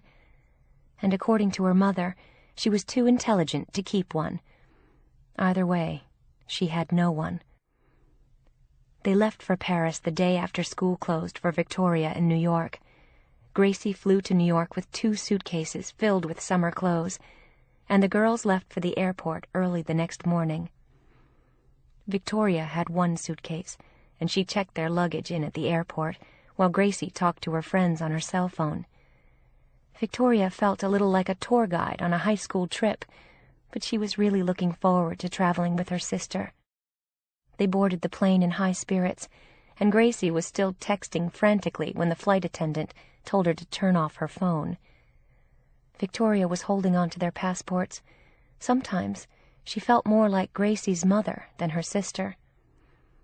They talked, ate, slept, and watched 2 movies on the 6-hour flight to Paris. It was over before they knew it, as they landed at Charles de Gaulle Airport at 10 o'clock at night. It was 4 in the afternoon for them, and they had slept on the plane, so neither of them was tired, and they were excited to look around as they drove into the city in a cab. Victoria was using a chunk of her savings to pay for the trip, and their father had sent her a nice check to help her, which she was grateful for. At Victoria's request in broken French, the cab driver drove them through the Place Vendôme, past the Hotel Ritz, into the excitement and beauty of the Place de la Concorde, with all the lights on the fountains, and then they drove up the Champs-Élysées toward the Arc de Triomphe. They turned onto the broad avenue just as the Eiffel Tower exploded in sparkling lights, which it did for 10 minutes on the hour. They were both on sensory overload from the beauty of it all, as Gracie looked around in awe. And there was an enormous French flag fluttering in the breeze below the arc. "Oh, my God," Gracie said, looking at her sister. "I'm never going home." Victoria smiled, and they held hands as the driver spun them through the free-form traffic around the Arc de Triomphe. And they headed back down the Champs-Élysées again, toward the Seine, saw the view of the Invalides, which housed Napoleon's tomb, and sped across the Pont Alexandre III, onto the left bank. They were staying at a tiny hotel Victoria had heard about, on the Rue Jacob. They were planning to travel as inexpensively as possible, stay in small hotels, eat in bistros, and go to galleries and museums. They were on a tight budget for a trip both girls knew they would remember all their lives. It was an incredible gift from Victoria to her sister. They had onion soup that night at a tiny bistro around the corner from their hotel. After dinner, they walked around the left bank, and then came back to their hotel and went upstairs and talked until they fell asleep. Gracie had been getting text messages from her friends at home from the moment she turned her phone on at the airport, and they continued long into the night.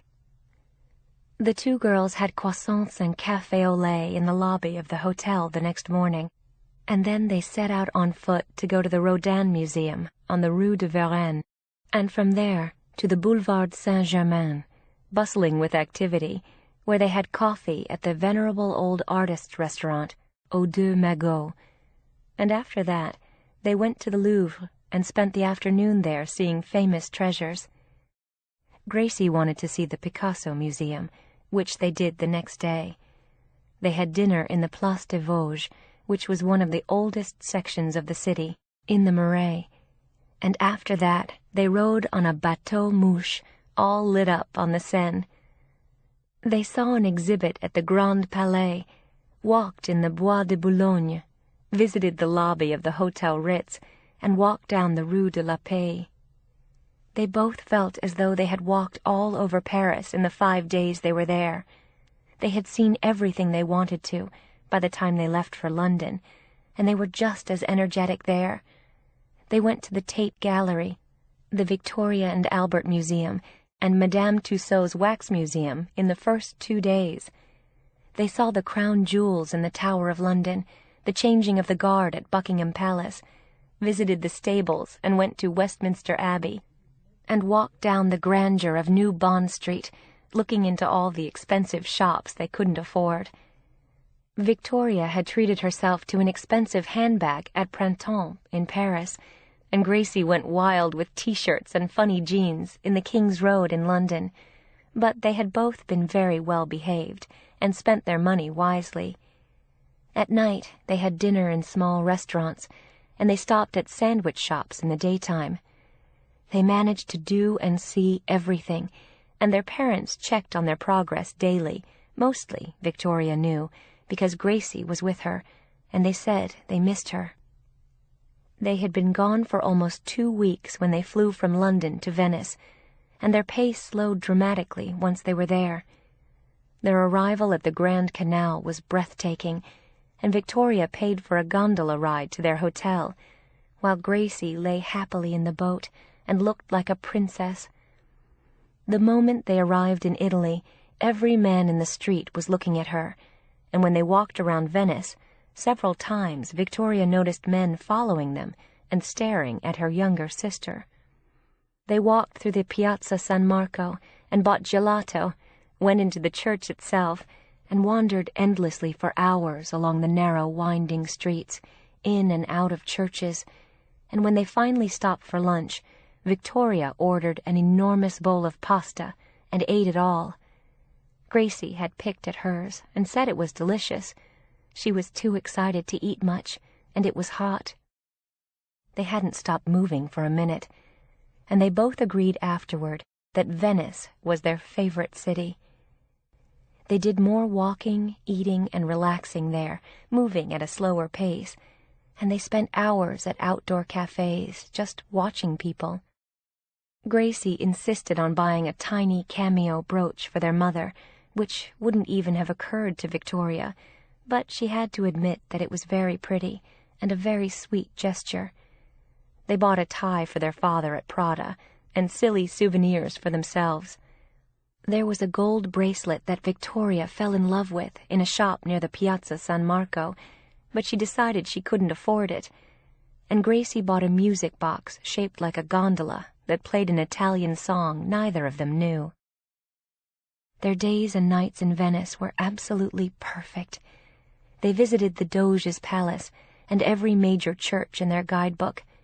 They took a gondola ride under the Bridge of Sighs and hugged as they glided underneath it, which supposedly meant they would be together forever, although the promise was only meant for lovers.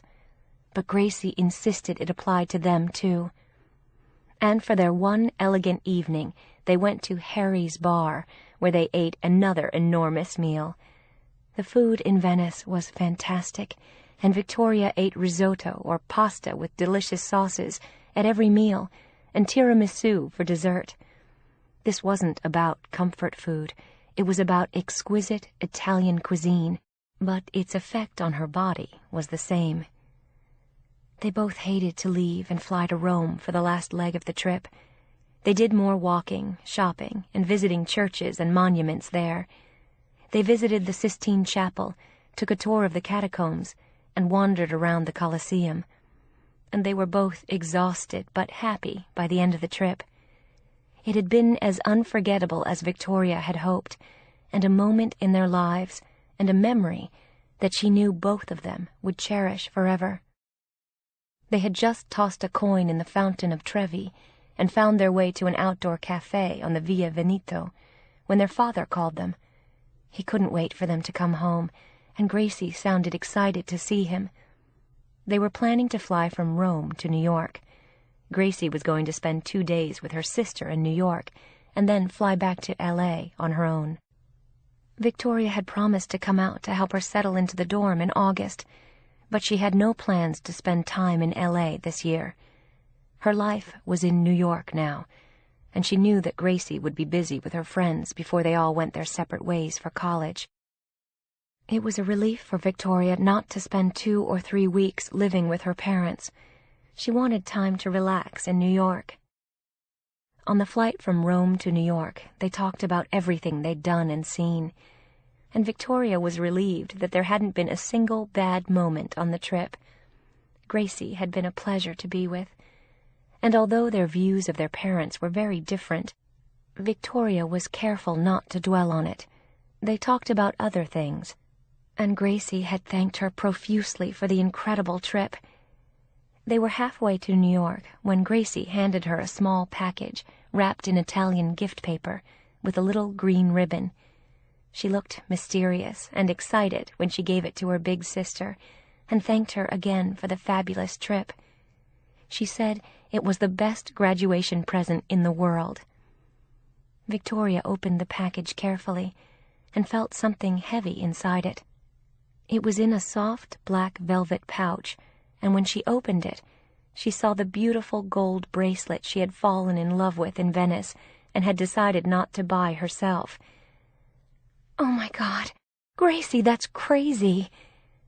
The generosity of the gift took her breath away, and Gracie put it on Victoria's wrist. "I bought it with my allowance and the money Dad gave me for the trip," her sister told her proudly. "I'm never taking it off," Victoria said as she leaned over and kissed her. "I've never had such a great time in my life," Gracie said happily, "and I probably never will again. I'm sad that it's over."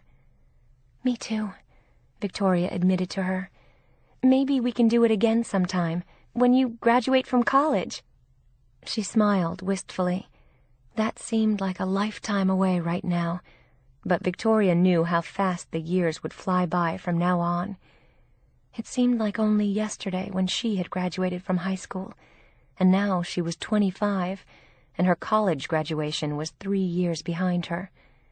And she knew it would happen just as fast for her younger sister. They talked for a long time on the flight, and then finally drifted off to sleep. They both woke up as they were landing in New York. It was sad to think that the trip was over. The time together had been magical, and they looked at each other and smiled nostalgically as they landed. They were both thinking that they wished they could start the trip all over again. It took them an hour to get their bags and get through customs, and another hour to get into the city in a cab. By the time they pulled up in front of Victoria's building, Rome, Venice, London, and Paris felt like they were a lifetime away. "I want to go back," Gracie said mournfully, as Victoria let them both into the apartment. It was a weekend, and everyone was away, and they had the place to themselves. "So do I," Victoria said as she read a note from Harlan, welcoming her home. He had left some groceries in the fridge so she could cook Gracie breakfast, and Victoria put their bags in her bedroom. It felt strange coming home. They went to bed early that night, after calling their parents to say that they had arrived safely. Gracie was always good about that, and didn't want them to worry. She had never gone through a rebellious phase, and sometimes Victoria wished she had. It might have been healthier than being so close to their parents. She hoped that now Gracie would find some independence in college, but she had a feeling they'd be wanting her to come home all the time. It made Victoria glad that she had gone to Northwestern, but they had never been as attached to her, and Gracie was their baby. The next morning Victoria made French toast for breakfast. Then they took the subway to Soho and walked around among the street vendors, shoppers, and tourists. The streets were jammed, and they had lunch at a little sidewalk cafe. But it was nothing like Europe, and they both agreed that they wished they were back in Venice. It had been the high point of their trip, and Victoria was proudly wearing the beautiful gold bracelet Gracie had given her. They spent Sunday at a concert in Central Park and had dinner after Gracie packed again. Victoria had already put all her things away, and the two girls sat talking at the kitchen table late into the night. The others weren't due back till Monday, and the following weekend was the 4th of July weekend. Gracie had a million plans in L.A., and Victoria had none in New York. Harlan and John were going to Fire Island, and Bunny to Cape Cod. Victoria took her sister to the airport the next morning, and both girls cried. It was the end of a beautiful trip, a wonderful shared time, and Victoria felt as though someone had torn her heart out after Gracie left, and she took the shuttle back into the city. Gracie texted Victoria before the flight took off. "Best vacation of my whole life, and you're the best sister. I love you forever. G." There were tears in Victoria's eyes when she read the message, and when she got back to her apartment, she called Dr. Watson. She was glad to hear that the doctor had an opening that afternoon. Victoria was happy to see her and told her about the trip. She commented on how easy Gracie had been, how much fun they had had. She showed her the bracelet on her arm and laughed when she told her about the men who had followed Gracie around in Italy. "And what about you?" the doctor asked her quietly. "Who followed you around?" "Are you kidding? Given the choice between me and Gracie, who do you think they'd follow?" "You're a good-looking woman, too," Dr. Watson confirmed. She could hear how much Victoria had done for her younger sister, and hoped that she had gotten enough emotional sustenance for herself in return. "Gracie is gorgeous, but I worry about how close she is to my parents," Victoria admitted to her doctor. "I don't think it's healthy. They're nicer to her than they ever were to me, but they stifle her. They treat her like a possession. My father fills her head with all his ideas. She needs her own." "She's young. She'll get there," the shrink said philosophically. "Or maybe she won't. She may be more like them than you think. That may be comfortable for her." "I hope not," Victoria said, and the psychiatrist agreed, but also knew that it didn't always work out that way, and not everyone was as brave as Victoria, breaking free and moving to New York. "And what about you? Where are you heading these days, Victoria? What are your goals?" She laughed at the question. She often laughed when she really wanted to cry. It was less scary that way. "Get skinny and have a life. Meet a man who loves me and whom I love too." She had gained weight on the trip and wanted to lose it over the rest of the summer. "What are you doing to make that happen?" the psychiatrist asked quietly about the man Victoria hoped to meet. "Nothing right now. I just got back this weekend. It's not that easy to meet people. Everyone I know is married, in a relationship, or gay." "Maybe you need to branch out a little bit and try some new things. Where are you these days about your weight?"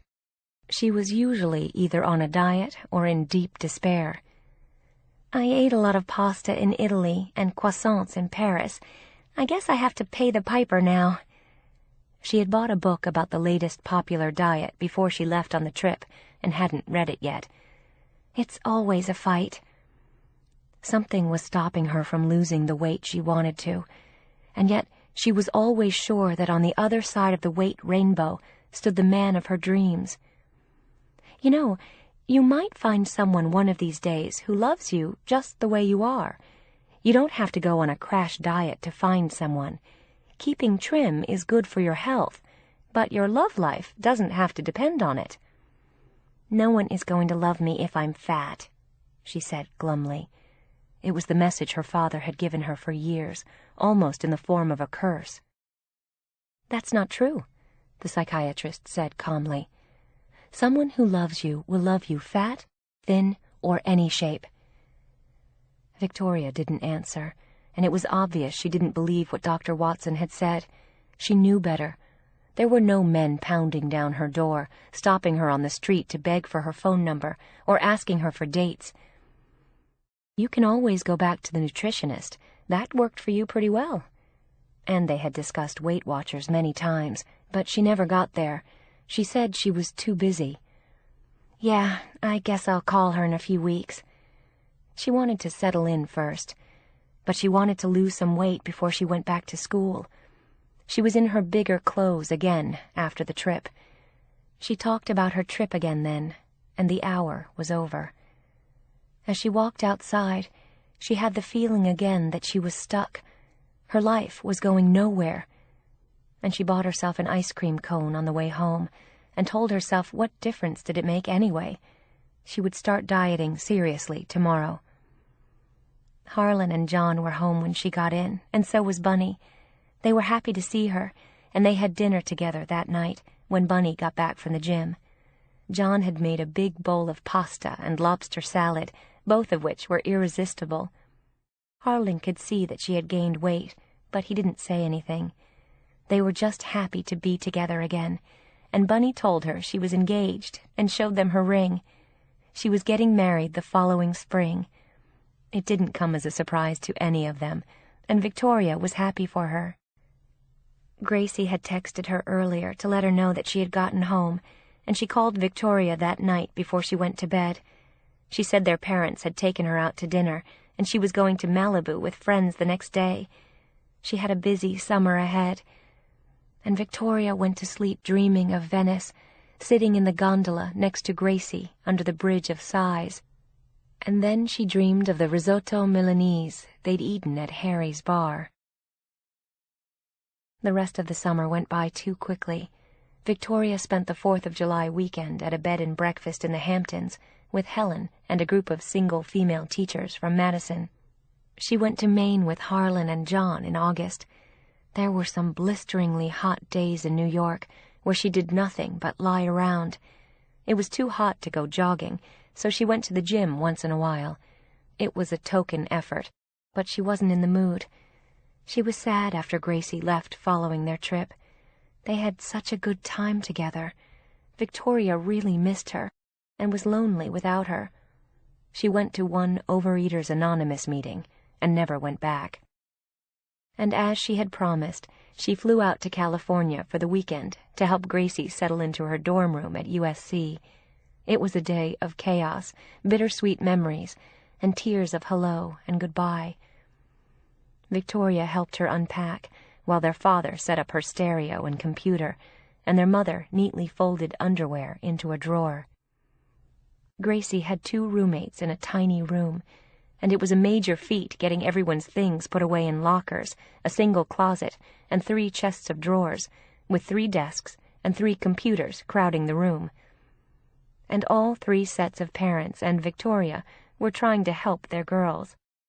By late afternoon, they had done everything they could, and Gracie walked outside with them. She looked as though she was about to panic, and her father looked like he was about to cry. And Victoria had a heavy heart. Gracie really was grown up now, and they had to open the door to the cage and let her fly. Her parents were far more reluctant to do that, and it wasn't easy for Victoria either. They were standing outside the door of the dorm, talking, when a tall, good-looking boy with a tennis racket in his hand sauntered by. He stopped the moment he saw Gracie, as though he had been struck by lightning, and couldn't move another step. Victoria smiled at the look on his face. She had seen boys react to her sister that way before. "Freshman?" he asked her. He could tell from the hall where she was standing, and she nodded. She had the same look in her eyes that he did, and Victoria almost laughed.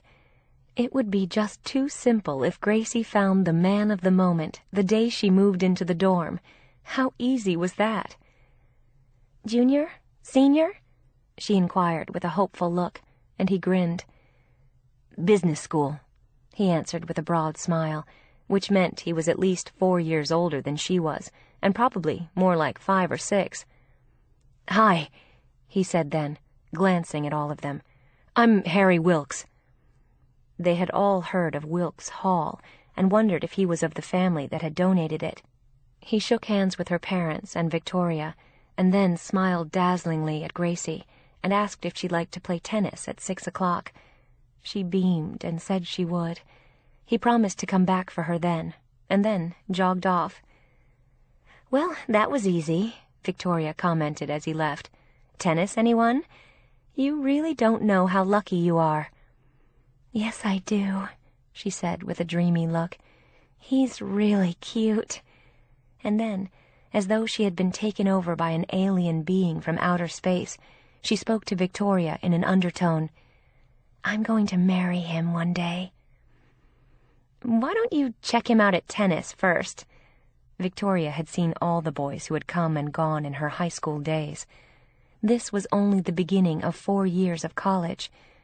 She just hoped Gracie didn't follow in their mother's footsteps and spend all 4 years looking for a husband instead of having fun. There was no reason to even think of marriage at her age. "No, seriously, I am. I just felt it when he said hello to me," Gracie said with a serious look that made Victoria want to throw water on her to wake her up. "Hello, this is college. 4 years of fun, things to learn, and great guys. Let's not get married the first day."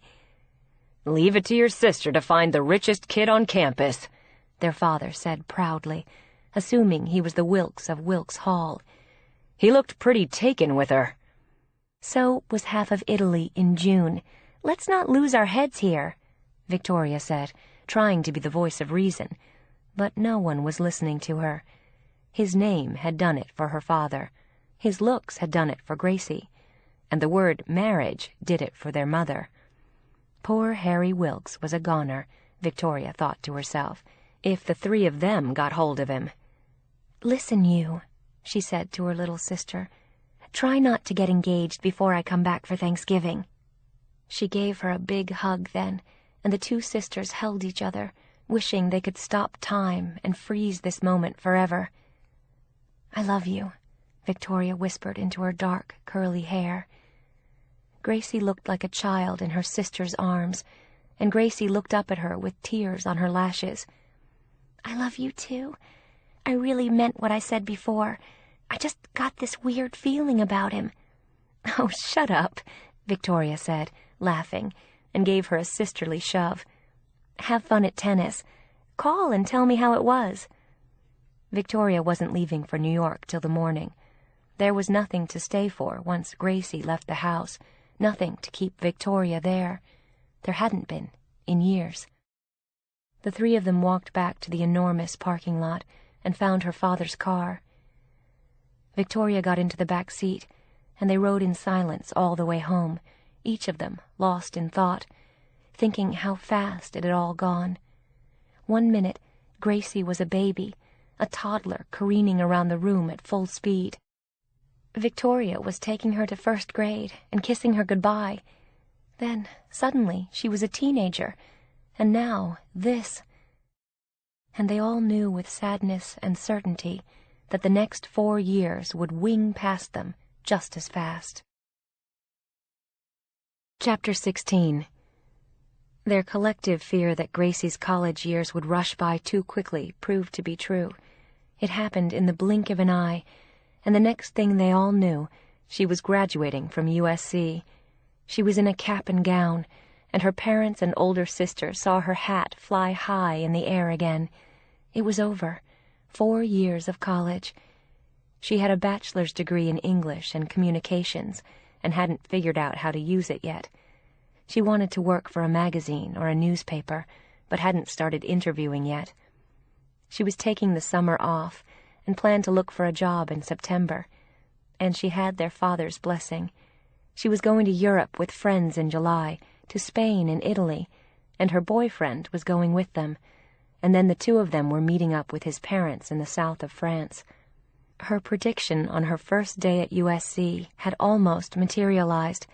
They weren't married, but Harry Wilkes had been her boyfriend for all 4 years of college, and Gracie's father heartily approved. They were indeed the family that had donated the hall of the same name. Harry had graduated from business school the year before, and he was working for his father in an investment banking firm. He was solid as a rock, her father liked to say, and a very good catch. He was with them, along with half a dozen of her friends, when they went to lunch after graduation, and Victoria noticed them talking conspiratorially at the other end of the table, and then he kissed her, and she smiled. Victoria liked Harry, although she thought him a little too controlling, and she wished her younger sister had been more adventurous while she was in college. She had been with Harry constantly. She had left the dorms in junior year to live in an apartment with him off campus, and they were still living together now. Victoria thought she was too young to be so settled so early and limited to one boy. And he reminded her a little of her father, which made her nervous, too. Harry had opinions about everything, and Gracie endorsed all of them, with no differences of her own. Victoria didn't want her turning into their mother one day, a shadow of her husband, put on earth to enhance him and make him feel good about himself. What about her? But there was no denying that Gracie was happy with Harry. And Victoria had been shocked when her parents made no objection to the two of them living together. She was sure they wouldn't have done the same for her. And when she had mentioned it to her father, he told her not to be so uptight and old-fashioned. But part of that was because Harry's family had so much money. Victoria was sure that they wouldn't have been as easygoing if Harry Wilkes were poor. She had said as much to Helen and Harlan and John whenever she talked to them about it. She worried about Gracie a lot. She was always fearful that Gracie had been brainwashed by their parents into pursuing all the wrong ideals. The luncheon celebration had started late after graduation and went on until 4 in the afternoon. They finally left the table, and Gracie went to return her rented cap and gown. She handed Victoria her diploma for safekeeping and said Harry was going to drive her home. They were going out with friends that night. Harry was driving the Ferrari his parents had given him when he graduated from business school. Victoria saw them kiss as soon as they walked away, and it seemed only yesterday that he had been standing holding a tennis racket outside her dorm the day she moved in as a freshman. "I must be getting old," Victoria said to her father as they got in his car and drove away. She was turning 29. "She was 5 years old about 5 minutes ago. How did we get here?" "Damned if I know. I feel the same way about you." He even managed to look sentimental as he said it, which surprised Victoria. During Gracie's 4 years in college, Victoria had gone out with a few men she'd met here and there, an attorney, a teacher, a stockbroker, a journalist. But none of them had mattered to her, and the relationships had only lasted a few weeks or months. She was the head of the English department at Madison now, and still living in the same apartment. She shared it with only Harlan and John. They each used a second bedroom as a study. Bunny had gotten married 3 years before and had 2 children. She had just moved to Washington, D.C. with her husband and babies. He had a State Department job, which they all suspected was really CIA, and she was a stay-at-home mom.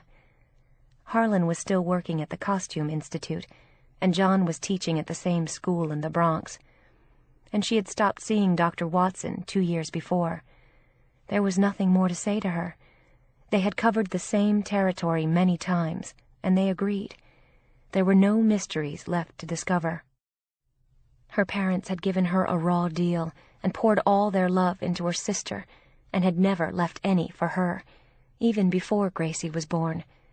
In plain talk, she'd been screwed, but she loved her sister dearly anyway, and she had very little feeling for her parents, neither anger nor affection. They were selfish, self-centered people who should never have had children at all. Or not her, anyway. Gracie suited them. She didn't. And Victoria was doing fine in spite of it. Victoria felt that Dr. Watson had helped her a great deal. She still had the same parents and a problem with her weight, but she was dealing with both more successfully than before. She still hadn't found the man of her dreams, and maybe she never would. But she loved her job. She was still teaching seniors, and her weight still fluctuated up and down. Her eating habits depended on the weather, her job, the state of her love life, or lack of it, or her mood. At the moment she was heavier than she liked. She hadn't had a date in about a year, but she always insisted that her weight had nothing to do with her love life, and the two weren't related. Harlan was always vocal about disagreeing with her, and pointed out that she gained weight and ate more when she was lonely and miserable. They had put a treadmill in the living room and a rowing machine, both of which she had contributed to, and she never used them. Harlan and John always did. Victoria was going back to New York the morning after Gracie's graduation, and she had dinner with her parents at home that night. It was a sacrifice she made at least once in every trip. Her father was talking about retiring early in a few years. Her mother was still a fanatical bridge player, and Victoria had less and less to say to them every year. Her father's jokes about her weight weren't amusing, and now he added them to comments about the fact that she wasn't married, didn't have a boyfriend, and wasn't likely to have kids. He tied it all to her weight. She didn't argue about it with him anymore, or try to defend herself, or explain. She just let the comments and wisecracks go by without answering them. They never changed, and he still thought her job was a total waste of time. At dinner, he talked about getting Gracie a job as a copywriter at his ad agency after she came home from Europe. Victoria was helping her mother load the dishwasher after dinner when Gracie came home unexpectedly. Since she was living with Harry, she didn't drop by very often, and they were all surprised to see her, and pleased. Her cheeks were pink, and her eyes were sparkling as she stood in the kitchen and looked at them, and Victoria had a sudden flutter in her stomach as Gracie blurted out the word she feared. "I'm engaged!" There was a deadly silence in the room for a fraction of a second, and then her father let out a whoop and spun her around in his arms as he had when she was a child. "Bravo! Well done! Where's Harry? I want to congratulate him, too." "He dropped me off. He went to tell his parents," she said happily, as Victoria went back to the dishes without a word. And her mother was clucking and flapping and hugged her daughter, and with that, Gracie stuck out her small hand, and they could see a large, round diamond ring on her finger. It was really happening. It was true. "This is just like your father and me," her mother said excitedly. "We got engaged the night we graduated, and married at Christmas." They all knew. "When's the wedding?" she asked, as though she wanted to start planning it right away. They didn't question for a minute what she was doing, or if she was too young, for obvious reasons relating to Harry. They thought it was a great idea, and a major coup for their daughter to marry a Wilkes. It was all about their egos, not what might be best for Gracie. Victoria finally turned around then, and looked at her younger sister with worried eyes. "Don't you think you're too young?" she asked, honestly. Gracie was just 22, and Harry was 27, which was still young in Victoria's opinion. "We've been dating for 4 years, Gracie said, as though that made it all right. But it didn't to her sister. It made it worse. She never gave herself a chance to grow on her own, develop her own opinions, or meet other boys in college, or even date them. "Some of my high school kids have dated people for 4 years. They're not old enough to get married either. I'm worried about you," she said honestly. "You're 22 years old. You need a real job, a career, some independence, and your own life before you settle down and get married. What's the rush?" For a minute she was terrified that she might be pregnant, but she didn't think she was. Gracie had announced that she was going to marry him the first day they met, and now it had happened. He was her dream come true. This was what Gracie wanted, and she looked angry at Victoria for the questions she was asking and the obvious lack of enthusiasm she showed. "Can't you be happy for me?" she asked petulantly. "Does everything have to be the way you think it should be? I'm happy. I love Harry. I don't care about a career. I don't have a vocation like you. I just want to be Harry's wife." It didn't seem like enough to Victoria, but maybe Gracie was right, and who was she to decide? "I'm sorry," she said sadly.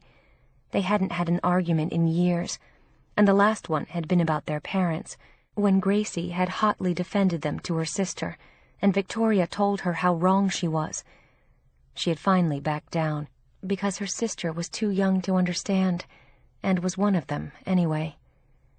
And this time she felt the same way, Victoria was the one who was different again, who wasn't happy for her, and dared to say it, who didn't fit in. "I just want you to be happy and have the best life you can. And I think you're very young." "It looks like she's going to have a good life to me," her father said, pointing at the ring. Seeing him do that made Victoria feel sick, and she knew she wasn't jealous.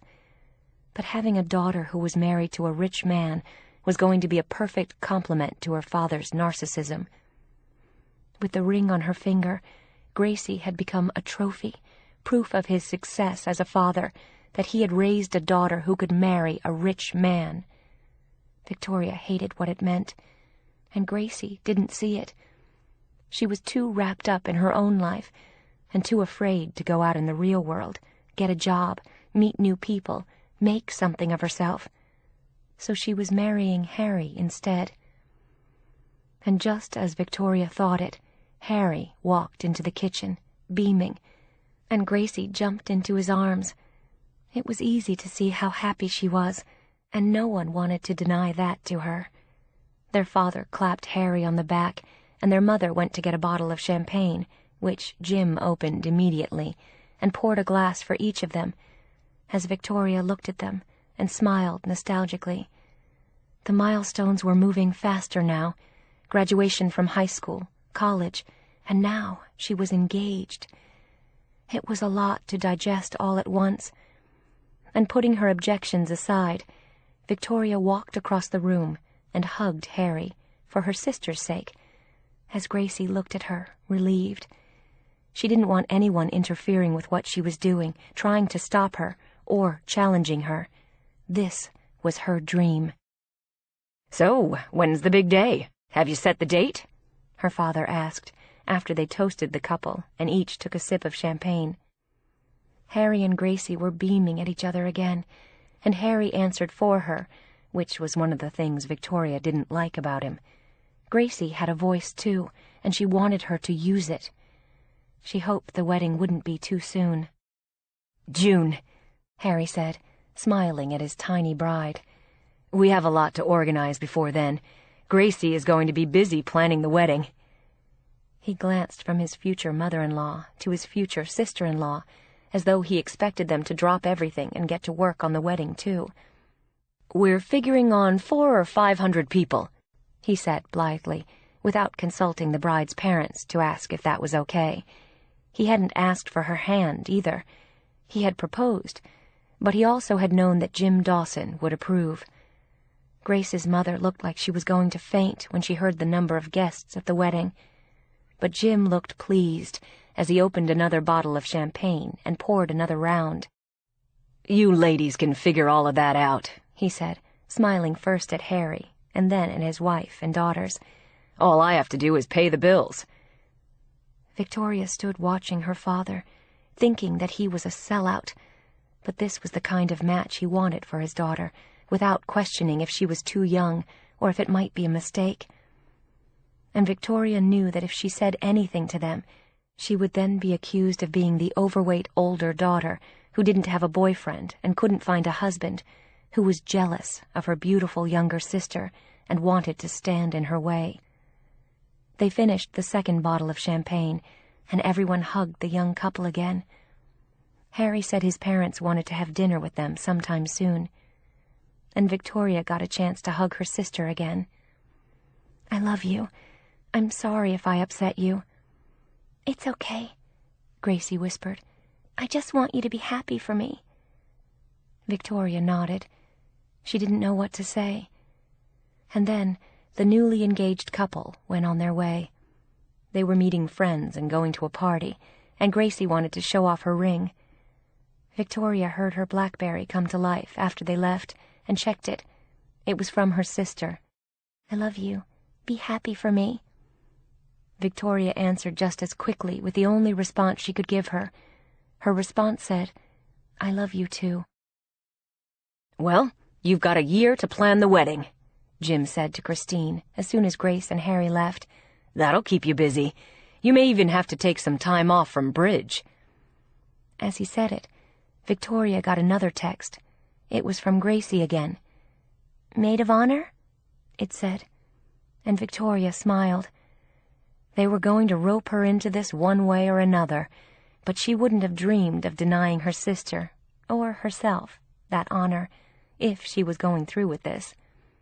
"Yes, thank you. Of course," she answered Gracie by text. So she was the maid of honor, and her baby sister was getting married.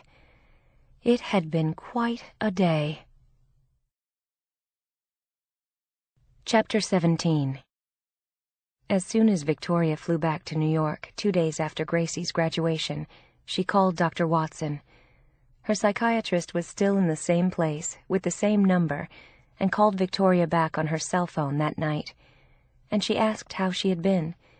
She said she was fine and anxious to see her, so Dr. Watson managed to squeeze her in the next day.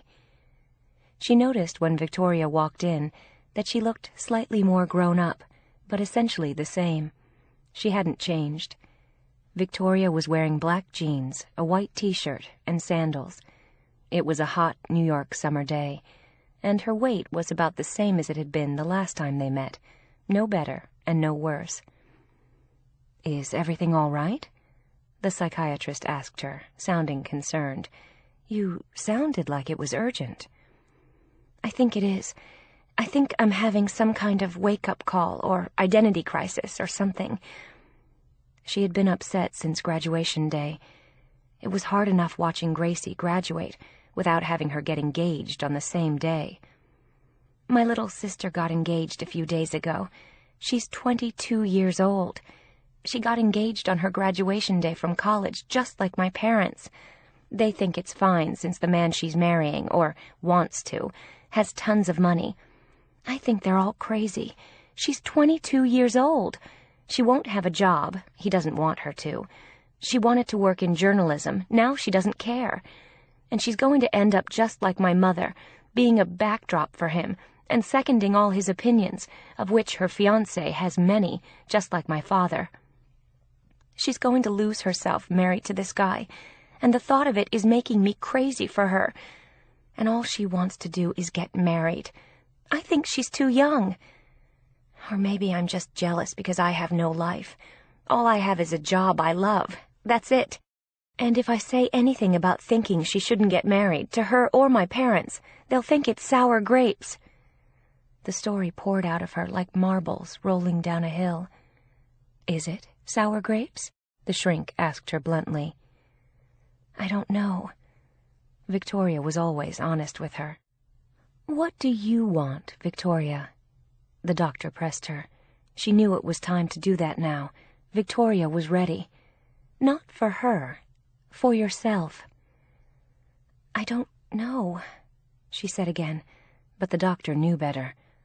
"Yes, you do. Stop worrying about your sister. Think of yourself. Why are you back here? What do you want?" Tears filled Victoria's eyes as she listened to the question.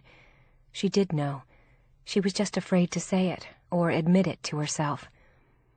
"I want a life," she said softly. "I want a man in my life. I want what my sister wants. The difference is I'm old enough to have it, and I never will." Her voice suddenly grew stronger, and she felt braver. "I want a life, a man, and I want to lose 25 pounds by next June, or at least 20. It was clear. "What's happening in June?" The doctor looked puzzled. "Her wedding. I'm the maid of honor. I don't want everyone to feel sorry for me because I'm a loser, her fat, spinster older sister. That's not who I want to be at her wedding." "Okay, that's fair. We've got a year to work on it. That sounds reasonable to me," the psychiatrist said, smiling at her. "There are 3 projects here. A life, you said, and you have to define what that means to you. A man, and your weight. We've got work to do." "Okay," Victoria said with a quaver in her voice. It was an emotional moment for her. She had had an epiphany. She was tired of not having what she wanted, and not even admitting it to herself because she thought she didn't deserve it, because her parents had told her so. "I'm ready."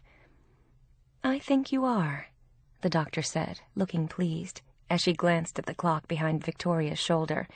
"See you next week?" Victoria nodded, suddenly aware of all that she had to do.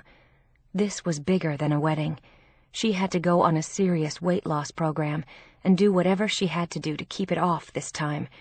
She had to make an effort to get out in the world and meet men and dress for the part, and open her life to other opportunities, people, places, things, everything she had been longing for, but never had had the courage to do.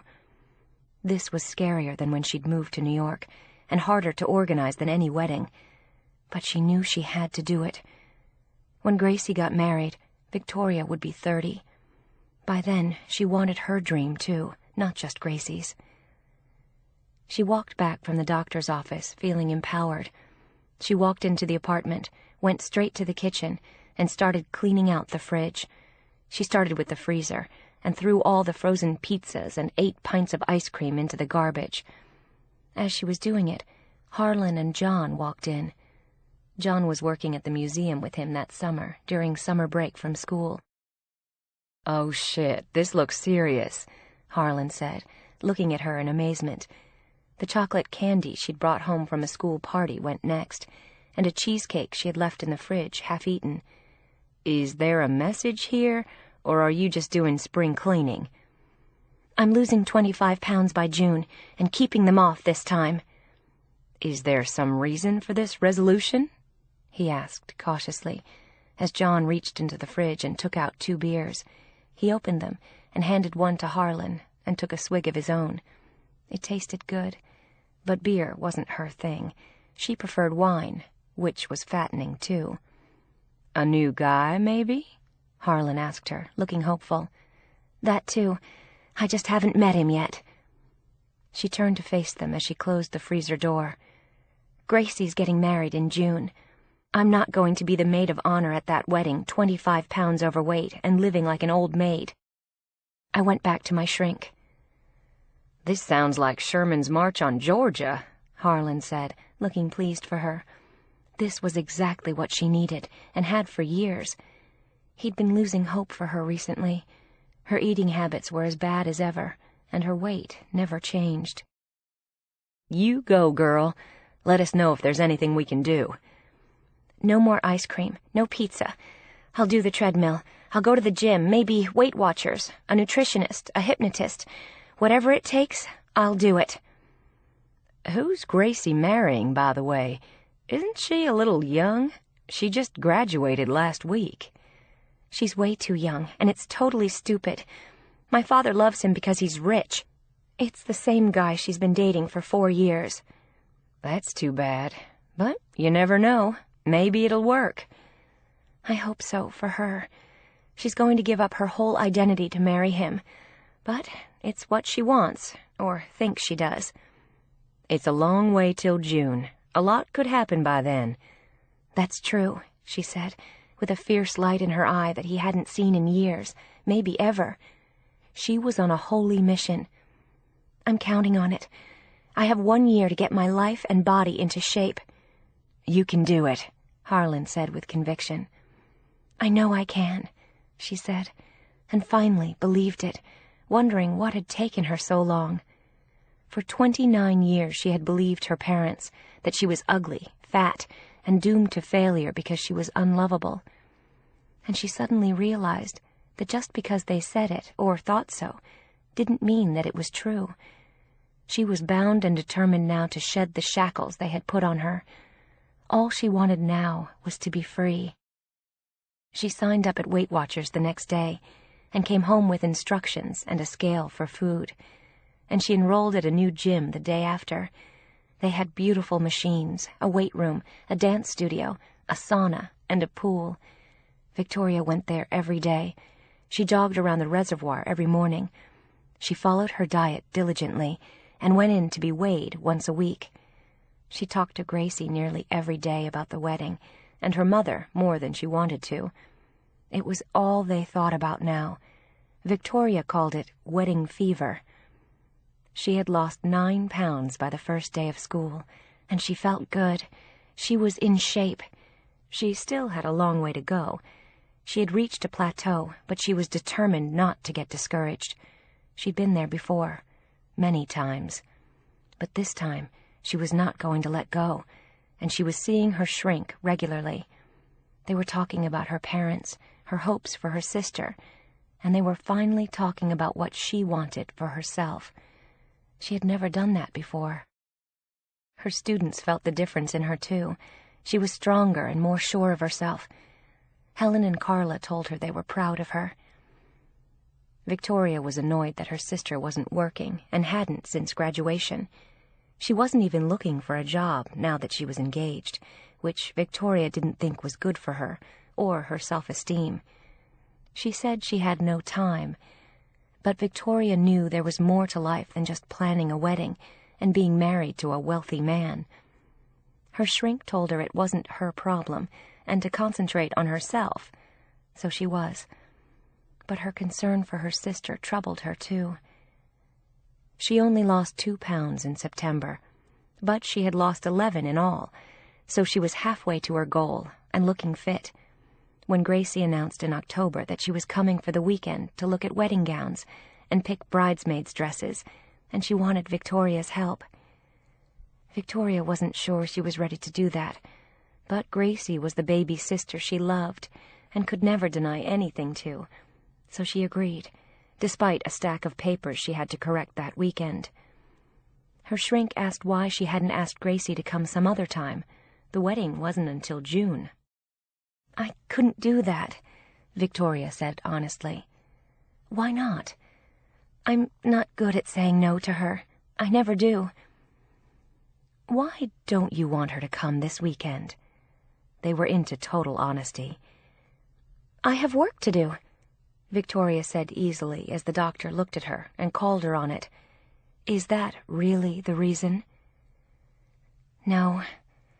I haven't lost enough weight, and I'm scared she'll pick a bridesmaid dress I look awful in.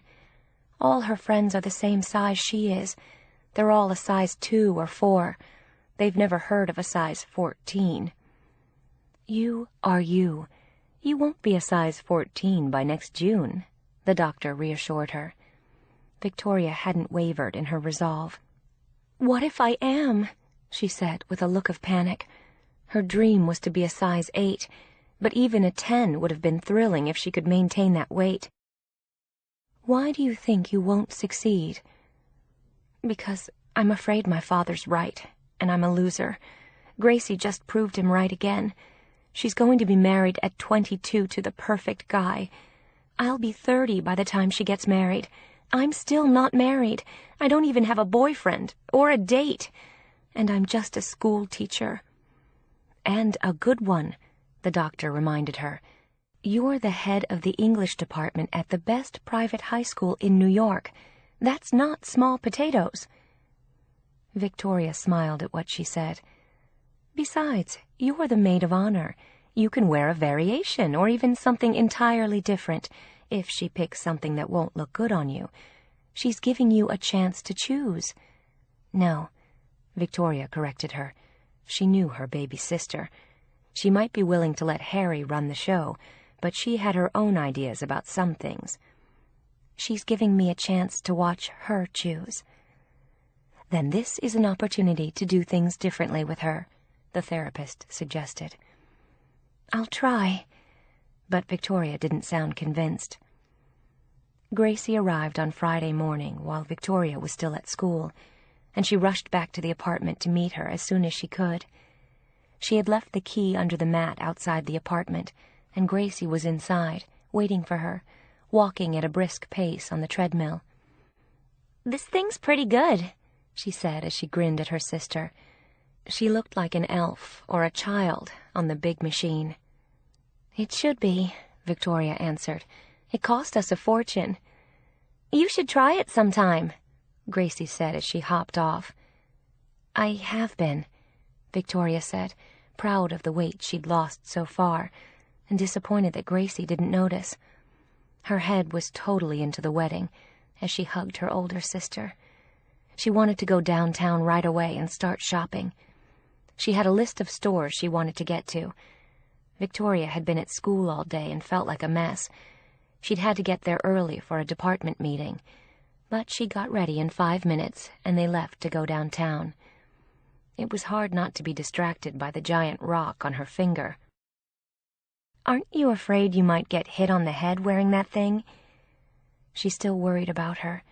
She would always be her baby sister, no different than the day she'd walked her into 1st grade. "No one thinks it's real," Gracie said nonchalantly as they got out of the cab at Bergdorf's. They went upstairs to the wedding department and started looking at gowns. They had a dozen of them hanging on racks and spread out around them as Gracie looked around and shook her head. None of them looked right to her, although Victoria thought they were gorgeous. Gracie shifted gears then and asked to see bridesmaids' dresses. She had a list of designers and colors that she wanted to check out, and they brought everything they had to her. It was going to be a formal evening wedding. Harry was going to wear white tie, and the groomsmen black tie. And so far she was thinking of peach, pale blue, or champagne for the bridesmaids, all of them colors that Victoria could wear. She was so fair and had such pale skin that there were some colors she just couldn't get away with, like red, for instance. But Gracie assured her that she would never put her bridesmaids in red. She looked like a little general marshalling her troops as the saleswomen brought her things. Gracie was in full control and planning what appeared to be a major national event, like a rock concert or a World's Fair or a presidential campaign. This was her finest hour, and she was going to be the star of the show. Victoria couldn't help wondering how her mother was dealing with it. It was a little overwhelming at close range, and their father was sparing no expense. He wanted the Wilkses to be impressed, and his favorite daughter to be proud. In the heat of her intense concentration on what she was doing, Gracie still hadn't noticed the weight Victoria had lost, which hurt her feelings. But she didn't want to be childish about it, and she paid attention to the gowns that Gracie was picking out.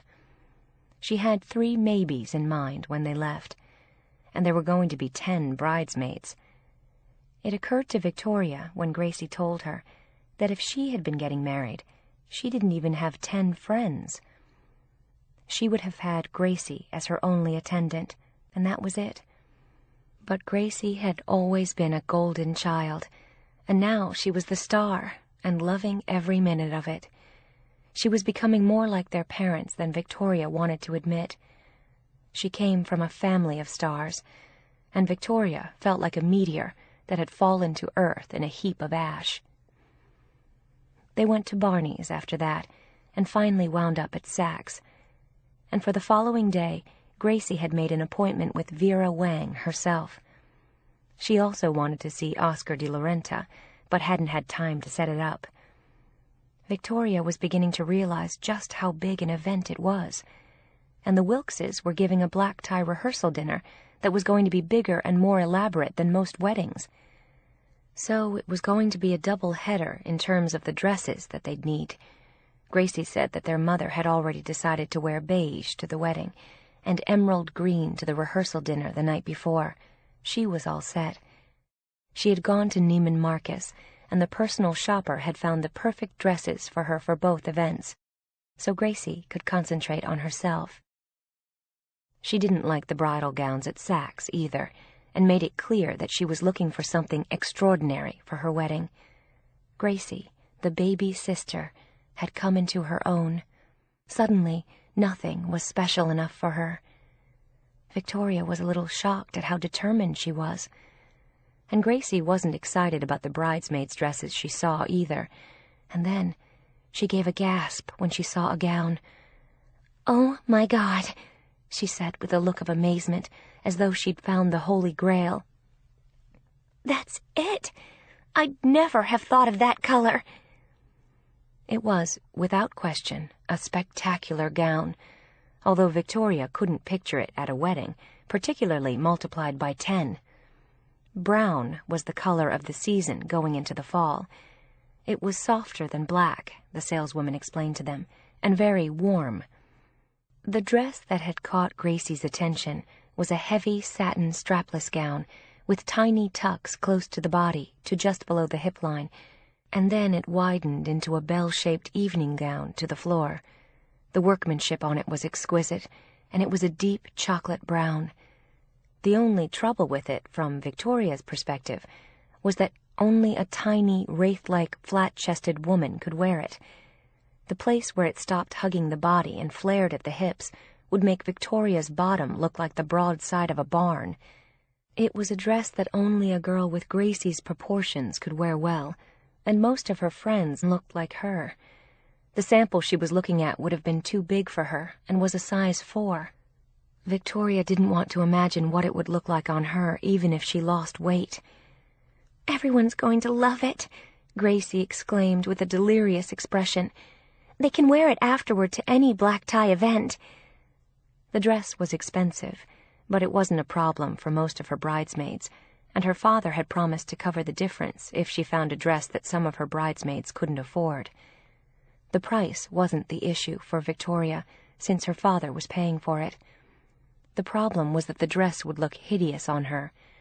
Her breasts and hips were just too large for the style, and, to add to her misery as she looked at it, it was the color of bittersweet chocolate, which Victoria just couldn't wear with her fair skin, blue eyes, and pale blonde hair.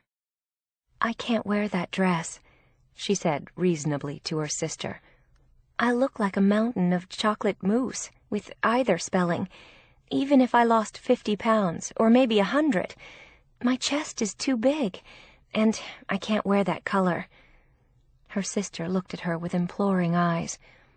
"It's exactly what I wanted. I just didn't know it. It's a gorgeous gown."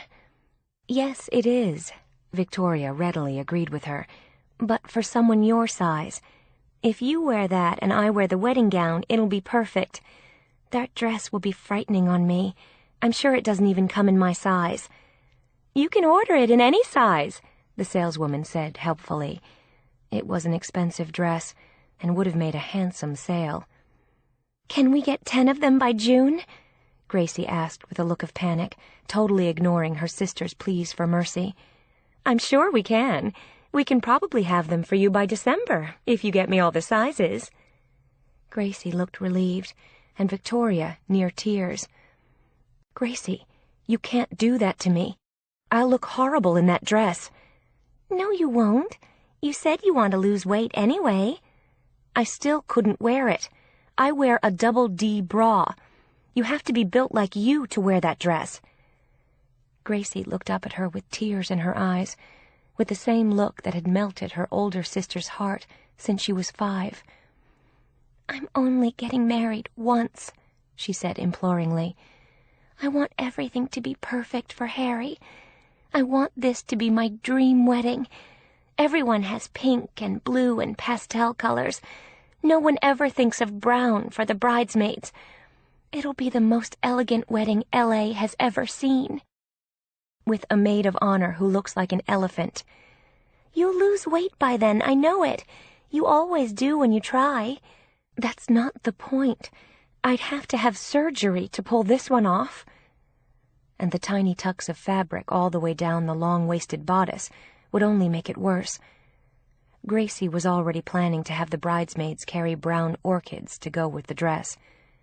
Nothing was going to dissuade her from it, and she placed the order while Victoria stood by, wanting to cry. Her sister had just ensured that she would look like a monster at the wedding, while all her tiny anorexic friends would look stylish in the brown, strapless gowns. There was no question that the dress was beautiful, but not on Victoria. She gave up trying to dissuade her, and sat silently while Gracie gave the saleswoman the sizes for most of the gowns. They were almost all size 4s, except for 3 size 2s. She was going to confirm the rest of the sizes when she got home. She had a look of elation on her face when they left the store. She was almost dancing, she was so excited. And Victoria sat in silence in the cab all the way uptown. They stopped at the deli on the way back to the apartment, and without thinking, Victoria put 3 pints of Haagen-Dazs on the counter. Gracie didn't even notice. She was used to Victoria buying ice cream. She had no idea that Victoria hadn't had any in 4 months. This was like a recovering alcoholic sidling up to the bar and ordering a vodka on the rocks. They went back to the apartment, and Gracie called their mother while Victoria unpacked the groceries, just as Harlan walked in. He took one look at the ice cream, pointed at it as though it were on fire, and stared at Victoria in horror and disbelief. "What's that?" "She ordered strapless brown gowns for the bridesmaids that I can't wear." "Then tell her you can't wear it and to order you something else," he said, taking the ice cream from Victoria's hand and dropping it in the trash. "Maybe the dress isn't as bad as you think." "It's gorgeous, just not on me. I can't even wear that color, let alone the shape." "Tell her," he said firmly, sounding like her shrink. "I did. She won't listen to me. This is her dream wedding. She's only planning to do it once, and it has to be perfect. For everyone but me." "She's a nice kid. Explain it to her." "She's a bride on a mission. We must have looked at 100 gowns today. This is going to be the event of the century." "It won't help anything to blow the diet now," he said, trying to encourage her. It had upset him to see her with the ice cream in her hand. She had been so good until then, and he didn't want her to blow it now over a stupid gown. Gracie was on the phone by then with all her friends, telling them about the fabulous dress she'd ordered for all of them, and Victoria had a sense of hopelessness as she sat down in the kitchen. She felt like an invisible person again. Gracie wasn't hearing her. It was all about Gracie right now. It was hard to live with, and she was depressed about the dress. She didn't know what to do about it. It was clear that Gracie wasn't going to listen to her, no matter what. They had dinner with John and Harlan in the kitchen that night, and Gracie told them all the details of the wedding. By the end of the meal, Victoria wanted to throw up. "Maybe I'm just jealous," she said to Harlan in a whisper after Gracie left the room to call Harry before she went to bed. "I don't think you are. It's a little much. She's like a kid out of control. Your father is creating a monster, letting her do whatever she wants with the wedding." "He thinks it makes him look important," Victoria said, still looking depressed.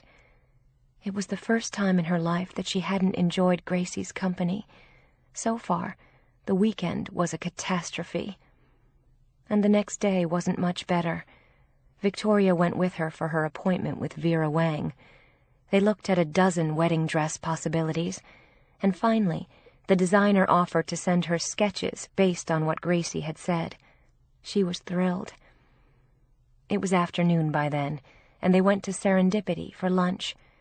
Gracie ordered a salad, and Victoria ordered the cheese ravioli and a frozen mochaccino topped with whipped cream, and ate it all.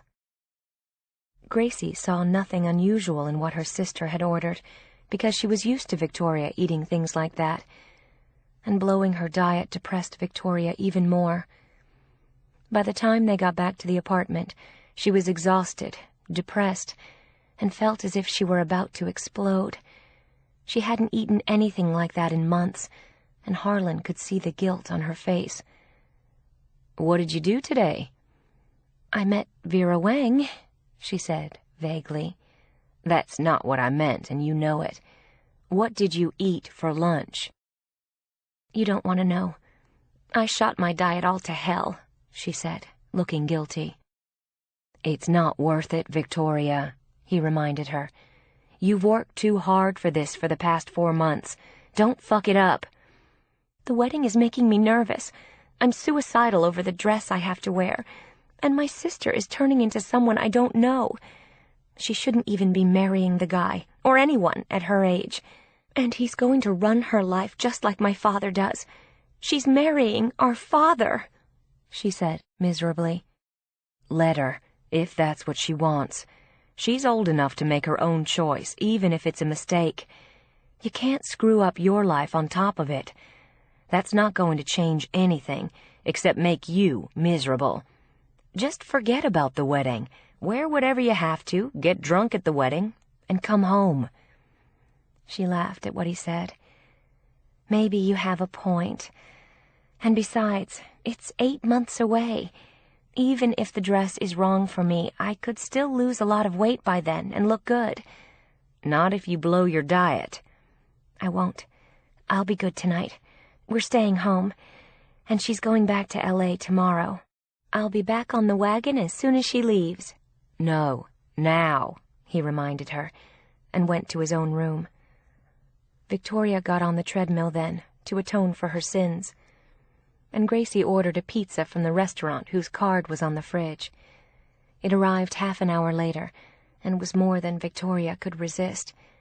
Gracie ate 1 piece, and her older sister finished the rest. She wanted to eat the box so Harlan wouldn't see it, but he did. He looked at her as though she had killed someone, and she had. Herself. She was consumed with guilt. And they went out for lunch the next day before Gracie left. To thank her for her help, Gracie took her to the Carlisle for brunch, and Victoria had eggs Benedict, and when Gracie ordered hot chocolate and little cookies, she couldn't resist them. Gracie thanked her profusely when she left for the airport, and they hugged each other tight.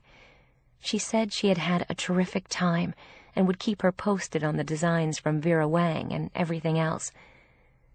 Victoria stood on the sidewalk waving to her as the cab pulled away, and as soon as it was out of sight, Victoria burst into tears. From her perspective, the weekend had been an utter and complete disaster, and she felt like a total failure at everything. And on top of it, she was going to look awful at the wedding. She went upstairs, let herself into the apartment, and went to bed, wishing she were dead. Chapter 18. It was a relief for Victoria to go back to school on Monday. At least it was a world she understood, and where she had some control. She felt as though her sister Gracie was totally out of control with the wedding, and just being around her was depressing these days. And the effect on Victoria had been disastrous. She had gone totally berserk with everything she ate. She had an appointment with Dr. Watson that afternoon after school, and she told her about all of it and how depressed she was. "I was like a crazy person," she confessed, "eating everything in sight. I haven't eaten like that in years, or months anyway. I weighed myself this morning and I put on 3 pounds. "You'll lose it again," Dr. Watson reassured her. "Why do you think it happened?" She looked interested and not panicked. "I felt invisible again, like nothing I said mattered. She's turning into one of them." "Maybe she always was." "No, she wasn't. But the guy she's marrying is just like my father. I feel outnumbered now, and the dress she wants me to wear to the wedding will look awful on me." "Why didn't you speak up?" "I tried. She wouldn't listen. She ordered it anyway. She's being a terrible brat at the moment. That happens to brides sometimes. She sounds completely unreasonable." "She is. She wants her dream wedding, and she shouldn't be marrying this guy at all. She'll wind up like my mother, and I don't want that to happen to her." "You can't alter that," the doctor reminded her. "The only person you can control is yourself." Victoria was beginning to understand that, but it was painful to watch Grace become just like their parents. Victoria felt better when she left the psychiatrist's office. She spent an hour on the treadmill when she got home, and then she went to the gym. Victoria came back at 8 o'clock, and she was so exhausted she went to bed. Gracie had sent her 2 texts that day, thanking her again. Victoria felt guilty about being so upset about the weekend. Although Gracie had thought it was fabulous, it hadn't been fun for her. She could hardly wait for the wedding to be over so they could spend some decent time together again. It was going to be a long 8 months.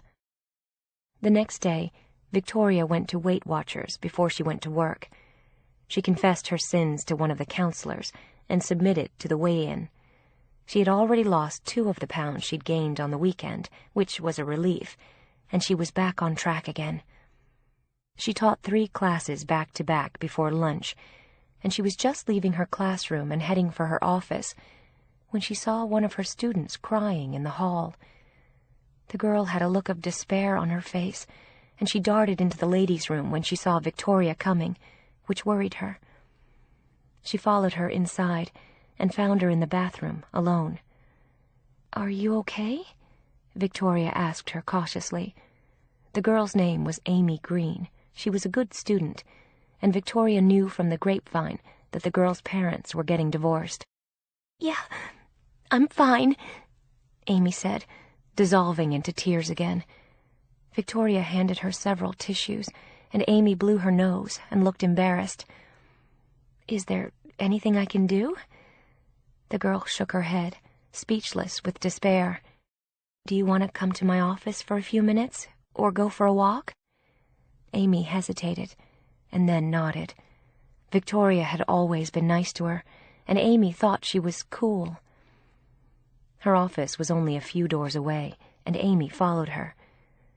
Victoria closed the door as soon as Amy walked in, and she waved her to a chair. Victoria poured some bottled water into a glass and handed it to her, while Amy dissolved into uncontrollable sobs again. Things weren't looking good. Victoria sat quietly, waiting for her to calm down, and then finally, Amy looked at her in utter terror. "I'm pregnant," she sobbed. "I didn't even know. I just found out yesterday." And it was easy to guess who the boy was. She had been dating the same one for 2 years, and he was a nice kid. They were both graduating in June. It suddenly pushed all thoughts of her sister's wedding from Victoria's mind. "Have you told your mom yet?" Victoria asked quietly, handing her more tissues. "I can't. She'll kill me. She's upset about the divorce." Her father had left for another woman, and Victoria had heard rumors about it. "And now this. I don't know what to do." "Does Justin know?" Amy nodded. "We just went to the doctor. We used a condom, and it broke, and I stopped taking the pill because it made me sick." "Shit," Victoria said, and Amy laughed through her tears. "You can say that again." "Okay, shit." This time, they both laughed, although it was no laughing matter. "Do you know what you want to do about it?" It was a decision she would have to make with her parents, but Victoria could listen. "I don't know. I'm too young to have a baby, but I don't want to have an abortion. Will they kick me out of school?" She looked panicked, and was suddenly sorry she had told her. "I don't know," Victoria said honestly. In her 7 years at the school, she had never dealt with this before. She knew other students had gotten pregnant, and she had heard about it, but she had never been in the front lines or the first to know. Those things were usually handled by the counseling staff, the dean of students, or the headmaster. She was just an English teacher, even if she was the head of the department. But she was a woman and could relate to this young girl, although it had never happened to her. And she hated not to have Amy graduate. She had a real shot at Yale or Harvard, and all of the first-rate schools she had applied to. "Maybe we can work something out." She knew they had never allowed a pregnant student to attend classes. "I think you need to talk to your mom first." "It'll kill her." "No, it won't. Things like this happen to lots of people. You just have to find the right solution, whatever that is. That's up to you and your mom. Do you want me to talk to her with you?" "No, I think she'd be mad I told you first," Amy said with a sigh, and took a sip of the water. She had calmed down, but she had some tough decisions to make. She was 17 years old and had a bright future ahead of her, without a baby. With one, it would be a lot harder. "Justin said he'd talk to her with me. He wants me to keep it, and maybe we can get married one day." She looked sad as she said it. She didn't feel ready for a baby or marriage, but the alternative sounded worse to her. Victoria jotted her cell phone number down on a piece of paper and handed it to her. Call me any time, at any hour. I'll do anything I can to help. And if you talk to Mr. Walker, maybe I can help out there." She didn't want her to get kicked out or suspended. She wanted her to finish school, which was what Amy wanted too. They left her office together a few minutes later, and Victoria gave her a hug before Amy went to find Justin in the cafeteria. And she saw them leave school together after lunch. She hoped she was going home to see her mother. And the following day she didn't come to school, and then Amy called her. She said they were meeting with Mr. Walker that afternoon after school, and she asked Victoria to be there. She agreed to do it, and she was waiting outside his office when Amy and her mother arrived. Amy looked as if she'd been crying, and her mother looked bleak. Amy smiled as soon as she saw Victoria, and her mother thanked her for coming. The headmaster was expecting them, and stood up as soon as they walked into the room.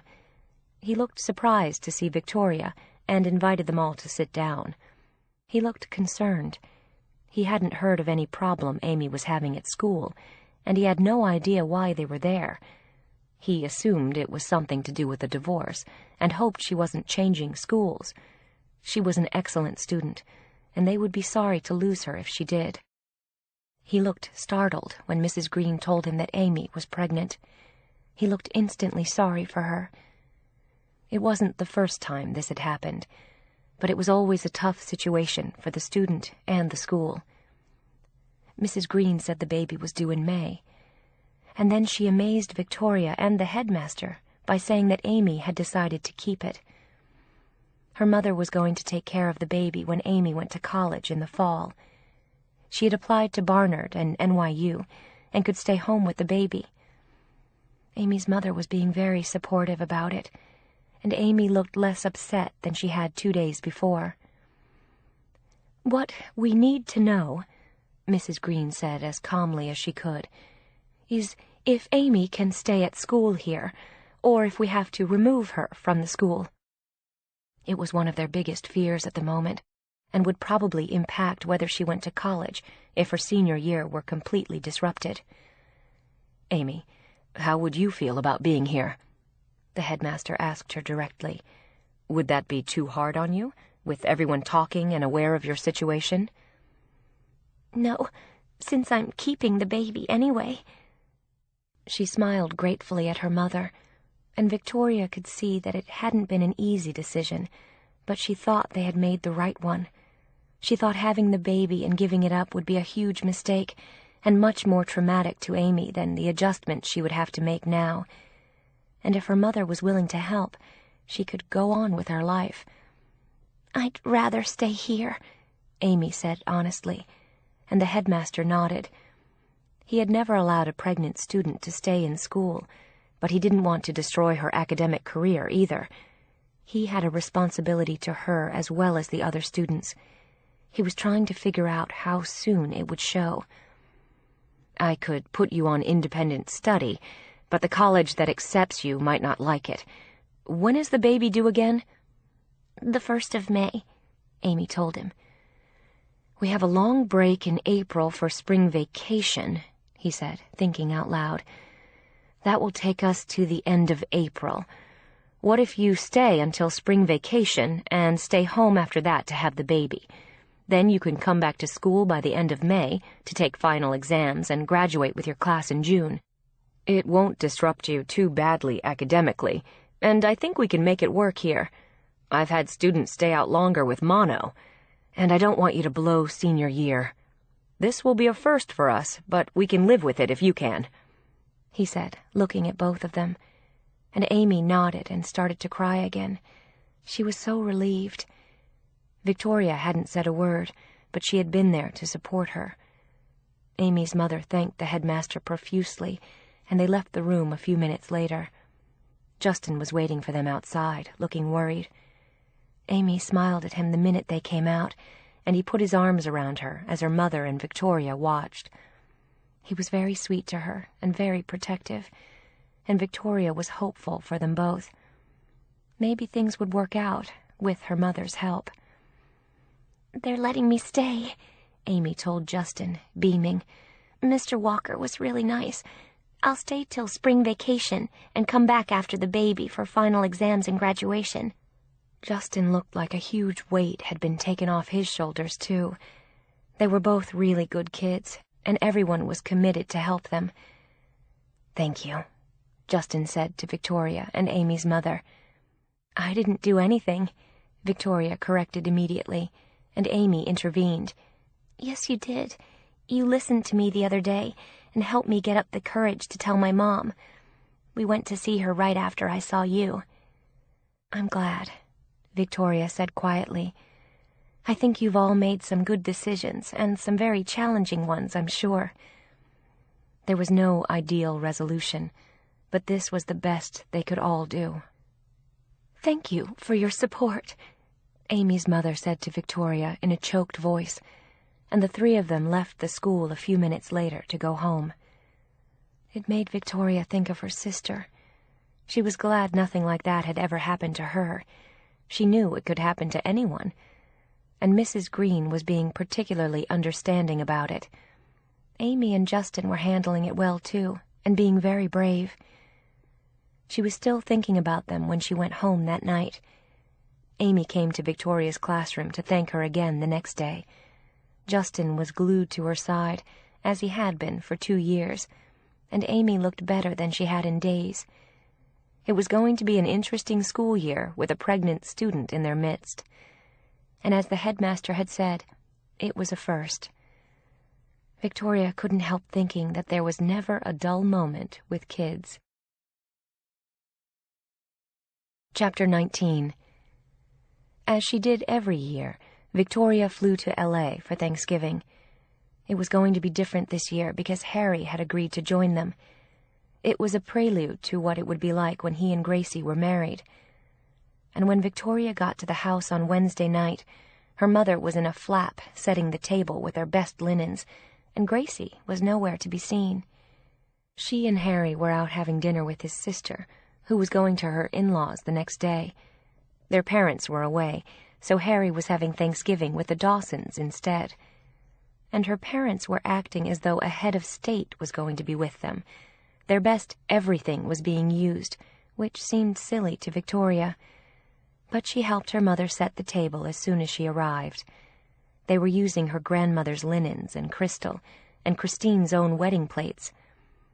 "Gee, Mom, do we really have to go to all this trouble for him? I can't remember you ever using these plates before." "I haven't in 20 years, she admitted sheepishly. "Your father wants me to. He thinks Harry is used to only the finest, and he doesn't want him to think we don't have nice things." It gave Victoria a sudden urge to turn Thanksgiving into a backyard barbecue and use paper plates. It seemed so pretentious to go to such lengths for a 27-year-old kid who was about to be family after all. But her parents were showing off. Harry would probably have been just as happy with their everyday plates, which he had seen before, and were perfectly fine. It turned their holiday into a much bigger deal than it usually was. Gracie came home at midnight and raved about how adorable Harry's sister was, and what a good time she'd had with them, although she'd met her before. But they were going to be sisters-in-law now. His sister supposedly had a nice husband and 2 children, and Victoria missed the days when Gracie talked about something other than the Wilkses and the wedding. And she still hadn't accepted the fact that she had to wear the brown dress at the wedding. It was impossible to get Gracie's feet on the ground these days and talk about anything other than the wedding. "Maybe you should get a job," Victoria said sensibly. "It would give you something else to think about, till the wedding." "I don't think Harry wants me to," Gracie said meekly about the job. "She doesn't have time," their mother added. "She has too much to do for the wedding. We still have to order the invitations and pick out everything for her registry in 3 stores. Harry wants to find an apartment, and she has to help him with that. We're still waiting for the sketches from Vera Wang, and Oscar de la Renta is also doing some sketches of wedding gowns that would go with the bridesmaid dresses. She hasn't picked the cake. We have to meet with the caterer, the florist. We need a band. We're not sure about which church. And then she'll have to have fittings for the dress, be photographed in it. There will probably be counseling at the church. She doesn't have time for work. She'll be busy every day with the wedding." Victoria was exhausted just listening to the list, and her mother looked it. It had become a full-time preoccupation for both of them, and seemed ridiculous to Victoria. Other people managed to work and get married, but not Gracie. "This must be costing a fortune," Victoria commented to her father the next morning, while her mother was basting the turkey, wearing a white wool Chanel suit and an apron. They had gotten very fancy. Victoria was wearing gray wool slacks and a white sweater, which seemed like enough for their usual Thanksgiving. They didn't normally get this dressed up or make as much effort. But a new day had dawned ever since Gracie was engaged to Harry. Victoria thought it was absurd and inappropriate, and didn't want to join in. "You're damned right it's costing a fortune," her father confirmed, "but they're a very important family. I don't want Gracie to be embarrassed. Don't expect something like this if you ever get married," he warned her. "If you find some guy to marry, you'd better elope. We couldn't do this again." She felt as though he had slapped her. As usual, she was being informed that Gracie deserved a wedding fit for a princess, but if she ever married, which her father considered unlikely, she'd better plan on eloping, because they weren't giving her a wedding. How nice, and how clear. Welcome to second-class citizenship, again. The family was going first class, and she had to go steerage. They were always singling her out to be different and lesser than everyone else, or a failure. She wondered why they just didn't put up a sign on the door to her room, "We don't love you." Her parents said it every way they could, and for a minute she was sorry she had come home. She could have had Thanksgiving with Harlan and John at her apartment. They were having friends over that day, and she was sure she'd have been more welcome than she was here. She couldn't have felt less welcome and less loved after what her father had just said. She didn't mention the wedding again. It was becoming a sore subject with her, even if it was the only thing her sister ever thought of now. And when Harry arrived at noon, it got worse. Everyone got nervous and started running around. Her father served champagne instead of wine. Her mother was anxious about the turkey. Victoria was helping in the kitchen, and Harry and Gracie went outside and were whispering and giggling, while her parents made fools of themselves. And once they got to the table, her father and Harry talked politics. Harry told them what was wrong with the country and what should be done to fix it, and her father agreed. Every time Gracie started to say something, Harry cut her off, or finished the sentence for her. She had no voice and no opinions, and none were allowed about anything but the wedding. It was no wonder she talked about it all the time. It was the only thing Harry would let her talk about. Victoria had always found him annoying while they were dating, but he was insufferable now and pompous beyond belief. Between Harry and her father, she wanted to scream. Gracie played stupid all the time now to please Harry, and her mother kept running back and forth to the kitchen. Victoria didn't have an intelligent conversation with anyone all afternoon, and she finally walked out into the backyard after the meal to get some air. She was horrified by what Gracie was getting herself into, and when she came outside to find Victoria, her older sister looked at her in despair. "Baby, you're smarter than this. What are you doing? Harry doesn't even let you say anything. How can you be happy like this? There's life after the wedding. You can't be with a man who runs you over all the time and tells you what to think." "He doesn't do that," Gracie said, looking upset by what her sister had said. "He's wonderful to me." "I'm sure he is, but he treats you like a doll with no brain." Gracie looked shocked, and she started to cry as Victoria tried to hug her, and Gracie wouldn't let her. "How can you say something like that?" "Because I love you, and I don't want you to screw up your life." It was as blunt and honest as she could be, and she thought it needed to be said. "I'm not. I love him, and he loves me, and he makes me happy. He's just like Dad. He doesn't listen to Mom either. None of us do. We just listen to him, and she goes out and plays bridge. Is that who you want to be when you grow up? You should have a job and something intelligent to do now. You're a smart girl, Gracie. I know that's a sin in this family, but in the real world, it's a good thing. You're just jealous, Gracie said angrily, and you're mad about the brown dress. She sounded like a petulant child. I'm not mad. I'm disappointed you're making me wear something that I'll look awful in. But if it's important to you, I'll wear it. I just wish you'd have picked something I'll look good in, too, not just your friends. It's your wedding. You call the shots. I just don't want you to give up your brain at the altar and trade it for a wedding ring. I think that would be a very bad trade. I think you're being a bitch, Gracie said, and stomped back inside. As Victoria stood outside and wondered how soon she could leave and fly back to New York. The next plane wouldn't be too soon for her. They were so busy showing off for Harry and trying to impress him that the holiday had been totally destroyed for her. She went back inside and had coffee with the others, and Victoria didn't say anything. Gracie was sitting on the couch next to Harry, and a few minutes later Victoria went out to the kitchen to help her mother do the dishes. They all had to be washed by hand, they were so delicate. Her father stayed in the living room to talk to Harry. It had been a hard day for Victoria. They felt even more like someone else's family now. Everyone had a place and a role here, except her. Her role was that of misfit and outcast, and it wasn't one she enjoyed. "The turkey was good, Mom," she said as she dried the dishes. "I thought it was too dry. I got nervous and left it in too long. I wanted everything to be perfect for Harry." Victoria wanted to ask her why. What difference did it make if he was going to be family? He wasn't a king or the Pope. She had never seen so much fuss made for anyone who visited them before. "He's used to all the finer things in life," her mother added with a smile. "Gracie will have a wonderful life with him." Victoria wasn't so sure. In fact, she was sure Gracie wouldn't if he never let her finish a sentence or say a word.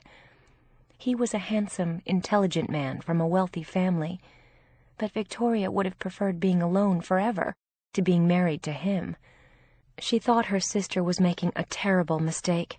He was insensitive, opinionated, domineering, full of himself, and he seemed to have no respect for Gracie as a person, just as a decoration or a toy. She was marrying their father, or maybe worse. Victoria didn't say another word about it for the rest of the day and evening, and she tried to make peace with her sister the next day. They met for lunch at Fred Siegel's, which had always been one of their favorite places, and Gracie still looked unhappy about what Victoria had said the day before. But she warmed up halfway through lunch, and Victoria was so upset she ate a full plate of pesto pasta and the entire basket of bread. She realized that being around her family was what made her eat excessive amounts, but she couldn't help herself. "When are you going back?" Gracie asked her as Victoria paid the check. Gracie looked as though she had forgiven her by the end of lunch, which was something of a relief. She didn't want to leave on bad terms. "I think I'll go back tomorrow," Victoria said quietly. "I have a lot of work to do." Gracie didn't argue with her. She knew they were out of step with each other these days. Gracie thought it was just the pressure of the wedding, but Victoria knew it was deeper than that, and it made her sad. She felt as though she were losing her baby sister to them. That had never happened before, and Harry had added his weight to theirs, and he was one of them, too. Victoria felt like an orphan as never before, and it was the loneliest feeling in the world. For once, food wouldn't dull the pain. She hadn't even eaten dessert on Thanksgiving, and she usually loved pumpkin pie with whipped cream. Her father didn't notice Victoria's abstinence, but if she had eaten dessert, he would have commented on that and the size of the portion she took. There was no winning with them. It was hopeless. She made a reservation for a flight on Saturday morning, and she had dinner with her parents on Friday night. Grace was at Harry's, and Victoria called her when she left. They all said they'd see her at Christmas, but she had made a decision. She wasn't coming back to L.A. for Christmas. She didn't tell them, but she knew there was no point. There was nothing for her to come back to. She'd be there for the wedding, and not before. She was going to spend Christmas with Harlan and John. That was her home now, not this. It was a major step for her. She felt like she had lost her little sister, who had been her only ally for years, and no longer was. Her father took her to the airport, and Victoria kissed him goodbye. It was an empty feeling as she looked at him. He told her to take care of herself, and she knew he probably meant it. She thanked him, and walked towards security, and didn't look back. She had never been as relieved in her life as when the flight took off, and she left L.A. The plane headed toward New York, and she knew she was going home. Chapter 20. The days between Thanksgiving and Christmas were always chaotic at school, but Victoria made sure she checked in at Weight Watchers every week, no matter how busy she was. No one was in the mood to work. Everyone was anxious to go on vacation, and once exams were over, all anyone talked about was what they were doing for the holidays. There were trips to the Bahamas, visits to grandmothers in Palm Beach or relatives in other cities. There were ski trips to Aspen, Vail, Stowe, and a few who even went to Europe to ski, in Gstaad, Val d'Isere, and Courchevel.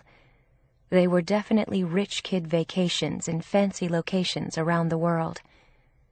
Victoria was startled to hear one of her students discuss her holiday plans. She was talking about it to two other girls as they packed up their things after class, and Victoria couldn't help overhearing. The girl's name was Marjorie Whitewater, and she blithely announced that she was having a breast reduction over Christmas. It was a gift from her father, and the other two girls were asking about it. One of them laughed and said she was having the opposite procedure. Her mother had promised her breast implants as a graduation present next summer. All three girls seemed to take their assorted surgical procedures in stride, and Victoria looked up with a start. "Isn't that very painful?" Victoria couldn't resist asking about the breast reduction. It sounded awful to her, and she knew she wouldn't have had the courage to do it. And what if she didn't like the result? She had complained about the size of her breasts all her life, but getting rid of them, even in part, sounded like a major step to her. She had thought about it over the years, but never seriously enough to do it. "It's not that bad," Marjorie answered her. "My cousin had it done last year, and she looks great." "I had a nose job when I was 16, one of the other girls said. It was a serious medical discussion about the benefits of plastic surgery among teenagers. Victoria was startled by their nonchalance and knowledge about the various operations. "It hurt," she admitted about the nose job, "but I love my new nose. Sometimes I forget it's not the one I was born with. I hated my old nose." The other two laughed, and Victoria shyly spoke up. "I hate my nose," Victoria confessed to the three students. It was a fascinating conversation. She had happened into it accidentally, but she was part of it now. "I always have." "Then you should change it and get a new one," one of the girls said easily. "It's not a big deal. My surgery wasn't too bad. My mom had a facelift last year." The others were impressed, and Victoria was mesmerized by what they said. It had never occurred to her to change her nose. She had said it jokingly, but she'd never actually considered it an option for her. She wondered how expensive it was, but she didn't want to ask the kids. She said something to Harlan about it that night. "Do you know any plastic surgeons?" she asked him casually, as they cooked dinner together. They were having vegetables and steamed fish, and she was being good about her diet, and she was beginning to shed the weight she had wanted to lose for so long. "Not really. Why?" "I'm thinking of getting a new nose." She said it like a new hat or a pair of shoes, and he laughed. When did that happen? You've never mentioned that before. I was listening to some of my students after class today. They're an absolute encyclopedia of surgical procedures. One got a new nose 2 years ago. Another one is having a breast reduction over Christmas, as a Christmas gift, no less.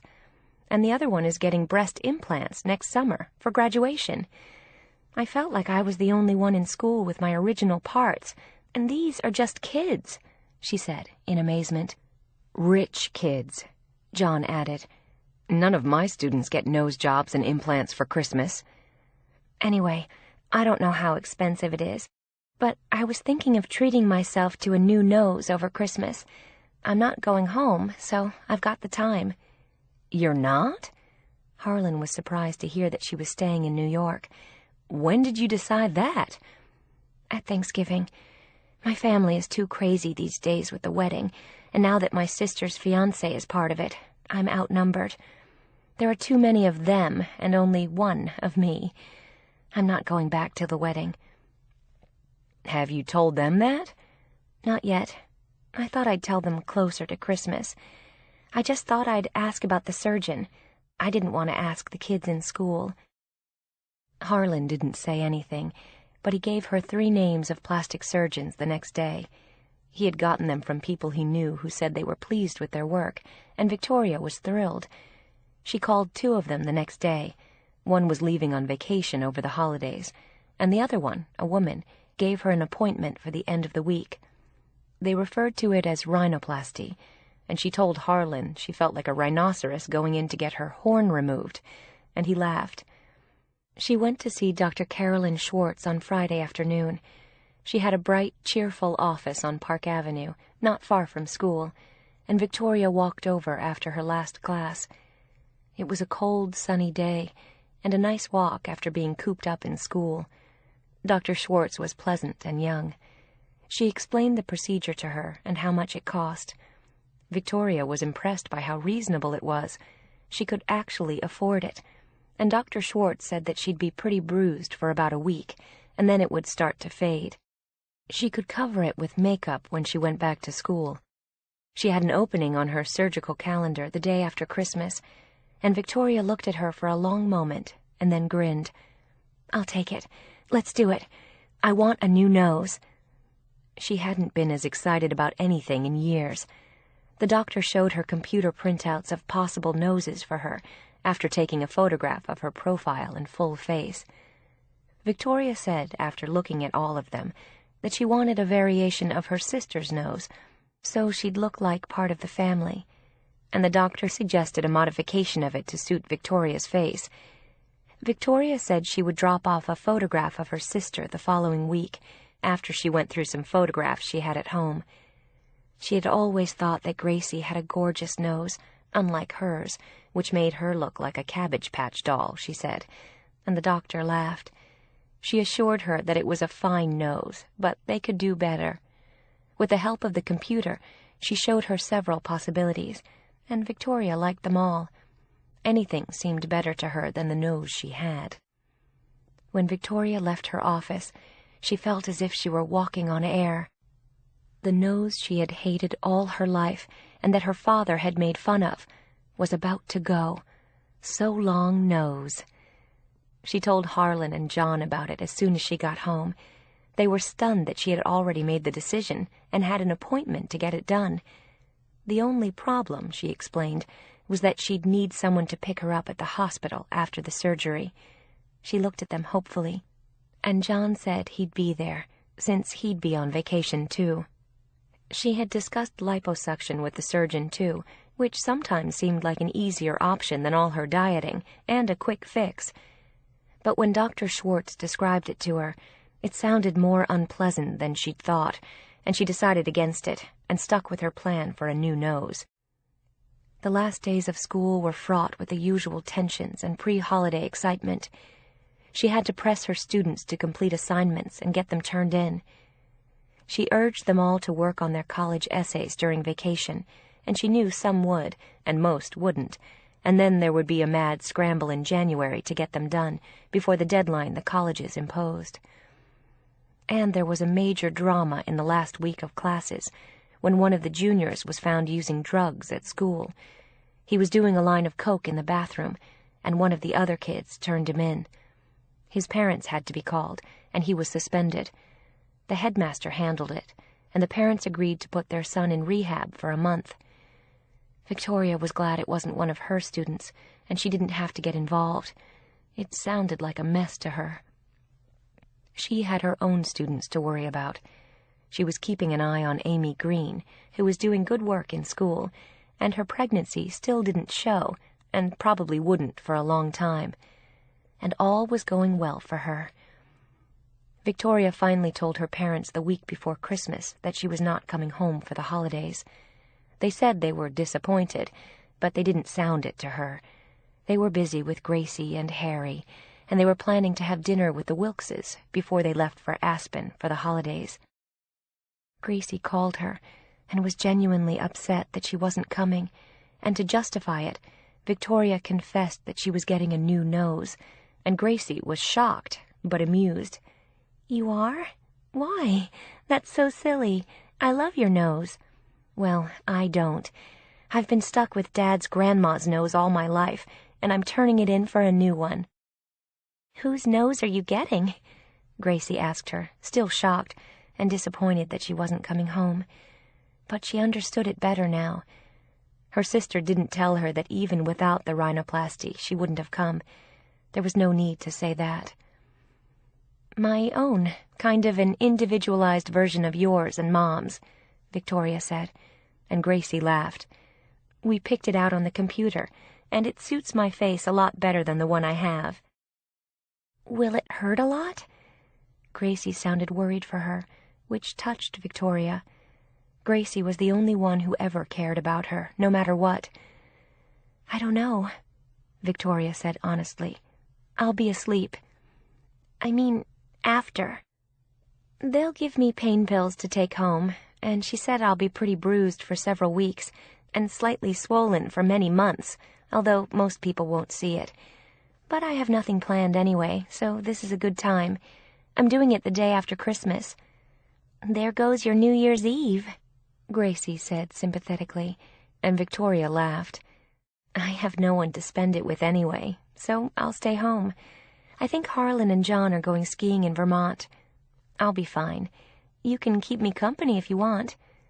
"Harry and I are going to Mexico over New Year," she said apologetically. "Then I'm glad I'm staying here." "Send me a picture of your new nose, after it's not blue anymore." They talked about it for a few more minutes, and afterward, Victoria was in a good mood and decided to go to the gym. It was bitter cold outside, but she didn't want to get out of the routine. She was being very good and using the treadmill at home, too. The doctor had told her that she wouldn't be able to exercise at first after surgery, so she wanted to do all she could beforehand. She didn't want to get out of shape while she was nursing her nose. It was starting to snow when she got to the gym, and it looked like Christmas around the city. People had their trees up, and she was planning to get one with Harlan and John that weekend. They were having friends over to help them decorate it, and Victoria was thinking about it as she rode one of the exercycles, and she noticed that the man on the one next to her was exceptionally rugged and good-looking, and he was talking to a beautiful girl on his other side. Victoria stared at them for a few minutes, mesmerized. They were an extremely handsome couple. They looked like they got along very well, and they laughed a lot. For a lonely moment, she couldn't help envying them the relationship they obviously shared. She was wearing her iPod, so she couldn't hear what they were saying, but their faces as they looked at each other were warm and loving, and watching them tore at her heart. She couldn't even imagine having a man who looked like that in her life. The man exercising next to her had piercing blue eyes and dark hair, and a square jaw and chin with a deep cleft in it. He had broad shoulders and long legs, and she noticed that he had nice hands. She was embarrassed when he turned and smiled at her. He had sensed her staring at him, so she looked away. And then she noticed him looking at her again and admiring her legs when she got off the bike. She was wearing leggings and a sweatshirt, and he was wearing a t-shirt and shorts. and she thought that their relationship must be very secure for the woman he was with not to get upset when he looked at her like that. She seemed not to be bothered at all. Victoria had smiled at him, and then left the gym to go home. She could hardly wait for her vacation to get her new nose. She hated to miss time at the gym, but she promised herself to work twice as hard on her workout program as soon as she could start again. With a newly toned, slimmer body and a better nose, she could hardly wait for her new life to begin. She was smiling to herself, thinking about it, and feeling hopeful as she left the gym that night. Chapter 21. Victoria spent a quiet Christmas with Harlan and John at the apartment, and although she missed Gracie, she was happy not to have to travel during the holidays or deal with her family's hysteria over the wedding. It was still 6 months away, and everyone was already nuts, particularly her parents. It was the first time she hadn't gone home, and it felt strange, but peaceful. She, Harlan, and John exchanged presents on Christmas Eve, as she did with her family usually, and they went to midnight mass afterward. The traditions hadn't changed, just the people and the venues. It was a beautiful mass at St. Patrick's Cathedral, and although none of them was particularly religious, they found it very moving, and they came home and had tea in the kitchen and went to bed. And she talked to Gracie several times the next day. She was shuttling back and forth between their parents and the Wilkses, and Harry had given her diamond earrings for Christmas, which she told Victoria were gorgeous. On Christmas night, Victoria was extremely nervous about what was going to happen the next day. They had given her pre-op instructions. She couldn't eat or drink after midnight, couldn't take aspirin. She had never had surgery before and didn't know what to expect, other than a nose that she loved at the end of it, or at least not one that she hated as much as she had her present one all her life. She couldn't wait for the change. She knew it wouldn't transform her and suddenly make her beautiful, but she knew she would feel different, and that a major irritant that had embarrassed her for years would be altered. She kept looking in the mirror and couldn't wait for it to be altered. She already felt different. She was shedding the things that had made her unhappy, or trying to, and she was proud of herself for not going home for Christmas, as she had every year. Thanksgiving had just been too awful, and the Christmas she spent in New York was easy and warm, at least, with her roommates.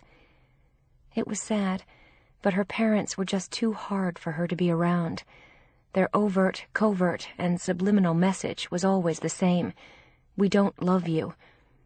For years she had tried to turn that around, and she couldn't. Now she no longer wanted to try. It was her first step toward health, and the rhinoplasty was another. It had deep psychological meaning for her. She wasn't condemned to be ugly and ridiculed by them forever. She was taking control of her life. Victoria got up early and walked around the apartment nervously before she left. The tree was sitting in a corner of the apartment, and she wondered how she'd feel when she got home. Not too bad, she hoped. She hoped she wouldn't be in terrible pain or feel sick, and she was scared to death when she took a cab to the hospital at 6 a.m. Had it been for anything else, she might have backed out and canceled. She was terrified when she walked through the double doors into the same-day surgery unit, and from then on, it was like being sucked into a well-oiled machine. People greeted her, had her sign papers, and put a plastic ID bracelet on her wrist. They drew blood, took her blood pressure, and listened to her heart. The anesthesiologist came to talk to her and reassured her that she would feel nothing and be asleep. They wanted to know about any allergies she had, which she didn't. They weighed her, put her in a surgical gown, and had her put on elastic stockings to avoid blood clots, which seemed odd to her, since they were operating on her nose, not her knees or her feet, and the stockings felt funny, and went from her toes to the top of her thighs. And she hated the weigh-in, because on their scale she had gained 3 pounds, even if she insisted on taking off her shoes to be weighed. The war for her weight was not won yet. Nurses and technicians came and went. Someone put an IV in her arm. And before she knew what had happened, she was on the operating table, and her surgeon was smiling at her and patting her hand, while the anesthesiologist talked to her, and seconds later she was asleep. Nothing happened after that, and she woke up feeling incredibly groggy, while someone far, far away kept saying her name over and over again. Victoria, Victoria, Victoria, Victoria. She wanted them to be quiet and let her sleep. What? They kept waking her up as she tried to go back to sleep. Your surgery is over, Victoria, a voice said.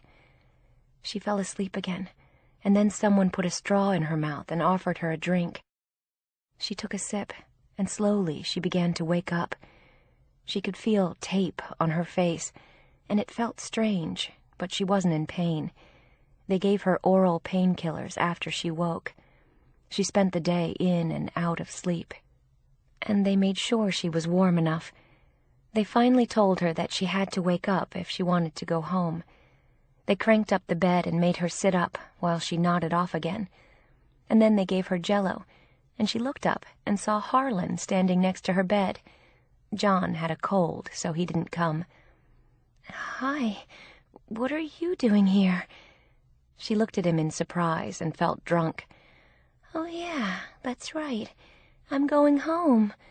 I'm kind of out of it, she said apologetically, and he grinned. I'll say, I don't know what they're giving you, but I want some. She laughed and felt a sharp twinge in her face when she did. He didn't tell her that the bandages on her face looked like a hockey mask. They'd been putting ice packs on her face all day, and a nurse came in to help her dress while Harlan waited outside.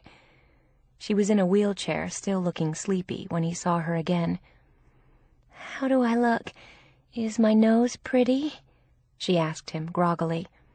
You look gorgeous, Harlan said, exchanging a smile with the nurse. She was used to groggy patients. Victoria was wearing sweatpants and a top that opened down the front, which they had told her to do, so she didn't pull it over her head. The nurse had put Victoria's shoes and socks on after taking the elastic stockings off, and her hair was disheveled and pulled back in an elastic band. And they had given her pills to take with her in case she was in pain when she got home. Harlan left her in the lobby with the nurse while he went to get a cab, and was back in less than a minute. Victoria was shocked to see it was dark outside. It was 6 o'clock, and she had been there for 12 hours. The nurse rolled the wheelchair right out to the cab, and Harlan helped Victoria in, settled her on the seat, and thanked the nurse. He hoped Victoria hadn't heard her warn him that she was a big girl, so he didn't try to lift her. He knew how she hated that expression. It was one of the painful mantras of her childhood. She didn't want to be a big girl, just a kid then, and a woman now. What did she say? Victoria frowned as she looked at him. She said you look like you've been on a 2-week drunk, and she wishes she had your legs. Yeah, Victoria nodded seriously. Everyone says that. They want my legs. Great legs. Fat ass, though. The driver smiled in the rearview mirror when he heard her, and Harlan gave him their address. It was a short drive home, and Victoria dozed with her chin on her chest, and once she snored. It was not a romantic vision, but Harlan loved her. She had become his best friend.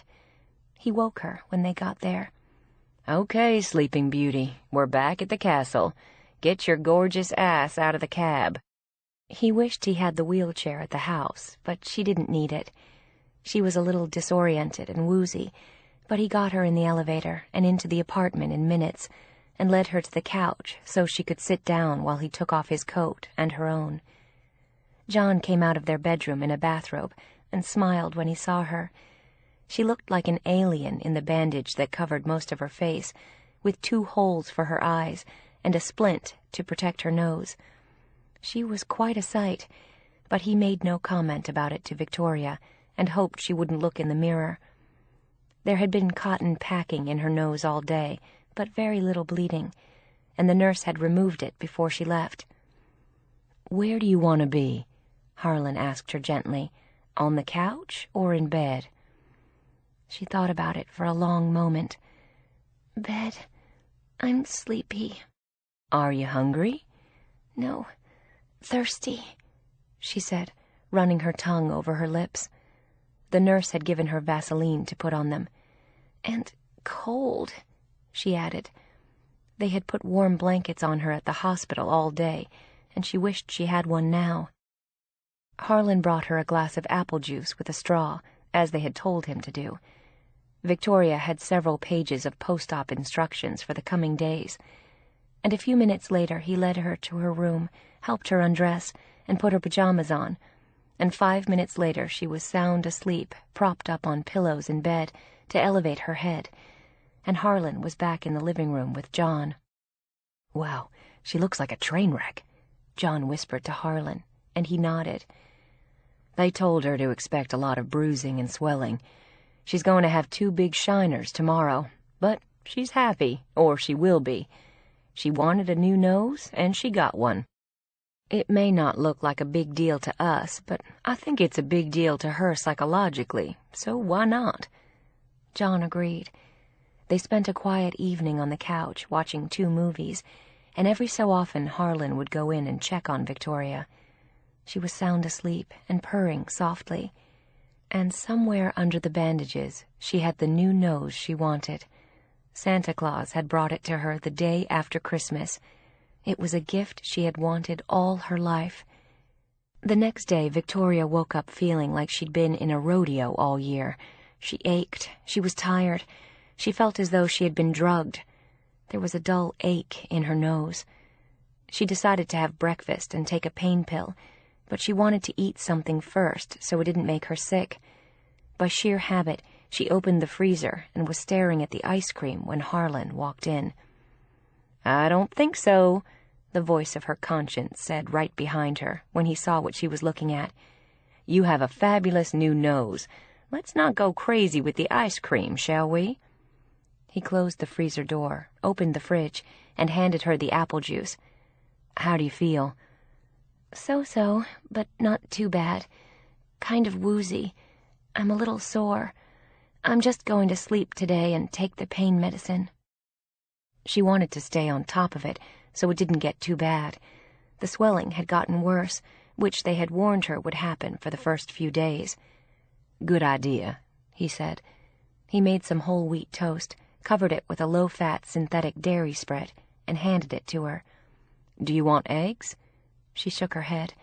She didn't want to lose track of her diet in the coming days, especially while she couldn't exercise. "Thanks for taking care of me yesterday," she said, trying to smile, but there was tape on her face, and it felt odd. She felt like the man in the iron mask, and she couldn't wait to get the bandages off in a week.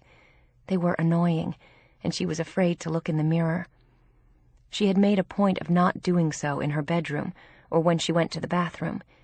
She didn't want to scare herself, and knew she might, and you couldn't see her nose anyway. It was all covered up under the bandages and splint. Victoria slept for the next 2 days, and hung around the house after that. It was a quiet time. She had no plans, and she had done the surgery over the holidays so she could take it easy. Harlan brought her movies, and she watched TV a lot, although she had a headache for the first few days. She talked to Helen, but she didn't want to see anyone except John and Harlan. She didn't feel up to it, and was afraid she looked too scary. And by New Year's Eve, she was feeling pretty good and didn't need the pain pills. Harlan and John had gone skiing in Vermont by then, and she spent the evening alone watching TV and loving the idea that she had a new nose, even if she hadn't seen it yet. Gracie called her from Mexico that night. She was at the Palmilla Hotel in Cabo with Harry and some of his friends, and she said it was fabulous. As his fiancée and soon-to-be wife, she had a golden life now. Victoria didn't envy her, though, because she wouldn't have wanted to be there with him, but Gracie sounded ecstatic. "So, how's the new nose?" Gracie asked her. She had called several times that week and sent Victoria flowers, which was very sweet. Victoria had been touched by the gesture. Their parents knew nothing of the surgery, and Victoria didn't want them to. She was sure they would disapprove and make rude comments about it. Gracie had agreed to keep it secret. "I haven't seen it yet," Victoria admitted. "They're taking the bandages off next week. Supposedly, except for the bruising and some swelling, it should look pretty good. They said I'd be back to normal, relatively, within a week or two, except that I'll still be tired. But I can cover the bruising with makeup." They had told her that she would only have a Band-Aid on her nose after that, but all the bandages and stitches would be gone within a week or two. "Are you having fun?" She suddenly missed her baby sister terribly. "It's fantastic here. We have an incredible suite," Gracie said, sounding happy. "You're going to be one spoiled brat as Mrs. Wilkes," Victoria teased her, but she didn't begrudge it to her. She liked her own life better in some ways, and her job. At least no one was telling her what to think, do, and say. She couldn't have stood it. Gracie didn't seem to care, as long as she had Harry. It was the same pact with the devil that their mother had made, and Victoria felt sorry for them both. "I know," Gracie tittered in answer to the remark about being spoiled. "I love it.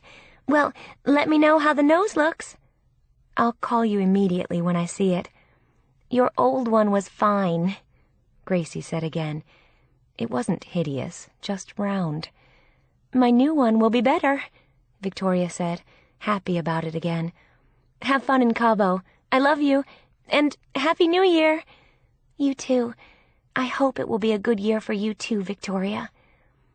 Victoria knew she meant it, and wished the same for her. They hung up, and Victoria settled back to watch another movie from the couch.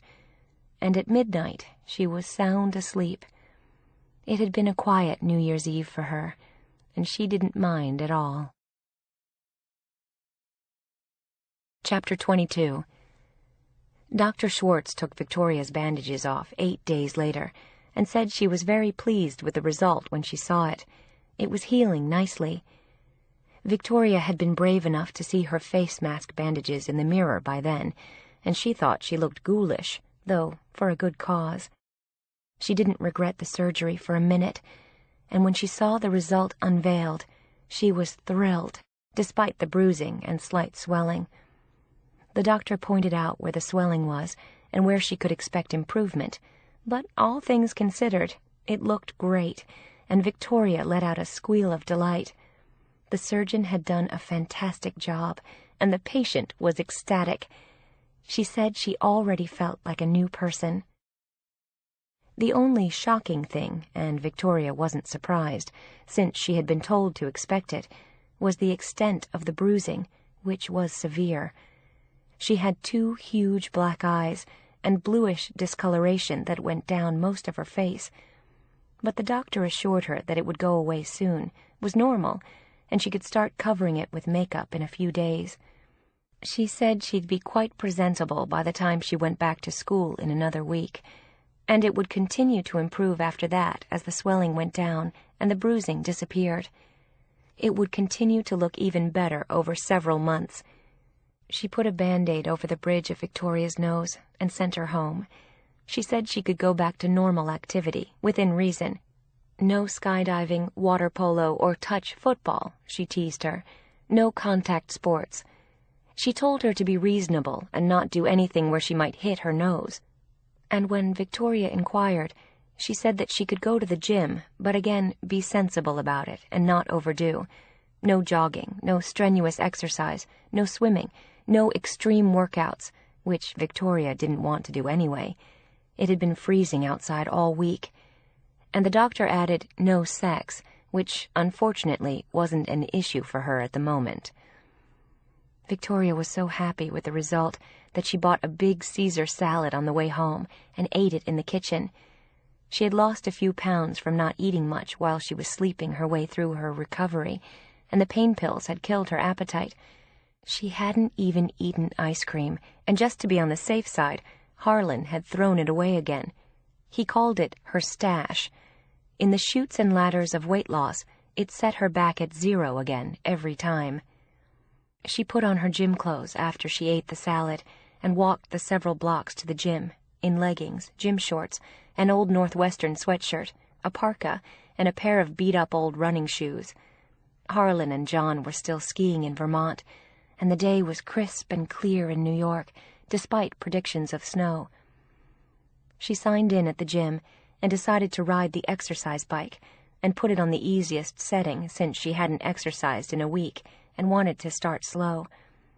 She put her iPod on and was listening to the music with her eyes closed as she pedaled rhythmically along. She didn't open them until she'd been on the bike for 10 minutes and was startled to see the same very good-looking man sitting next to her whom she'd seen there before Christmas. This time he was alone, without the beautiful woman who'd been with him, and he was looking at Victoria when she opened her eyes. She had forgotten what her face looked like after the surgery, with all the bruising, and she wondered why he was staring at her, and then she remembered and was embarrassed. He was looking sympathetic and pained for her. He said something, and she took the iPod out of her ear. He had a light tan on his face, as though he'd been skiing, and she was struck again by how handsome he was. "What does the other guy look like?" He teased her lightly, and she smiled, suddenly acutely aware of the bruises on her face and remains of 2 black eyes. And she wondered if he had guessed why. He looked more serious then as he chatted with her. "I'm sorry, I didn't mean to make a joke of it. It looks painful. It must have been a nasty accident. Car or ski?" he asked matter-of-factly. Victoria hesitated with a look of confusion, and she didn't know what to say. Nose job sounded a lot worse to her and would have made her feel foolish to a stranger. "Car," she said simply as they pedaled along. "I figured. Did you have your seatbelt on? Or was it the airbag? People don't realize how easily you can break your nose with an airbag. I know several people who have." She nodded as a blanket yes and felt really stupid. "I hope you sue the hell out of whoever hit you," he said, still sympathetic, assuming immediately that it was the other guy's fault, not hers. "Sorry, I'm a lawyer. I get litigious at the drop of a hat. There are so many drunk drivers on the road over the holidays, and bad ones. It's a wonder more people don't get killed. You were lucky." "Yes, I was." "Very. I got a new nose," she thought to herself, but didn't say it. "I just came back from skiing in Vermont with my sister. She was with me the last time I saw you. The poor thing was minding her own business and got hit by a kid out of control on a snowboard and broke her shoulder. She came out from the Midwest to spend the holidays with me, and now she goes back with a broken shoulder. It's really painful. She was a good sport about it." Victoria was staring at him, with the information that the beauty he'd had with him was his sister. So where was his wife? She checked, and he had no wedding ring on, but a lot of men didn't wear them, so that meant nothing. And even if he wasn't married or didn't have a girlfriend, she couldn't imagine him wanting her, even with her new nose. She was still a big girl, even with a smaller, better nose. He pointed to her sweatshirt then. "Northwestern? My sister graduated from there." "Me too," Victoria said in a hoarse croak, which had nothing to do with her surgery. She was too dazzled by him to speak. "Great school. Shit weather, though. I wanted to get out of the Midwest after growing up there, so I went to Duke." It was in North Carolina, and one of the best schools in the country, Victoria knew. She tried to help her students get in there all the time. "My brother went to Harvard. My parents still brag about it. I couldn't get in," he said modestly with a grin. "I went to law school at NYU, which is how I wound up here. What about you? Native New Yorker or other?" He was chatting away as they rode the bikes, and it felt very surreal to her, riding along next to this gorgeous man who was telling her about his family, his education, where he came from, and asking about her. And he acted like her face was normal and not black and blue, and she didn't have 2 black eyes. He looked at her as though she was pretty, and she wondered if he was blind. "I'm from L.A.," she answered his question. I moved here after college. I teach at a private school." "That must be interesting," he said pleasantly. "Little kids or big ones?" "High school seniors, English. They're a handful, but I love them." She smiled, hoping she didn't look like a ghoul. But he didn't seem to think so, and didn't look bothered by it at all. "That's a tough age, judging by myself anyway. I gave my parents a tough time in high school. I stole my dad's car and totaled it twice. That's easy to do on black ice in Illinois. I was lucky I didn't get killed." He mentioned after that he had grown up in a suburb of Chicago, and she could guess that it was an affluent one. Despite the workout clothes, he looked well-heeled, had a good haircut, was well-spoken, polished, polite, and was wearing an expensive gold watch. She looked like a bum, and always went to the gym that way, and hadn't had a manicure in over a week. It was the one luxury she always indulged in, but she hadn't gone since the surgery. She didn't want to scare anyone, explain her bandages, and she wasn't going out anyway. Now, here she was next to the most gorgeous man she'd ever seen, and she hadn't combed her hair, and didn't even have nail polish on. Their bikes stopped at almost the same time, and they both got off. He said he was going to the steam room, and with a warm smile he stuck out his hand. "I'm Colin White, by the way." "Victoria Dawson." They shook hands, and after a few inane words she picked up her things and left, and he headed to the steam room, and stopped to chat with a man he knew along the way. Victoria was still thinking about him when she walked home. She felt good after some exercise at the gym, and he'd been nice to talk to. She hoped she would see him again. Her doctor was right, and by the time she went back to school, she could cover most of what was left of the bruising with makeup. There was a faint shadow still around her eyes, but she looked pretty good. And the swelling had come down a lot around her nose.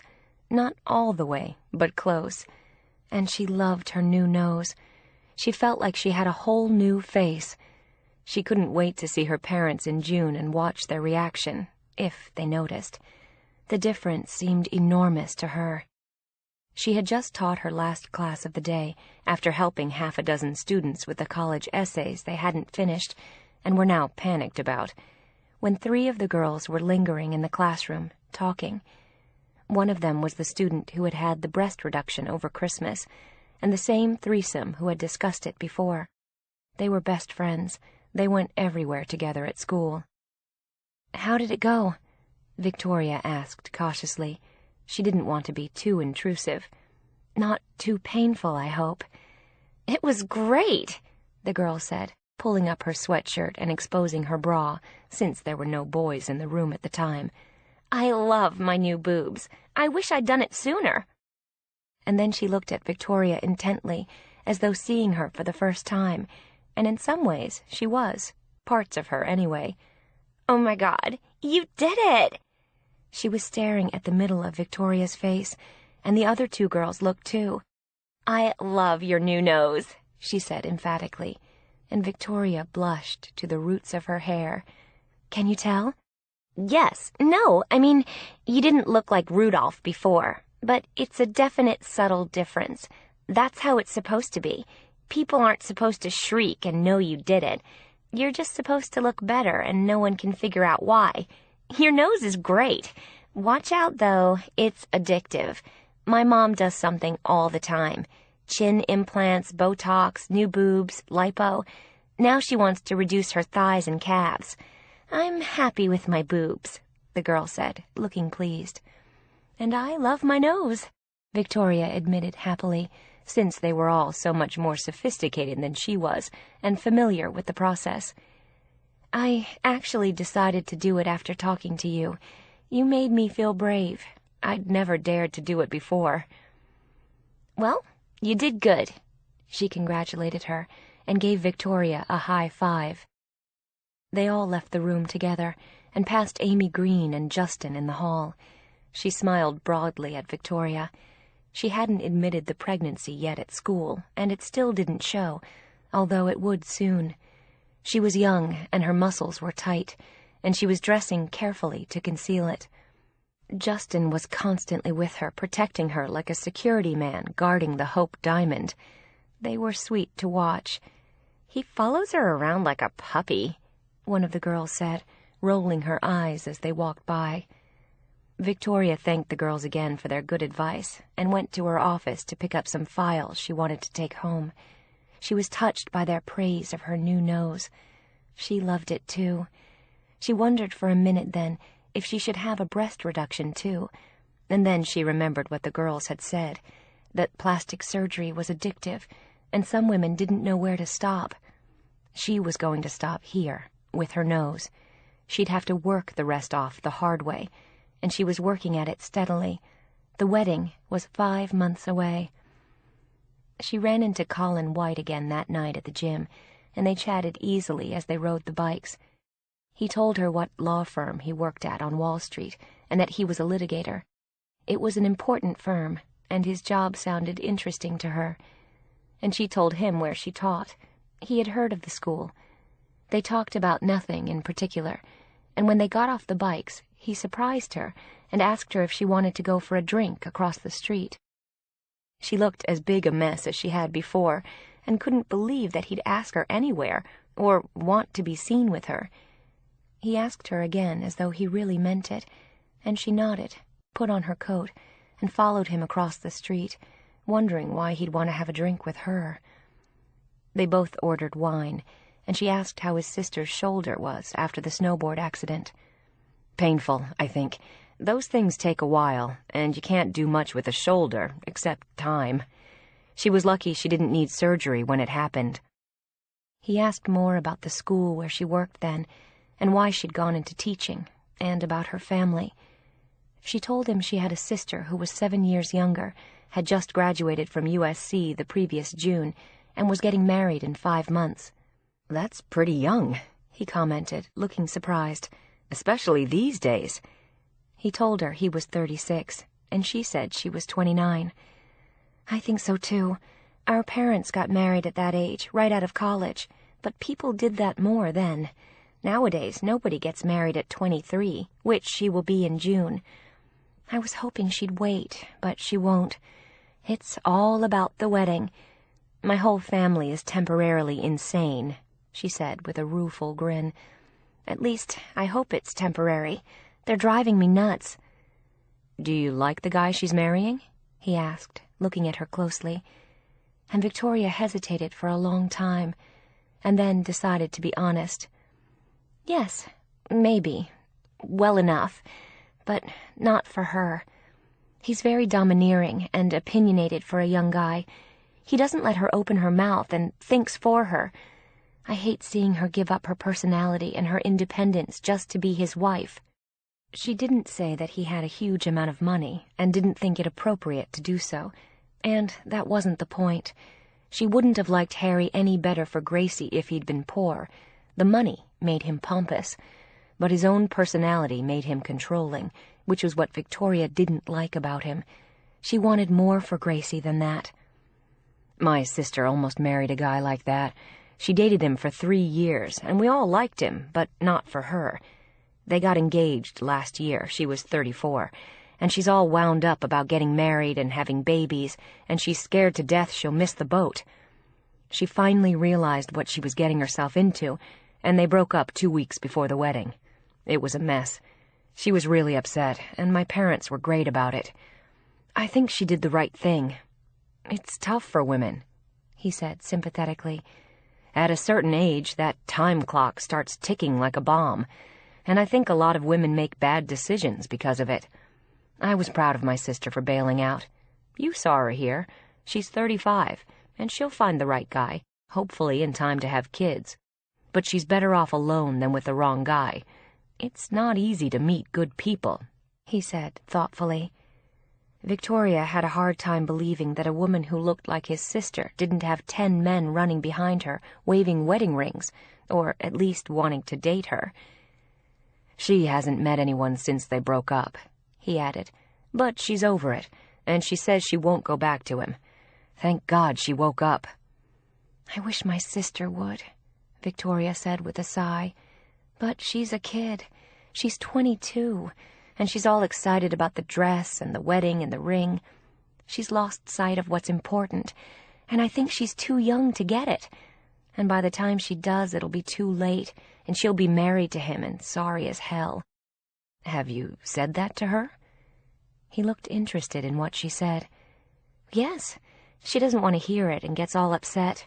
She thinks I'm jealous, and believe me, I'm not." He believed her. "And my parents are no help. They're big fans of the match, and they're impressed by who he is." She looked pensive then. "And he's a lot like my father. That's a tough one to fight." "You're swimming upstream on that one," he said wisely. "All you can do is say it and leave it at that. And maybe it'll work for her. You never know," he said philosophically. "People want different things, and not always what we think they should have or want for them." "I hope it works, but I doubt it," Victoria added, looking sad for her sister. "Are you two very different, other than the age difference?" He got the feeling they were. Victoria appeared to be a smart, sensible woman with her feet on the ground and a good head on her shoulders. He could tell just by listening to her. And her younger sister sounded flighty, young, and spoiled to him, and maybe headstrong and impulsive too. He wasn't wrong. "She's more like my parents," Victoria said honestly. "I've always been the odd man out. I don't look like them, think like them, or act like them, or want the same things. Sometimes it sounds like we didn't have the same parents. We didn't, actually, because they treated us very differently. So her life experience and her childhood were completely different from mine." He nodded as though he understood, and she had the feeling that what she was saying wasn't unfamiliar to him. He looked at his watch then and asked for the check. "I've enjoyed talking to you," he told Victoria as he paid it. "Would you like to have dinner sometime?" he asked with a hopeful look as she stared at him. Was he crazy? Why would he want to go out with her? She thought he was much too good for her. "Like next week?" he added more precisely. "Just something easy, if you'd like that." He didn't want to snow her with a fancy restaurant. She was a kind person and easy to talk to. He wanted to spend a real evening with her, getting to know her, not show off and try to impress her. He wanted to know more about who she was. He liked what he'd heard so far, and he liked her looks, even with her bruised face. "Yes, of course, I'd like that," she blurted out when he looked as if he expected an answer. She didn't add why. She could only assume that he wanted to be friends and liked having someone to talk to. This was obviously not a date. "How about Tuesday? I've got a partners meeting Monday night." "Of course. Yes, sure." She felt like an idiot, burbling at him. "Could I have your number or your email?" he asked politely, and she jotted them down and handed them to him. He put them directly into his phone and slipped it back into his pocket with the piece of paper and thanked her. "I've really enjoyed meeting you, Victoria," he said pleasantly, while she tried not to focus on how handsome he was. It was too unnerving. "Me too," she said weakly. This was very odd. She liked him, but she thought a man like him shouldn't even be talking to her. He should have been with some drop-dead gorgeous beauty, like his sister, who had no dates. Go figure. The world was too strange. They left each other in front of the gym, and she walked home, thinking about him, and trying to figure out why he had asked her to dinner. She told Harlan about it when she got home, and explained that it wasn't really a date, he just wanted to be friends. "How do you know that?" Harlan looked surprised by what she said. "Did he say so?" "Of course not, he's too polite, but it's obvious. You should see the guy. He looks like a movie star, or a business mogul, or an ad in GQ. And look at me." She pointed to her workout clothes. "Now you tell me, would he date a woman that looks like me?" "And he was wearing black tie at the gym?" "Very funny. No, but guys like him don't date women like me. This is friendly, not a date. Trust me. I know. I was there." Sometimes romances start out that way. Don't rule it out. Besides, I don't trust your interpretation. You don't know shit. All you know is your parents telling you that you're not deserving, you're not worthy, and no one will ever want you. Believe me, tapes like that play so loud you can't hear anything else, even when it's clear otherwise. I'm telling you, if this guy has any brains at all and eyes in his head, he knows you're smart, funny, a good person, bright as hell, good-looking, have fucking unbelievable legs, and he'd be the luckiest man in the world if he got you. So, maybe this guy is no fool. It's not a date, she insisted again. I'll bet you $5 it is, Harlan said firmly. How will I know if it is? She looked confused, while Harlan pondered the question. Good point, since your radar is out of whack and you have no decoding skills. If he kisses you, obviously it's a date. But he won't if he has any manners on a first date. He sounds smarter than that. You'll just know. If he asks you out again, if he looks interested, if he makes nice little gestures, touches your hand, looks like he's enjoying you. Oh, fuck, Victoria, just take me with you and I'll tell you if it's a date. I'll figure it out for myself, she said primly, but it isn't. Just remember, you owe me $5 if it is, by any of the aforementioned criteria, and no cheating. I need the money. Then start saving, because you're going to owe me $5. It's not a date. She was sure of it. Don't forget your new nose, he teased her. That could swing the vote. I hadn't thought of that, she said, laughing. The second time he saw me, I had bruises all over my face and 2 shiners, and I wasn't wearing makeup. Oh, my God, Harlan said, rolling his eyes. You're right. It's not a date. It's true love. Double the ante. Make it 10. You're on. Start saving. He gave her a brotherly shove as they both left the kitchen and went back to their rooms. She had a stack of papers to correct, and the mystery of whether Colin White had asked her for a date would be solved soon enough. They were having dinner in 5 days. He hadn't asked her out over the weekend, which made her wonder if he had a girlfriend. She had been through that with Jack Bailey, and hoped it wasn't another situation like that. But this was nothing. She was sure. Just dinner with a friend. And it was less scary that way anyway. Chapter 23. 5 days later, on the day Victoria was supposed to have dinner with Colin White, she had to do one of those painful duties that sometimes went with her work. The father of one of the students had died suddenly of a heart attack on a ski slope in New Hampshire, and she had to go to the funeral, along with the headmaster and several other teachers. The family was devastated, and the youngest son was one of her seniors. There were 4 children in the family, and all of them had gone to Madison. It was a family that everyone loved, and she went to the funeral as part of a group with Eric Walker and a number of other teachers. It was very sad, and the eulogies were extremely moving when each of the children got up to speak, and everyone cried. Victoria's heart went out to her student. She put her arms around him and hugged him afterward, when they all went back to the family's apartment on 5th Avenue. She had taught his older brother, and one of his sisters, too, in her 7 years at the school, and liked them all.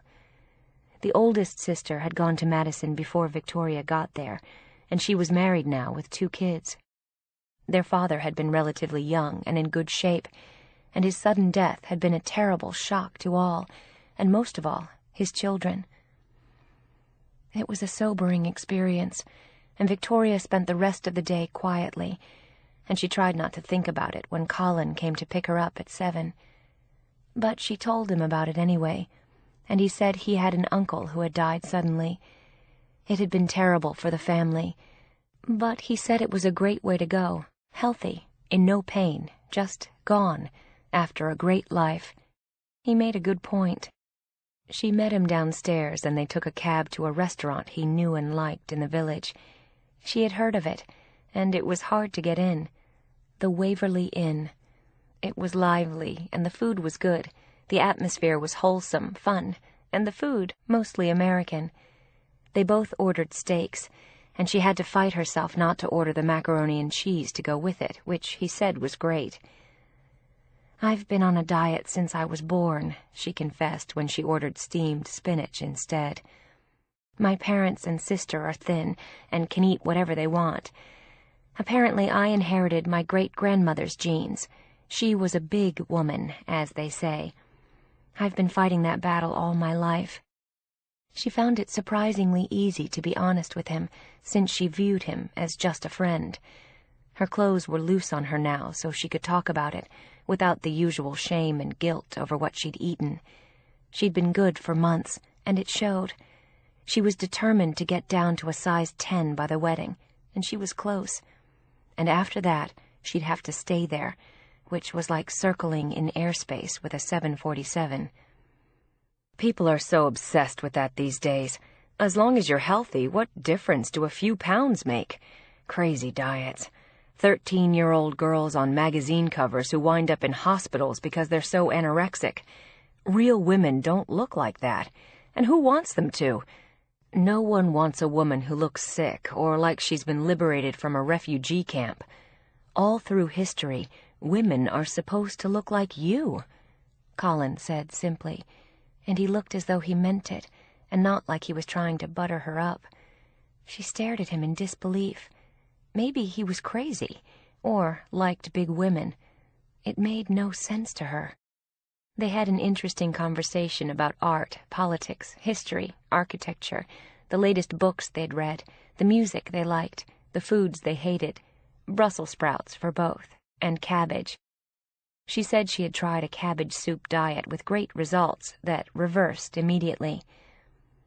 And then they talked about their families, and Victoria told him more than she meant to. She told him about being named after Queen Victoria because her father thought she was so ugly, and it was a great joke.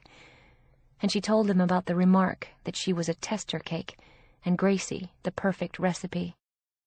Colin looked at her in horror when she said it. "It's amazing you don't hate her," he said, looking sympathetic. "Well, it's not her fault. It's them. And she looks just like them, so they think she's perfect. And she is gorgeous, I have to admit. She looks something like your sister, in a smaller version." It was a standard of perfection Victoria had never achieved, and knew she never would. "Yeah, and my sister hasn't had a date in a year, so that's no guarantee of happiness either," he reminded her. Victoria still found that hard to believe. "People who say things like that to their kids shouldn't have them," he said seriously. "True, but they do anyway. Anyone can have kids, whether qualified or not, and many people aren't. My father thinks it's funny when he makes cracks about me. I did a couple of years of therapy a few years ago, and then I took 2 years off. I went back last summer. It makes a difference.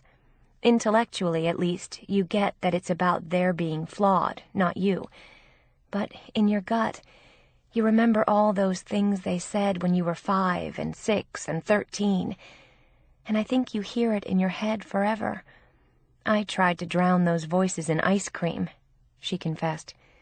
"It didn't work." She had never been as honest with anyone in her life, and he seemed completely non-judgmental about it. She really liked him, and hoped he was being sincere, although she was leery of everyone now after the experiences she had had with dishonest men, like Jack Bailey and a few others. Her dating life had not been a happy one thus far. "I have a strange relationship with my parents, too," he admitted. "I had an older brother who was the perfect son, perfect athlete, perfect student, perfect everything.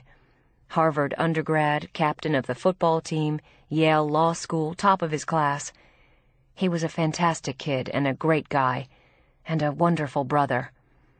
He was killed by a drunk driver on Long Island on the 4th of July weekend, right after he found out he had passed the bar, the first time, of course, with flying colors. It took me 3 times to pass it, and I kind of lumbered along in the middle of my class. Duke and NYU did not cut it with my parents compared to Harvard and Yale. I'm not a jock and never have been. I keep in shape and play some tennis and squash, but that's about it. Blake was the golden boy. Everyone loved him. He was my older brother. I was always in his shadow as a kid. And the world stopped for my parents when he died. They never recovered, either of them. My father retired, and my mother kind of withered up. No one has ever measured up for them since, and I sure don't. My sister kind of skated under all that because she's a girl, but they figure I'm a bad trade for Blake. He wanted to go into politics eventually, and probably would have done well. He was kind of Kennedy-esque, with a huge amount of charisma and charm. I'm just a regular guy. I lived with someone a few years ago, and it didn't work out, so now they're wondering what's wrong with me that I'm not married. As far as they're concerned, I've been kind of a poor second best all my life, or I don't qualify at all compared to my brother. It's rough being around them and feeling like you never measure up. He was 5 years older than I, and he died 14 years ago. I'd just graduated from college, and I've been a disappointment to them ever since. He hadn't had the tough childhood she'd had, but he'd had a hard road for 14 years, and she could see it in his eyes. That terrible feeling that you're not good enough to be loved by the people you love most, and eventually by anyone else. She knew it well. I'm not as ballsy as you are. I've never gone to therapy, and I probably should. I just accepted the mantle my brother left behind. I tried to be him for a while, and I couldn't. I'm not him. I'm me, which is never good enough for them. They're sad people. And he wasn't, which was the good news. But he had lived with the same toxic messages she had, for different reasons. And from some of the self-help books she'd read, she thought he might have survivor guilt in some form. I always feel like my parents should be holding up a sign, "We don't love you." It would be more honest. She smiled at him, and he laughed. The visual was so perfect, and exactly what he felt about his parents. Their life experiences were amazingly similar, and dovetailed well. They had a lot in common, given difficult relationships with their parents, which they had striven to survive well, and remain healthy people. Both of them felt as though they had made important discoveries about each other by the time the evening ended. He put an arm around her on the way back in the cab, but he didn't try to kiss her, which was a plus for him. She hated being pawed by strangers who thought you owed it to them because they paid for dinner. He didn't do that, and she respected him for it. And before they got back to her building, he asked her if she'd like to have dinner again. He said he hoped she would, and apologized for broaching such serious subjects with her on a first date. But for both of them, it was real life, and a relief to share it with someone who understood. "I'd love to have dinner with you again," she said sincerely, and he suggested that Saturday night, which in theory dispelled the worry that he had a weekend girlfriend, unless he was seeing her on Friday, Victoria reminded herself. Jack had done that. But Colin was not Jack. He was great. He kissed her on the cheek and saw her to her elevator and said he'd call her the next day. She was smiling when she walked into the apartment, and Harlan beamed from ear to ear when he saw her. John had already gone to bed. "I owe you $10, she said as she walked in and beat him to it. "How do you know?" He looked intrigued. "Fantastic conversations, great evening, great guy. Arm around me in cab on way home, touched my hand twice at dinner, doesn't care if I'm fat or not, he likes real women, and invited me to dinner Saturday night." She was beaming, and he reached over and hugged her. Harlan was always hugging and kissing her. John was always a little cooler with her. It was just his nature, and he was less comfortable with women. He had a horrible mother who used to beat him and put him off females forever. Everyone has their scars. "Shit," Harlan said after he hugged her. You owe me 50, maybe 100. That's better than a date. It's a real guy. He sounds fantastic. When can I meet him? Before the wedding. Yours, I mean. Screw Gracie's."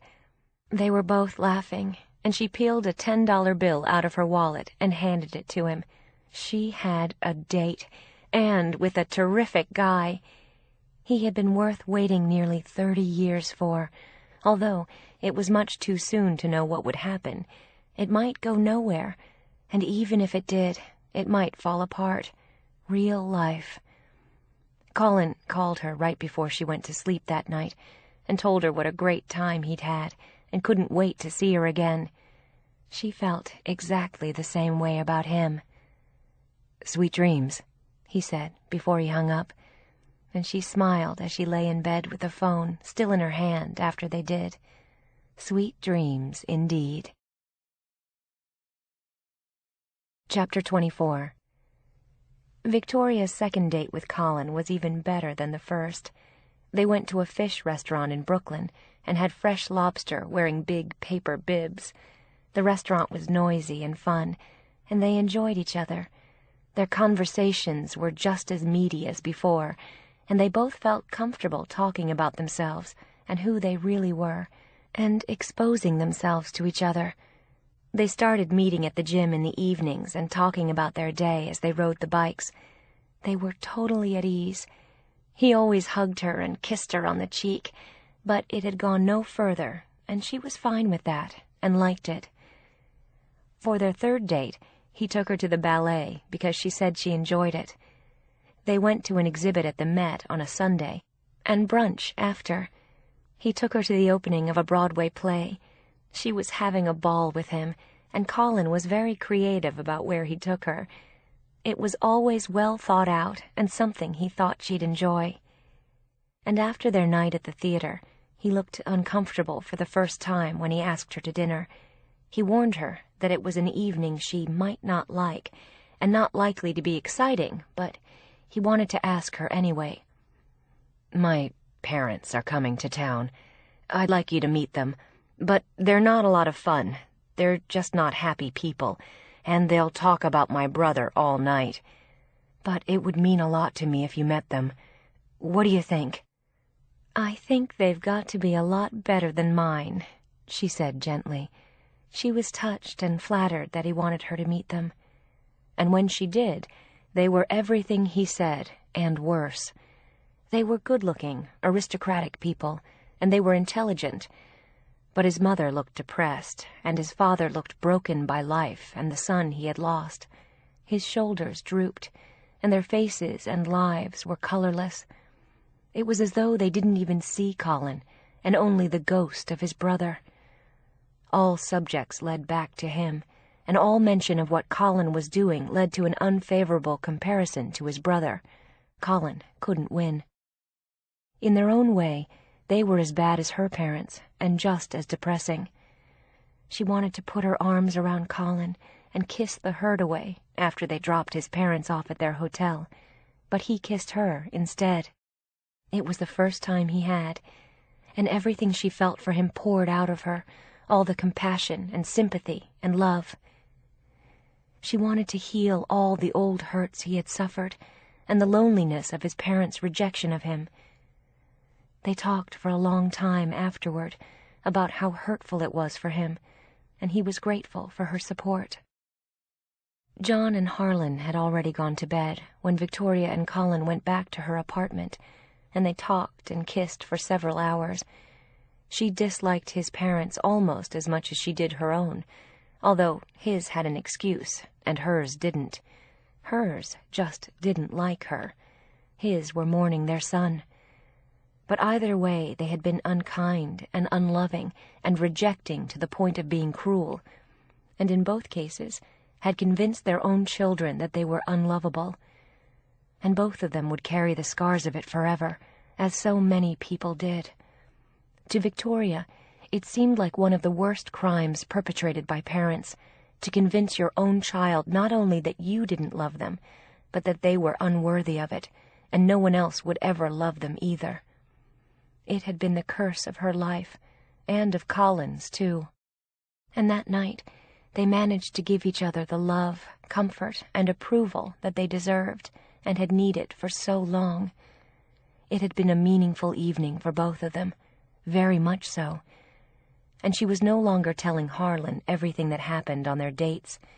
She was developing an allegiance to Colin, which seemed right. And he felt the same way about her. He would only tell his sister so much whenever she called. He wanted to protect Victoria, too, and the budding relationship they shared. They were both respectful and discreet. The next dinner they shared after his parents' visit was an important one for both of them. It was silly and hokey, and Victoria was embarrassed that it meant so much to her, but it did, and Colin got that. It was Valentine's Day, and he took her to dinner at a small romantic French restaurant with delicious food, although she ate sensibly. The dinner was wonderful, and afterward they went back to his apartment, not hers. He had champagne for her, and a little gold bracelet with a small diamond heart on it that he put on her wrist. And then he kissed her, and it was the perfect time and place for both of them. She melted into his arms, and a moment later into his bed with him. Their clothes disappeared, and all the lonely years they had lived through until then without each other. And the one thing they both knew when the evening ended was how much they were loved. They felt worthy of it, and lovable at last. From then on, their life together took on an everyday quality. They went out to dinner, stayed home, did laundry together, went to the gym, spent nights at his apartment or hers, went to movies, and managed to blend two real lives into one. It all worked, better than either of them could ever have dreamed. And it was Colin's idea to take a week off and go away with Victoria for spring break. Gracie was begging her to come to L.A., but Victoria didn't want to. She knew that her family would spoil it for them, and if they stayed together, he'd have to meet them soon enough. She dreaded introducing him to her parents, and had discussed it several times with her shrink, who was happy for her. "Why are you afraid of having him meet your parents?" the psychiatrist asked, puzzled by her resistance. And the relationship was going so well, better than Victoria had ever dreamed. "What if my parents convince him of how unworthy and unlovable I am, and he decides they're right?" She looked panicked as she blurted it out. "Do you really think that's going to happen?" the doctor asked, looking her in the eye, and Victoria shook her head. "No, but what if it does? They're so convincing." "No, they're not. The only one they've ever convinced is you. No one but their own child would believe them, which is why what they do is so cruel. No one else would buy into it, or has. And Colin sounds a lot smarter than that." "He is. I just worry about what they'll say, and that they'll humiliate me in front of him." "They might, but if they do, I guarantee he won't like it, and will think even less of them. Have you invited him to your sister's wedding yet, by the way?" Victoria hadn't mentioned it. "Not yet, but I'm going to. I don't want him to see me in that brown dress that looks so horrible on me. It's embarrassing." "You can still get her to let you wear something else. It's not too late," the therapist reminded her. "I tried. She won't let me. I just have to suck it up and wear it. But I hate for Colin to see me looking awful." "It sounds like he loves you anyway. The brown dress won't matter to him." The doctor was sorry Victoria wouldn't confront her sister about it.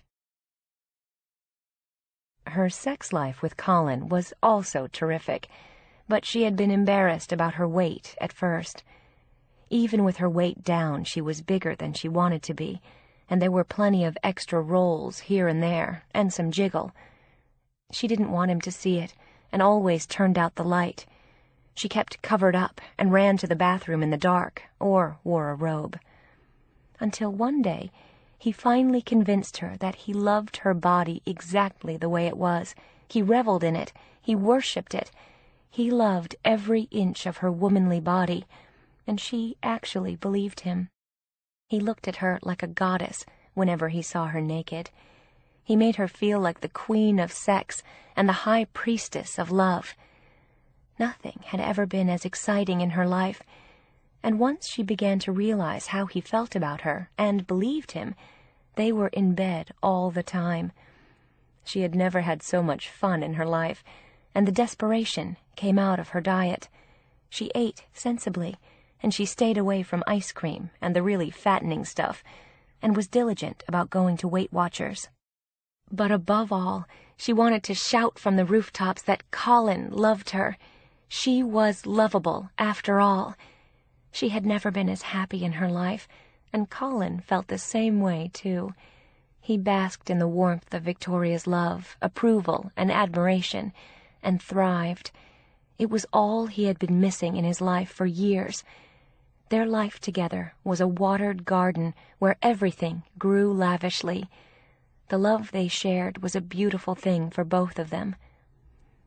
Just before spring break, Victoria had attended a baby shower for Amy Green. She was due to have the baby any minute, and would no longer be attending classes until after it was born.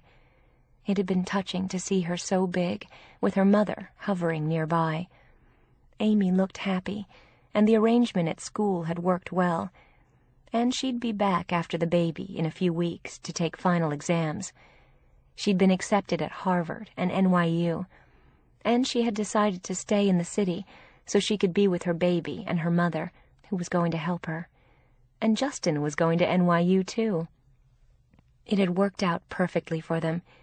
He had moved in with her and her mother for the last few months of the pregnancy, with his parents' approval, although they hadn't been thrilled at first. But Amy's family had been reasonable, and it was touching to see young people trying so hard to do the right thing. They had both just turned 18, and Victoria had told Colin about them. She loved sharing all aspects of her life with him, and he did the same about his work, and was anxious to introduce her to his friends. Together, they were more than they each were alone. They didn't take away from each other. They added all that they were.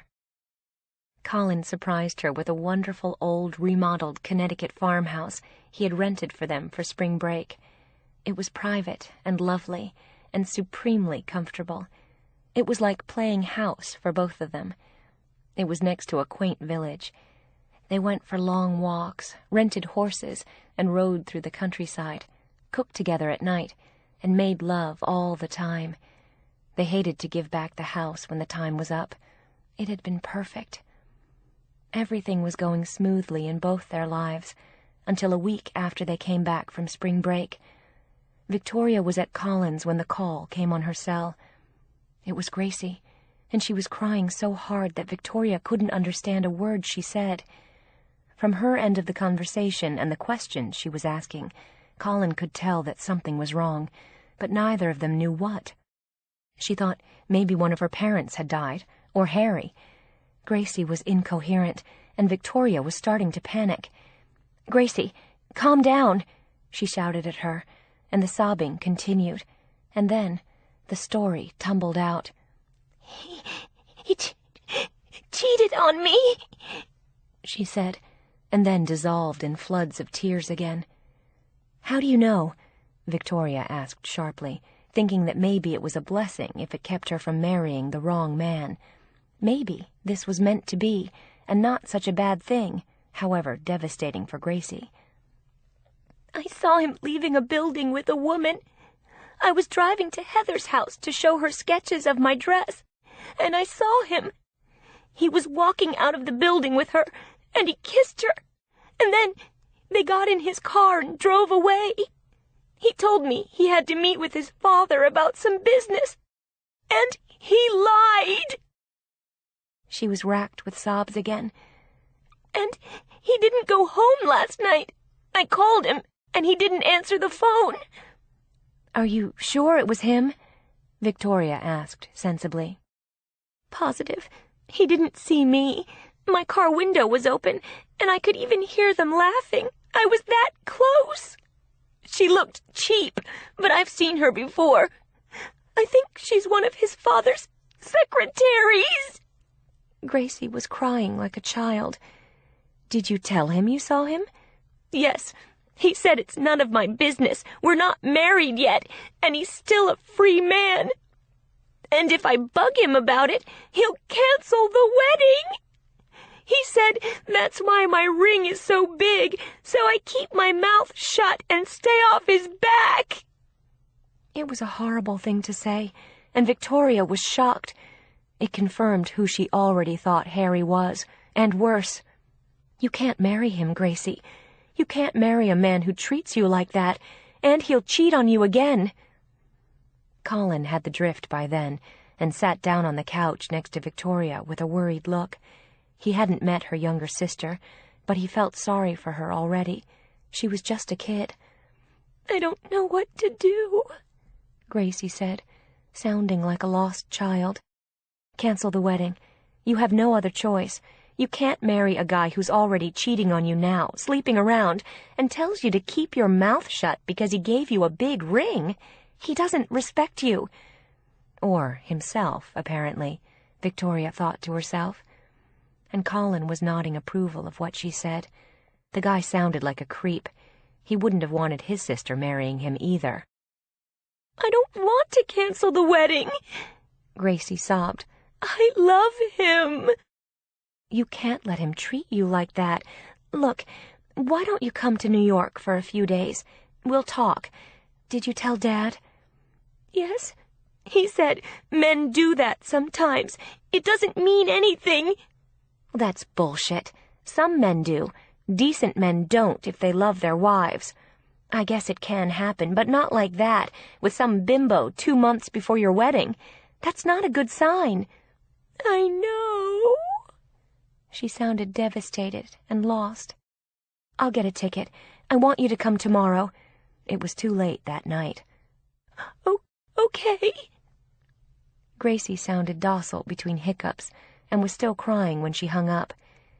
Immediately after, Victoria called the airline, booked a ticket, and texted Gracie the information. She was willing to take a few days off school if she had to spend time with her sister. This was important. She couldn't marry Harry. There was no question about that. And Colin agreed with her when she told him what had happened. "This is only the beginning. If he's already cheating on her now, he'll never stop.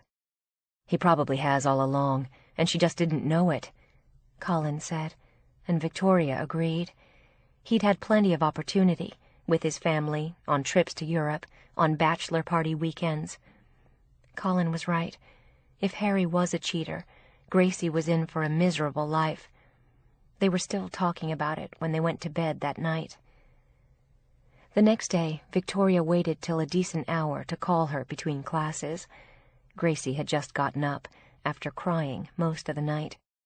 She said Harry hadn't called, and the last time she had talked to him, he had again threatened to cancel the wedding, as though Gracie had done something wrong by calling him on his behavior and telling him what she'd seen.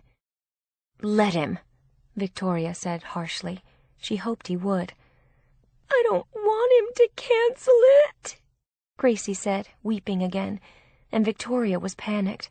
She couldn't marry this man. He hadn't even apologized for what he'd done, and showed no remorse, all of which were terrible signs. He was a badly behaved rich boy who did what he wanted, and was threatening his future wife, instead of prostrating himself at her feet, begging her forgiveness, which would have been a start, and maybe still not enough. It wouldn't have been for Victoria. "Just get on the plane. We'll talk about it here. Tell Mom and Dad you want to visit me.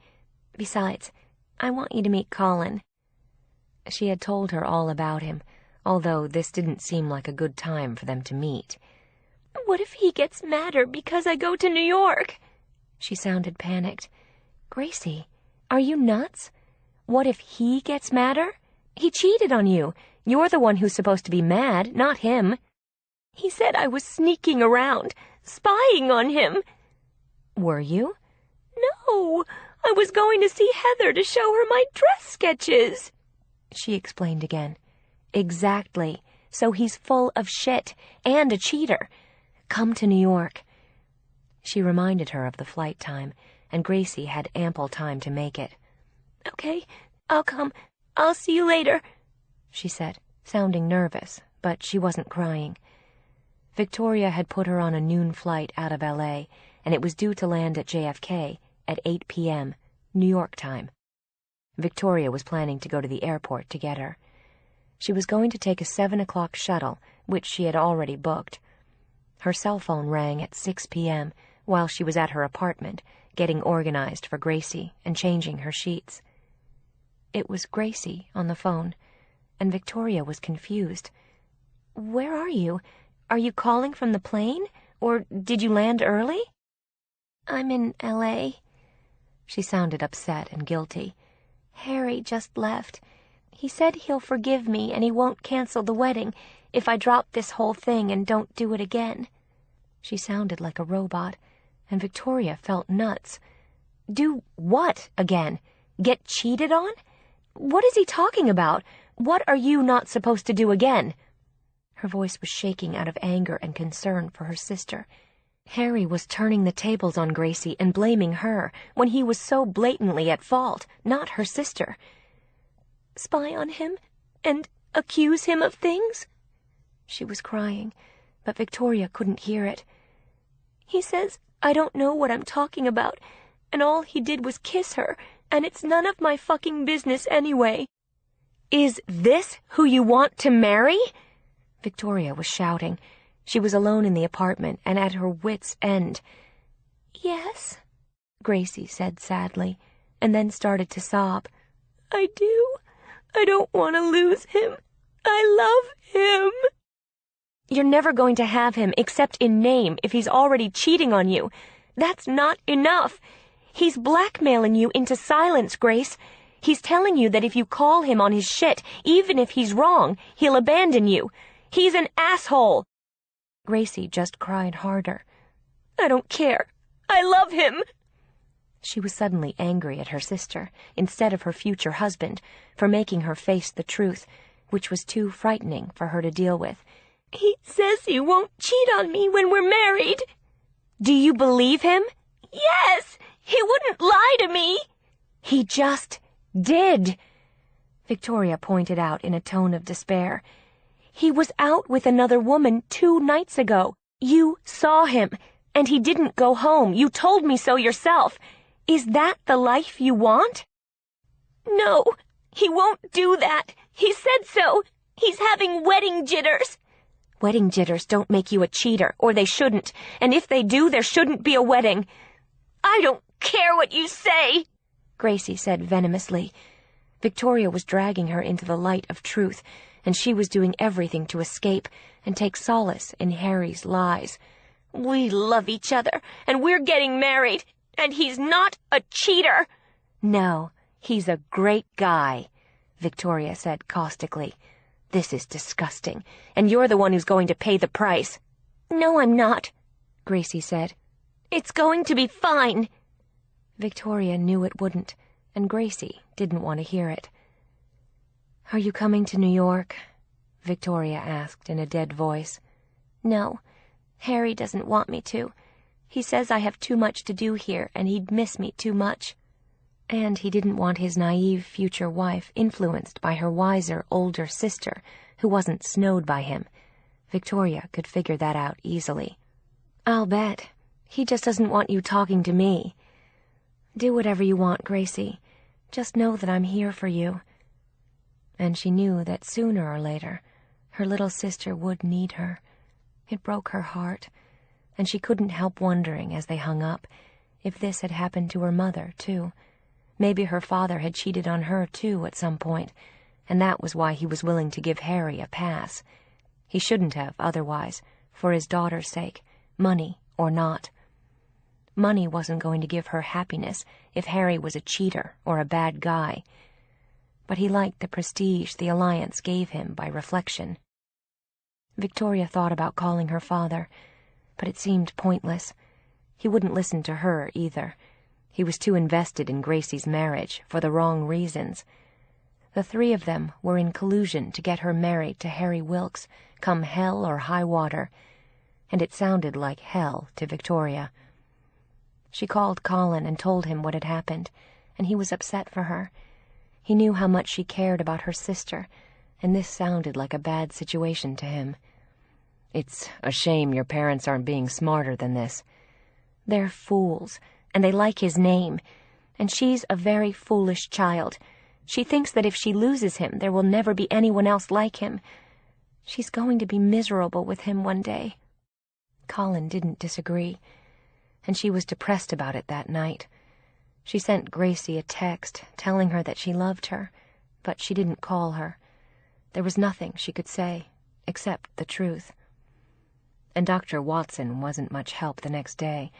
She said the same thing she had all along, even now, after Harry had cheated on Grace, or it looked that way. These are her decisions, she reminded Victoria, and her life. I agree fully with what you're saying. He's blackmailing her, he's controlling, and he's probably dishonest. But she's the only one who can stand up to that, and either change it or walk away. You have no part in this. She was definite about it, and it made Victoria angry at her, too. She felt helpless. So I have to sit by and watch? Victoria had tears of rage and frustration in her eyes. No, you have to lead your own life. Concentrate on your life with Colin, and I'm glad it's going well. There is nothing you can or should do about your sister's life or her marriage. This is entirely her choice, whether good or bad, and no matter what you think. Even at 22, when she doesn't know any better and needs guidance? Victoria cringed at what Dr. Watson was saying, especially because it was true. That's right. She's not asking you for guidance. She's telling you to back off. Victoria knew the therapist was right, which only made her fight harder. So she can buy into his lies? She looked outraged. Yes, if that's what she wants to do, and apparently it is. I don't like it either, and hearing stories like this disturbs me too, but your hands are tied. I hate this. She was fiercely upset by Gracie's marrying him, but she didn't want to lose her relationship with her sister over this, and she knew she could. Harry had her sister blackmailed into silence, aided and abetted by her youth and neediness, and their father's narcissism and greed. He wanted his daughter married to a Wilkes at any price, so he could show off. And Gracie was afraid to lose Harry. Victoria was afraid her sister was about to lose herself, which was worse. The next jolt after that was a call from Grace a week later. As maid of honor, she wanted Victoria to plan a destination bachelorette weekend in Las Vegas for her, with all 10 of her bridesmaids, including Victoria, which sounded hideous to her. When Victoria inquired, Gracie said everything was great with Harry and changed the subject. She had been threatened into the silence he wanted, even with her sister. If Gracie was worried, she wouldn't admit it. All she wanted was for Victoria to organize what sounded like a ghastly weekend to her. She really didn't want to organize it or go, and she didn't want to enable her marriage to a jerk, but she didn't have the guts to refuse either. Don't people just go out to dinner anymore for a bachelorette party? Who has time for a destination weekend? Only people with a lot of money who didn't work, which was not the case for her. No, people do destinations now. Harry had his in St. Bart's last week. They went for 5 days, Gracie said, and Victoria didn't want to imagine what had gone on there. She sighed loudly, unhappy with the plan. Send me a list of what you want, and I'll see what I can do. Isn't there someone else who can do this? I work, Gracie, and I'm dealing with the time difference. You're all on the West Coast, and none of you work. All of her bridesmaids were spoiled rich girls being supported by their parents, or still in school. You're the maid of honor. You're supposed to do it, she said stubbornly, and Victoria felt guilty. The relationship as sisters was strained to the max these days over this wedding. When do you want to go? Victoria asked, sounding discouraged. In May, Gracie said happily, oblivious to her sister's discomfort. Okay, I'll take care of it. "I love you," Victoria said sadly, and hung up. Gracie had promised to send her all the names and details, and she said their father was paying for that, too. He was shelling out big time for this alliance, and would have done none of it for Victoria, she knew. He had even said so to her, and told her to elope if she ever found a husband. Fortunately, in spite of all the stresses over the wedding, things were going well with Colin, but Victoria didn't consider it good news when she got a call from her mother, saying that her father had to see a client in New York, and they were coming in for 2 days. That was all Victoria needed, and they knew about Colin, so she knew they'd want to meet him. And she had met his parents. She hated the things she knew her father would say about her. She told Colin that night. "Will you have dinner with them with me?" she asked him with a woebegone look, and he smiled and kissed her. "Of course." "And while we're on the subject, there's something I want to ask you." "The answer is yes," he teased her. "What's the question?" He knew how upset and anxious she was these days, and he felt sorry for her. She was worried for her sister, justifiably, from all he'd heard. "Will you go to my sister's wedding with me?" she asked, and he smiled at her. "I thought you'd never ask." "Everyone else looks gorgeous in the bridesmaid dress, and I look like shit in it. Be prepared. You won't be proud of me," she said, with tears in her eyes. "I will be proud of you, and to be with you. And you couldn't look like shit if you tried. When are your parents coming, by the way?" "In 2 days." She made it sound like the end of the world, and it was to her. Her father would make a fool of her in front of the man she loved, and prove how unlovable she was. And what if Colin believed him? It didn't occur to her that it would make her father look bad and not her. Colin knew just how lovable she was. She made the calls for Vegas the next day, although Dr. Watson reminded her that she could refuse if she wanted to. But she didn't want to disappoint Gracie. She never did. And her parents arrived in New York the day after. They were staying at the Carlyle, and invited her and Colin to the Bemelmans' bar for drinks. As it turned out, her parents had to dine with her father's client, and didn't have time for dinner with them, which was a blessing. Drinks would be enough. She knew her father could destroy her in 5 minutes. He didn't need a whole evening to do it. She could see immediately how impressed her father was with Colin, and how surprised he looked, as though he couldn't believe that Colin would be with someone like her. Victoria couldn't believe it either, but he wanted to be with her, and had proven it abundantly for the last 4 months. Everyone was on their best behavior, and they'd been chatting for half an hour when her father commented that he hoped she was watching what she ate so she'd fit into the maid of honor dress her sister had ordered for her. Victoria stiffened when he said it. "I've lost weight, Dad," she said quietly, "and we go to the gym every day." "I'm sure you're a good influence on her," he said, smiling broadly at Colin, who looked guarded as he waited to see what would come next. "Watch out for the ice cream, though," he said with the laughter she hated. Neither he nor her mother had noticed the weight she'd lost, nor her new nose, which Colin didn't know about either. She'd never told him. She didn't think he needed to know. He turned to Colin then, and told him what a great guy Harry was, and how pleased they were about the marriage. Victoria spoke up in a clear voice then. "No, he's not a great guy, Dad. He cheated on her, and you know it." Her father looked startled for a minute to be called on it. He looked at Victoria intently. "Just some harmless hijinks," he said blithely. "All boys do things like that before they get married. It takes the pressure off." He winked at Colin, as though he would agree with him. Colin did not return the wink. "How can you let her marry someone who is already cheating on her before the wedding?" Victoria said, looking upset, as her mother pretended not to hear her and sipped her drink, staring into space. She had checked out. "Just a little lover's quarrel and a misunderstanding, I'm sure," her father insisted, still smiling. Victoria wanted to blow a gasket, but she didn't. She knew there was no point arguing with him. He wasn't going to agree with her, and he fully approved of the marriage, no matter what Harry did. And Colin looked undismayed by the scene. He looked pleasant and strong, and his whole demeanor conveyed the fact that he was Victoria's ally and no one else's. Her father got the message that she had an ally now, and anyone who attacked or belittled her would be dealing with Colin, too.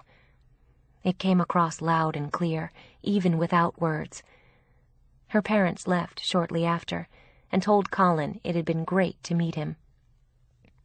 "They weren't as bad as usual," Victoria said, as they left the Carlisle and walked toward her neighborhood. It was a balmy evening, and they were holding hands. She was stressed just from seeing her parents and everything else that was happening these days, over which she had no control. "They didn't fool me," Colin said quietly. "I heard him about the dress, the weight, the ice cream, and he doesn't give a damn if Harry cheats on your sister. He wants her married to a rich boy. He thinks it makes him look good. Just like my parents thought all of my brother's accomplishments made them look good, so they could brag about him, and mine were never good enough.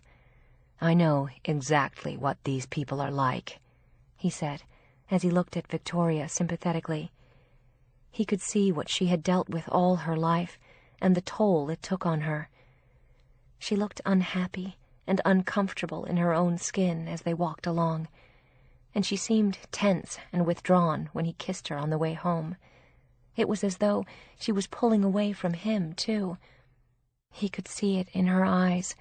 He stopped walking, and he looked at her. "I'm not the enemy. They are. I hear them. You're not good enough, so no one could ever love you. Come here," he said, pulling her into his arms and looking into her huge blue eyes that were the same color as his own. "I love you. You are lovable. They're idiots. And I love everything about you, just the way you are. Now that's my message to you. It's not theirs. It's mine. You are the most lovable woman I've ever known." As he said it, he kissed her, and tears of relief slid down her cheeks, and she sobbed in his arms. He had just told her everything she had waited to hear all her life, and had never heard before. Chapter 25. When Victoria got to school the next day, there was a huge bunch of blue balloons in the lobby that one of the students had brought in. There was a big sign up on the bulletin board. Amy Green had had her baby, a little boy. He weighed 6 pounds 8 ounces, was 19 inches long, and his name was Stephen William. Victoria was happy for her, and hoped it had gone well. She was sure she would hear all about it from some of the girls. The school was buzzing with the news all day. Victoria heard later in one of her classes that Justin had been in the delivery room with Amy, with her mother. They hadn't known the baby's sex before, so that had been a surprise for them, and mother and baby were supposedly doing well and going home in another day. She was hoping to be back at school in 2 weeks, 3 at the most. The school had really made it work for her. Victoria was planning to go and visit her when Amy felt up to it. The girls who talked to her said she felt great, and the delivery hadn't been too bad. Victoria was relieved. They were young, but at least they were seniors, not freshmen. It was a long shot, but they had a chance at making it work, especially with Amy's mother's help and support. During one of her breaks, Victoria had more calls to make on the Vegas trip, and she called her sister about it that weekend. Gracie sounded calmer than she had during the discovery of Harry's cheating, and it had been neatly swept under the rug, per Harry's wishes. Everyone was cooperating with him on that, especially the bride and her parents, which Victoria didn't think was the way it should be at all. But she was trying to detach from it. Colin and she went to the gym every morning, not because he was concerned about her weight, but because he said it would help her with stress, and it seemed to. She was feeling less anxious again, and she gave Gracie all the details she had arranged for the Vegas bachelorette weekend, which she still thought was a bad idea, or not one she'd enjoy anyway. She would have much preferred a quiet weekend in Santa Barbara with Gracie and her friends, at the Biltmore or the San Ysidro Ranch. But they were young, and they wanted to play. She had booked rooms for all of them at the Bellagio, 2 girls to a room, and the girls all had to give Gracie their credit card numbers. Victoria had made dinner reservations and gotten tickets to Cirque du Soleil. She would be flying in from New York, and the others from L.A., arriving on Friday night and leaving on Sunday morning when they checked out of the hotel. She had done her job as maid of honor, and her sister was happy with the plan, and apologized for putting pressure on her about it. "It's okay. This is your big moment," Victoria said, trying to be a good sport about it, which she always was. And in this case, doubly so, since she disliked Harry so much and was so worried about her sister. She felt as though she were leading her to her own execution, but it was what Gracie wanted, and Dr. Watson was right. It was Gracie's life. "I'll do it for you one day," Gracie said, sounding more like herself. Victoria knew she was under a lot of pressure, not just with the wedding, but from Harry, who was calling all the shots, and more so every day. A number of things had been changed to suit him. He was taking her to the south of France on their honeymoon. First, to the Hôtel du Cap in Cap d'Antibes, and then to Saint-Tropez, where he wanted to meet up with his friends, on his honeymoon with Grace. "I hope you won't be doing it for me in Vegas," Victoria laughed, relaxing a little. "How's Colin?" Gracie was anxious to meet him, and she couldn't believe she hadn't seen her sister since Thanksgiving. It was the longest they had ever gone without seeing each other, and a lot was changing for both of them. "Terrific." "Dad liked him," Gracie commented, which surprised Victoria, since Colin had sat there like a vigilante protecting her, and had sent out a strong subliminal message to her father. Maybe he hadn't gotten it, or pretended not to. "He was surprised he was with you. He said he seems like a successful guy, and thought he was more likely to be with another lawyer and not a school teacher, but he liked him." The put-down was clear. She wasn't good enough for Colin. Now the messages were coming with Gracie. She was not only Harry's puppet, she was their father's.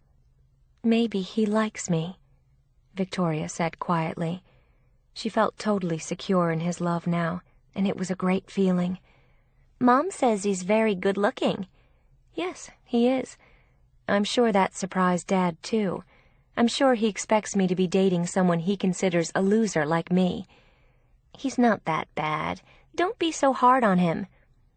Gracie defended their father, and Victoria wouldn't enter that conversation with her. She knew it was pointless. He was giving Gracie a big wedding and everything she wanted, and she was buying the party line from him and her future husband. And he was the father who had always been nice to her and adored her. And if she was willing to be Harry's enabling handmaiden, she was willing to be her father's, too. She and her mother had that in common now, and Victoria was at the opposite end of the spectrum. She was the freedom fighter, taking a stand for the truths no one wanted to hear. And Colin was her ally now, not Gracie. Those days were over, and would never come again if she married Harry, and it looked like she would. Victoria missed the relationship she once had with her sister, and no longer did, and she was more grateful than ever to have Colin. She finished up the details with Gracie for the Vegas trip, and then spent a peaceful weekend with Colin. She was going to Las Vegas the following weekend. She wasn't looking forward to it. It wasn't her idea of a fun trip. She went to visit Amy Green and her baby before she left. He was adorable and tiny, and Amy looked happy. She was nursing him and was going to pump when she went back to school. It was only for a few weeks before summer vacation. Justin was there too, and looked like a proud papa as he held the baby while Amy chatted with Victoria. She had brought them a little blue sweater and booties, and Amy put them on him like a little doll. It was odd watching these two young kids as parents now, babies having babies, but they both seemed mature and responsible with their son, and her mother was always hovering nearby to help them. It was an ideal situation for Amy and Justin, and had given her mother new life after the divorce. It looked like a blessing for all. The next day, Victoria flew to Las Vegas after school. She had promised to call Colin, and he knew how she was dreading the trip. She was sure Gracie's friends would drink a lot, play, gamble, go crazy, and pick up boys, since none of them were married. She felt like a chaperone on one of her senior school trips. They were a bunch of 22 and 23-year-olds prepared to go wild, and she felt like the old lady in the group, about to turn 30. The one nice thing about the trip was that Victoria got to see her sister, and Gracie threw herself into her arms when she arrived. She checked out Victoria's new nose and said she liked it. The girls had started drinking before she got there, and some of them had already played the slot machines and won a little money. They all went out to dinner, and afterward they wandered through the casino, which was a strange, artificially lit world, full of bright lights, no windows, excited people, money changing hands, and girls in sexy costumes passing out free drinks. Some of it was wasted on the girls, but they loved the atmosphere, and had already discovered that there was good shopping in all the hotels, particularly theirs, and lots of single men roaming around the casino and hotel. Victoria felt as though she had to stay with them all evening, and she was exhausted and bored. They were mostly silly and had too much to drink, and flirted with the men they saw, except for Gracie, who behaved. Harry called her all night to check on her. It was 2:00 when Victoria finally got to her room. She was the only one who didn't have a roommate and didn't want one. Gracie was rooming with her best friend, and Victoria couldn't call Colin when she finally got to her room because it was too late in New York, although she had texted him several times, and he had responded with encouraging messages to hang in. It was a marathon weekend, but she felt it her duty as maid of honor, and Gracie was visibly loving every minute of it. She was like a kid in Disneyland more than a bride. The next day was chock full with shopping, lunch, gambling, massages, manicures, pedicures, a swim in the pool, dinner at Le Cirque du Soleil, which was a spectacular show, and finally back to the casino till 3 a.m. It was easy to lose track of time there, as there were no clocks, and time seemed to stand still, which was what the casinos wanted. And some of the girls stayed up all night and got blind drunk, but Gracie didn't. And Victoria slipped away at 3 and went back to her room to sleep. They all met for a late brunch the next day, and then Victoria left the group to go back to New York. The others were leaving later, and she kissed Gracie before she left. Some of her friends had ferocious hangovers, but all of the girls said they'd had fun. "You did a great job," Gracie thanked her. "I guess I won't see you till the wedding," she said wistfully. "I really miss you." "I'm coming out a few days early to help you," Victoria reassured her. And then they hugged again, and Victoria left, grateful to be going home to New York. It had been a very long weekend. It hadn't been terrible, and there had been no mishaps, but she hadn't had fun either. Going to Las Vegas was not her idea of a good time, and Colin had told her several times how happy he was not to be there. She chatted with him on the phone as she waited at the airport for her flight. He was going to meet her at his apartment, and he had promised her an early night. She needed it, and she had a big project at school the next day. It was the annual school play. They were doing Annie. It was a huge production, and she had promised to help backstage with scenery and costumes, just as she had in high school. She had missed all the dress rehearsals that weekend, but she was sure someone would fill her in. From what she had seen so far, it was going to be great, and they had a final dress rehearsal on Monday morning. The big opening for parents and guests was Monday night. and one of her students was the star of the show, with a voice worthy of Broadway. Colin had said he'd try to come. She had never been as happy to see anyone as she was to see him that night. She folded into his arms with relief. She had been anxious and felt as if she were on duty all weekend, trying to make everything go smoothly for her sister, and some of the girls weren't easy. They were spoiled young women who were used to getting their way. But in spite of that, everything had gone well, and Colin got into bed with her after they showered together. They made love, and 5 minutes later Victoria was asleep, as he tucked her in with a gentle smile. He had missed her. They both left early the next morning. She had some things to do in her office before she went to the auditorium to start helping with the stage production, and she was there till noon while they set up, ran through all the musical numbers again, and Victoria was pushing scenery around with the students when she backed up, trying to make room for another big piece of scenery that was coming through. She stepped backward to avoid being knocked over, and before she could stop herself, she had fallen off the stage and lay flat on her back. There was a collective gasp as everyone saw it happen, and she was unconscious for a minute, and then she came to, and reassured everyone that she was fine. But she didn't look it. She was deathly pale, and when she tried to stand up, she couldn't. She had an excruciating pain in her leg, which was at an odd angle from her body.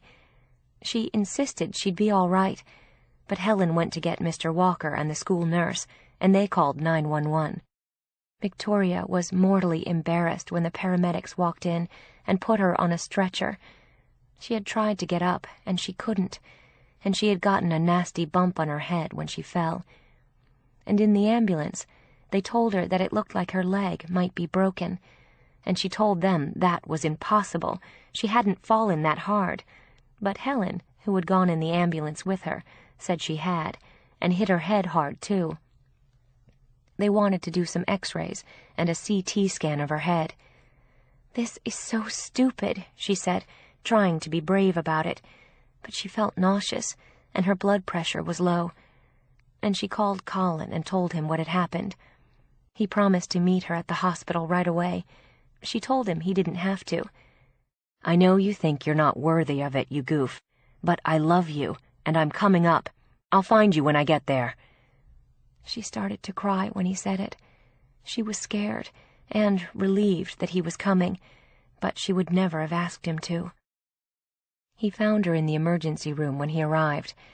They had already seen on the x-ray that her leg was broken, although it was a simple fracture and didn't need surgery, just a cast, much to her relief.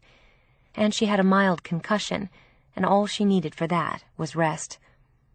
"Well, you did quite a morning's work, didn't you?" Colin said ruefully. He was worried about her, but relieved it wasn't worse, and she didn't say it, but she was thrilled she hadn't hurt her new nose. And after they set her leg and put the cast on it, Colin took her home and set her up on pillows on the couch. He brought her mushroom barley soup and a tuna fish sandwich to eat. She had crutches, and they told her they would take the cast off in 4 weeks, about 10 days before Grace's wedding. Colin had to go back downtown for a pre-trial meeting at his office that he couldn't get out of, but he promised to be back as soon as he could. She thanked him, and he kissed her, and flew out the door, and then she called Harlan at work and told him what had happened. "You klutz," he teased her, and she laughed, but it hurt. They said it would for a few days. She called Gracie, too, and she and Harry sent her flowers, and Harlan brought her a stack of magazines when he came home. And an hour later, Colin walked in with a cooked chicken and grilled vegetables from Cinderella for all of them, and kissed his patient. "Sorry, I came back as soon as I could. We're trying to settle the case." She felt like a queen surrounded by her court as they all fussed over her, and Colin stayed with her that night. She was in a lot of pain, and he gave her the painkillers and rubbed her back in bed.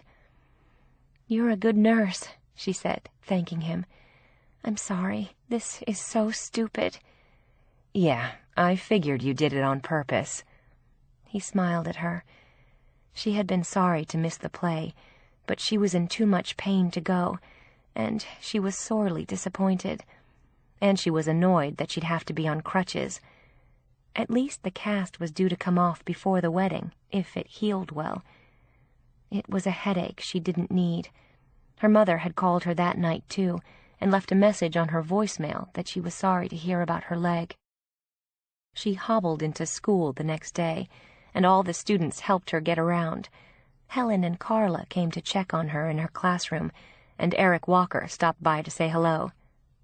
Everyone was happy to see her back, and they said Annie had gone fabulously. And at the end of the day, she was really tired and took a cab home. She realized on her way back to the apartment that she was not going to be able to exercise for the next month, and she was terrified she would gain weight. She said as much to Harlan when he got home. Her vow to herself had been to lose 25 pounds by June, have a life, and a man she cared about. She had a life now, with Colin, and she had never been happier. She had lost 18 pounds and looked great, but she had wanted to lose the last 7 pounds before the wedding, and it would be hard now, hobbling around on crutches, unable to exercise, and lying on the couch. "You just have to be careful not to eat crazy," Harlan warned her. "No ice cream, no cookies, no pizza, no bagels, no cream cheese, especially since you can't move around much." "I won't, I promise," she said, although she had a small urge for ice cream that night when her leg hurt. But she didn't ask for any, and she didn't go near the freezer. But she had 2 helpings of pasta for dinner, which tasted great. And she vowed not to do it again. No comfort foods in the next month, or she'd look like a blimp at the wedding and prove her father right, that she was hopeless. She shared her concerns with Colin, and he told her that whatever she gained while she was on crutches, she could lose again once she could exercise, and so what if she didn't? "You don't need to worry about it. You're a beautiful woman, and 1 dress size is not a big deal, one way or another." "It is to me," she said sadly, "and I don't want to look like a brown cow in that dress." "That dress doesn't sound like you, no matter what size it is. I can't see you in brown," he said cautiously, although women's fashions were not his area of expertise. "You will soon," she said, unhappily, worrying about her weight. She wanted to visualize herself into thinness. She had bought a pale blue chiffon dress for the rehearsal dinner, with a silver bolero and high-heeled silver sandals. It was very flattering and slimming. She was happy about that. But her dress for the wedding still upset her. It was a total no-win for her. "We can have a ceremonial burning of the dress after the wedding," Colin said, with a sympathetic grin. "I would love you in a burlap bag, so don't worry about it." She smiled at him, and they kissed. They stayed at her apartment for a few days until she felt better, and then they went back to his, which was easier for him, and it was closer to his office. He broached an interesting subject with her one Sunday afternoon at his place, 2 weeks after she'd broken her leg. "What would you think about our getting a place together one of these days? We could look for it this summer." Up till now, they had been going back and forth between apartments. They had been dating for 5 months, and their relationship was so solid that they both felt ready to make the move, and then see what developed later. "How does that sound to you?" Until then, when he was preparing a trial and working late, he stayed at his place. The rest of the time, he stayed with her during the week, and she stayed with him most weekends. "It sounds good," she said peacefully, and leaned over and kissed him. He had signed her cast 6 times, and Harlan twice, and John added his name in red. And every kid in school had signed it at least once. Helen said it was the most decorated cast in New York, and looked like an art exhibit or an example of graffiti. "I like that idea a lot," Victoria said about living with him. "So do I. Will Harlan and John be upset?" he asked with a look of concern. "No, I think they're both doing okay now and can afford to keep the apartment without me. They might like the space." He nodded. And they were in no hurry to find their own place. Colin wanted to start looking at the end of June, early July. They told Harlan and John a few days later, when they went back to the apartment. Harlan said he wasn't surprised. He had been expecting something like that, or an announcement of their engagement, he said, with a mischievous look at Colin, who just laughed and smiled at Victoria. They hadn't talked about it yet, but it had crossed his mind. His sister had said the same thing, and she wanted to meet Victoria that summer. There was time.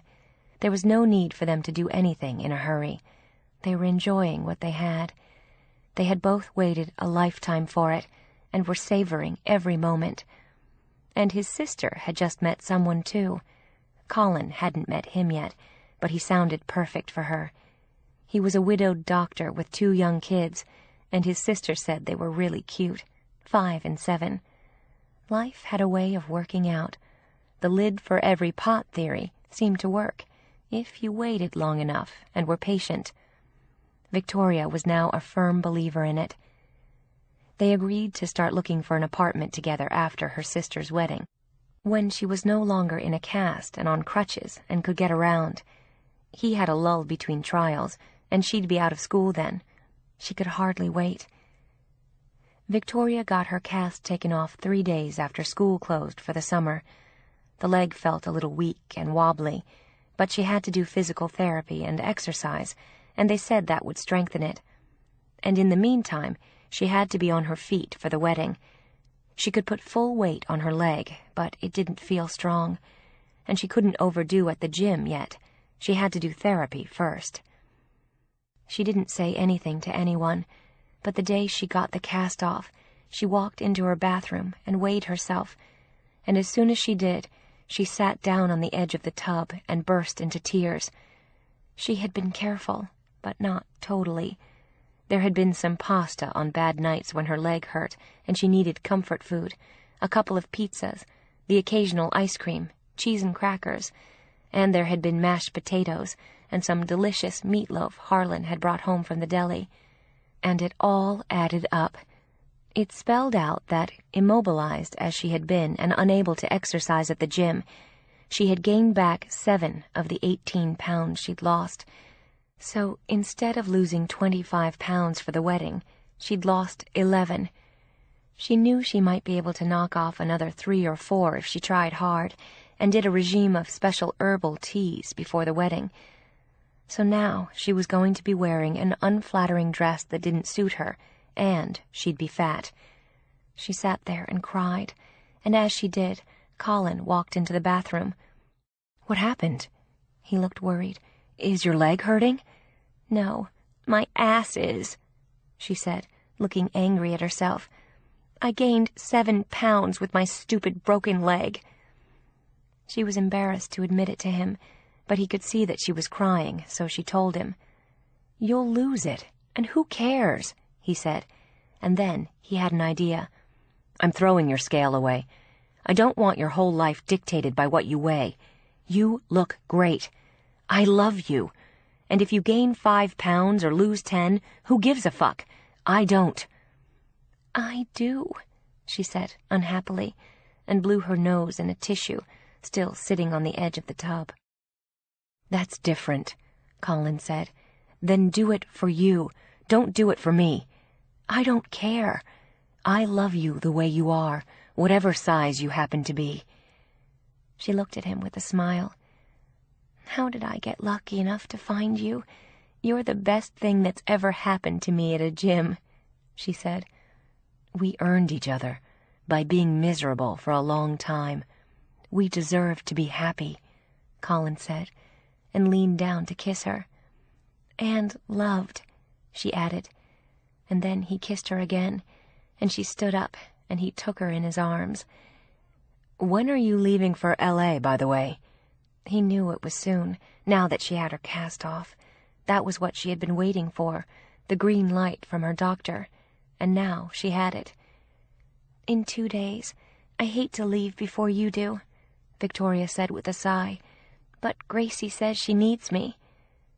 Just watch out for your parents. They bite, he warned her, and she laughed. He was right. It's a little bit like swimming with the sharks, and I'll be out on the Thursday before the wedding. I tried to come out earlier, but I can't. I've got to try and settle this case if I can before I come out. I'll be fine, she said bravely, and he kissed her again. In the end, Victoria spent the weekend with him in New York, and she left on Monday for L.A. Colin was due to arrive 3 days later. She assured him confidently that she could deal with her family on her own for 3 days. She'd been coexisting with them for nearly 30 years. Gracie met her at the airport and drove her back to the house. She said that all her bridesmaids were in town. The dresses had been altered and tried on and were perfect. The caterer was organized. The florist was on track. They had picked their music for the church and the reception and hired the band. She loved her dress, and Vera Wang had done it in the end. She went down her whole checklist, and everything was fine. And then she remembered that her sister hadn't tried her dress yet. "You should try it when we get back to the house," Gracie said with a worried look. "Do you think you'll need it altered?" she asked, glancing over at Victoria next to her in the car.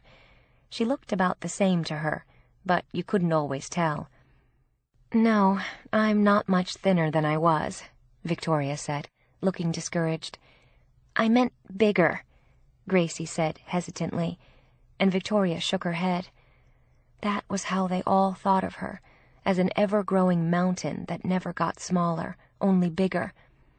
She'd lost a pound since she took off the cast, but no more than that. She wasn't exercising enough to make a difference, even without carbs. And when they got there, their mother was at the house, checking gifts off a list. There were piles of silver and crystal in fancy boxes. They had turned their dining room into a warehouse. Her father was at the office, and Victoria didn't see him till that night. When she did, he hugged her and commented that she looked well. With him, healthy and well were always synonyms for bigger and fatter. She thanked him, said he did too, and walked into the other room. She hadn't seen him since he met Colin in New York, and she remembered Colin's comment about sharks and steered clear. She managed to tread water for 3 days until Colin arrived. They had a family dinner that night for both families, which was fairly benign. And the rehearsal dinner was the next day at the Wilkes' Country Club. The wedding reception was being held at the Dawsons Swim and Tennis Club in a huge garden under an enormous crystal tent that had cost a fortune. 540 guests had accepted. The morning that Colin was due to arrive, Victoria got a few minutes alone with her sister and asked her once and for all if she wanted to go through with this, and if she was sure about Harry. And if so, she promised to forever hold her peace. Gracie looked at her solemnly and said that she was sure. "Are you happy?" she asked her. She didn't look it. She looked terribly stressed, and whenever Harry was around, she was jumping through hoops to please him. If she married him, that was what her life was going to be like from now on. It was what he thought he deserved. Victoria hated it for Gracie. "Yes, I am happy," Gracie answered. And then Victoria sighed and nodded her head. "Okay, I'm on board. That's all I want for you. And you can tell him from me that if he ever makes you unhappy, I will personally kick his ass," Victoria said, and Gracie laughed nervously. She was afraid her sister meant it. "He won't," Gracie said seriously. "I know he won't." She sounded like she was trying to convince herself. "I hope you're right." Victoria didn't bring it up again after that, and she was relieved when Colin arrived. Harry went to considerable lengths to impress him and charm him, and Colin was polite and went along with it. But Victoria could see that Colin didn't like him, and she didn't either, but they were stuck with him now, for better or worse. The rehearsal dinner was a monumental affair, done by the fanciest caterer in L.A., with all the most important people there. The Wilkses were extremely gracious, and they made an effort to make all the Dawsons feel at home, and they said all the nicest things about Gracie. She was young, of course, but they said they thought she was the perfect wife for their son. And Jim Dawson went on and on ad nauseum about how much he loved Harry. And there were endless speeches at dinner, some of them clever, and most of them very boring. Victoria was going to have to say a few words, too, but she was doing it at the wedding, as older sister and maid of honor. Victoria was looking beautiful in the pale blue chiffon gown she had bought for the occasion, and Colin had complimented her several times. Her father had had quite a few drinks when he came over to Victoria and Colin after the rehearsal dinner started to break up and people were milling around. He had on his hale and hearty voice, which Victoria knew was usually a bad sign, and when he was most likely to take pot shots at her. She wanted to warn Colin as her father walked over, but she didn't have time. He was standing on top of them before she could say a word. "So," he said, looking at Colin as though he were 14 and had just shown up to take Victoria out for the first time, "you've made a good choice here. Victoria is our smart one. Gracie's our beauty. Smart women are always interesting to have around." It was his first shark attack of the night. She hadn't seen him talk to Colin till then, and there was blood in the water. As usual, it was hers. Colin looked at him pleasantly as he put an arm around Victoria's shoulders and pulled her close to him. She could feel his strength as he held her, and his protection. And for once in her life, she felt safe. She always did with him. And loved. "I'm afraid I don't agree with you, sir," Colin said politely. "About smart women?" He looked surprised. Usually his opinions were never challenged, no matter how outrageous, inaccurate, or insulting. No one ever bothered. "No, about your family beauty and brain. I'd say Victoria is both beauty and brain. You underestimate her. Don't you agree?" Her father stammered for a minute, and then nodded, not sure how to respond. Victoria almost laughed, and she squeezed Colin's hand in silent thanks. But her father wasn't willing to let it go at that. He didn't like being contradicted or interfered with while belittling his daughter. He gave a hollow laugh, which was another bad and familiar sign.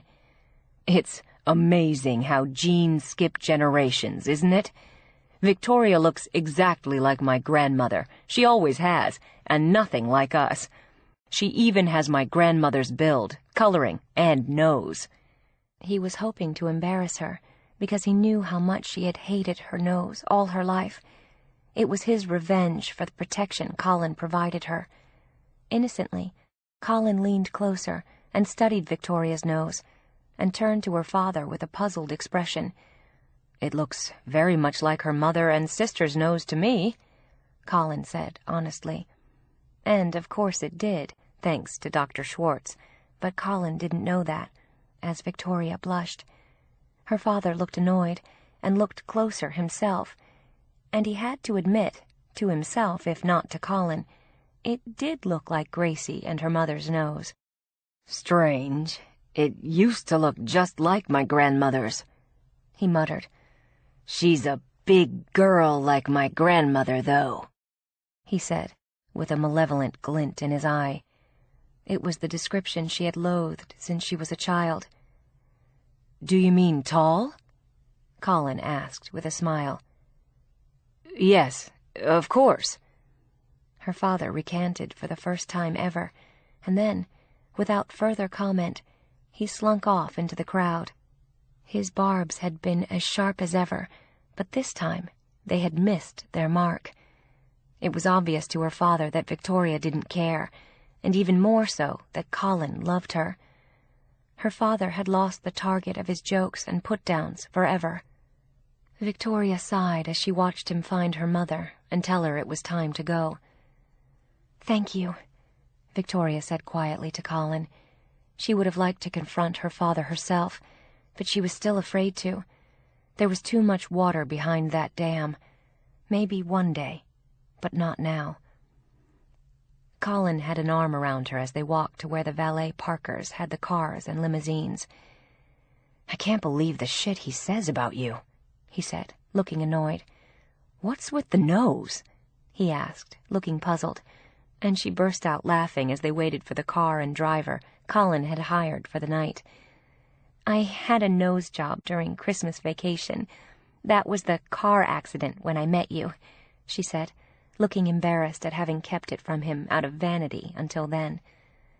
But she didn't want any secrets from him, now or ever, so she made a clean breast of it and was relieved. "I hated my nose, and he always made cracks about it, so I fixed it. I never told them, just Gracie. Neither he nor my mom noticed when I saw them in New York, or now." Colin couldn't help smiling at her admission. "That was a nose job when I met you?" He looked amazed. "I thought it was a horrible accident." "It was my new nose," she said, looking half proud and half shy. He studied it for a minute with a grin. He had had a fair amount to drink, too, or he wouldn't have taken on her father. He didn't usually do that, but his put-downs of Victoria irritated Colin beyond belief. "It's an extremely cute nose," he complimented her. "I love it."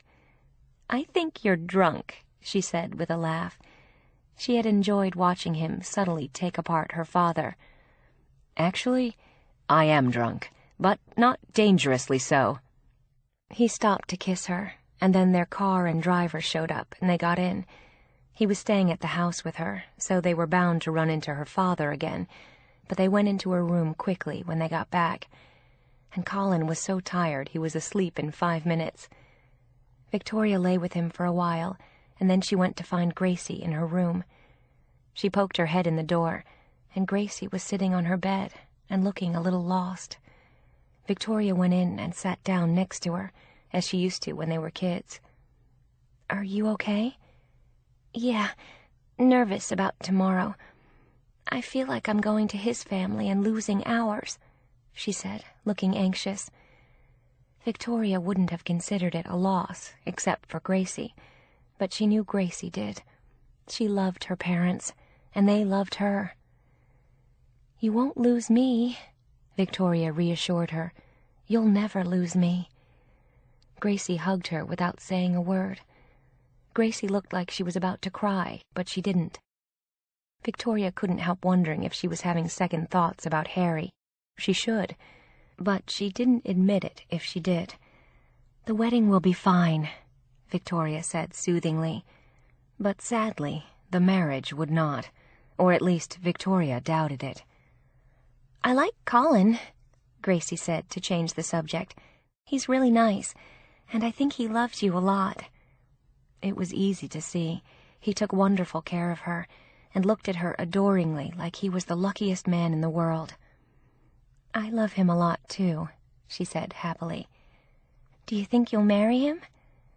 It looked that way to her, and Victoria smiled.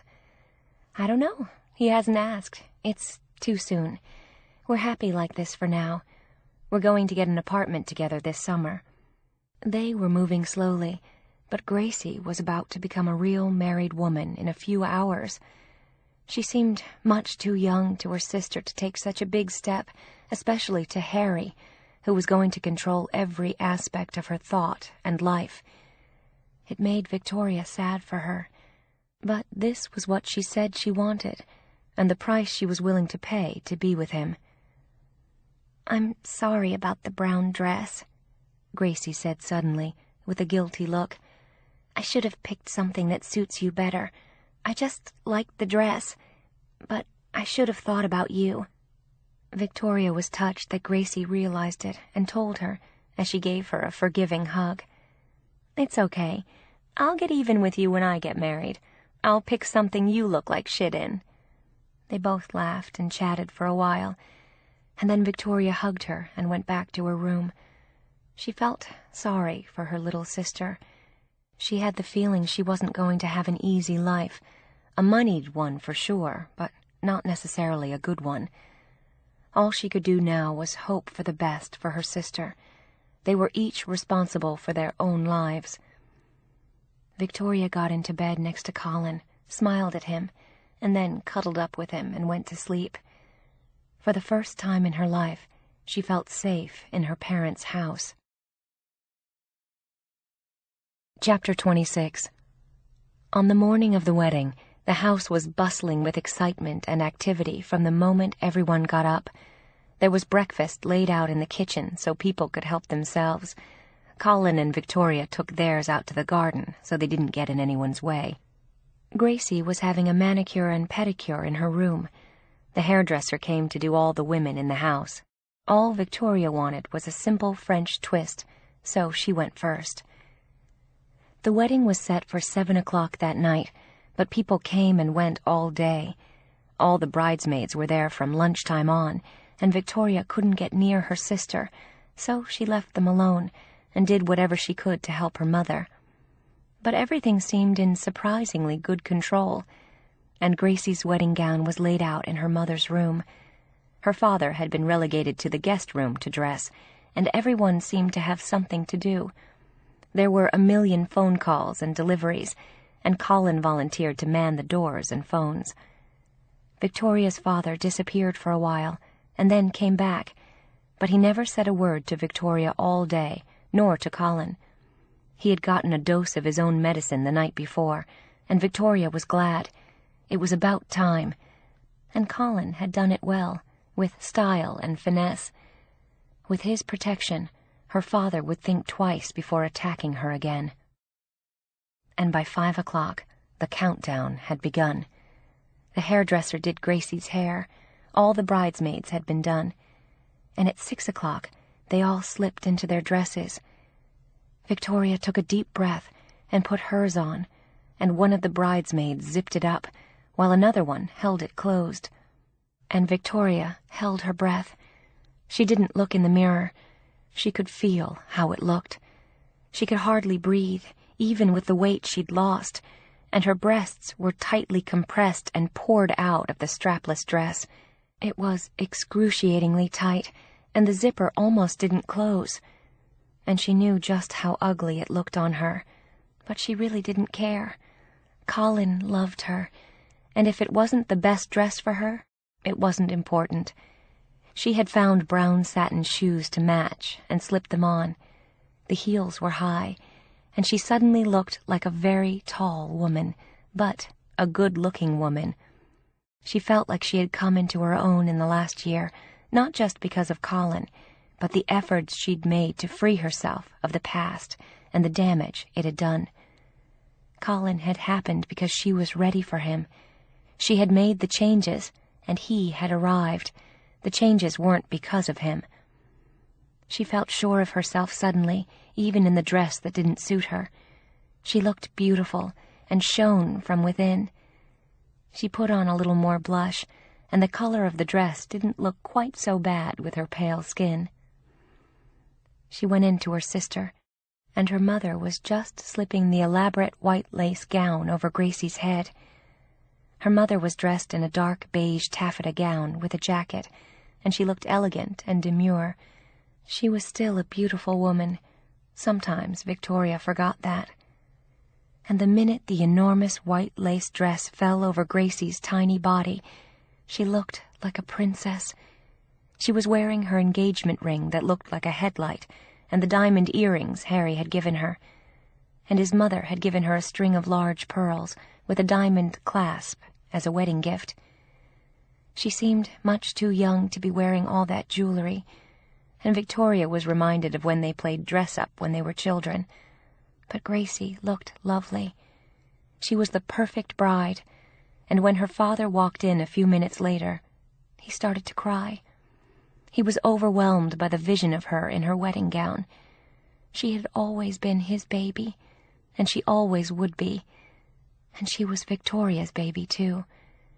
Gracie looked around the room at her family, and she was about to cry, too, but her mother warned her not to ruin her makeup.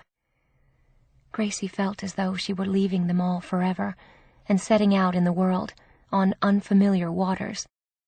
It was a scary feeling, especially for such a young girl. She appeared vulnerable and fragile and childlike in the dress, as her mother settled the long veil on her head. Victoria and her mother helped her down the stairs and carried her train. And then she was getting into the car with her father to go to the church to marry Harry.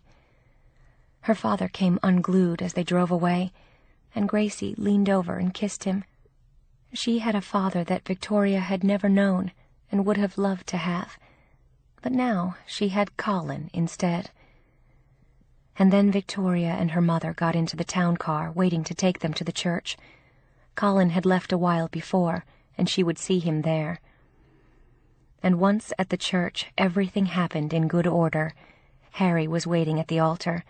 The bridesmaids preceded Grace in the elegant brown dresses, and Victoria walked down the aisle right before Gracie. Her eye caught Colin's as she glided past him, and he smiled, looking proud. And their father walked Gracie down the aisle in solemn, measured steps. They exchanged their vows, and Harry put a diamond band on Gracie's finger, and then they were pronounced man and wife. They kissed as Victoria cried, and they walked back down the aisle beaming. It had happened. It was over.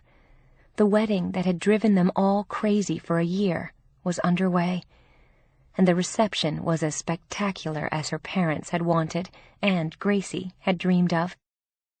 She came to kiss Victoria as the reception began, after the photographs and the receiving line. She just wanted a minute with her big sister. "I just want to tell you that I love you. Thank you for everything you've done for me all my life. You always take care of me, even when I'm a brat or I'm stupid. Thank you. I love you. You're the best sister in the world. So are you, and I'll always be here for you. I love you, baby. I hope you'll be happy." "So do I," she said softly, and she didn't look as sure as Victoria would have wanted. But if it didn't work out, they'd deal with it and know what to do. Sometimes you just couldn't figure it out beforehand, no matter how hard you tried. Colin sat next to Victoria at the reception, at a long table with all the bridesmaids and groomsmen. Victoria made her speech, and everyone applauded. She and Colin danced all night. Harry and Gracie cut the cake, and Victoria even danced with her father once. He looked dignified and handsome in his dinner jacket and black tie, and for once he made no ugly comments about her. They just danced as he spun her around the floor, and then he turned her over to Colin again. It was a beautiful wedding, and Gracie was an exquisite bride.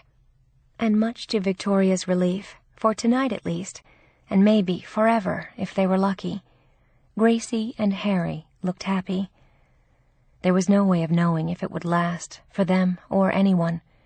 All you could do was your best. She was dancing with Colin when they announced that Gracie was going to throw the bouquet, and asked all the single women to assemble on the dance floor. Grace stood on a chair, waiting to do it, and all the single women started to approach. Victoria's mother glided past Victoria as she was about to join them, and gave her a reproving look. "Let them have it, dear. They're all younger than you are. They'll all get married one day. You don't even know if you ever will." In a single sentence, she had dismissed Colin as a real possibility, and told her that not only was she likely to be a spinster, but she really didn't deserve the bouquet. She was undeserving again, and unlikely to be loved since they never had. Victoria could feel herself shrink back to the edge of the crowd as Gracie tried to wave her forward. But her mother's message had been a powerful one. Colin had seen her mother say something to her, and the look on her face afterward, but he was too far from her now to have heard what was said. Whatever it was, he could tell that it had devastated her, and he could see her collapse inwardly as she stood with her arms down as Gracie got ready to toss the bouquet. She was watching her older sister as she did, and she took careful aim with an arm like a pitcher, and the bouquet flew through the crowd like a missile, heading straight for Victoria. But her mother's words had hit her too hard. Victoria felt frozen and couldn't lift her arm, and Colin stood there, watching her, as did Gracie, willing her to reach out and grab it. All she had to do was hold out her hand and catch it, if she only believed she deserved it. Colin felt a searing pain at the agony he sensed that she felt, and he said the words aloud that he was thinking. "You're lovable," he said to Victoria, even though she couldn't hear him. And as though she had, her face broke into a smile, and in a split second she reached out and grabbed it. She held it aloft, and everyone cheered, and Colin, loudest of all.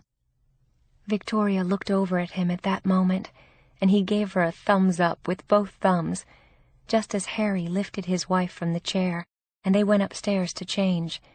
They were leaving for Paris on his father's plane that night. Colin made his way through the crowd to Victoria, and she was beaming at him when he got there. He still didn't know what her mother had said to her, but he knew it was hurtful. And this time, he didn't want to know. All he wanted to do was shield her from those wounds forever. She was still holding the bouquet. "We'll put that to good use one of these days," he said, gently taking it from her and setting it down at their table. And then he swept her onto the dance floor and held her in his arms as they danced away. She was a beautiful woman. She always had been. She just didn't know it. And now she did. And as she looked up at him, she knew just how much she was loved.